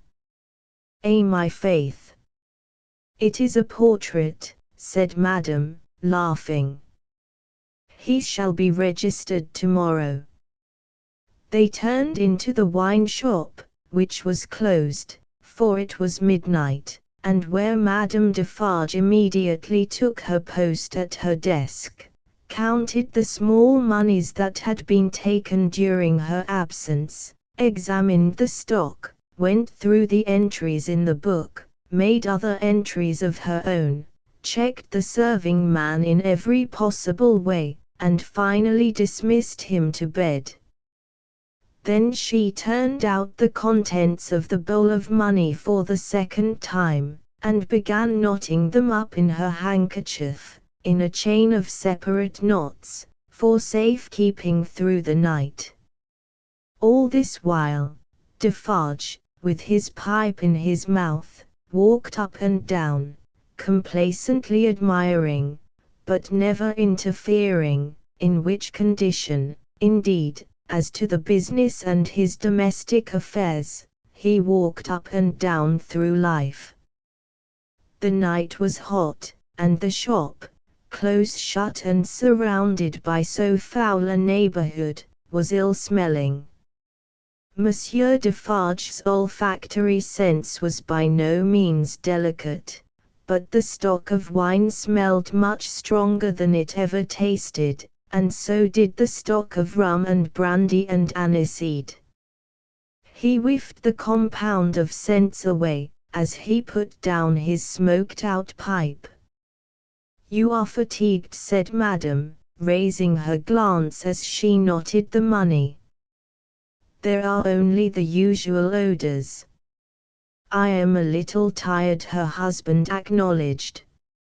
You are a little depressed, too, said Madame, whose quick eyes had never been so intent on the accounts, but they had had a ray or two for him. Oh, the men, the men. But my dear, began Defarge. But my dear, repeated Madame, nodding firmly, but my dear. You are faint of heart tonight, my dear. Well, then, said Defarge, as if a thought were wrung out of his breast, it is a long time. It is a long time, repeated his wife, and when is it not a long time? Vengeance and retribution require a long time, it is the rule. It does not take a long time to strike a man with lightning, said Defarge. How long, demanded Madame, composedly, does it take to make and store the lightning? Tell me. Defarge raised his head thoughtfully, as if there were something in that too. It does not take a long time, said Madame, for an earthquake to swallow a town. Well. Tell me how long it takes to prepare the earthquake. A long time, I suppose, said Defarge. But when it is ready, it takes place, and grinds to pieces everything before it. In the meantime, it is always preparing, though it is not seen or heard. That is your consolation. Keep it. She tied a knot with flashing eyes, as if it throttled a foe.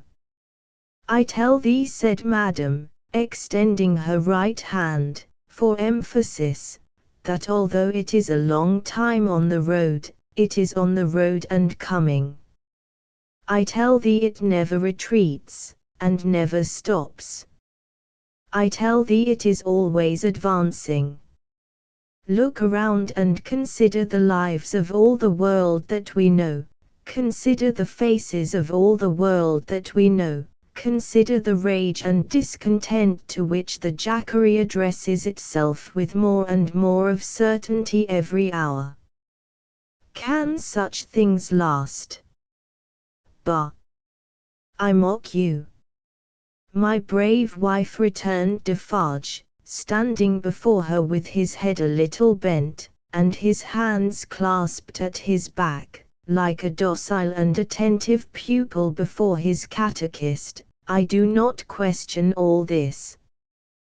But it has lasted a long time, and it is possible, you know well, my wife, it is possible, that it may not come, during our lives. Well. How then? Demanded Madame, tying another knot, as if there were another enemy strangled. Well, said Defarge, with a half-complaining and half-apologetic shrug.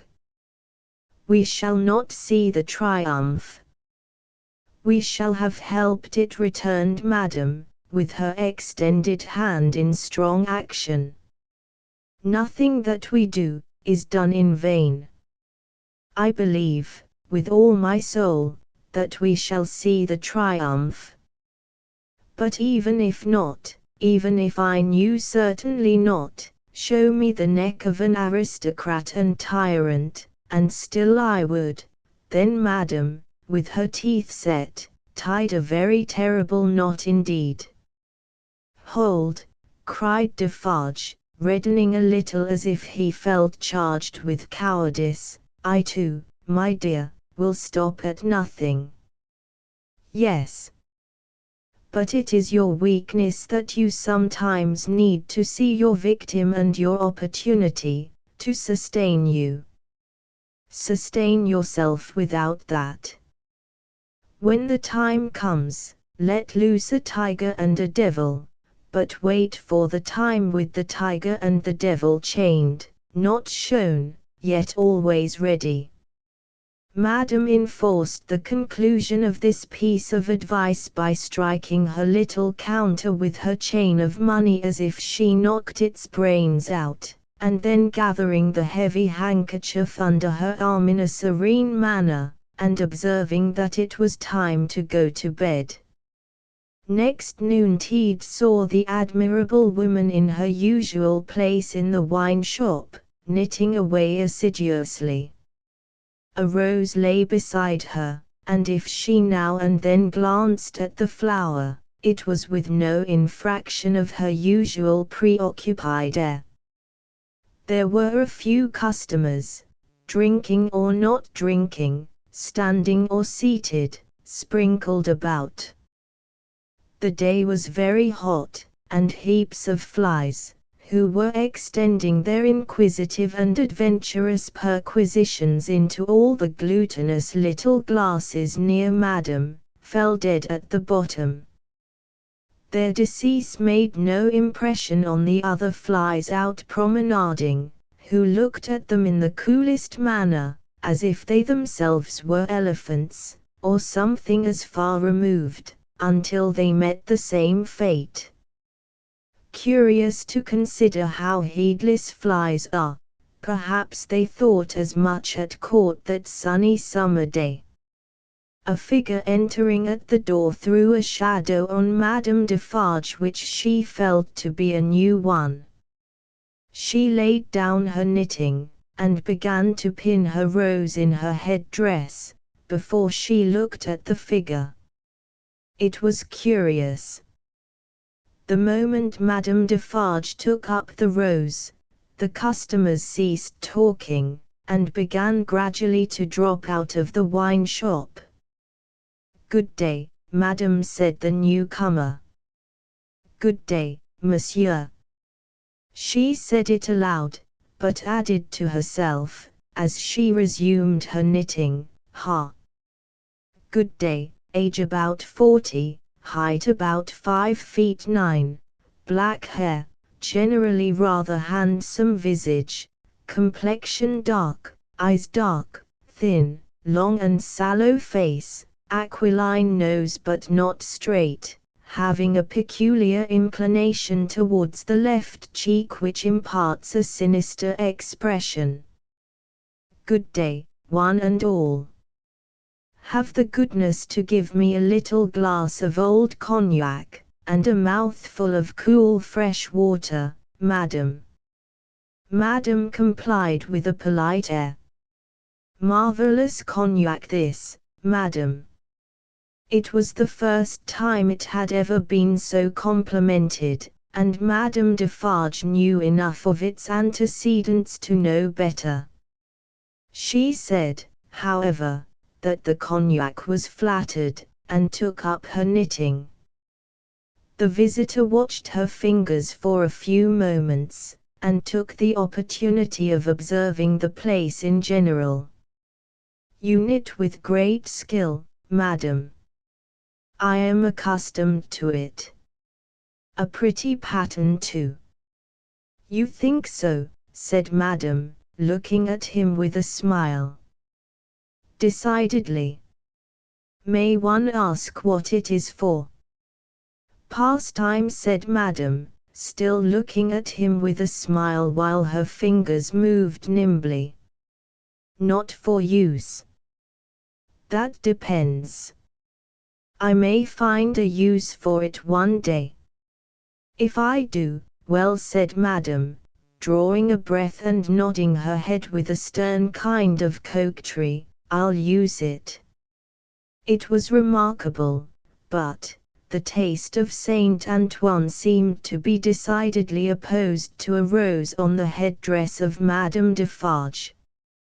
Two men had entered separately, and had been about to order drink, when, catching sight of that novelty, they faltered, made a pretence of looking about as if for some friend who was not there, and went away. Nor, of those who had been there when this visitor entered, was there one left. They had all dropped off. The spy had kept his eyes open, but had been able to detect no sign. They had lounged away in a poverty-stricken, purposeless, accidental manner, quite natural and unimpeachable. John thought madam, checking off her work as her fingers knitted, and her eyes looked at the stranger. "Stay long enough, and I shall knit Barside before you go." "You have a husband, madam?" "I have." "Children?" "No children." "Business seems bad." "Business is very bad, the people are so poor." "Ah, the unfortunate, miserable people. So oppressed, too, as you say." "As you say," madam retorted, correcting him, and deftly knitting an extra something into his name that boded him no good. "Pardon me, certainly it was I who said so, but you naturally think so." "Of course." "I think," returned madam, in a high voice, "I and my husband have enough to do to keep this wine shop open, without thinking. All we think, here, is how to live.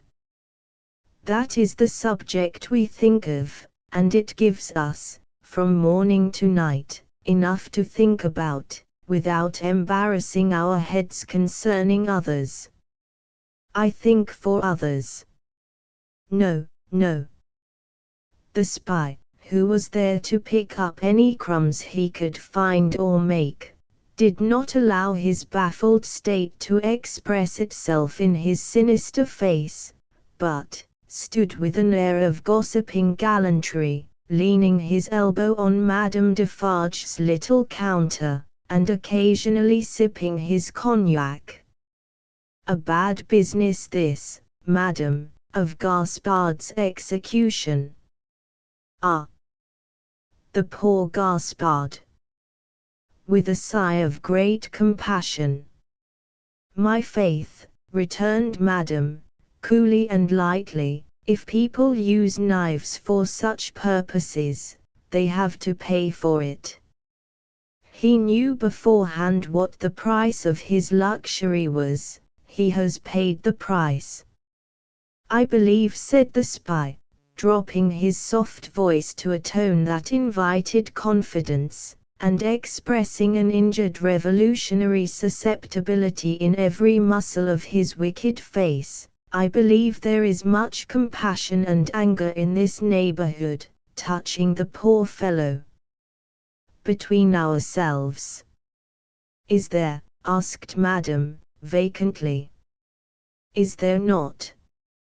Here is my husband, said Madame Defarge. As the keeper of the wine shop entered at the door, the spy saluted him by touching his hat, and saying, with an engaging smile, "Good day, Jacques." Defarge stopped short, and stared at him. "Good day, Jacques," the spy repeated, with not quite so much confidence, or quite so easy a smile under the stare. "You deceive yourself, monsieur," returned the keeper of the wine shop. "You mistake me for another. That is not my name. I am Ernest Defarge." "It is all the same," said the spy, airily, but discomfited too. "Good day." "Good day," answered Defarge, dryly. "I was saying to madam, with whom I had the pleasure of chatting when you entered, that they tell me there is, and no wonder, much sympathy and anger in Saint Antoine, touching the unhappy fate of poor Gaspard." "No one has told me so," said Defarge, shaking his head. "I know nothing of it."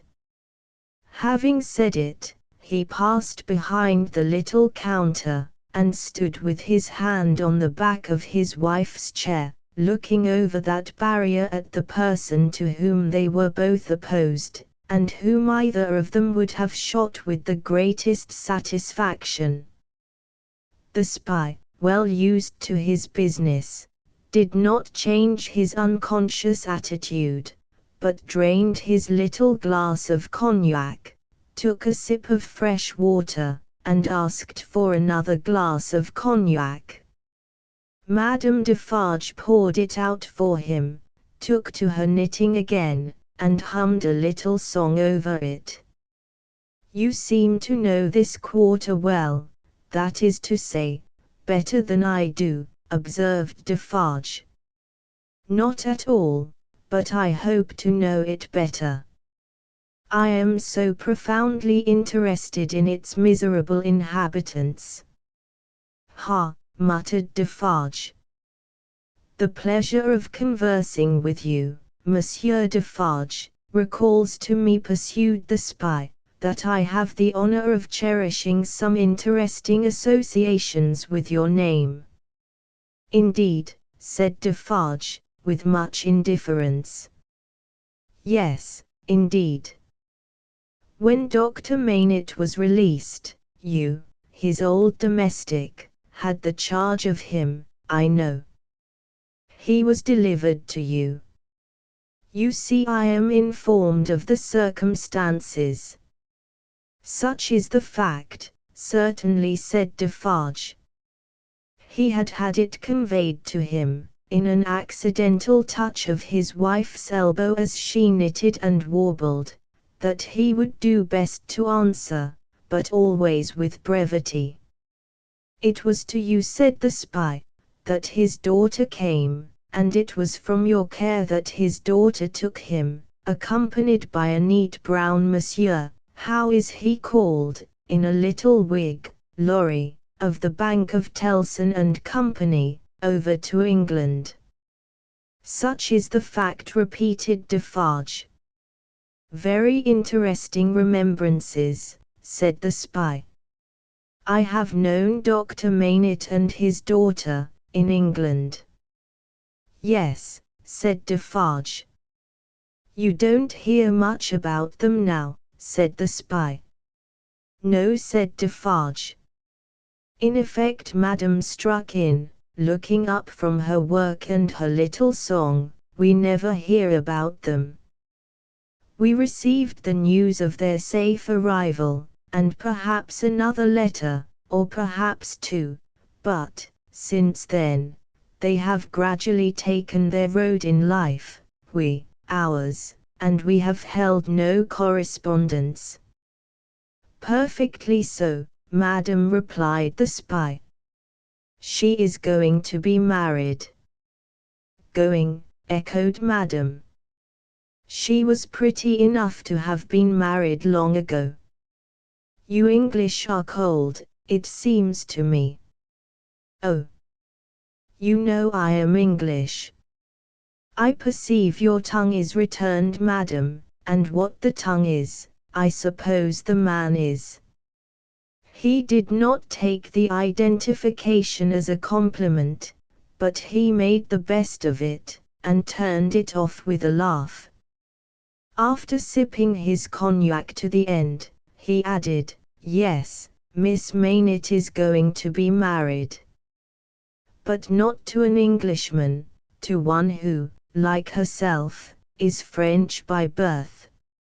And speaking of Gaspard, poor Gaspard. It was cruel, cruel. It is a curious thing that she is going to marry the nephew of Monsieur the Marquis, for whom Gaspard was exalted to that height of so many feet, in other words, the present Marquis. But he lives unknown in England, he is no Marquis there, he is Mr. Charles Darnay. D'Aulness is the name of his mother's family. Madame Defarge knitted steadily, but the intelligence had a palpable effect upon her husband. Do what he would, behind the little counter, as to the striking of a light and the lighting of his pipe, he was troubled, and his hand was not trustworthy. The spy would have been no spy if he had failed to see it, or to record it in his mind.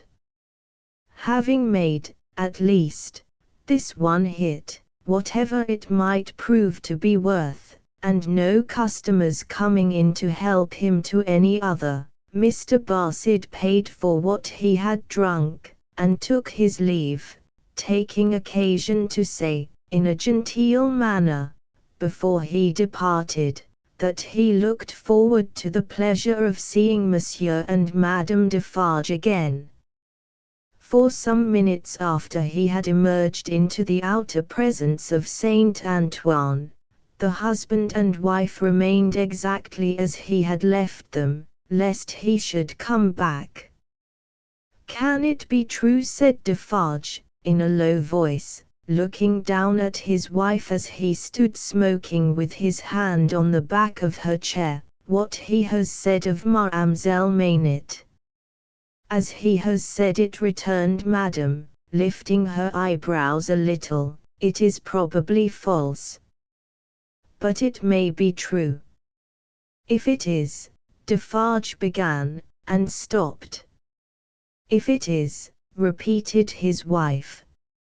And if it does come, while we live to see it triumph, I hope, for her sake, destiny will keep her husband out of France. Her husband's destiny, said Madame Defarge, with her usual composure, will take him where he is to go, and will lead him to the end that is to end him. That is all I know. But it is very strange, now, at least, is it not very strange, said Defarge, rather pleading with his wife to induce her to admit it, that, after all our sympathy for Monsieur her father, and herself, her husband's name should be prescribed under your hand at this moment, by the side of that infernal dog's who has just left us.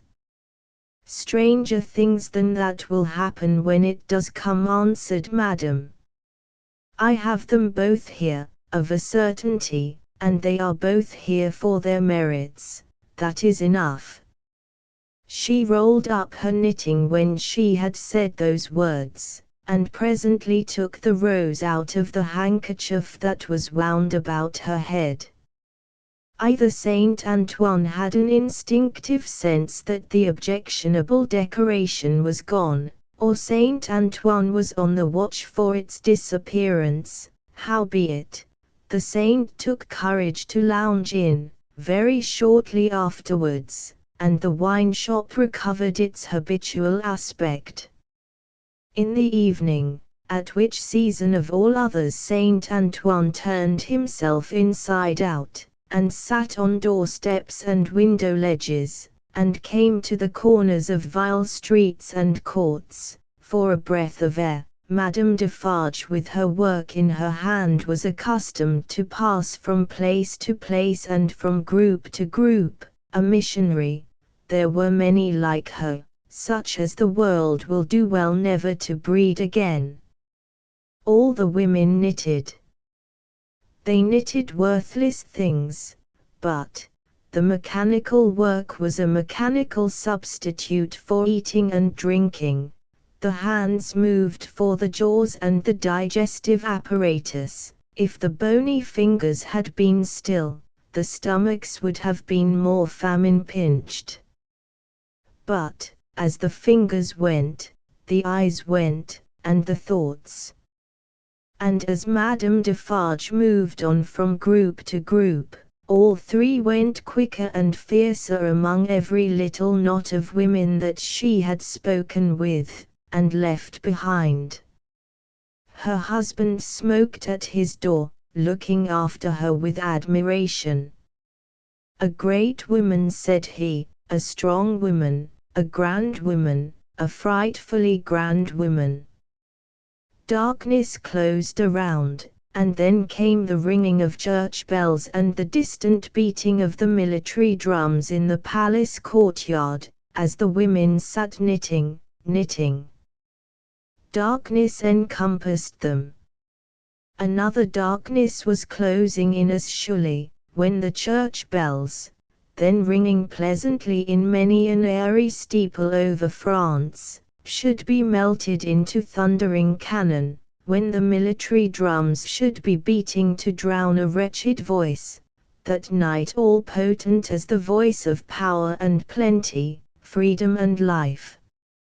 So much was closing in about the women who sat knitting, that they their very selves were closing in around a structure yet unbuilt, where they were to sit knitting, counting dropping heads. Chapter 17. One night never did the sun go down with a brighter glory on the quiet corner in Soho, than one memorable evening when the doctor and his daughter sat under the plane tree together. Never did the moon rise with a milder radiance over great London, than on that night when it found them still seated under the tree, and shone upon their faces through its leaves. Lucy was to be married tomorrow. She had reserved this last evening for her father, and they sat alone under the plane tree. "You are happy, my dear father?" "Quite, my child." They had said little, though they had been there a long time. When it was yet light enough to work and read, she had neither engaged herself in her usual work, nor had she read to him. She had employed herself in both ways, at his side under the tree, many and many a time, but this time was not quite like any other, and nothing could make it so. "And I am very happy tonight, dear father. I am deeply happy in the love that heaven has so blessed, my love for Charles, and Charles's love for me. But, if my life were not to be still consecrated to you, or if my marriage were so arranged as that it would part us, even by the length of a few of these streets, I should be more unhappy and self-reproachful now than I can tell you. Even as it is, even as it was, she could not command her voice. In the sad moonlight, she clasped him by the neck, and laid her face upon his breast. In the moonlight, which is always sad, as the light of the sun itself is, as the light called human life is, at its coming and its going. Dearest dear, can you tell me, this last time, that you feel quite sure, no new affections of mine, and no new duties of mine, will ever interpose between us? I know it well, but do you know it? In your own heart, do you feel quite certain? Her father answered, with a cheerful firmness of conviction he could scarcely have assumed, quite sure, my darling. More than that, he added, as he tenderly kissed her, my future is far brighter, Lucy, seen through your marriage, than it could have been, nay, than it ever was, without it. If I could hope that, my father, believe it, love. Indeed it is so. Consider how natural and how plain it is, my dear, that it should be so. You, devoted and young, cannot fully appreciate the anxiety I have felt that your life should not be wasted. She moved her hand towards his lips, but he took it in his, and repeated the word. Wasted, my child, should not be wasted, struck aside from the natural order of things, for my sake. Your unselfishness cannot entirely comprehend how much my mind has gone on this, but, only ask yourself, how could my happiness be perfect, while yours was incomplete? If I had never seen Charles, my father, I should have been quite happy with you. He smiled at her unconscious admission that she would have been unhappy without Charles, having seen him, and replied, my child, you did see him, and it is Charles. If it had not been Charles, it would have been another.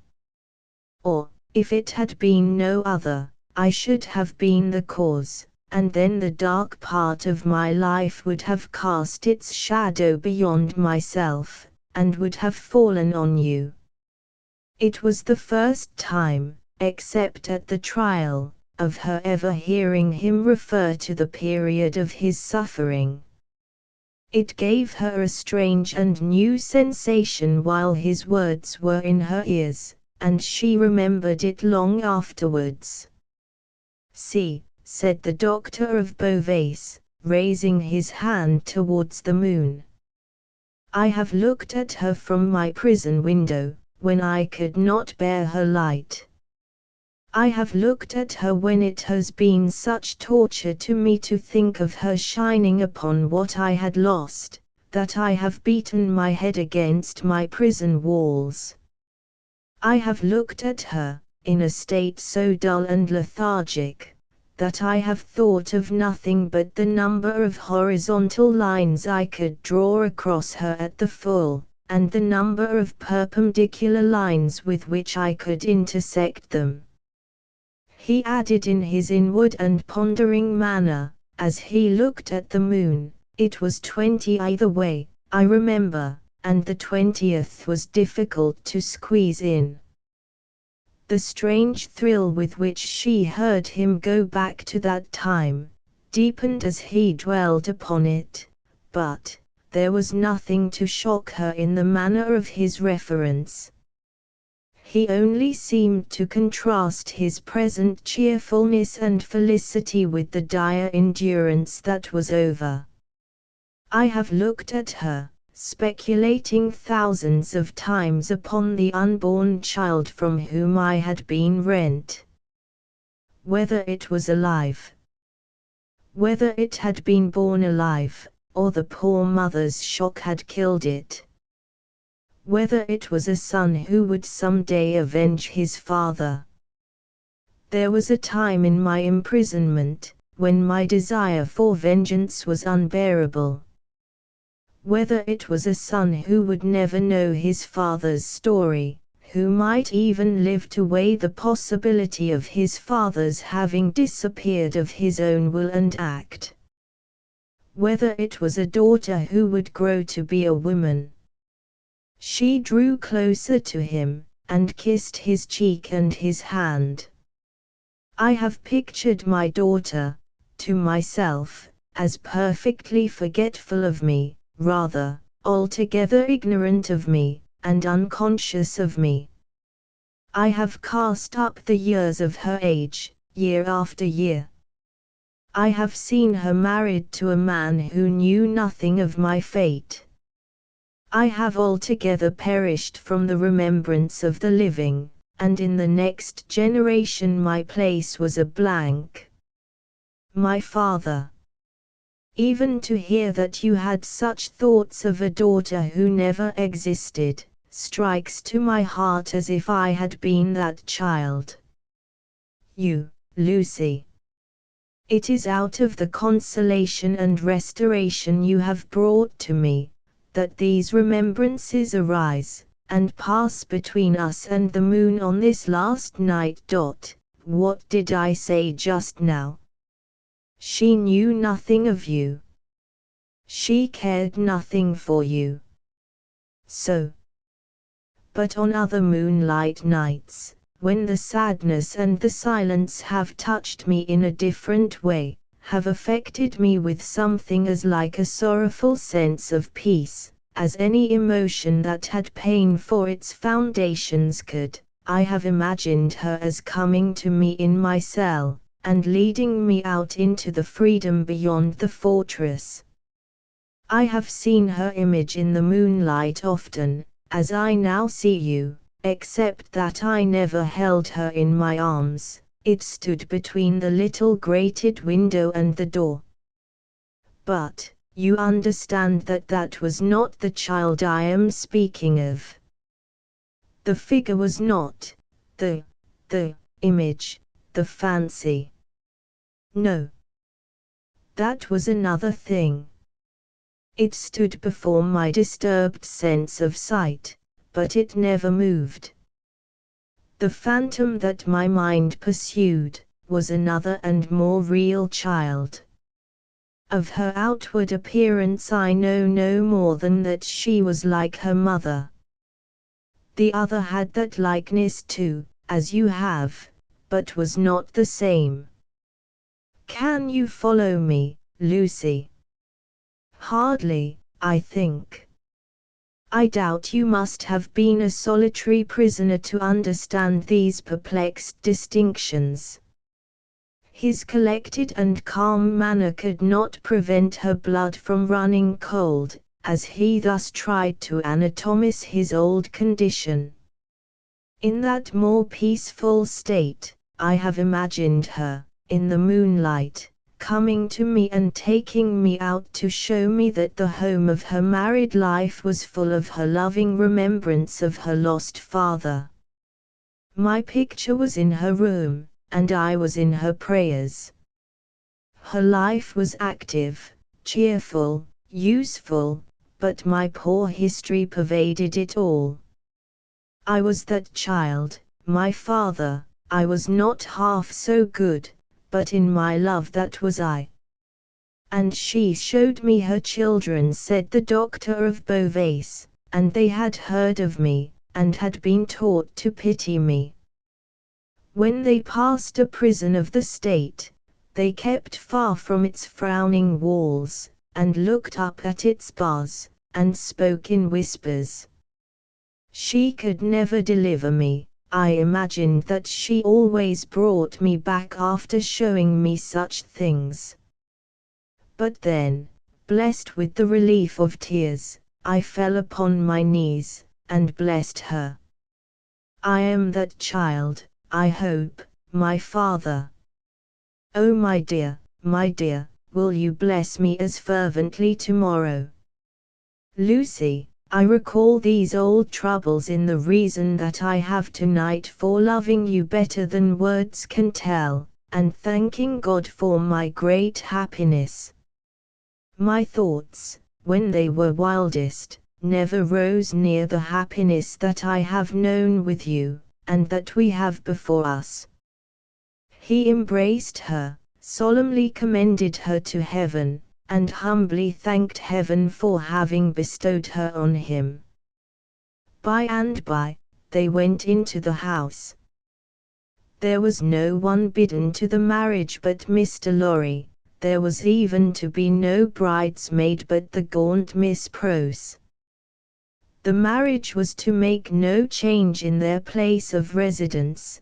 They had been able to extend it, by taking to themselves the upper rooms formerly belonging to the apocryphal invisible lodger, and they desired nothing more. Dr. Maynett was very cheerful at the little supper. They were only 3 at table, and Miss Prose made the third. He regretted that Charles was not there, was more than half disposed to object to the loving little plot that kept him away, and drank to him affectionately. So, the time came for him to bid Lucy good night, and they separated. But, in the stillness of the 3rd hour of the morning, Lucy came downstairs again, and stole into his room, not free from unshaped fears, beforehand. All things, however, were in their places, all was quiet, and he lay asleep, his white hair picturesque on the untroubled pillow, and his hands lying quiet on the coverlet. She put her needless candle in the shadow at a distance, crept up to his bed, and put her lips to his, then leaned over him, and looked at him. Into his handsome face, the bitter waters of captivity had worn, but he covered up their tracks with a determination so strong, that he held the mastery of them even in his sleep. A more remarkable face in its quiet, resolute, and guarded struggle with an unseen assailant, was not to be beheld in all the wide dominions of sleep, that night. She timidly laid her hand on his dear breast, and put up a prayer that she might ever be as true to him as her love aspired to be, and as his sorrows deserved. Then, she withdrew her hand, and kissed his lips once more, and went away. So, the sunrise came, and the shadows of the leaves of the plane tree moved upon his face, as softly as her lips had moved in praying for him. Chapter 18. 9 days the marriage day was shining brightly, and they were ready outside the closed door of the doctor's room, where he was speaking with Charles Darnay. They were ready to go to church, the beautiful bride, Mr. Lorry, and Miss Prose, to whom the event, through a gradual process of reconcilement to the inevitable, would have been one of absolute bliss, but for the yet lingering consideration that her brother Solomon should have been the bridegroom. And so said Mr. Lorry, who could not sufficiently admire the bride, and who had been moving round her to take in every point of her quiet, pretty dress, and so it was for this, my sweet Lucy, that I brought you across the channel, such a baby. Lord bless me! How little I thought what I was doing! how lightly I valued the obligation I was conferring on my friend Mr. Charles. You didn't mean it, remarked the matter-of-fact Miss Prose, and therefore how could you know it? Nonsense. Really. Well, but don't cry, said the gentle Mr. Lorry. I am not crying, said Miss Prose. You are. My Prose. By this time, Mr. Lorry dared to be pleasant with her, on occasion. You were, just now, I saw you do it, and I don't wonder at it. Such a present of plate as you have made is enough to bring tears into anybody's eyes. There's not a fork or a spoon in the collection, said Miss Prose, that I didn't cry over, last night after the box came, till I couldn't see it. I am highly gratified, said Mr. Lorry, though, upon my honor, I had no intention of rendering those trifling articles of remembrance invisible to anyone. Dear me! This is an occasion that makes a man speculate on all he has lost. Dear, dear, dear. To think that there might have been a Mrs. Lorry, any time these 50 years almost. Not at all. From Miss Prose. You think there never might have been a Mrs. Lorry? Asked the gentleman of that name. Pooh, rejoined Miss Prose, you were a bachelor in your cradle. Well, observed Mr. Lorry, beamingly adjusting his little wig, that seems probable, too. And you were cut out for a bachelor, pursued Miss Prose, before you were put in your cradle. Then, I think, said Mr. Lorry, that I was very unhandsomely dealt with, and that I ought to have had a voice in the selection of my pattern. Enough. Now, my dear Lucy, drawing his arm soothingly round her waist, I hear them moving in the next room, and Miss Prose and I, as two formal folks of business, are anxious not to lose the final opportunity of saying something to you that you wish to hear. You leave your good father, my dear, in hands as earnest and as loving as your own. He shall be taken every conceivable care of, during the next fortnight, while you are in Warwickshire and thereabouts. Even Tellson's shall go to the wall, comparatively speaking, before him. And when, at the fortnight's end, he comes to join you and your beloved husband, on your other fortnight's trip in Wales, you shall say that we have sent him to you in the best health and in the happiest frame. Now, I hear somebody's step coming to the door. Let me kiss my dear girl with an old-fashioned bachelor blessing, before somebody comes to claim his own. For a moment, he held the fair face from him to look at the well-remembered expression on the forehead, and then laid the bright golden hair against his little brown wig, with a genuine tenderness and delicacy which, if such things be old-fashioned, were as old as Adam. The door of the doctor's room opened, and he came out with Charles Darnay. He was so deadly pale, which had not been the case when they went in together, that no vestige of colour was to be seen in his face. But, in the composure of his manner he was unaltered, except that to the shrewd glance of Mr. Lorry it disclosed some shadowy indication that the old air of avoidance and dread had lately passed over him, like a cold wind. He gave his arm to his daughter, and took her downstairs to the chariot which Mr. Lorry had hired in honor of the day. The rest followed in another carriage, and soon, in a neighboring church, where no strange eyes looked on, Charles Darnay and Lucy Maynett were happily married. Besides the glancing tears that shone among the smiles of the little group when it was done, some diamonds, very bright and sparkling, glanced on the bride's hand, which were newly released from the dark obscurity of one of Mr. Lorry's pockets. They returned home to breakfast, and all went well, and in due course the golden hair that had mingled with the poor shoemaker's white locks in the Paris garret, were mingled with them again in the morning sunlight, on the threshold of the door at parting. It was a hard parting, though it was not for long. But her father cheered her, and said at last, gently disengaging himself from her enfolding arms, "Take her, Charles. She is yours."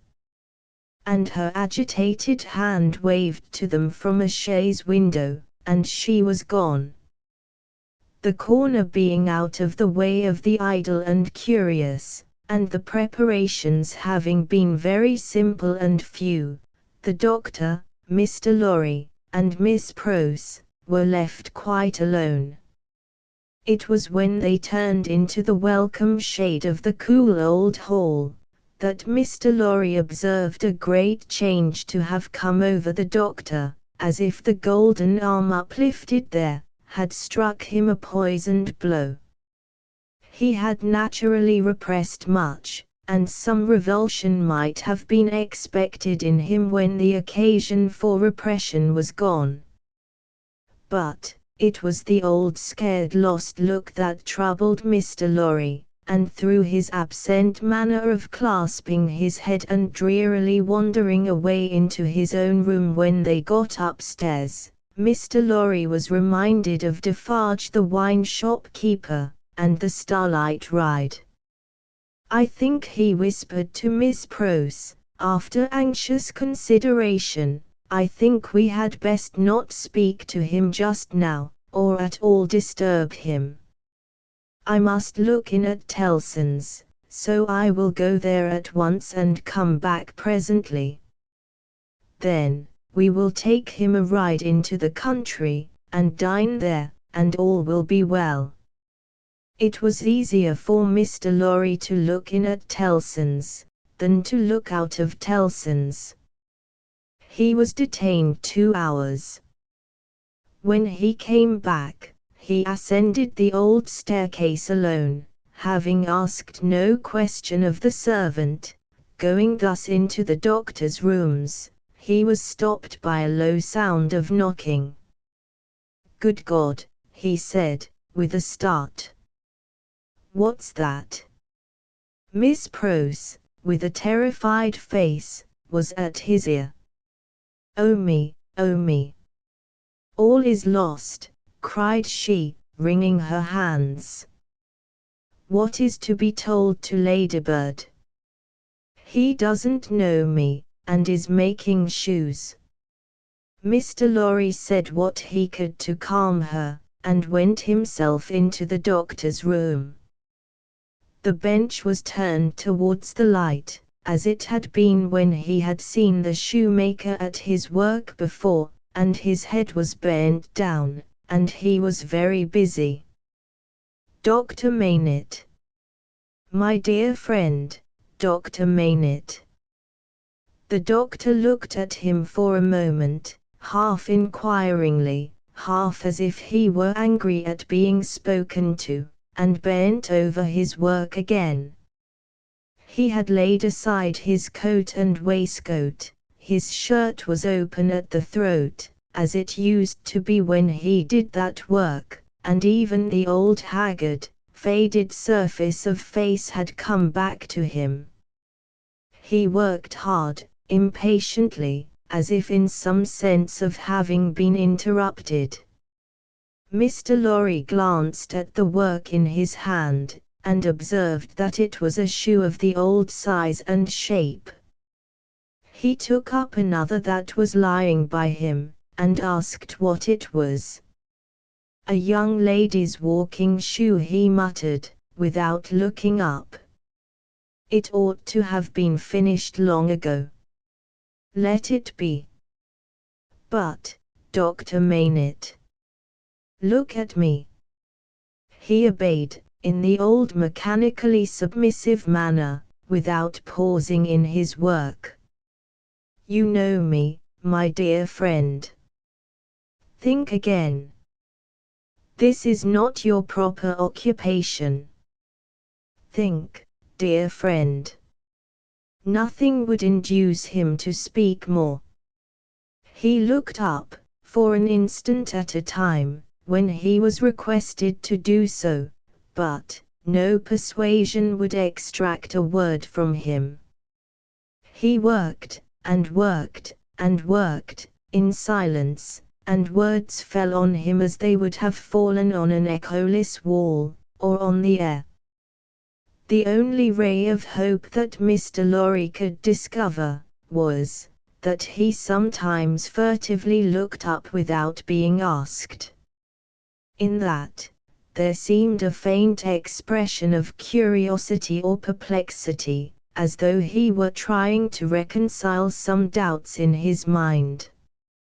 Two things at once impressed themselves on Mr. Lorry, as important above all others. The first, that this must be kept secret from Lucy. The second, that it must be kept secret from all who knew him. In conjunction with Miss Pross, he took immediate steps towards the latter precaution, by giving out that the doctor was not well, and required a few days of complete rest. In aid of the kind deception to be practiced on his daughter, Miss Pross was to write, describing his having been called away professionally, and referring to an imaginary letter of 2 or 3 hurried lines in his own hand, represented to have been addressed to her by the same post. These measures, advisable to be taken in any case, Mr. Lorry took in the hope of his coming to himself. If that should happen soon, he kept another course in reserve, which was, to have a certain opinion that he thought the best, on the doctor's case. In the hope of his recovery, and of resort to this third course being thereby rendered practicable, Mr. Lorry resolved to watch him attentively, with as little appearance as possible of doing so. He therefore made arrangements to absent himself from Tellson's for the first time in his life, and took his post by the window in the same room. He was not long in discovering that it was worse than useless to speak to him, since, on being pressed, he became worried. He abandoned that attempt on the first day, and resolved merely to keep himself always before him, as a silent protest against the delusion into which he had fallen, or was falling. He remained, therefore, in his seat near the window, reading and writing, and expressing in as many pleasant and natural ways as he could think of, that it was a free place. Dr. Maynard took what was given him to eat and drink, and worked on, that first day, until it was too dark to see, worked on, half an hour after Mr. Lorry could not have seen, for his life, to read or write. When he put his tools aside as useless, until morning, Mr. Lorry rose and said to him, "Will you go out?" He looked down at the floor on either side of him in the old manner, looked up in the old manner, and repeated in the old low voice, "Out." "Yes, for a walk with me." "Why not?" He made no effort to say why not, and said not a word more. But, Mr. Lorry thought he saw, as he leaned forward on his bench in the dusk, with his elbows on his knees and his head in his hands, that he was in some misty way asking himself, why not? The sagacity of the man of business perceived an advantage here, and determined to hold it. Miss Pross and he divided the night into 2 watches, and observed him at intervals from the adjoining room. He paced up and down for a long time before he lay down, but, when he did finally lay himself down, he fell asleep. In the morning, he was up betimes, and went straight to his bench and to work. On this second day, Mr. Lorry saluted him cheerfully by his name, and spoke to him on topics that had been of late familiar to them. He returned no reply, but it was evident that he heard what was said, and that he thought about it, however confusedly. This encouraged Mr. Lorry to have Miss Pross in with her work, several times during the day. At those times, they quietly spoke of Lucy, and of her father then present, precisely in the usual manner, and as if there were nothing amiss. This was done without any demonstrative accompaniment, not long enough, or often enough to harass him, and it lightened Mr. Lorry's friendly heart to believe that he looked up oftener, and that he appeared to be stirred by some perception of inconsistencies surrounding him. When it fell dark again, Mr. Lorry asked him as before, "Dear doctor, will you go out?" As before, he repeated, "Out?" "Yes, for a walk with me." "Why not?" This time, Mr. Lorry feigned to go out when he could extract no answer from him, and, after remaining absent for an hour, returned. In the meanwhile, the doctor had removed to the seat in the window, and had sat there looking down at the plane tree, but, on Mr. Lorry's return, he slipped away to his bench. The time went very slowly on, and Mr. Lorry's hope darkened, and his heart grew heavier again, and grew yet heavier and heavier every day. The 3rd day came and went, the 4th, the 5th. 5 days, 6 days, 7 days, 8 days, 9 days. With a hope ever darkening, and with a heart always growing heavier and heavier, Mr. Lorry passed through this anxious time. The secret was well kept, and Lucy was unconscious and happy, but he could not fail to observe that the shoemaker, whose hand had been a little out at first, was growing dreadfully skilful, and that he had never been so intent on his work, and that his hands had never been so nimble and expert, as in the dusk of the 9th evening. Chapter 19. An opinion worn out by anxious watching, Mr. Lorry fell asleep at his post. On the 10th morning of his suspense, he was startled by the shining of the sun into the room where a heavy slumber had overtaken him when it was dark night. He rubbed his eyes and roused himself, but he doubted, when he had done so, whether he was not still asleep. For, going to the door of the doctor's room and looking in, he perceived that the shoemaker's bench and tools were put aside again, and that the doctor himself sat reading at the window. He was in his usual morning dress, and his face, which Mr. Lorry could distinctly see, though still very pale, was calmly studious and attentive. Even when he had satisfied himself that he was awake, Mr. Lorry felt giddily uncertain for some few moments whether the late shoemaking might not be a disturbed dream of his own, for, did not his eyes show him his friend before him in his accustomed clothing and aspect, and employed as usual, and was there any sign within their range, that the change of which he had so strong an impression had actually happened? It was but the inquiry of his first confusion and astonishment, the answer being obvious. If the impression were not produced by a real corresponding and sufficient cause, how came he, Jarvis Lorry, there? How came he to have fallen asleep, in his clothes, on the sofa in Dr. Maynard's consulting room, and to be debating these points outside the doctor's bedroom door in the early morning? Within a few minutes, Miss Prose stood whispering at his side.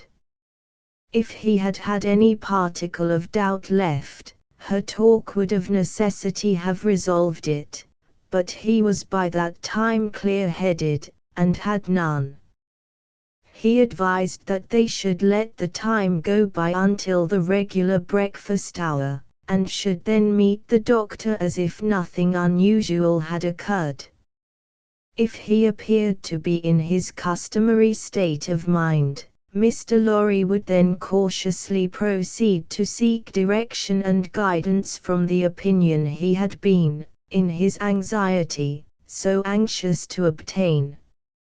Miss Prose, submitting herself to his judgment, the scheme was worked out with care. Having abundance of time for his usual methodical toilette, Mr. Lorry presented himself at the breakfast hour in his usual white linen, and with his usual neat leg. The doctor was summoned in the usual way, and came to breakfast. So far as it was possible to comprehend him without overstepping those delicate and gradual approaches which Mr. Lorry felt to be the only safe advance, he at first supposed that his daughter's marriage had taken place yesterday. An incidental allusion, purposely thrown out, to the day of the week, and the day of the month, set him thinking and counting, and evidently made him uneasy. In all other respects, however, he was so composedly himself, that Mr. Lorry determined to have the aid he sought. And that aid was his own. Therefore, when the breakfast was done and cleared away, and he and the doctor were left together, Mr. Lorry said, feelingly, "My dear Maynard, I am anxious to have your opinion, in confidence, on a very curious case in which I am deeply interested. That is to say, it is very curious to me. Perhaps, to your better information it may be less so."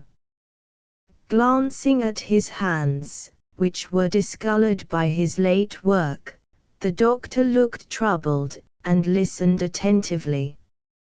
He had already glanced at his hands more than once. "Dr. Maynard," said Mr. Lorry, touching him affectionately on the arm, "the case is the case of a particularly dear friend of mine. Pray give your mind to it, and advise me well for his sake, and above all, for his daughters, my dear Maynard." "If I understand," said the doctor, in a subdued tone, "some mental shock." "Yes." "Be explicit," said the doctor. "Spare no detail." Mr. Lorry saw that they understood one another, and proceeded.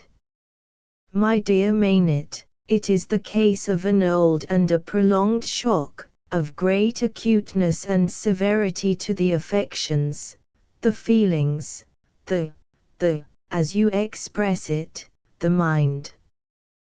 The mind. It is the case of a shock under which the sufferer was borne down, one cannot say for how long, because I believe he cannot calculate the time himself, and there are no other means of getting at it. It is the case of a shock from which the sufferer recovered, by a process that he cannot trace himself, as I once heard him publicly relate in a striking manner.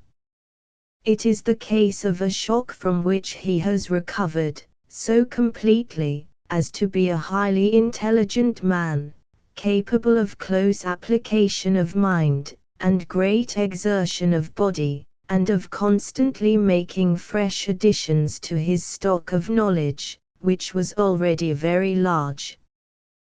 But, unfortunately, there has been— he paused and took a deep breath, a slight relapse. The doctor, in a low voice, asked, of how long duration? 9 days and nights. How did it show itself?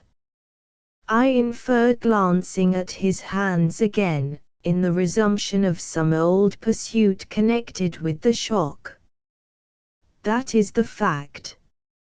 Now, did you ever see him? Asked the doctor, distinctly and collectedly, though in the same low voice, engaged in that pursuit originally. Once. And when the relapse fell on him, was he in most respects, or in all respects, as he was then? I think in all respects. You spoke of his daughter. Does his daughter know of the relapse? No. It has been kept from her, and I hope will always be kept from her. It is known only to myself, and to one other who may be trusted. The doctor grasped his hand, and murmured, "That was very kind. That was very thoughtful." Mr. Lorry grasped his hand in return, and neither of the two spoke for a little while. "Now, my dear Maynard," said Mr. Lorry, at length, in his most considerate and most affectionate way, "I am a mere man of business, and unfit to cope with such intricate and difficult matters. I do not possess the kind of information necessary, I do not possess the kind of intelligence, I want guiding. There is no man in this world on whom I could so rely for right guidance, as on you. Tell me, how does this relapse come about? Is there danger of another? Could a repetition of it be prevented? How should a repetition of it be treated? How does it come about at all? What can I do for my friend? No man ever can have been more desirous in his heart to serve a friend, than I am to serve mine, if I knew how. But I don't know how to originate, in such a case. If your sagacity, knowledge, and experience could put me on the right track, I might be able to do so much. Unenlightened and undirected, I can do so little. Pray discuss it with me, pray enable me to see it a little more clearly, and teach me how to be a little more useful." Dr. Maynard sat meditating after these earnest words were spoken, and Mr. Lorry did not press him. "I think it probable," said the doctor, breaking silence with an effort, "that the relapse you have described, my dear friend, was not quite unforeseen by its subject." "Was it dreaded by him?" Mr. Lorry ventured to ask. "Very much." He said it with an involuntary shudder.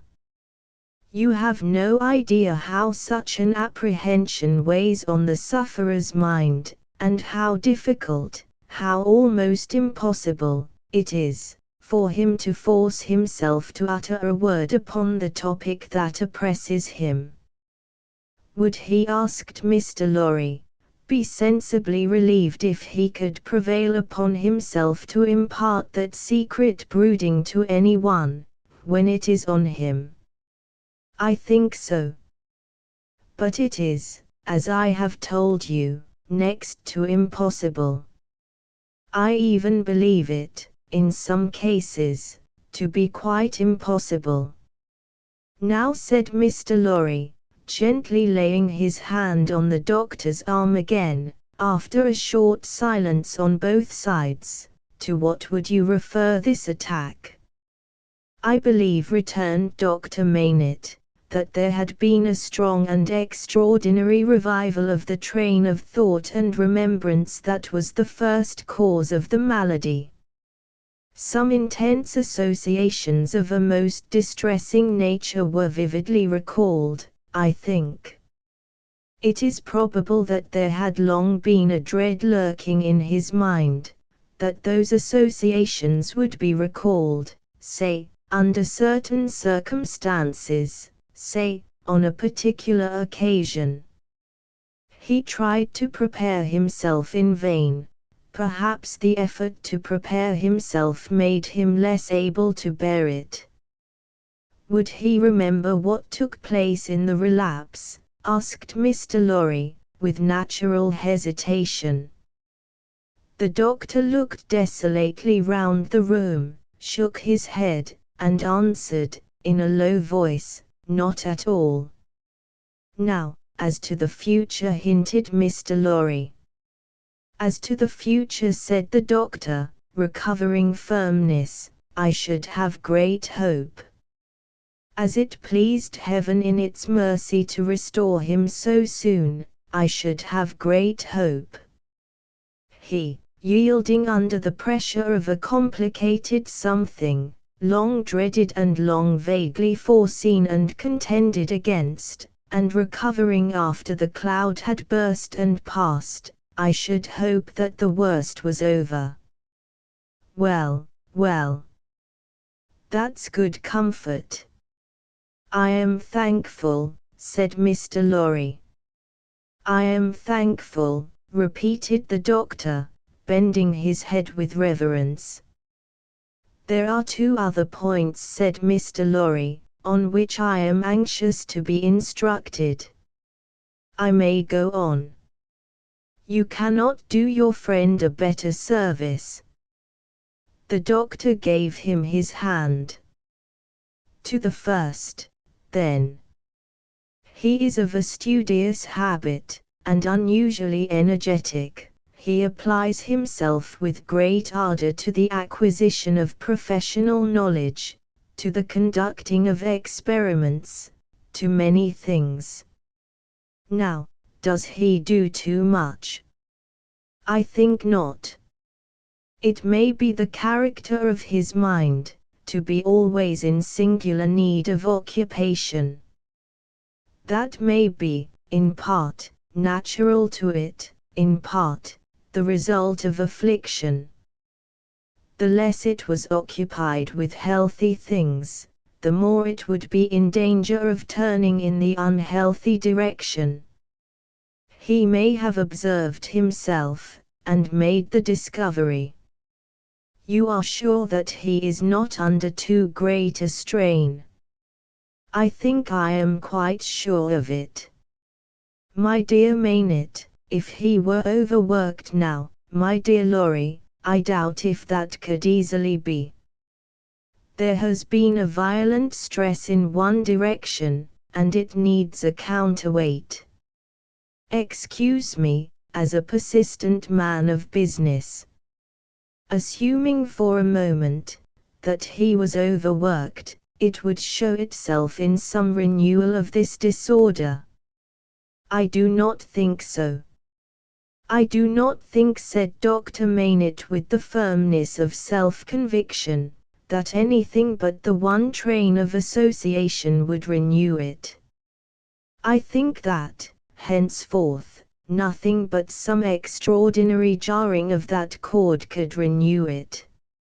After what has happened, and after his recovery, I find it difficult to imagine any such violent sounding of that string again. I trust, and I almost believe, that the circumstances likely to renew it are exhausted. He spoke with the diffidence of a man who knew how slight a thing would overset the delicate organization of the mind, and yet with the confidence of a man who had slowly won his assurance out of personal endurance and distress. It was not for his friend to abate that confidence. He professed himself more relieved and encouraged than he really was, and approached his second and last point. He felt it to be the most difficult of all, but, remembering his old Sunday morning conversation with Miss Pross, and remembering what he had seen in the last 9 days, he knew that he must face it. The occupation resumed under the influence of this passing affliction so happily recovered from, said Mr. Lorry, clearing his throat, we will call, blacksmith's work, blacksmith's work. We will say, to put a case and for the sake of illustration, that he had been used, in his bad time, to work at a little forge. We will say that he was unexpectedly found at his forge again. Is it not a pity that he should keep it by him? The doctor shaded his forehead with his hand, and beat his foot nervously on the ground. He has always kept it by him, said Mr. Lorry, with an anxious look at his friend. Now, would it not be better that he should let it go? Still, the doctor, with shaded forehead, beat his foot nervously on the ground. You do not find it easy to advise me, said Mr. Lorry. I quite understand it to be a nice question. And yet I think, and there he shook his head, and stopped. You see, said Dr. Maynett, turning to him after an uneasy pause, it is very hard to explain, consistently, the innermost workings of this poor man's mind. He once yearned so frightfully for that occupation, and it was so welcome when it came, no doubt it relieved his pain so much, by substituting the perplexity of the fingers for the perplexity of the brain, and by substituting, as he became more practiced, the ingenuity of the hands, for the ingenuity of the mental torture, that he has never been able to bear the thought of putting it quite out of his reach. Even now, when I believe he is more hopeful of himself than he has ever been, and even speaks of himself with a kind of confidence, the idea that he might need that old employment, and not find it, gives him a sudden sense of terror, like that which one may fancy strikes to the heart of a lost child. He looked like his illustration, as he raised his eyes to Mr. Lorry's face. But may not, mind. I ask for information, as a plodding man of business who only deals with such material objects as guineas, shillings, and bank notes, may not the retention of the thing involve the retention of the idea? If the thing were gone, my dear Maynett, might not the fear go with it? In short, is it not a concession to the misgiving, to keep the forge? There was another silence. You see, too, said the doctor, tremulously, it is such an old companion. I would not keep it, said Mr. Lorry, shaking his head, for he gained in firmness as he saw the doctor disquieted. I would recommend him to sacrifice it. I only want your authority. I am sure it does no good. Come. Give me your authority, like a dear good man. For his daughter's sake, my dear Maynett. Very strange to see what a struggle there was within him. In her name, then, let it be done, I sanction it. But, I would not take it away while he was present. Let it be removed when he is not there, let him miss his old companion after an absence. Mr. Lorry readily engaged for that, and the conference was ended. They passed the day in the country, and the doctor was quite restored. On the 3 following days he remained perfectly well, and on the 14th day he went away to join Lucy and her husband. The precaution that had been taken to account for his silence, Mr. Lorry had previously explained to him, and he had written to Lucy in accordance with it, and she had no suspicions. On the night of the day on which he left the house, Mr. Lorry went into his room with a chopper, saw, chisel, and hammer, attended by Miss Prose carrying a light. There, with closed doors, and in a mysterious and guilty manner, Mr. Lorry hacked the shoemaker's bench to pieces, while Miss Prose held the candle as if she were assisting at a murder, for which, indeed, in her grimness, she was no unsuitable figure. The burning of the body, previously reduced to pieces convenient for the purpose, was commenced without delay in the kitchen fire, and the tools, shoes, and leather, were buried in the garden. So wicked do destruction and secrecy appear to honest minds, that Mr. Lorry and Miss Prose, while engaged in the commission of their deed and in the removal of its traces, almost felt, and almost looked, like accomplices in a horrible crime. 0576M Original. Chapter XX. A plea. When the newly married pair came home, the first person who appeared, to offer his congratulations, was Sidney Carton. They had not been at home many hours, when he presented himself. He was not improved in habits, or in looks, or in manner, but there was a certain rugged air of fidelity about him, which was new to the observation of Charles Darnay. He watched his opportunity of taking Darnay aside into a window, and of speaking to him when no one overheard. "Mr. Darnay," said Carton, "I wish we might be friends."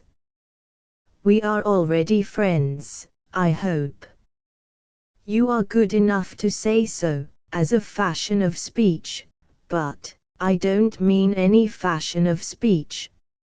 Indeed, when I say I wish we might be friends, I scarcely mean quite that, either."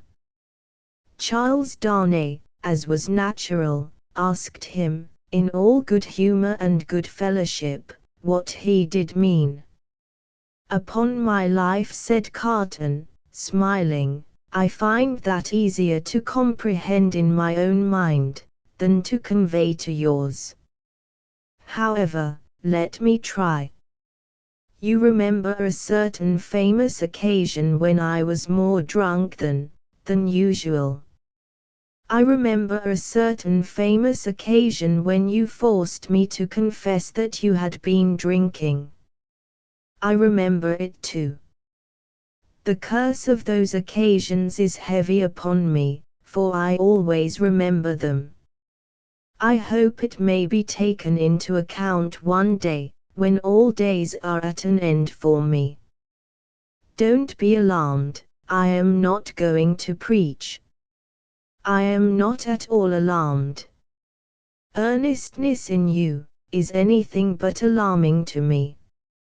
"Ah," said Carton, with a careless wave of his hand, as if he waved that away.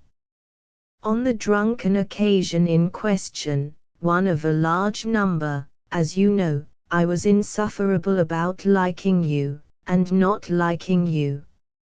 I wish you would forget it." I forgot it long ago. Fashion of speech again. But, Mr. Darnay, oblivion is not so easy to me, as you represent it to be to you.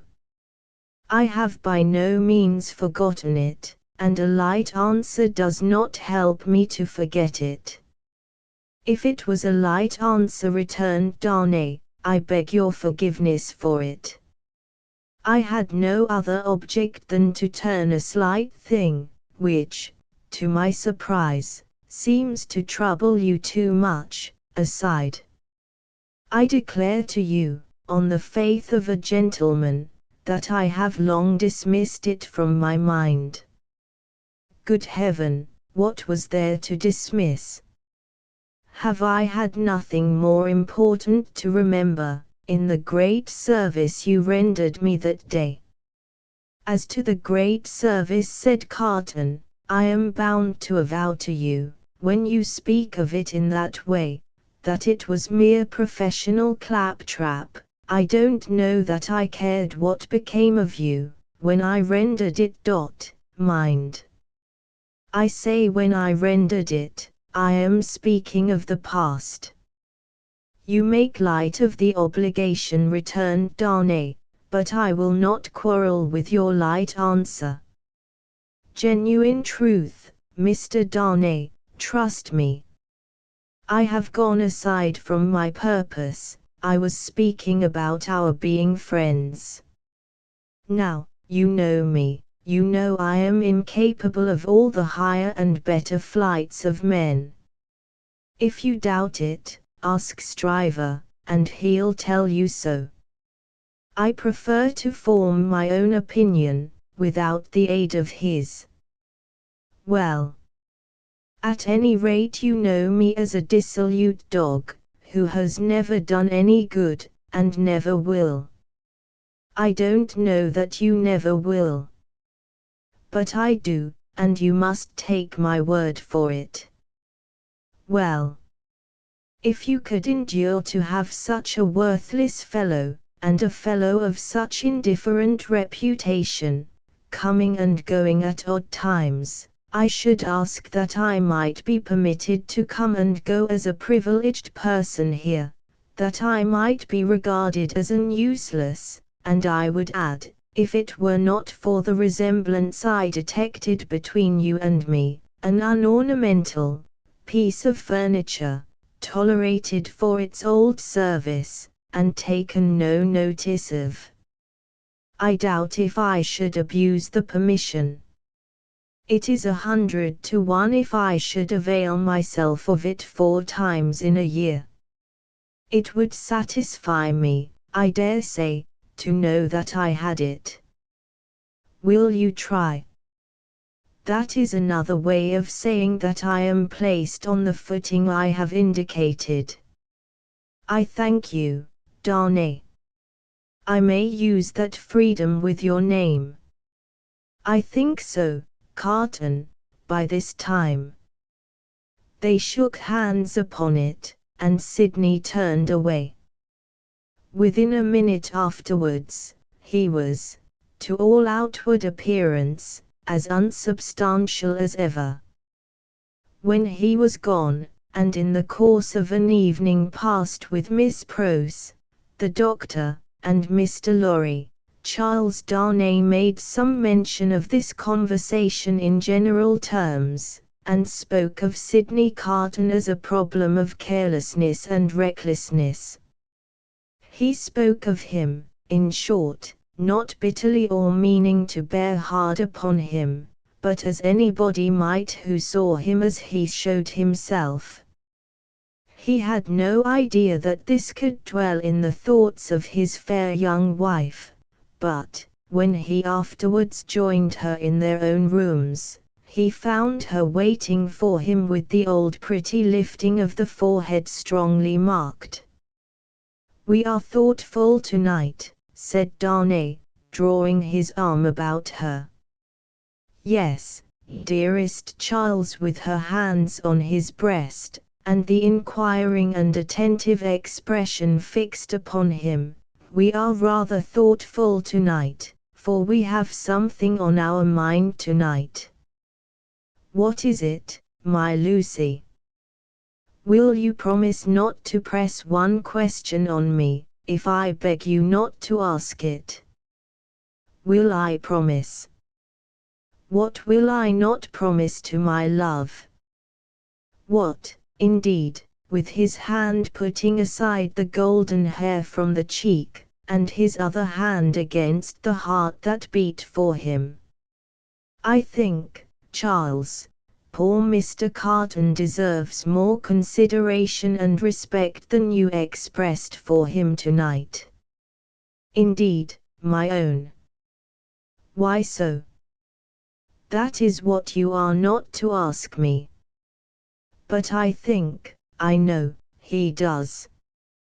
If you know it, it is enough. What would you have me do, my life?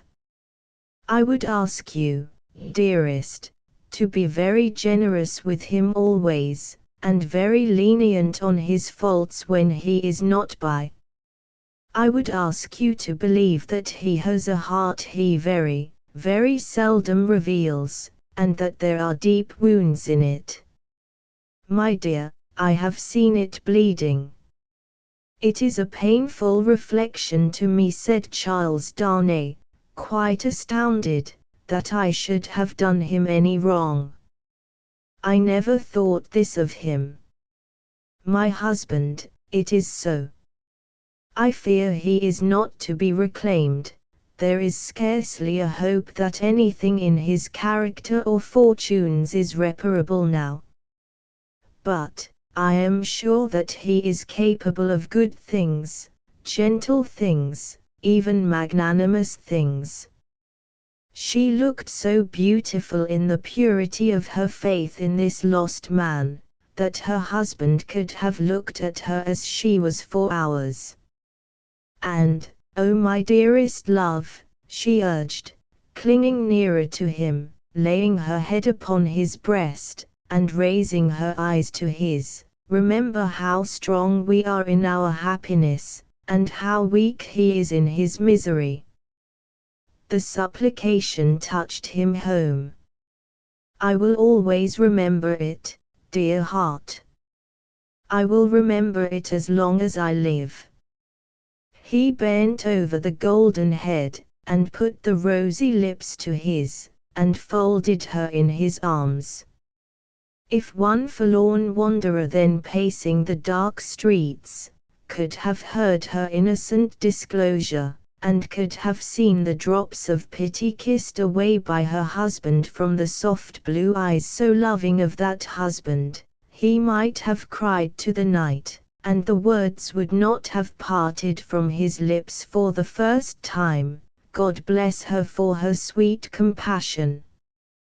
Chapter XXI. Echoing footsteps, a wonderful corner for echoes. It has been remarked, that corner where the doctor lived, ever busily winding the golden thread which bound her husband, and her father, and herself, and her old directress and companion, in a life of quiet bliss, Lucy sat in the still house in the tranquilly resounding corner, listening to the echoing footsteps of years.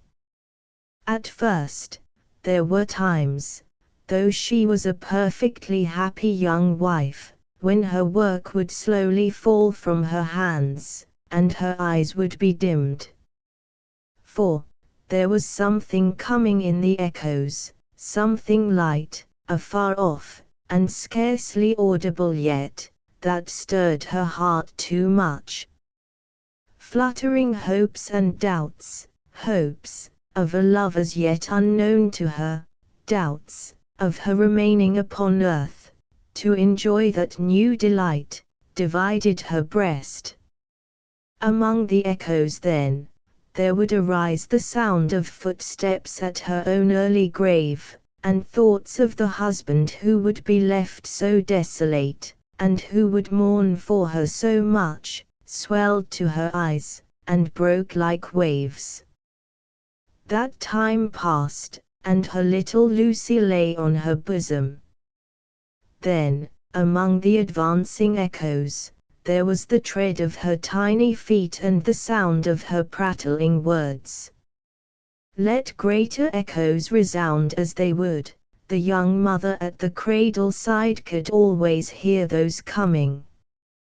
They came, and the shady house was sunny with a child's laugh, and the divine friend of children, to whom in her trouble she had confided hers, seemed to take her child in his arms, as he took the child of old, and made it a sacred joy to her. Ever busily winding the golden thread that bound them all together, weaving the service of her happy influence through the tissue of all their lives, and making it predominate nowhere, Lucy heard in the echoes of years none but friendly and soothing sounds. Her husband's step was strong and prosperous among them, her father's firm and equal. Lo, Miss Prose, in harness of string, awakening the echoes, as an unruly charger, whip-corrected, snorting and pawing the earth under the plane tree in the garden. Even when there were sounds of sorrow among the rest, they were not harsh nor cruel. Even when golden hair, like her own, lay in a halo on a pillow round the worn face of a little boy, and he said, with a radiant smile, "Dear Papa and Mamma, I am very sorry to leave you both, and to leave my pretty sister, but I am called, and I must go." Those were not tears all of agony that wetted his young mother's cheek, as the spirit departed from her embrace that had been entrusted to it. Suffer them and forbid them not. They see my Father's face. O Father, blessed words! Thus, the rustling of an angel's wings got blended with the other echoes, and they were not wholly of earth, but had in them that breath of heaven.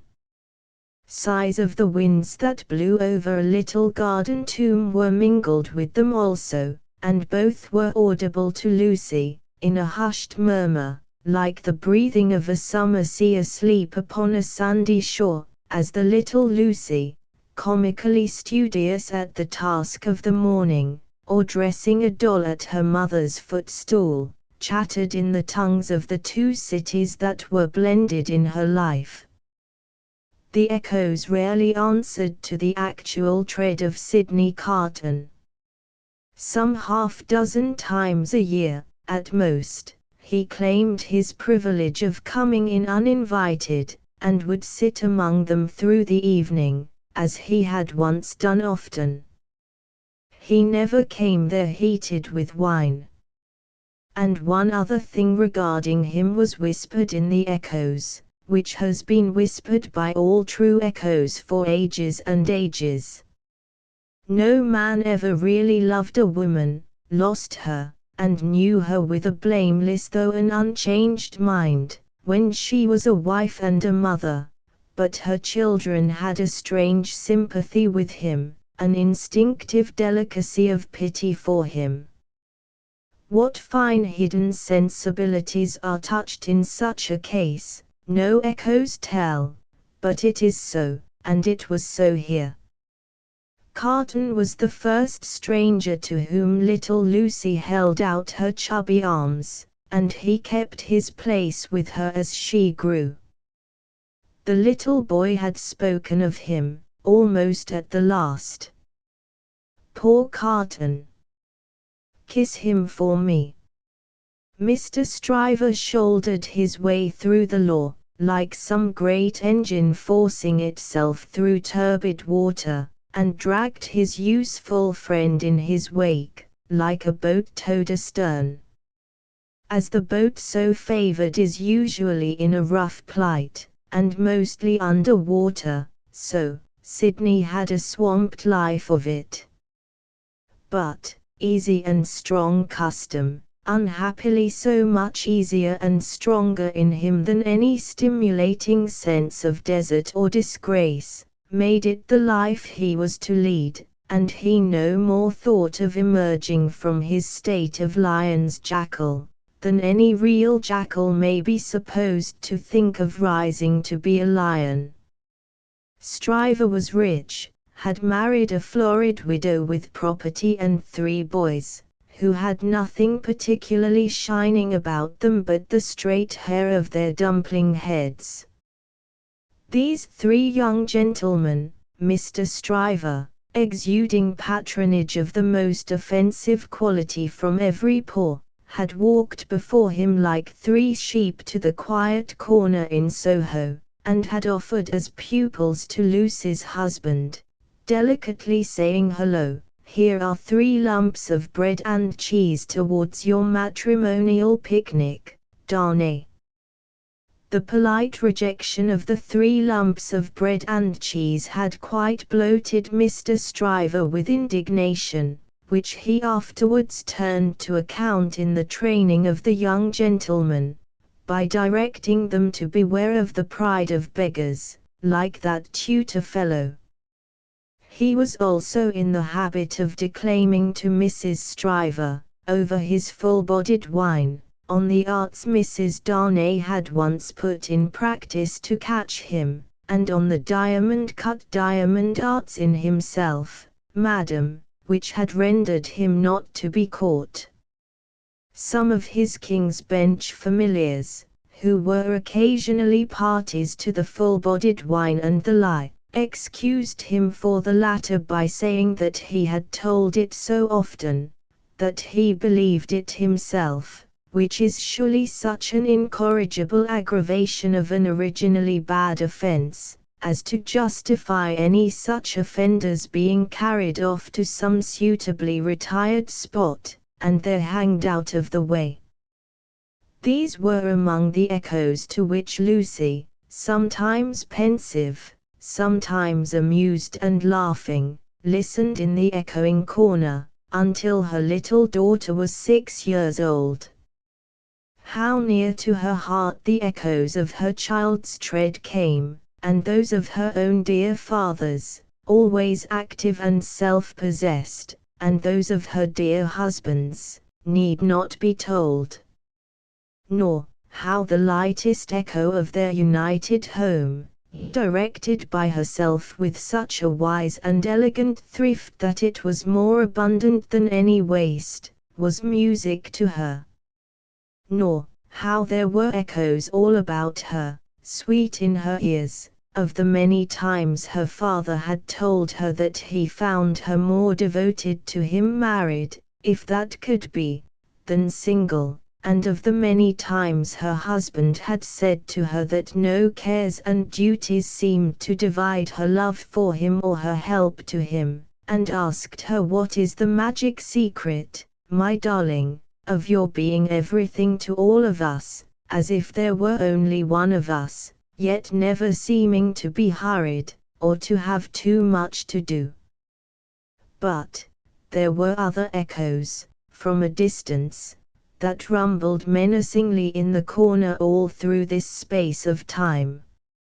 And it was now, about little Lucy's 6th birthday, that they began to have an awful sound, as of a great storm in France with a dreadful sea rising. On a night in mid-July, 1789, Mr. Lorry came in late, from Tellson's, and sat himself down by Lucy and her husband in the dark window. It was a hot, wild night, and they were all 3 reminded of the old Sunday night when they had looked at the lightning from the same place. "I began to think," said Mr. Lorry, pushing his brown wig back, "that I should have to pass the night at Tellson's. We have been so full of business all day, that we have not known what to do first, or which way to turn. There is such an uneasiness in Paris, that we have actually a run of confidence upon us. Our customers over there seem not to be able to confide their property to us fast enough. There is positively a mania among some of them for sending it to England. That has a bad look, said Darnay. A bad look, you say, my dear Darnay? Yes, but we don't know what reason there is in it. People are so unreasonable. Some of us at Tellson's are getting old, and we really can't be troubled out of the ordinary course without due occasion. Still, said Darnay, you know how gloomy and threatening the sky is. I know that, to be sure, assented Mr. Lorry, trying to persuade himself that his sweet temper was soured, and that he grumbled, but I am determined to be peevish after my long day's botheration. Where is Maynett? Here he is, said the doctor, entering the dark room at the moment. I am quite glad you are at home, for these hurries and forebodings by which I have been surrounded all day long, have made me nervous without reason. You are not going out, I hope? No, I am going to play backgammon with you, if you like, said the doctor. I don't think I do like, if I may speak my mind. I am not fit to be pitted against you tonight. Is the tea-board still there, Lucy? I can't see. Of course, it has been kept for you. Thank ye, my dear. The precious child is safe in bed. And sleeping soundly. That's right, all safe and well. I don't know why anything should be otherwise than safe and well here, thank God, but I have been so put out all day, and I am not as young as I was. My tea, my dear. Thank ye. Now, come and take your place in the circle, and let us sit quiet, and hear the echoes about which you have your theory. Not a theory, it was a fancy. A fancy, then, my wise pet, said Mr. Lorry, patting her hand. They are very numerous and very loud, though, are they not? Only hear them. Headlong, mad, and dangerous footsteps to force their way into anybody's life, footsteps not easily made clean again if once stained red, the footsteps raging in Saint Antoine afar off, as the little circle sat in the dark London window. Saint Antoine had been, that morning, a vast dusky mass of scarecrows heaving to and fro, with frequent gleams of light above the billowy heads, where steel blades and bayonets shone in the sun. A tremendous roar arose from the throat of Saint Antoine, and a forest of naked arms struggled in the air like shriveled branches of trees in a winter wind, all the fingers convulsively clutching at every weapon or semblance of a weapon that was thrown up from the depths below, no matter how far off. Who gave them out, whence they last came, where they began, through what agency they crookedly quivered and jerked, scores at a time, over the heads of the crowd, like a kind of lightning, no eye in the throng could have told, but muskets were being distributed, so were cartridges, powder, and ball, bars of iron and wood, knives, axes, pikes, every weapon that distracted ingenuity could discover or devise. People who could lay hold of nothing else, set themselves with bleeding hands to force stones and bricks out of their places in walls. Every pulse and heart in Saint Antoine was on high fever strain and at high fever heat. Every living creature there held life as of no account, and was demented with a passionate readiness to sacrifice it. As a whirlpool of boiling waters has a center point, so all this raging circled round Defarge's wine shop, and every human drop in the cauldron had a tendency to be sucked towards the vortex where Defarge himself, already begrimed with gunpowder and sweat, issued orders, issued arms, thrust this man back, dragged this man forward, disarmed one to arm another, labored and strove in the thickest of the uproar. "Keep near to me, Jacks 3," cried Defarge, "and do you, Jacks 1 and 2, separate and put yourselves at the head of as many of these patriots as you can." "Where is my wife?" Well. "Here you see me," said Madame, composed as ever, but not knitting today. Madame's resolute right hand was occupied with an axe, in place of the usual softer implements, and in her girdle were a pistol and a cruel knife. "Where do you go, my wife?" "I go," said Madame, "with you at present. You shall see me at the head of women, by and by." "Come, then," cried Defarge, in a resounding voice. "Patriots and friends, we are ready." The Bastille. With a roar that sounded as if all the breath in France had been shaped into the detested word, the living sea rose, wave on wave, depth on depth, and overflowed the city to that point. Alarm bells ringing, drums beating, the sea raging and thundering on its new beach, the attack began. Deep ditches, double drawbridge, massive stone walls, 8 great towers, cannon, muskets, fire and smoke. Through the fire and through the smoke, in the fire and in the smoke, for the sea cast him up against a cannon, and on the instant he became a cannoneer. Defarge of the wine shop worked like a manful soldier, 2 fierce hours.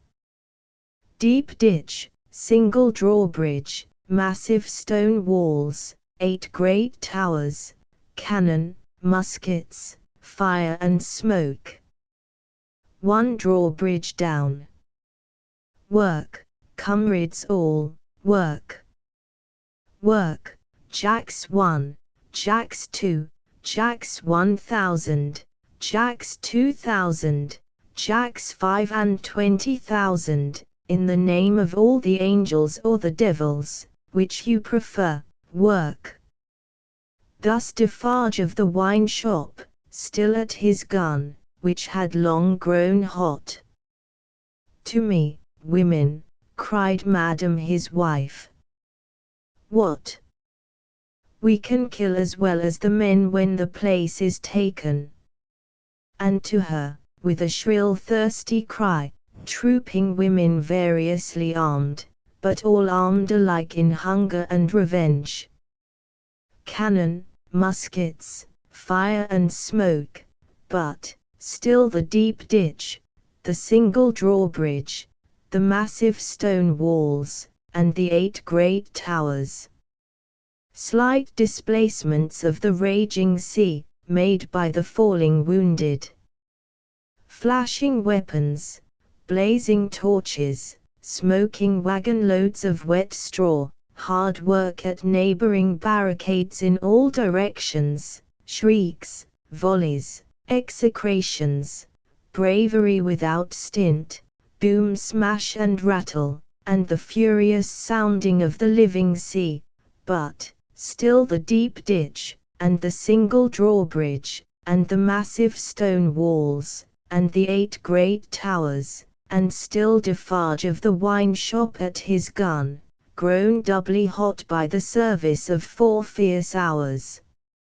A white flag from within the fortress, and a parley, this dimly perceptible through the raging storm, nothing audible in it. Suddenly the sea rose immeasurably wider and higher, and swept Defarge of the wine shop over the lowered drawbridge, past the massive stone outer walls, in among the 8 great towers surrendered. So resistless was the force of the ocean bearing him on, that even to draw his breath or turn his head was as impracticable as if he had been struggling in the surf at the South Sea, until he was landed in the outer courtyard of the Bastille. There, against an angle of a wall, he made a struggle to look about him. Jacques 3 was nearly at his side. Madame Defarge, still heading some of her women, was visible in the inner distance, and her knife was in her hand. Everywhere was tumult, exultation, deafening and maniacal bewilderment, astounding noise, yet furious dumb show. The prisoners, the records, the secret cells, the instruments of torture, the prisoners. Of all these cries, and 10,000 incoherences, the prisoners, was the cry most taken up by the sea that rushed in, as if there were an eternity of people, as well as of time and space. When the foremost billows rolled past, bearing the prison officers with them, and threatening them all with instant death if any secret nook remained undisclosed, Defarge laid his strong hand on the breast of one of these men, a man with a grey head, who had a lighted torch in his hand, separated him from the rest, and got him between himself and the wall. "Show me the North Tower," said Defarge. "Quick." "I will faithfully," replied the man, "if you will come with me." "But there is no one there." "What is the meaning of 105, North Tower?" asked Defarge. "Quick." "The meaning, monsieur. Does it mean a captive, or a place of captivity? Or do you mean that I shall strike you dead?" "Kill him," croaked Jacques 3, who had come close up. "Monsieur, it is a cell." "Show it me." "Pass this way, then." Jacques 3, with his usual craving on him, and evidently disappointed by the dialogue taking a turn that did not seem to promise bloodshed, held by Defarge's arm as he held by the turnkey's. Their 3 heads had been close together during this brief discourse, and it had been as much as they could do to hear one another. Even then, so tremendous was the noise of the living ocean, in its irruption into the fortress, and its inundation of the courts and passages and staircases. All around outside, too, it beat the walls with a deep, hoarse roar, from which, occasionally, some partial shouts of tumult broke and leaped into the air like spray. Through gloomy vaults where the light of day had never shone, past hideous doors of dark dens and cages, down cavernous flights of steps, and again up steep rugged ascents of stone and brick, more like dry waterfalls than staircases, Defarge, the turnkey, and Jacques 3, linked hand and arm, went with all the speed they could make.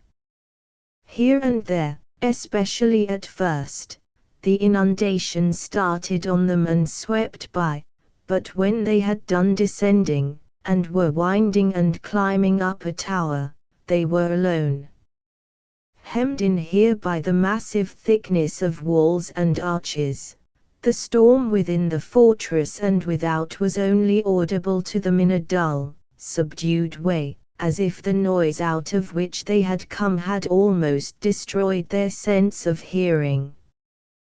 The turnkey stopped at a low door, put a key in a clashing lock, swung the door slowly open, and said, as they all bent their heads and passed in. 105, North Tower. There was a small, heavily grated, unglazed window high in the wall, with a stone screen before it, so that the sky could be only seen by stooping low and looking up.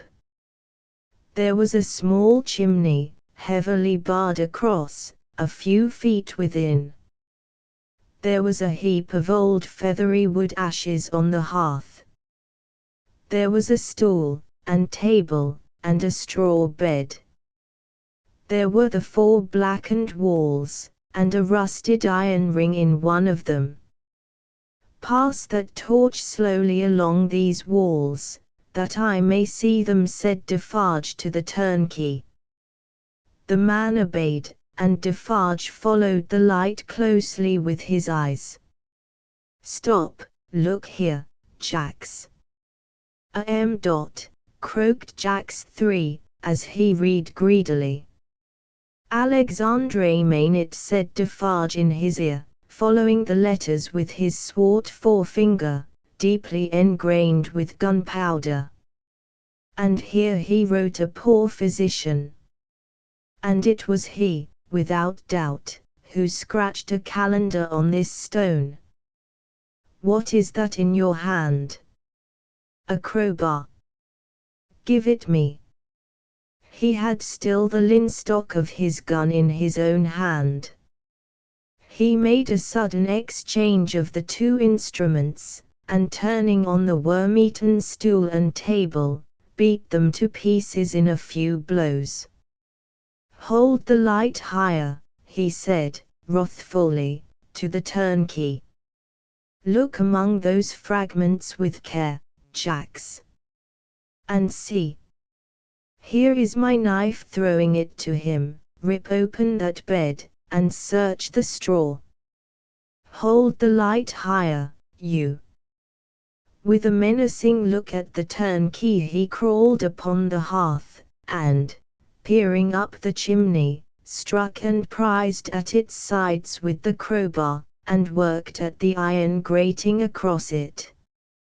In a few minutes, some mortar and dust came dropping down, which he averted his face to avoid, and in it, and in the old wood ashes, and in a crevice in the chimney into which his weapon had slipped or wrought itself, he groped with a cautious touch. "Nothing in the wood, and nothing in the straw, Jax. Nothing. Let us collect them together, in the middle of the cell. So. Light them, you." The turnkey fired the little pile, which blazed high and hot. Stooping again to come out at the low arched door, they left it burning, and retraced their way to the courtyard, seeming to recover their sense of hearing as they came down, until they were in the raging flood once more. They found it surging and tossing, in quest of Defarge himself. Saint Antoine was clamorous to have its wine-shop keeper foremost in the guard upon the governor who had defended the Bastille and shot the people. Otherwise, the governor would not be marched to the Hôtel de Ville for judgment. Otherwise, the governor would escape, and the people's blood, suddenly of some value, after many years of worthlessness, be unavenged. In the howling universe of passion and contention that seemed to encompass this grim old officer conspicuous in his grey coat and red decoration, there was but one quite steady figure, and that was a woman's. "See, there is my husband," she cried, pointing him out. "See Defarge." She stood immovable close to the grim old officer, and remained immovable close to him through the streets, as Defarge and the rest bore him along, remained immovable close to him when he was got near his destination, and began to be struck at from behind, remained immovable close to him when the long-gathering rain of stabs and blows fell heavy, was so close to him when he dropped dead under it, that, suddenly animated, she put her foot upon his neck, and with her cruel knife, long ready, hewed off his head.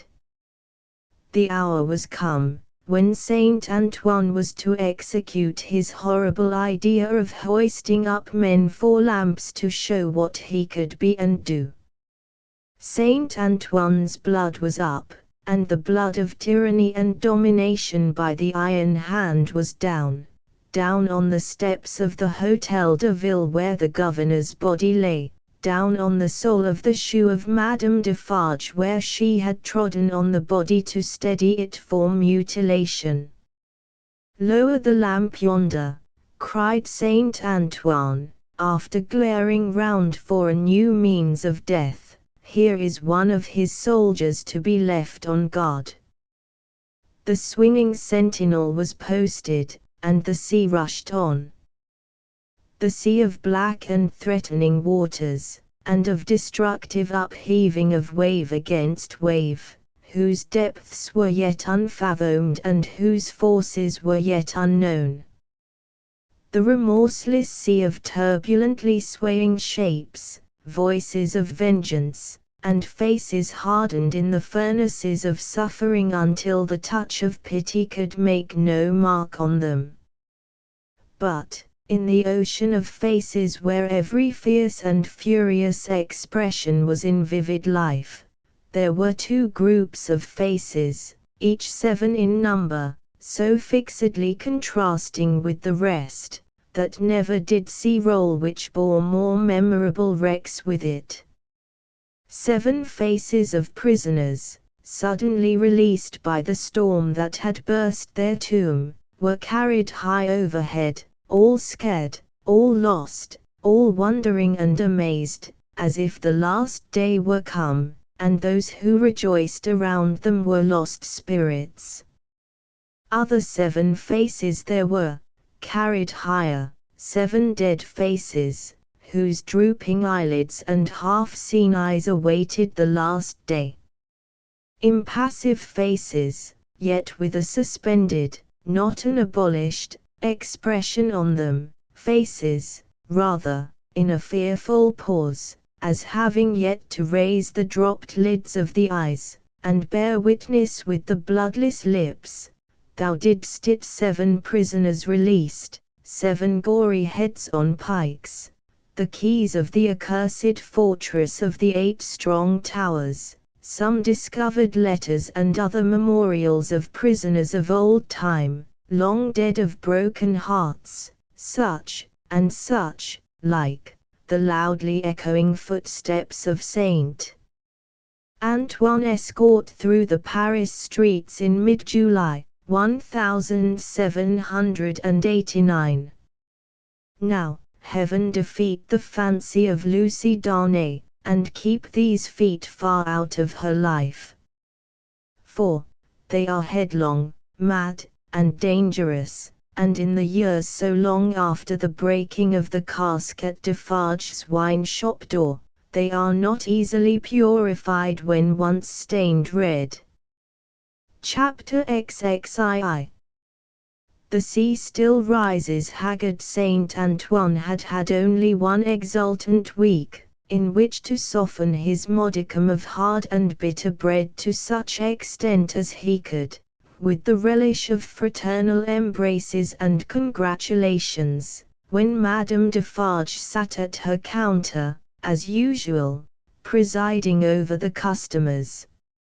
Madame Defarge wore no rose in her head, for the great brotherhood of spies had become, even in one short week, extremely chary of trusting themselves to the saint's mercies. The lamps across his streets had a portentously elastic swing with them.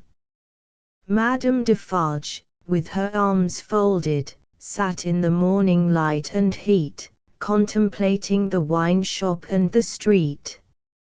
In both, there were several knots of loungers, squalid and miserable, but now with a manifest sense of power enthroned on their distress. The raggedest nightcap, awry on the wretchedest head, had this crooked significance in it: I know how hard it has grown for me, the wearer of this, to support life in myself, but do you know how easy it has grown for me, the wearer of this, to destroy life in you? Every lean bare arm, that had been without work before, had this work always ready for it now, that it could strike. The fingers of the knitting women were vicious, with the experience that they could tear. There was a change in the appearance of Saint Antoine. The image had been hammering into this for hundreds of years, and the last finishing blows had told mightily on the expression. Madame Defarge sat observing it, with such suppressed approval as was to be desired in the leader of the Saint Antoine women. One of her sisterhood knitted beside her.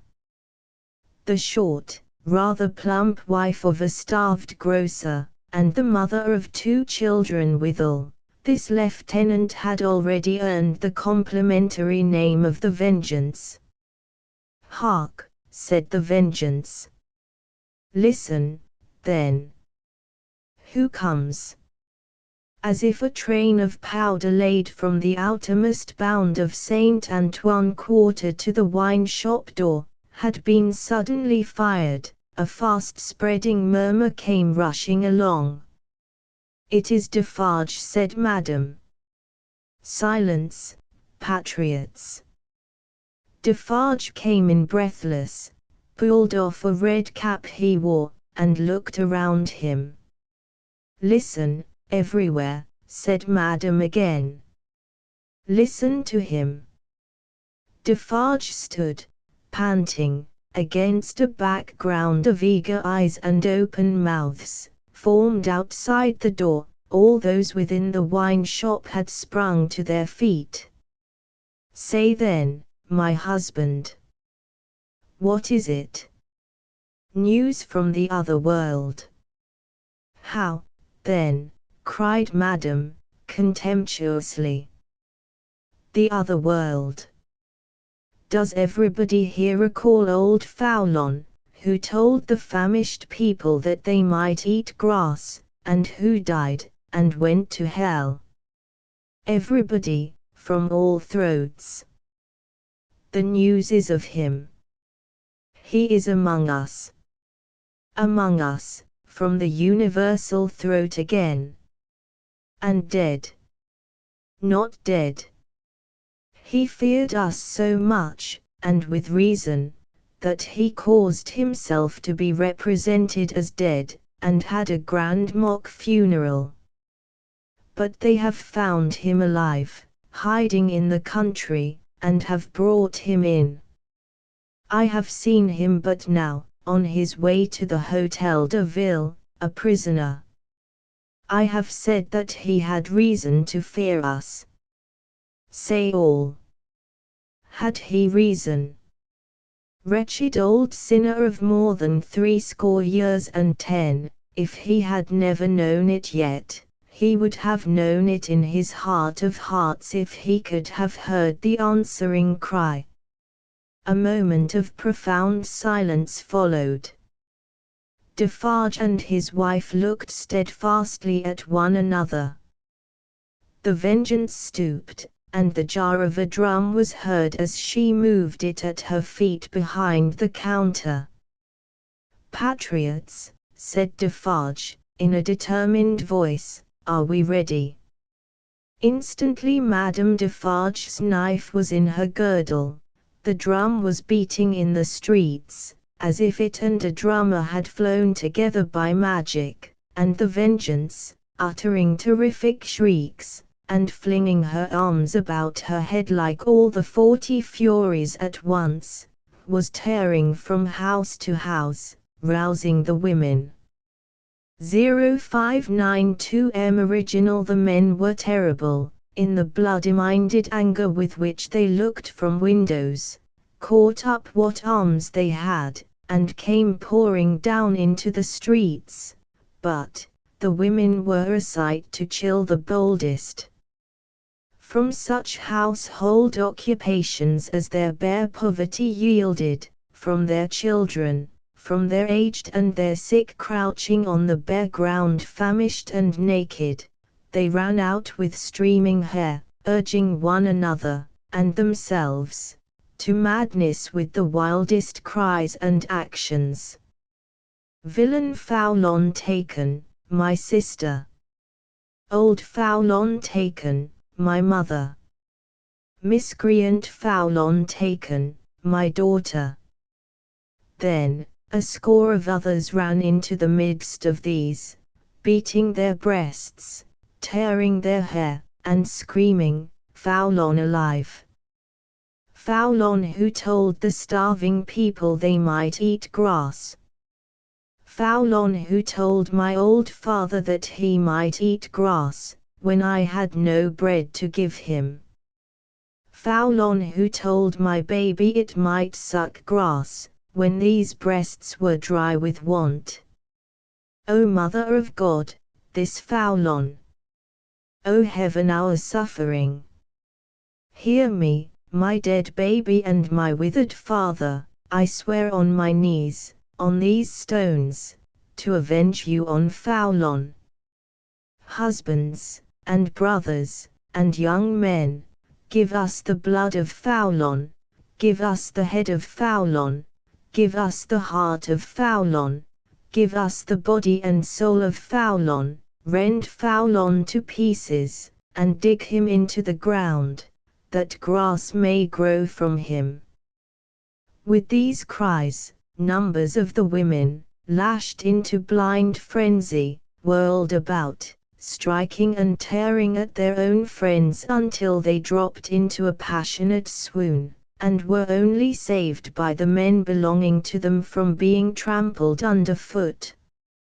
Nevertheless, not a moment was lost, not a moment. This Foulon was at the Hôtel de Ville, and might be loosed. Never, if Saint Antoine knew his own sufferings, insults, and wrongs. Armed men and women flocked out of the quarter so fast, and drew even these last dregs after them with such a force of suction, that within a quarter of an hour there was not a human creature in Saint Antoine's bosom but a few old crones and the wailing children. No. They were all by that time choking the hall of examination where this old man, ugly and wicked, was, and overflowing into the adjacent open space and streets. The Defarges, husband and wife, the Vengeance, and Jacques 3, were in the first press, and at no great distance from him in the hall. See, cried Madame, pointing with her knife. See the old villain bound with ropes. That was well done to tie a bunch of grass upon his back. Ha, ha. That was well done. Let him eat it now. Madame put her knife under her arm, and clapped her hands as at a play. The people immediately behind Madame Defarge, explaining the cause of her satisfaction to those behind them, and those again explaining to others, and those to others, the neighboring streets resounded with the clapping of hands. Similarly, during 2 or 3 hours of drawl, and the winnowing of many bushels of words, Madame Defarge's frequent expressions of impatience were taken up, with marvellous quickness, at a distance, the more readily, because certain men who had by some wonderful exercise of agility climbed up the external architecture to look in from the windows, knew Madame Defarge well, and acted as a telegraph between her and the crowd outside the building. At length the sun rose so high that it struck a kindly ray as of hope or protection, directly down upon the old prisoner's head. The favor was too much to bear. In an instant the barrier of dust and chaff that had stood surprisingly long, went to the winds, and Saint Antoine had got him. It was known directly, to the furthest confines of the crowd. Defarge had but sprung over a railing and a table, and folded the miserable wretch in a deadly embrace. Madame Defarge had but followed and turned her hand in one of the ropes with which he was tied. The Vengeance and Jacks 3 were not yet up with them, and the men at the windows had not yet swooped into the hall, like birds of prey from their high perches, when the cry seemed to go up, all over the city, "Bring him out! Bring him to the lamp!" Down, and up, and head foremost on the steps of the building, now, on his knees, now, on his feet, now, on his back, dragged, and struck at, and stifled by the bunches of grass and straw that were thrust into his face by hundreds of hands, torn, bruised, panting, bleeding, yet always entreating and beseeching for mercy, now full of vehement agony of action, with a small clear space about him as the people drew one another back that they might see, now, a log of dead wood drawn through a forest of legs. He was hauled to the nearest street corner where one of the fatal lamps swung, and there Madame Defarge let him go, as a cat might have done to a mouse, and silently and composedly looked at him while they made ready, and while he besought her, the women passionately screeching at him all the time, and the men sternly calling out to have him killed with grass in his mouth. Once, he went aloft, and the rope broke, and they caught him shrieking. Twice, he went aloft, and the rope broke, and they caught him shrieking. Then, the rope was merciful, and held him, and his head was soon upon a pike, with grass enough in the mouth for all Saint Antoine to dance at the sight of. Nor was this the end of the day's bad work, for Saint Antoine so shouted and danced his angry blood up, that it boiled again, on hearing when the day closed in that the son-in-law of the dispatched, another of the people's enemies and insulters, was coming into Paris under a guard 500 strong, in cavalry alone. Saint Antoine wrote his crimes on flaring sheets of paper, seized him, would have torn him out of the breast of an army to bear foul on company, set his head and heart on pikes, and carried the 3 spoils of the day, in wolf procession through the streets. Not before dark night did the men and women come back to the children, wailing and breadless. Then, the miserable bakers' shops were beset by long files of them, patiently waiting to buy bad bread, and while they waited with stomachs faint and empty, they beguiled the time by embracing one another on the triumphs of the day, and achieving them again in gossip. Gradually, these strings of ragged people shortened and frayed away, and then poor lights began to shine in high windows, and slender fires were made in the streets, at which neighbors cooked in common, afterwards supping at their doors. Scanty and insufficient suppers those, and innocent of meat, as of most other sauce to wretched bread. Yet, human fellowship infused some nourishment into the flinty viands, and struck some sparks of cheerfulness out of them.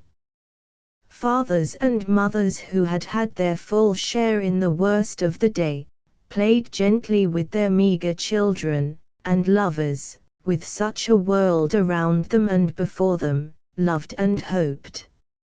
It was almost morning, when Defarge's wine shop parted with its last knot of customers, and Monsieur Defarge said to Madame his wife, in husky tones, while fastening the door, "At last it is come, my dear."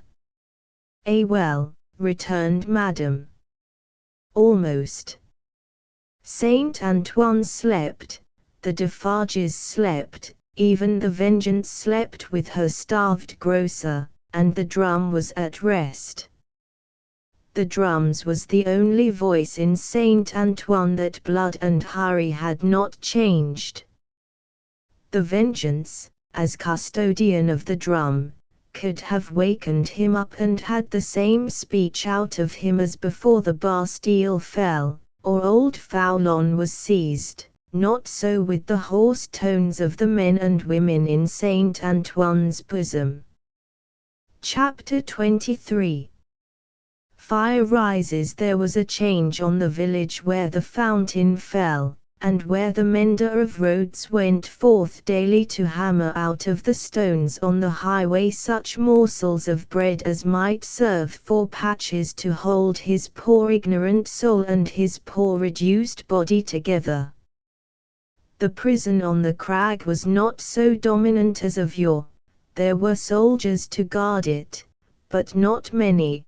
There were officers to guard the soldiers, but not one of them knew what his men would do, beyond this, that it would probably not be what he was ordered.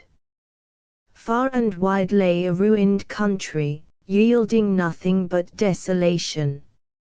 Every green leaf, every blade of grass and blade of grain, was as shriveled and poor as the miserable people. Everything was bowed down, dejected, oppressed, and broken. Habitations, fences, domesticated animals, men, women, children, and the soil that bore them, all worn out. Monseigneur, often a most worthy individual gentleman, was a national blessing, gave a chivalrous tone to things, was a polite example of luxurious and shining life, and a great deal more to equal purpose. Nevertheless, Monseigneur as a class had, somehow or other, brought things to this. Strange that creation, designed expressly for Monseigneur, should be so soon wrung dry and squeezed out. There must be something short-sighted in the eternal arrangements, surely. Thus it was, however, and the last drop of blood having been extracted from the flints, and the last screw of the rack having been turned so often that its purchase crumbled, and it now turned and turned with nothing to bite, Monseigneur began to run away from a phenomenon so low and unaccountable. But this was not the change on the village, and on many a village like it.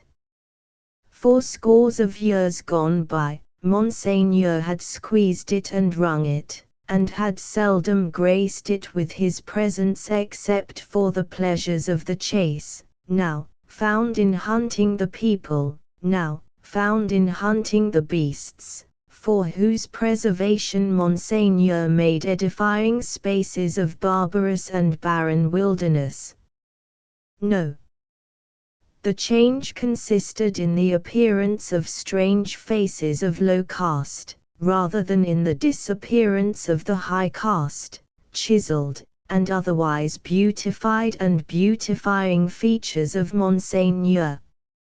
For, in these times, as the mender of roads worked, solitary, in the dust, not often troubling himself to reflect that dust he was and to dust he must return, being for the most part too much occupied in thinking how little he had for supper and how much more he would eat if he had it, in these times, as he raised his eyes from his lonely labor, and viewed the prospect, he would see some rough figure approaching on foot, the like of which was once a rarity in those parts, but was now a frequent presence. As it advanced, the mender of roads would discern without surprise that it was a shaggy-haired man, of almost barbarian aspect, tall, in wooden shoes that were clumsy even to the eyes of a mender of roads, grim, rough, swart, steeped in the mud and dust of many highways, dank with the marshy moisture of many low grounds, sprinkled with the thorns and leaves and moss of many byways through woods.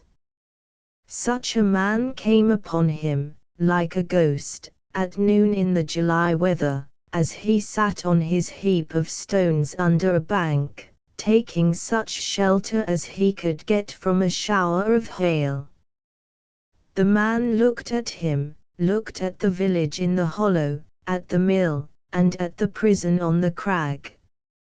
When he had identified these objects in what benighted mind he had, he said, in a dialect that was just intelligible, "How goes it, Jacks?" "All well, Jacks." "Touch then." They joined hands, and the man sat down on the heap of stones. "No dinner?" "Nothing but supper now," said the mender of roads, with a hungry face. "It is the fashion," growled the man. "I meet no dinner anywhere." He took out a blackened pipe, filled it, lighted it with flint and steel, pulled at it until it was in a bright glow, then suddenly held it from him and dropped something into it from between his finger and thumb, that blazed and went out in a puff of smoke. "Touch then." It was the turn of the mender of roads to say it this time, after observing these operations. They again joined hands. "Tonight," said the mender of roads. "Tonight," said the man, putting the pipe in his mouth. "Where?" "Here." He and the mender of roads sat on the heap of stones looking silently at one another, with the hail driving in between them like a pygmy charge of bayonets, until the sky began to clear over the village. "Show me," said the traveller then, moving to the brow of the hill. "See," returned the mender of roads, with extended finger. "You go down here, and straight through the street, and past the fountain, to the devil with all that," interrupted the other, rolling his eye over the landscape. "I go through no streets and past no fountains." "Well, well. About 2 leagues beyond the summit of that hill above the village." "Good. When do you cease to work?" "At sunset." "Will you wake me, before departing?" "I have walked 2 nights without resting." "Let me finish my pipe, and I shall sleep like a child." "Will you wake me?" "Surely." The wayfarer smoked his pipe out, put it in his breast, slipped off his great wooden shoes, and lay down on his back on the heap of stones. He was fast asleep directly. As the road mender plied his dusty labor, and the hail clouds, rolling away, revealed bright bars and streaks of sky which were responded to by silver gleams upon the landscape, the little man, who wore a red cap now, in place of his blue one, seemed fascinated by the figure on the heap of stones. His eyes were so often turned towards it, that he used his tools mechanically, and, one would have said, to very poor account. The bronze face, the shaggy black hair and beard, the coarse woolen red cap, the rough medley dress of homespun stuff and hairy skins of beasts, the powerful frame attenuated by spare living, and the sullen and desperate compression of the lips in sleep, inspired the mender of roads with awe. The traveller had travelled far, and his feet were footsore, and his ankles chafed and bleeding. His great shoes, stuffed with leaves and grass, had been heavy to drag over the many long leagues, and his clothes were chafed into holes, as he himself was into sores. Stooping down beside him, the road mender tried to get a peep at secret weapons in his breast or where not, but in vain, for he slept with his arms crossed upon him, and set as resolutely as his lips. Fortified towns with their stockades, guard-houses, gates, trenches, and drawbridges, seemed to the mender of roads to be so much errors against this figure. And when he lifted his eyes from it to the horizon and looked around, he saw in his small fancy similar figures, stopped by no obstacle, tending to centres all over France. The man slept on, indifferent to showers of hail and intervals of brightness, to sunshine on his face and shadow, to the paltering lumps of dull ice on his body and the diamonds into which the sun changed them, until the sun was low in the west, and the sky was glowing. Then, the mender of roads, having got his tools together and all things ready to go down into the village, roused him.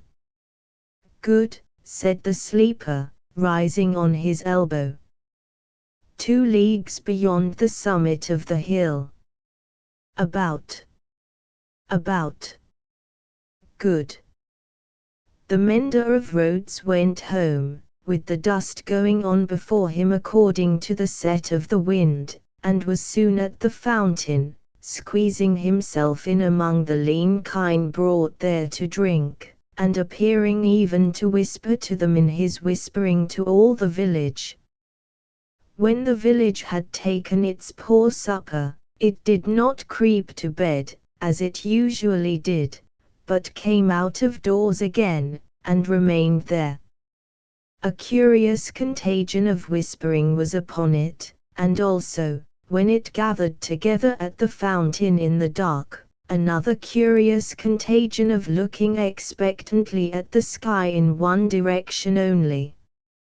Monsieur Gable, chief functionary of the place, became uneasy, went out on his house-top alone, and looked in that direction too, glanced down from behind his chimneys at the darkening faces by the fountain below, and sent word to the sacristan who kept the keys of the church, that there might be need to ring the tocsin by and by.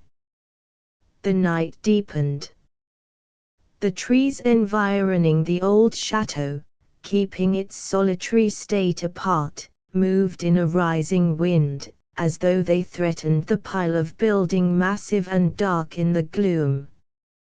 Up the 2 terrace flights of steps the rain ran wildly, and beat at the great door, like a swift messenger rousing those within. Uneasy rushes of wind went through the hall, among the old spears and knives, and passed lamenting up the stairs, and shook the curtains of the bed where the last marquise had slept.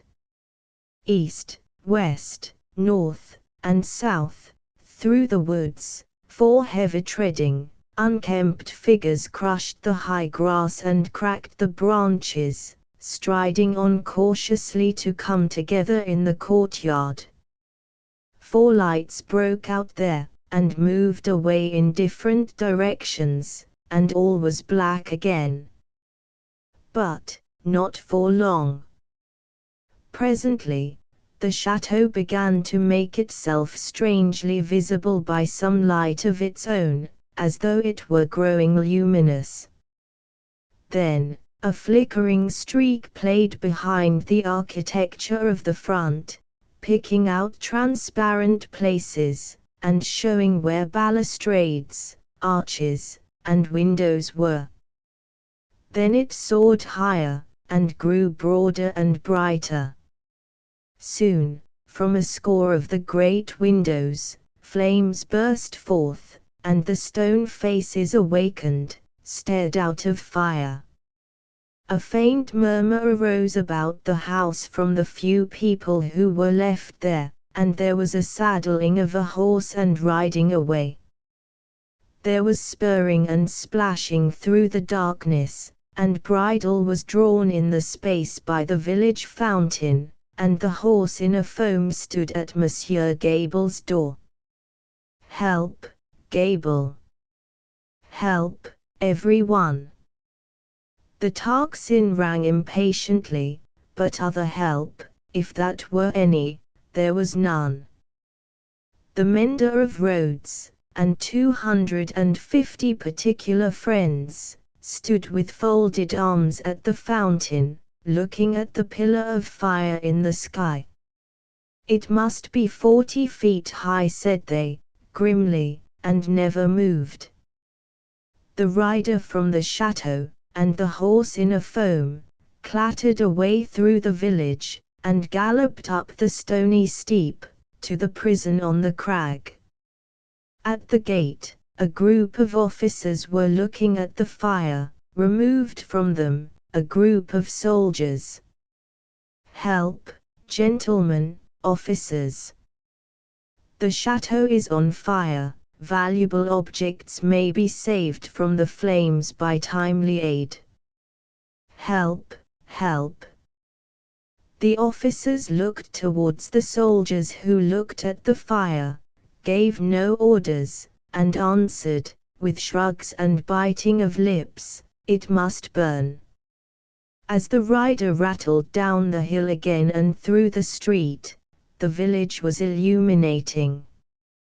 The mender of roads, and the 250 particular friends, inspired as one man and woman by the idea of lighting up, had darted into their houses, and were putting candles in every dull little pane of glass.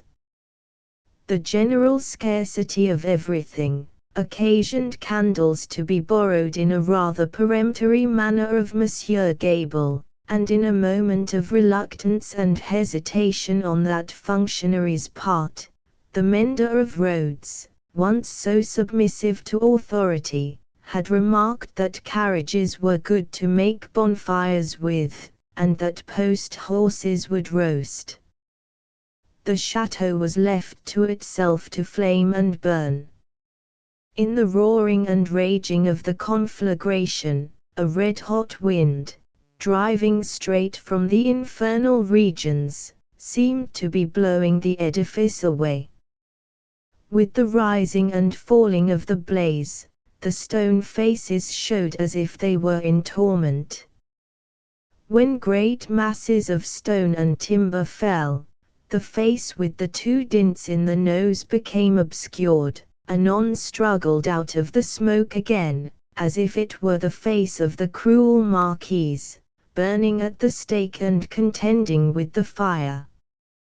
The chateau burned, the nearest trees, laid hold of by the fire, scorched and shriveled, trees at a distance, fired by the four fierce figures, begirt the blazing edifice with a new forest of smoke.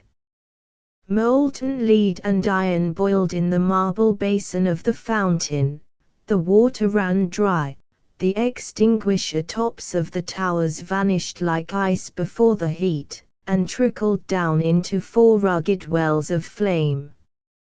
Great rents and splits branched out in the solid walls, like crystallization. Stupefied birds wheeled about and dropped into the furnace. Four fierce figures trudged away, east, west, north, and south, along the night-enshrouded roads, guided by the beacon they had lighted, towards their next destination. The illuminated village had seized hold of the tocsin, and, abolishing the lawful ringer, rang for joy. Not only that, but the village, light-headed with famine, fire, and bell-ringing, and bethinking itself that Monsieur Gable had to do with the collection of rent and taxes, though it was but a small instalment of taxes, and no rent at all, that Gable had got in those latter days, became impatient for an interview with him, and, surrounding his house, summoned him to come forth for personal conference. Whereupon, Monsieur Gable did heavily bar his door, and retire to hold counsel with himself.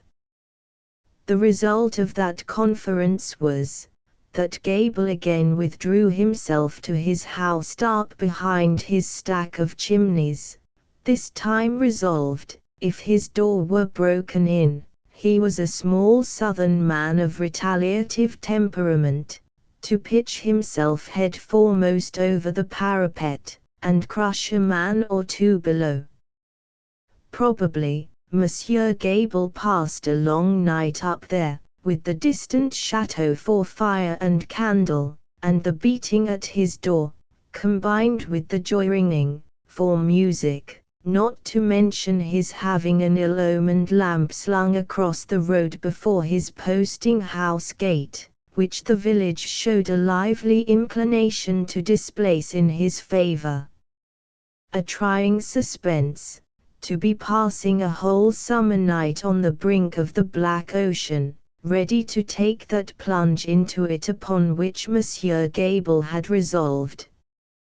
But, the friendly dawn appearing at last, and the rush candles of the village guttering out, the people happily dispersed, and Monsieur Gable came down bringing his life with him for that while.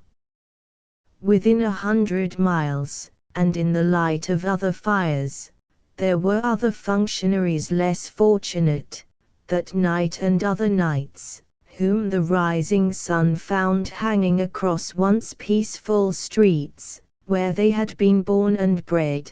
Also, there were other villagers and townspeople less fortunate than the mender of roads and his fellows, upon whom the functionaries and soldiery turned with success, and whom they strung up in their turn. But, the fierce figures were steadily wending east, west, north, and south, be that as it would, and whosoever hung, fire burned. The altitude of the gallows that would turn to water and quench it, no functionary, by any stretch of mathematics, was able to calculate successfully. Chapter XV. Drawn to the lodestone rock in such risings of fire and risings of sea, the firm earth shaken by the rushes of an angry ocean which had now no ebb, but was always on the flow, higher and higher, to the terror and wonder of the beholders on the shore, 3 years of tempest were consumed. 3 more birthdays of little Lucy had been woven by the golden thread into the peaceful tissue of the life of her home. Many a night and many a day had its inmates listened to the echoes in the corner, with hearts that failed them when they heard the thronging feet. For, the footsteps had become to their minds as the footsteps of a people, tumultuous under a red flag and with their country declared in danger, changed into wild beasts, by terrible enchantment long persisted in. Monseigneur, as a class, had dissociated himself from the phenomenon of his not being appreciated, of his being so little wanted in France, as to incur considerable danger of receiving his dismissal from it, and this life together.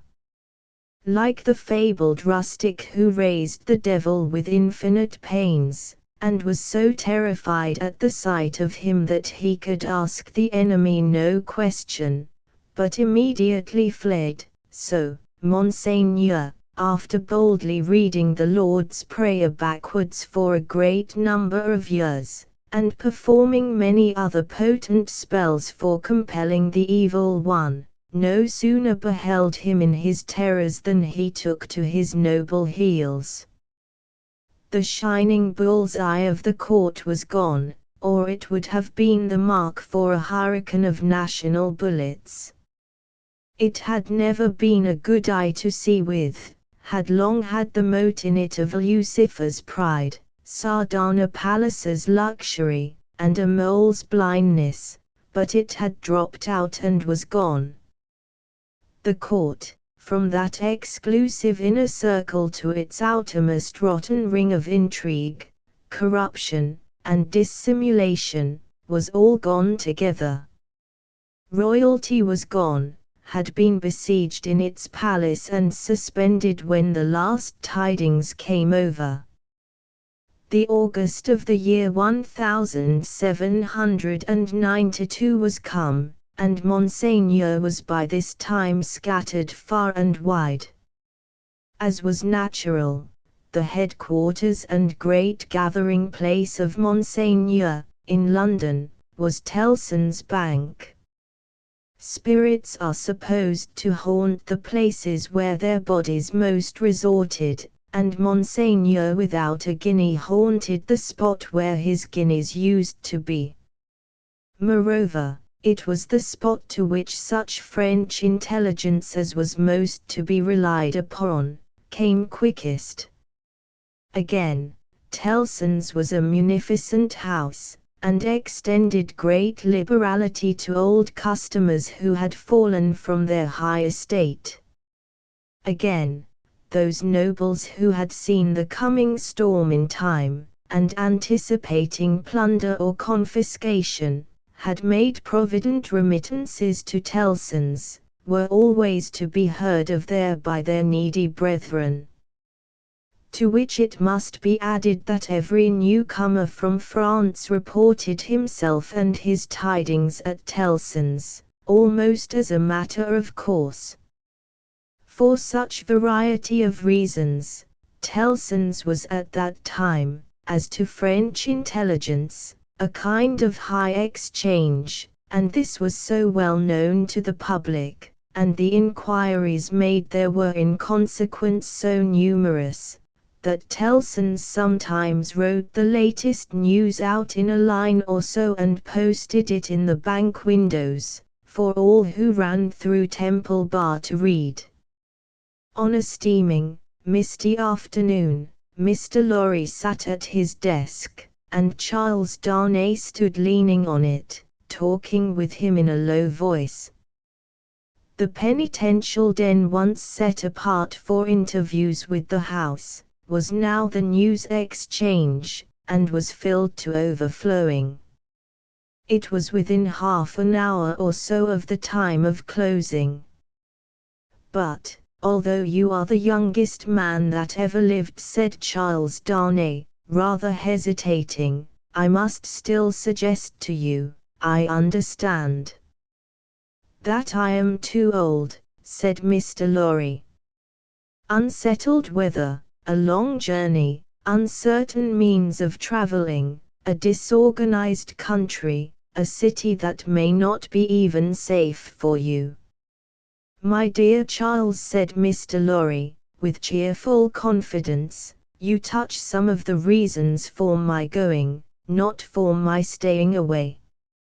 It is safe enough for me. Nobody will care to interfere with an old fellow of hard upon fourscore when there are so many people there much better worth interfering with. As to its being a disorganized city, if it were not a disorganized city there would be no occasion to send somebody from our house here to our house there, who knows the city and the business, of old, and is in Tellson's confidence.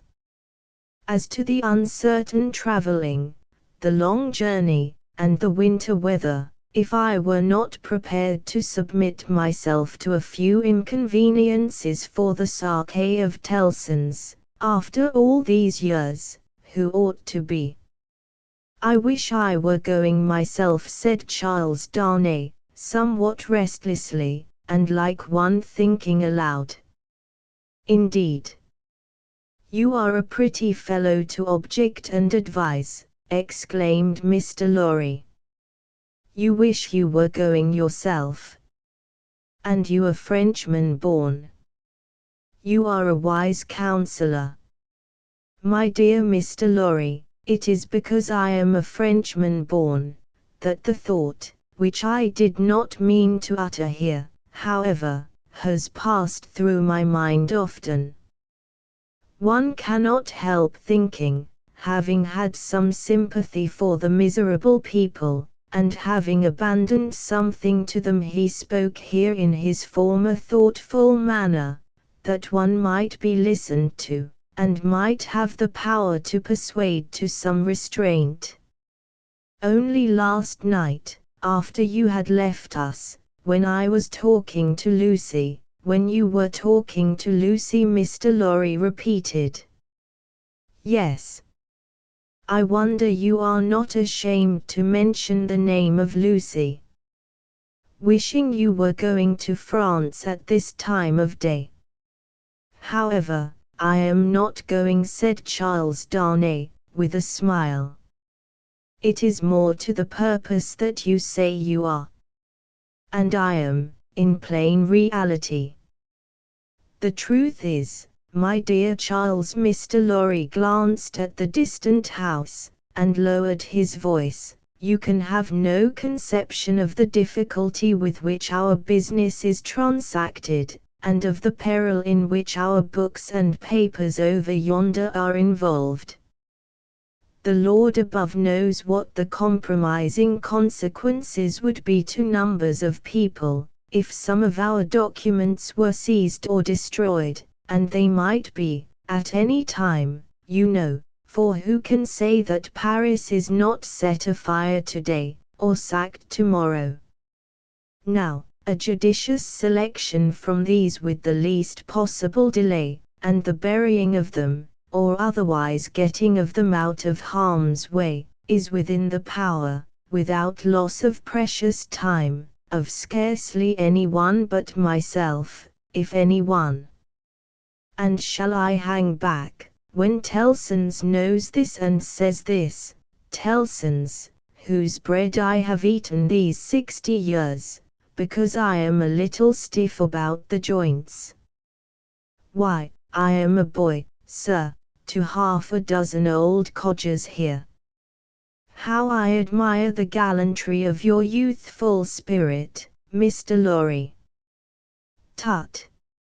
Nonsense, sir, and, my dear Charles, said Mr. Lorry, glancing at the house again, you are to remember, that getting things out of Paris at this present time, no matter what things, is next to an impossibility.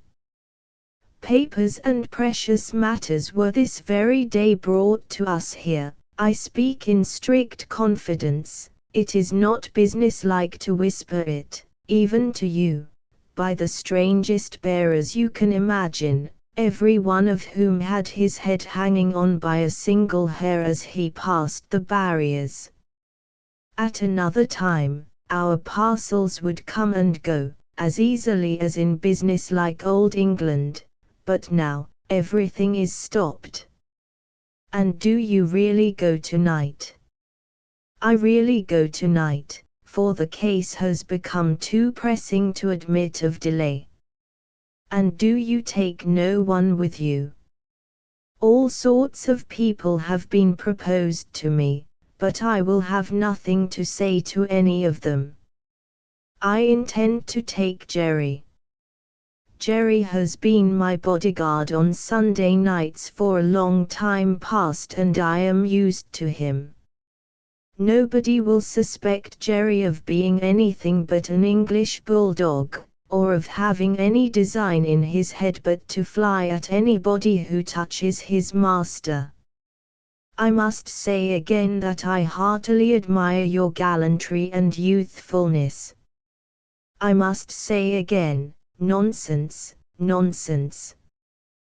When I have executed this little commission, I shall, perhaps, accept Tellson's proposal to retire and live at my ease. Time enough, then, to think about growing old. This dialogue had taken place at Mr. Lorry's usual desk, with Monseigneur swarming within a yard or two of it, boastful of what he would do to avenge himself on the rascal people before long. It was too much the way of Monseigneur under his reverses as a refugee, and it was much too much the way of native British orthodoxy, to talk of this terrible revolution as if it were the only harvest ever known under the skies that had not been sown, as if nothing had ever been done, or omitted to be done, that had led to it, as if observers of the wretched millions in France, and of the misused and perverted resources that should have made them prosperous, had not seen it inevitably coming years before, and had not in plain words recorded what they saw. Such vaporing, combined with the extravagant plots of Monseigneur for the restoration of a state of things that had utterly exhausted itself, and worn out heaven and earth as well as itself, was hard to be endured without some remonstrance by any sane man who knew the truth. And it was such vaporing all about his ears, like a troublesome confusion of blood in his own head, added to a latent uneasiness in his mind, which had already made Charles Darnay restless, and which still kept him so. Among the talkers was Stryver, of the King's Bench Bar, far on his way to state promotion, and, therefore, loud on the theme, broaching to Monseigneur his devices for blowing the people up and exterminating them from the face of the earth, and doing without them, and for accomplishing many similar objects akin in their nature to the abolition of eagles by sprinkling salt on the tails of the race. Him, Darnay heard with a particular feeling of objection, and Darnay stood divided between going away that he might hear no more, and remaining to interpose his word, when the thing that was to be, went on to shape itself out. The House approached Mr. Lorry, and laying a soiled and unopened letter before him, asked if he had yet discovered any traces of the person to whom it was addressed. The House laid the letter down so close to Darnay that he saw the direction, the more quickly because it was his own right name. The address, turned into English, ran, very pressing. To Monsieur heretofore the Marquis Saint-Evermandy, of France. Confided to the cares of Messrs. Tellson and Company, Bankers, London, England. On the marriage morning, Dr. Maynett had made it his one urgent and express request to Charles Darnay, that the secret of this name should be, unless he, the doctor, dissolved the obligation, kept inviolate between them. Nobody else knew it to be his name, his own wife had no suspicion of the fact, Mr. Lorry could have none. No, said Mr. Lorry, in reply to the House, I have referred it, I think, to everybody now here, and no one can tell me where this gentleman is to be found. The hands of the clock verging upon the hour of closing the bank, there was a general set of the current of talkers past Mr. Lorry's desk.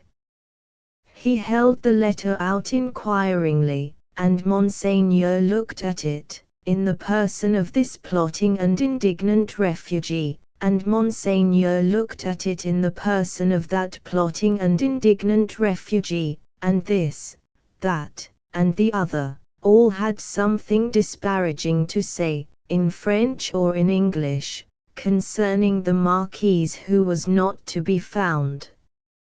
Nephew, I believe, but in any case degenerate successor of the polished marquise who was murdered, said one.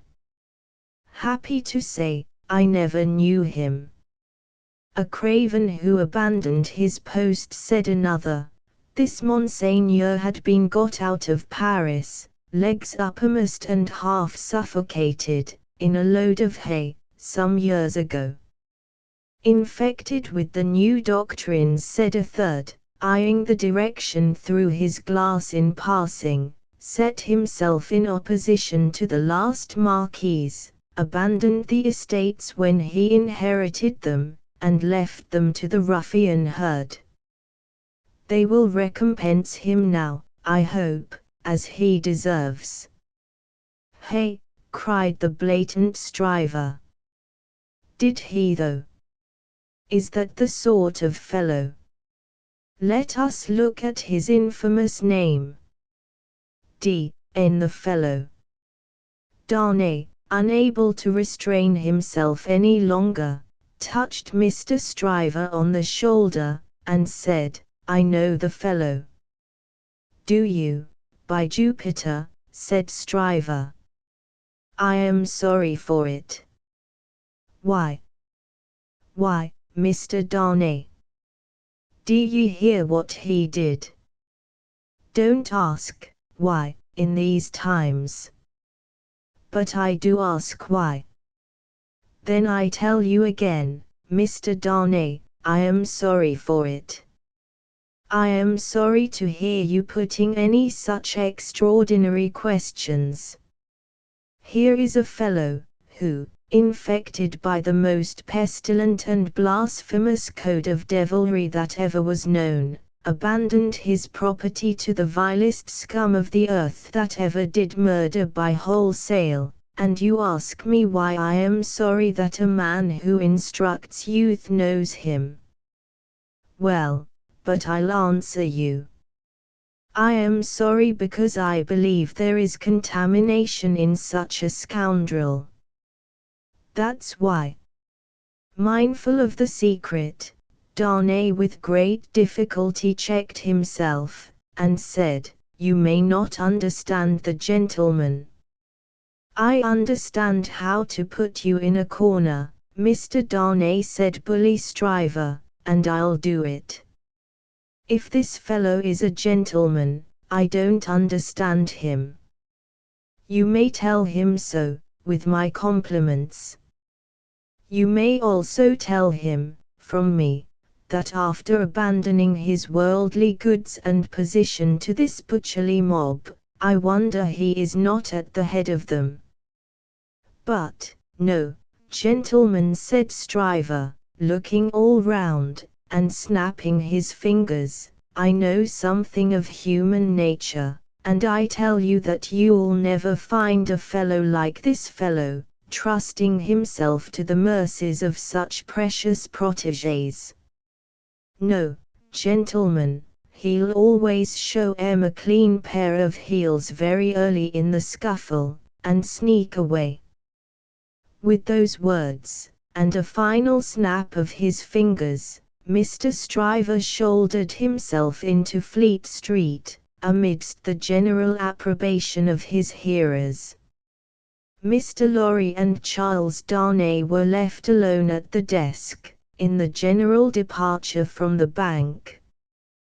Will you take charge of the letter, said Mr. Lorry. You know where to deliver it. I do. Will you undertake to explain, that we suppose it to have been addressed here, on the chance of our knowing where to forward it, and that it has been here some time? I will do so. Do you start for Paris from here? From here, at 8. I will come back, to see you off. Very ill at ease with himself, and with Stryver and most other men, Darnay made the best of his way into the quiet of the Temple, opened the letter, and read it. These were its contents: Prison of the Abbaye, Paris. June 21, 1792. Monsieur heretofore the Marquis. After having long been in danger of my life at the hands of the village, I have been seized, with great violence and indignity, and brought a long journey on foot to Paris. On the road I have suffered a great deal. Nor is that all, my house has been destroyed, razed to the ground. The crime for which I am imprisoned, Monsieur heretofore the Marquis, and for which I shall be summoned before the tribunal, and shall lose my life, without your so generous help, is, they tell me, treason against the majesty of the people, in that I have acted against them for an emigrant. It is in vain I represent that I have acted for them, and not against, according to your commands. It is in vain I represent that, before the sequestration of emigrant property, I had remitted the imposts they had ceased to pay, that I had collected no rent, that I had had recourse to no process. The only response is, that I have acted for an emigrant, and where is that emigrant? Ah, most gracious Monsieur heretofore the Marquis, where is that emigrant? I cry in my sleep, where is he? I demand of heaven, will he not come to deliver me? No answer. Ah, Monsieur heretofore the Marquis, I send my desolate cry across the sea, hoping it may perhaps reach your ears through the great bank of Tilson known at Paris. For the love of heaven, of justice, of generosity, of the honor of your noble name, I supplicate you, Monsieur heretofore the Marquis, to succor and release me. My fault is, that I have been true to you. O Monsieur heretofore the Marquis, I pray you be you true to me. From this prison here of horror, whence I every hour tend nearer and nearer to destruction, I send you, Monsieur heretofore the Marquis, the assurance of my dolorous and unhappy service. Your afflicted, Gable. The latent uneasiness in Darnay's mind was roused to vigorous life by this letter. The peril of an old servant and a good one, whose only crime was fidelity to himself and his family, stared him so reproachfully in the face, that, as he walked to and fro in the temple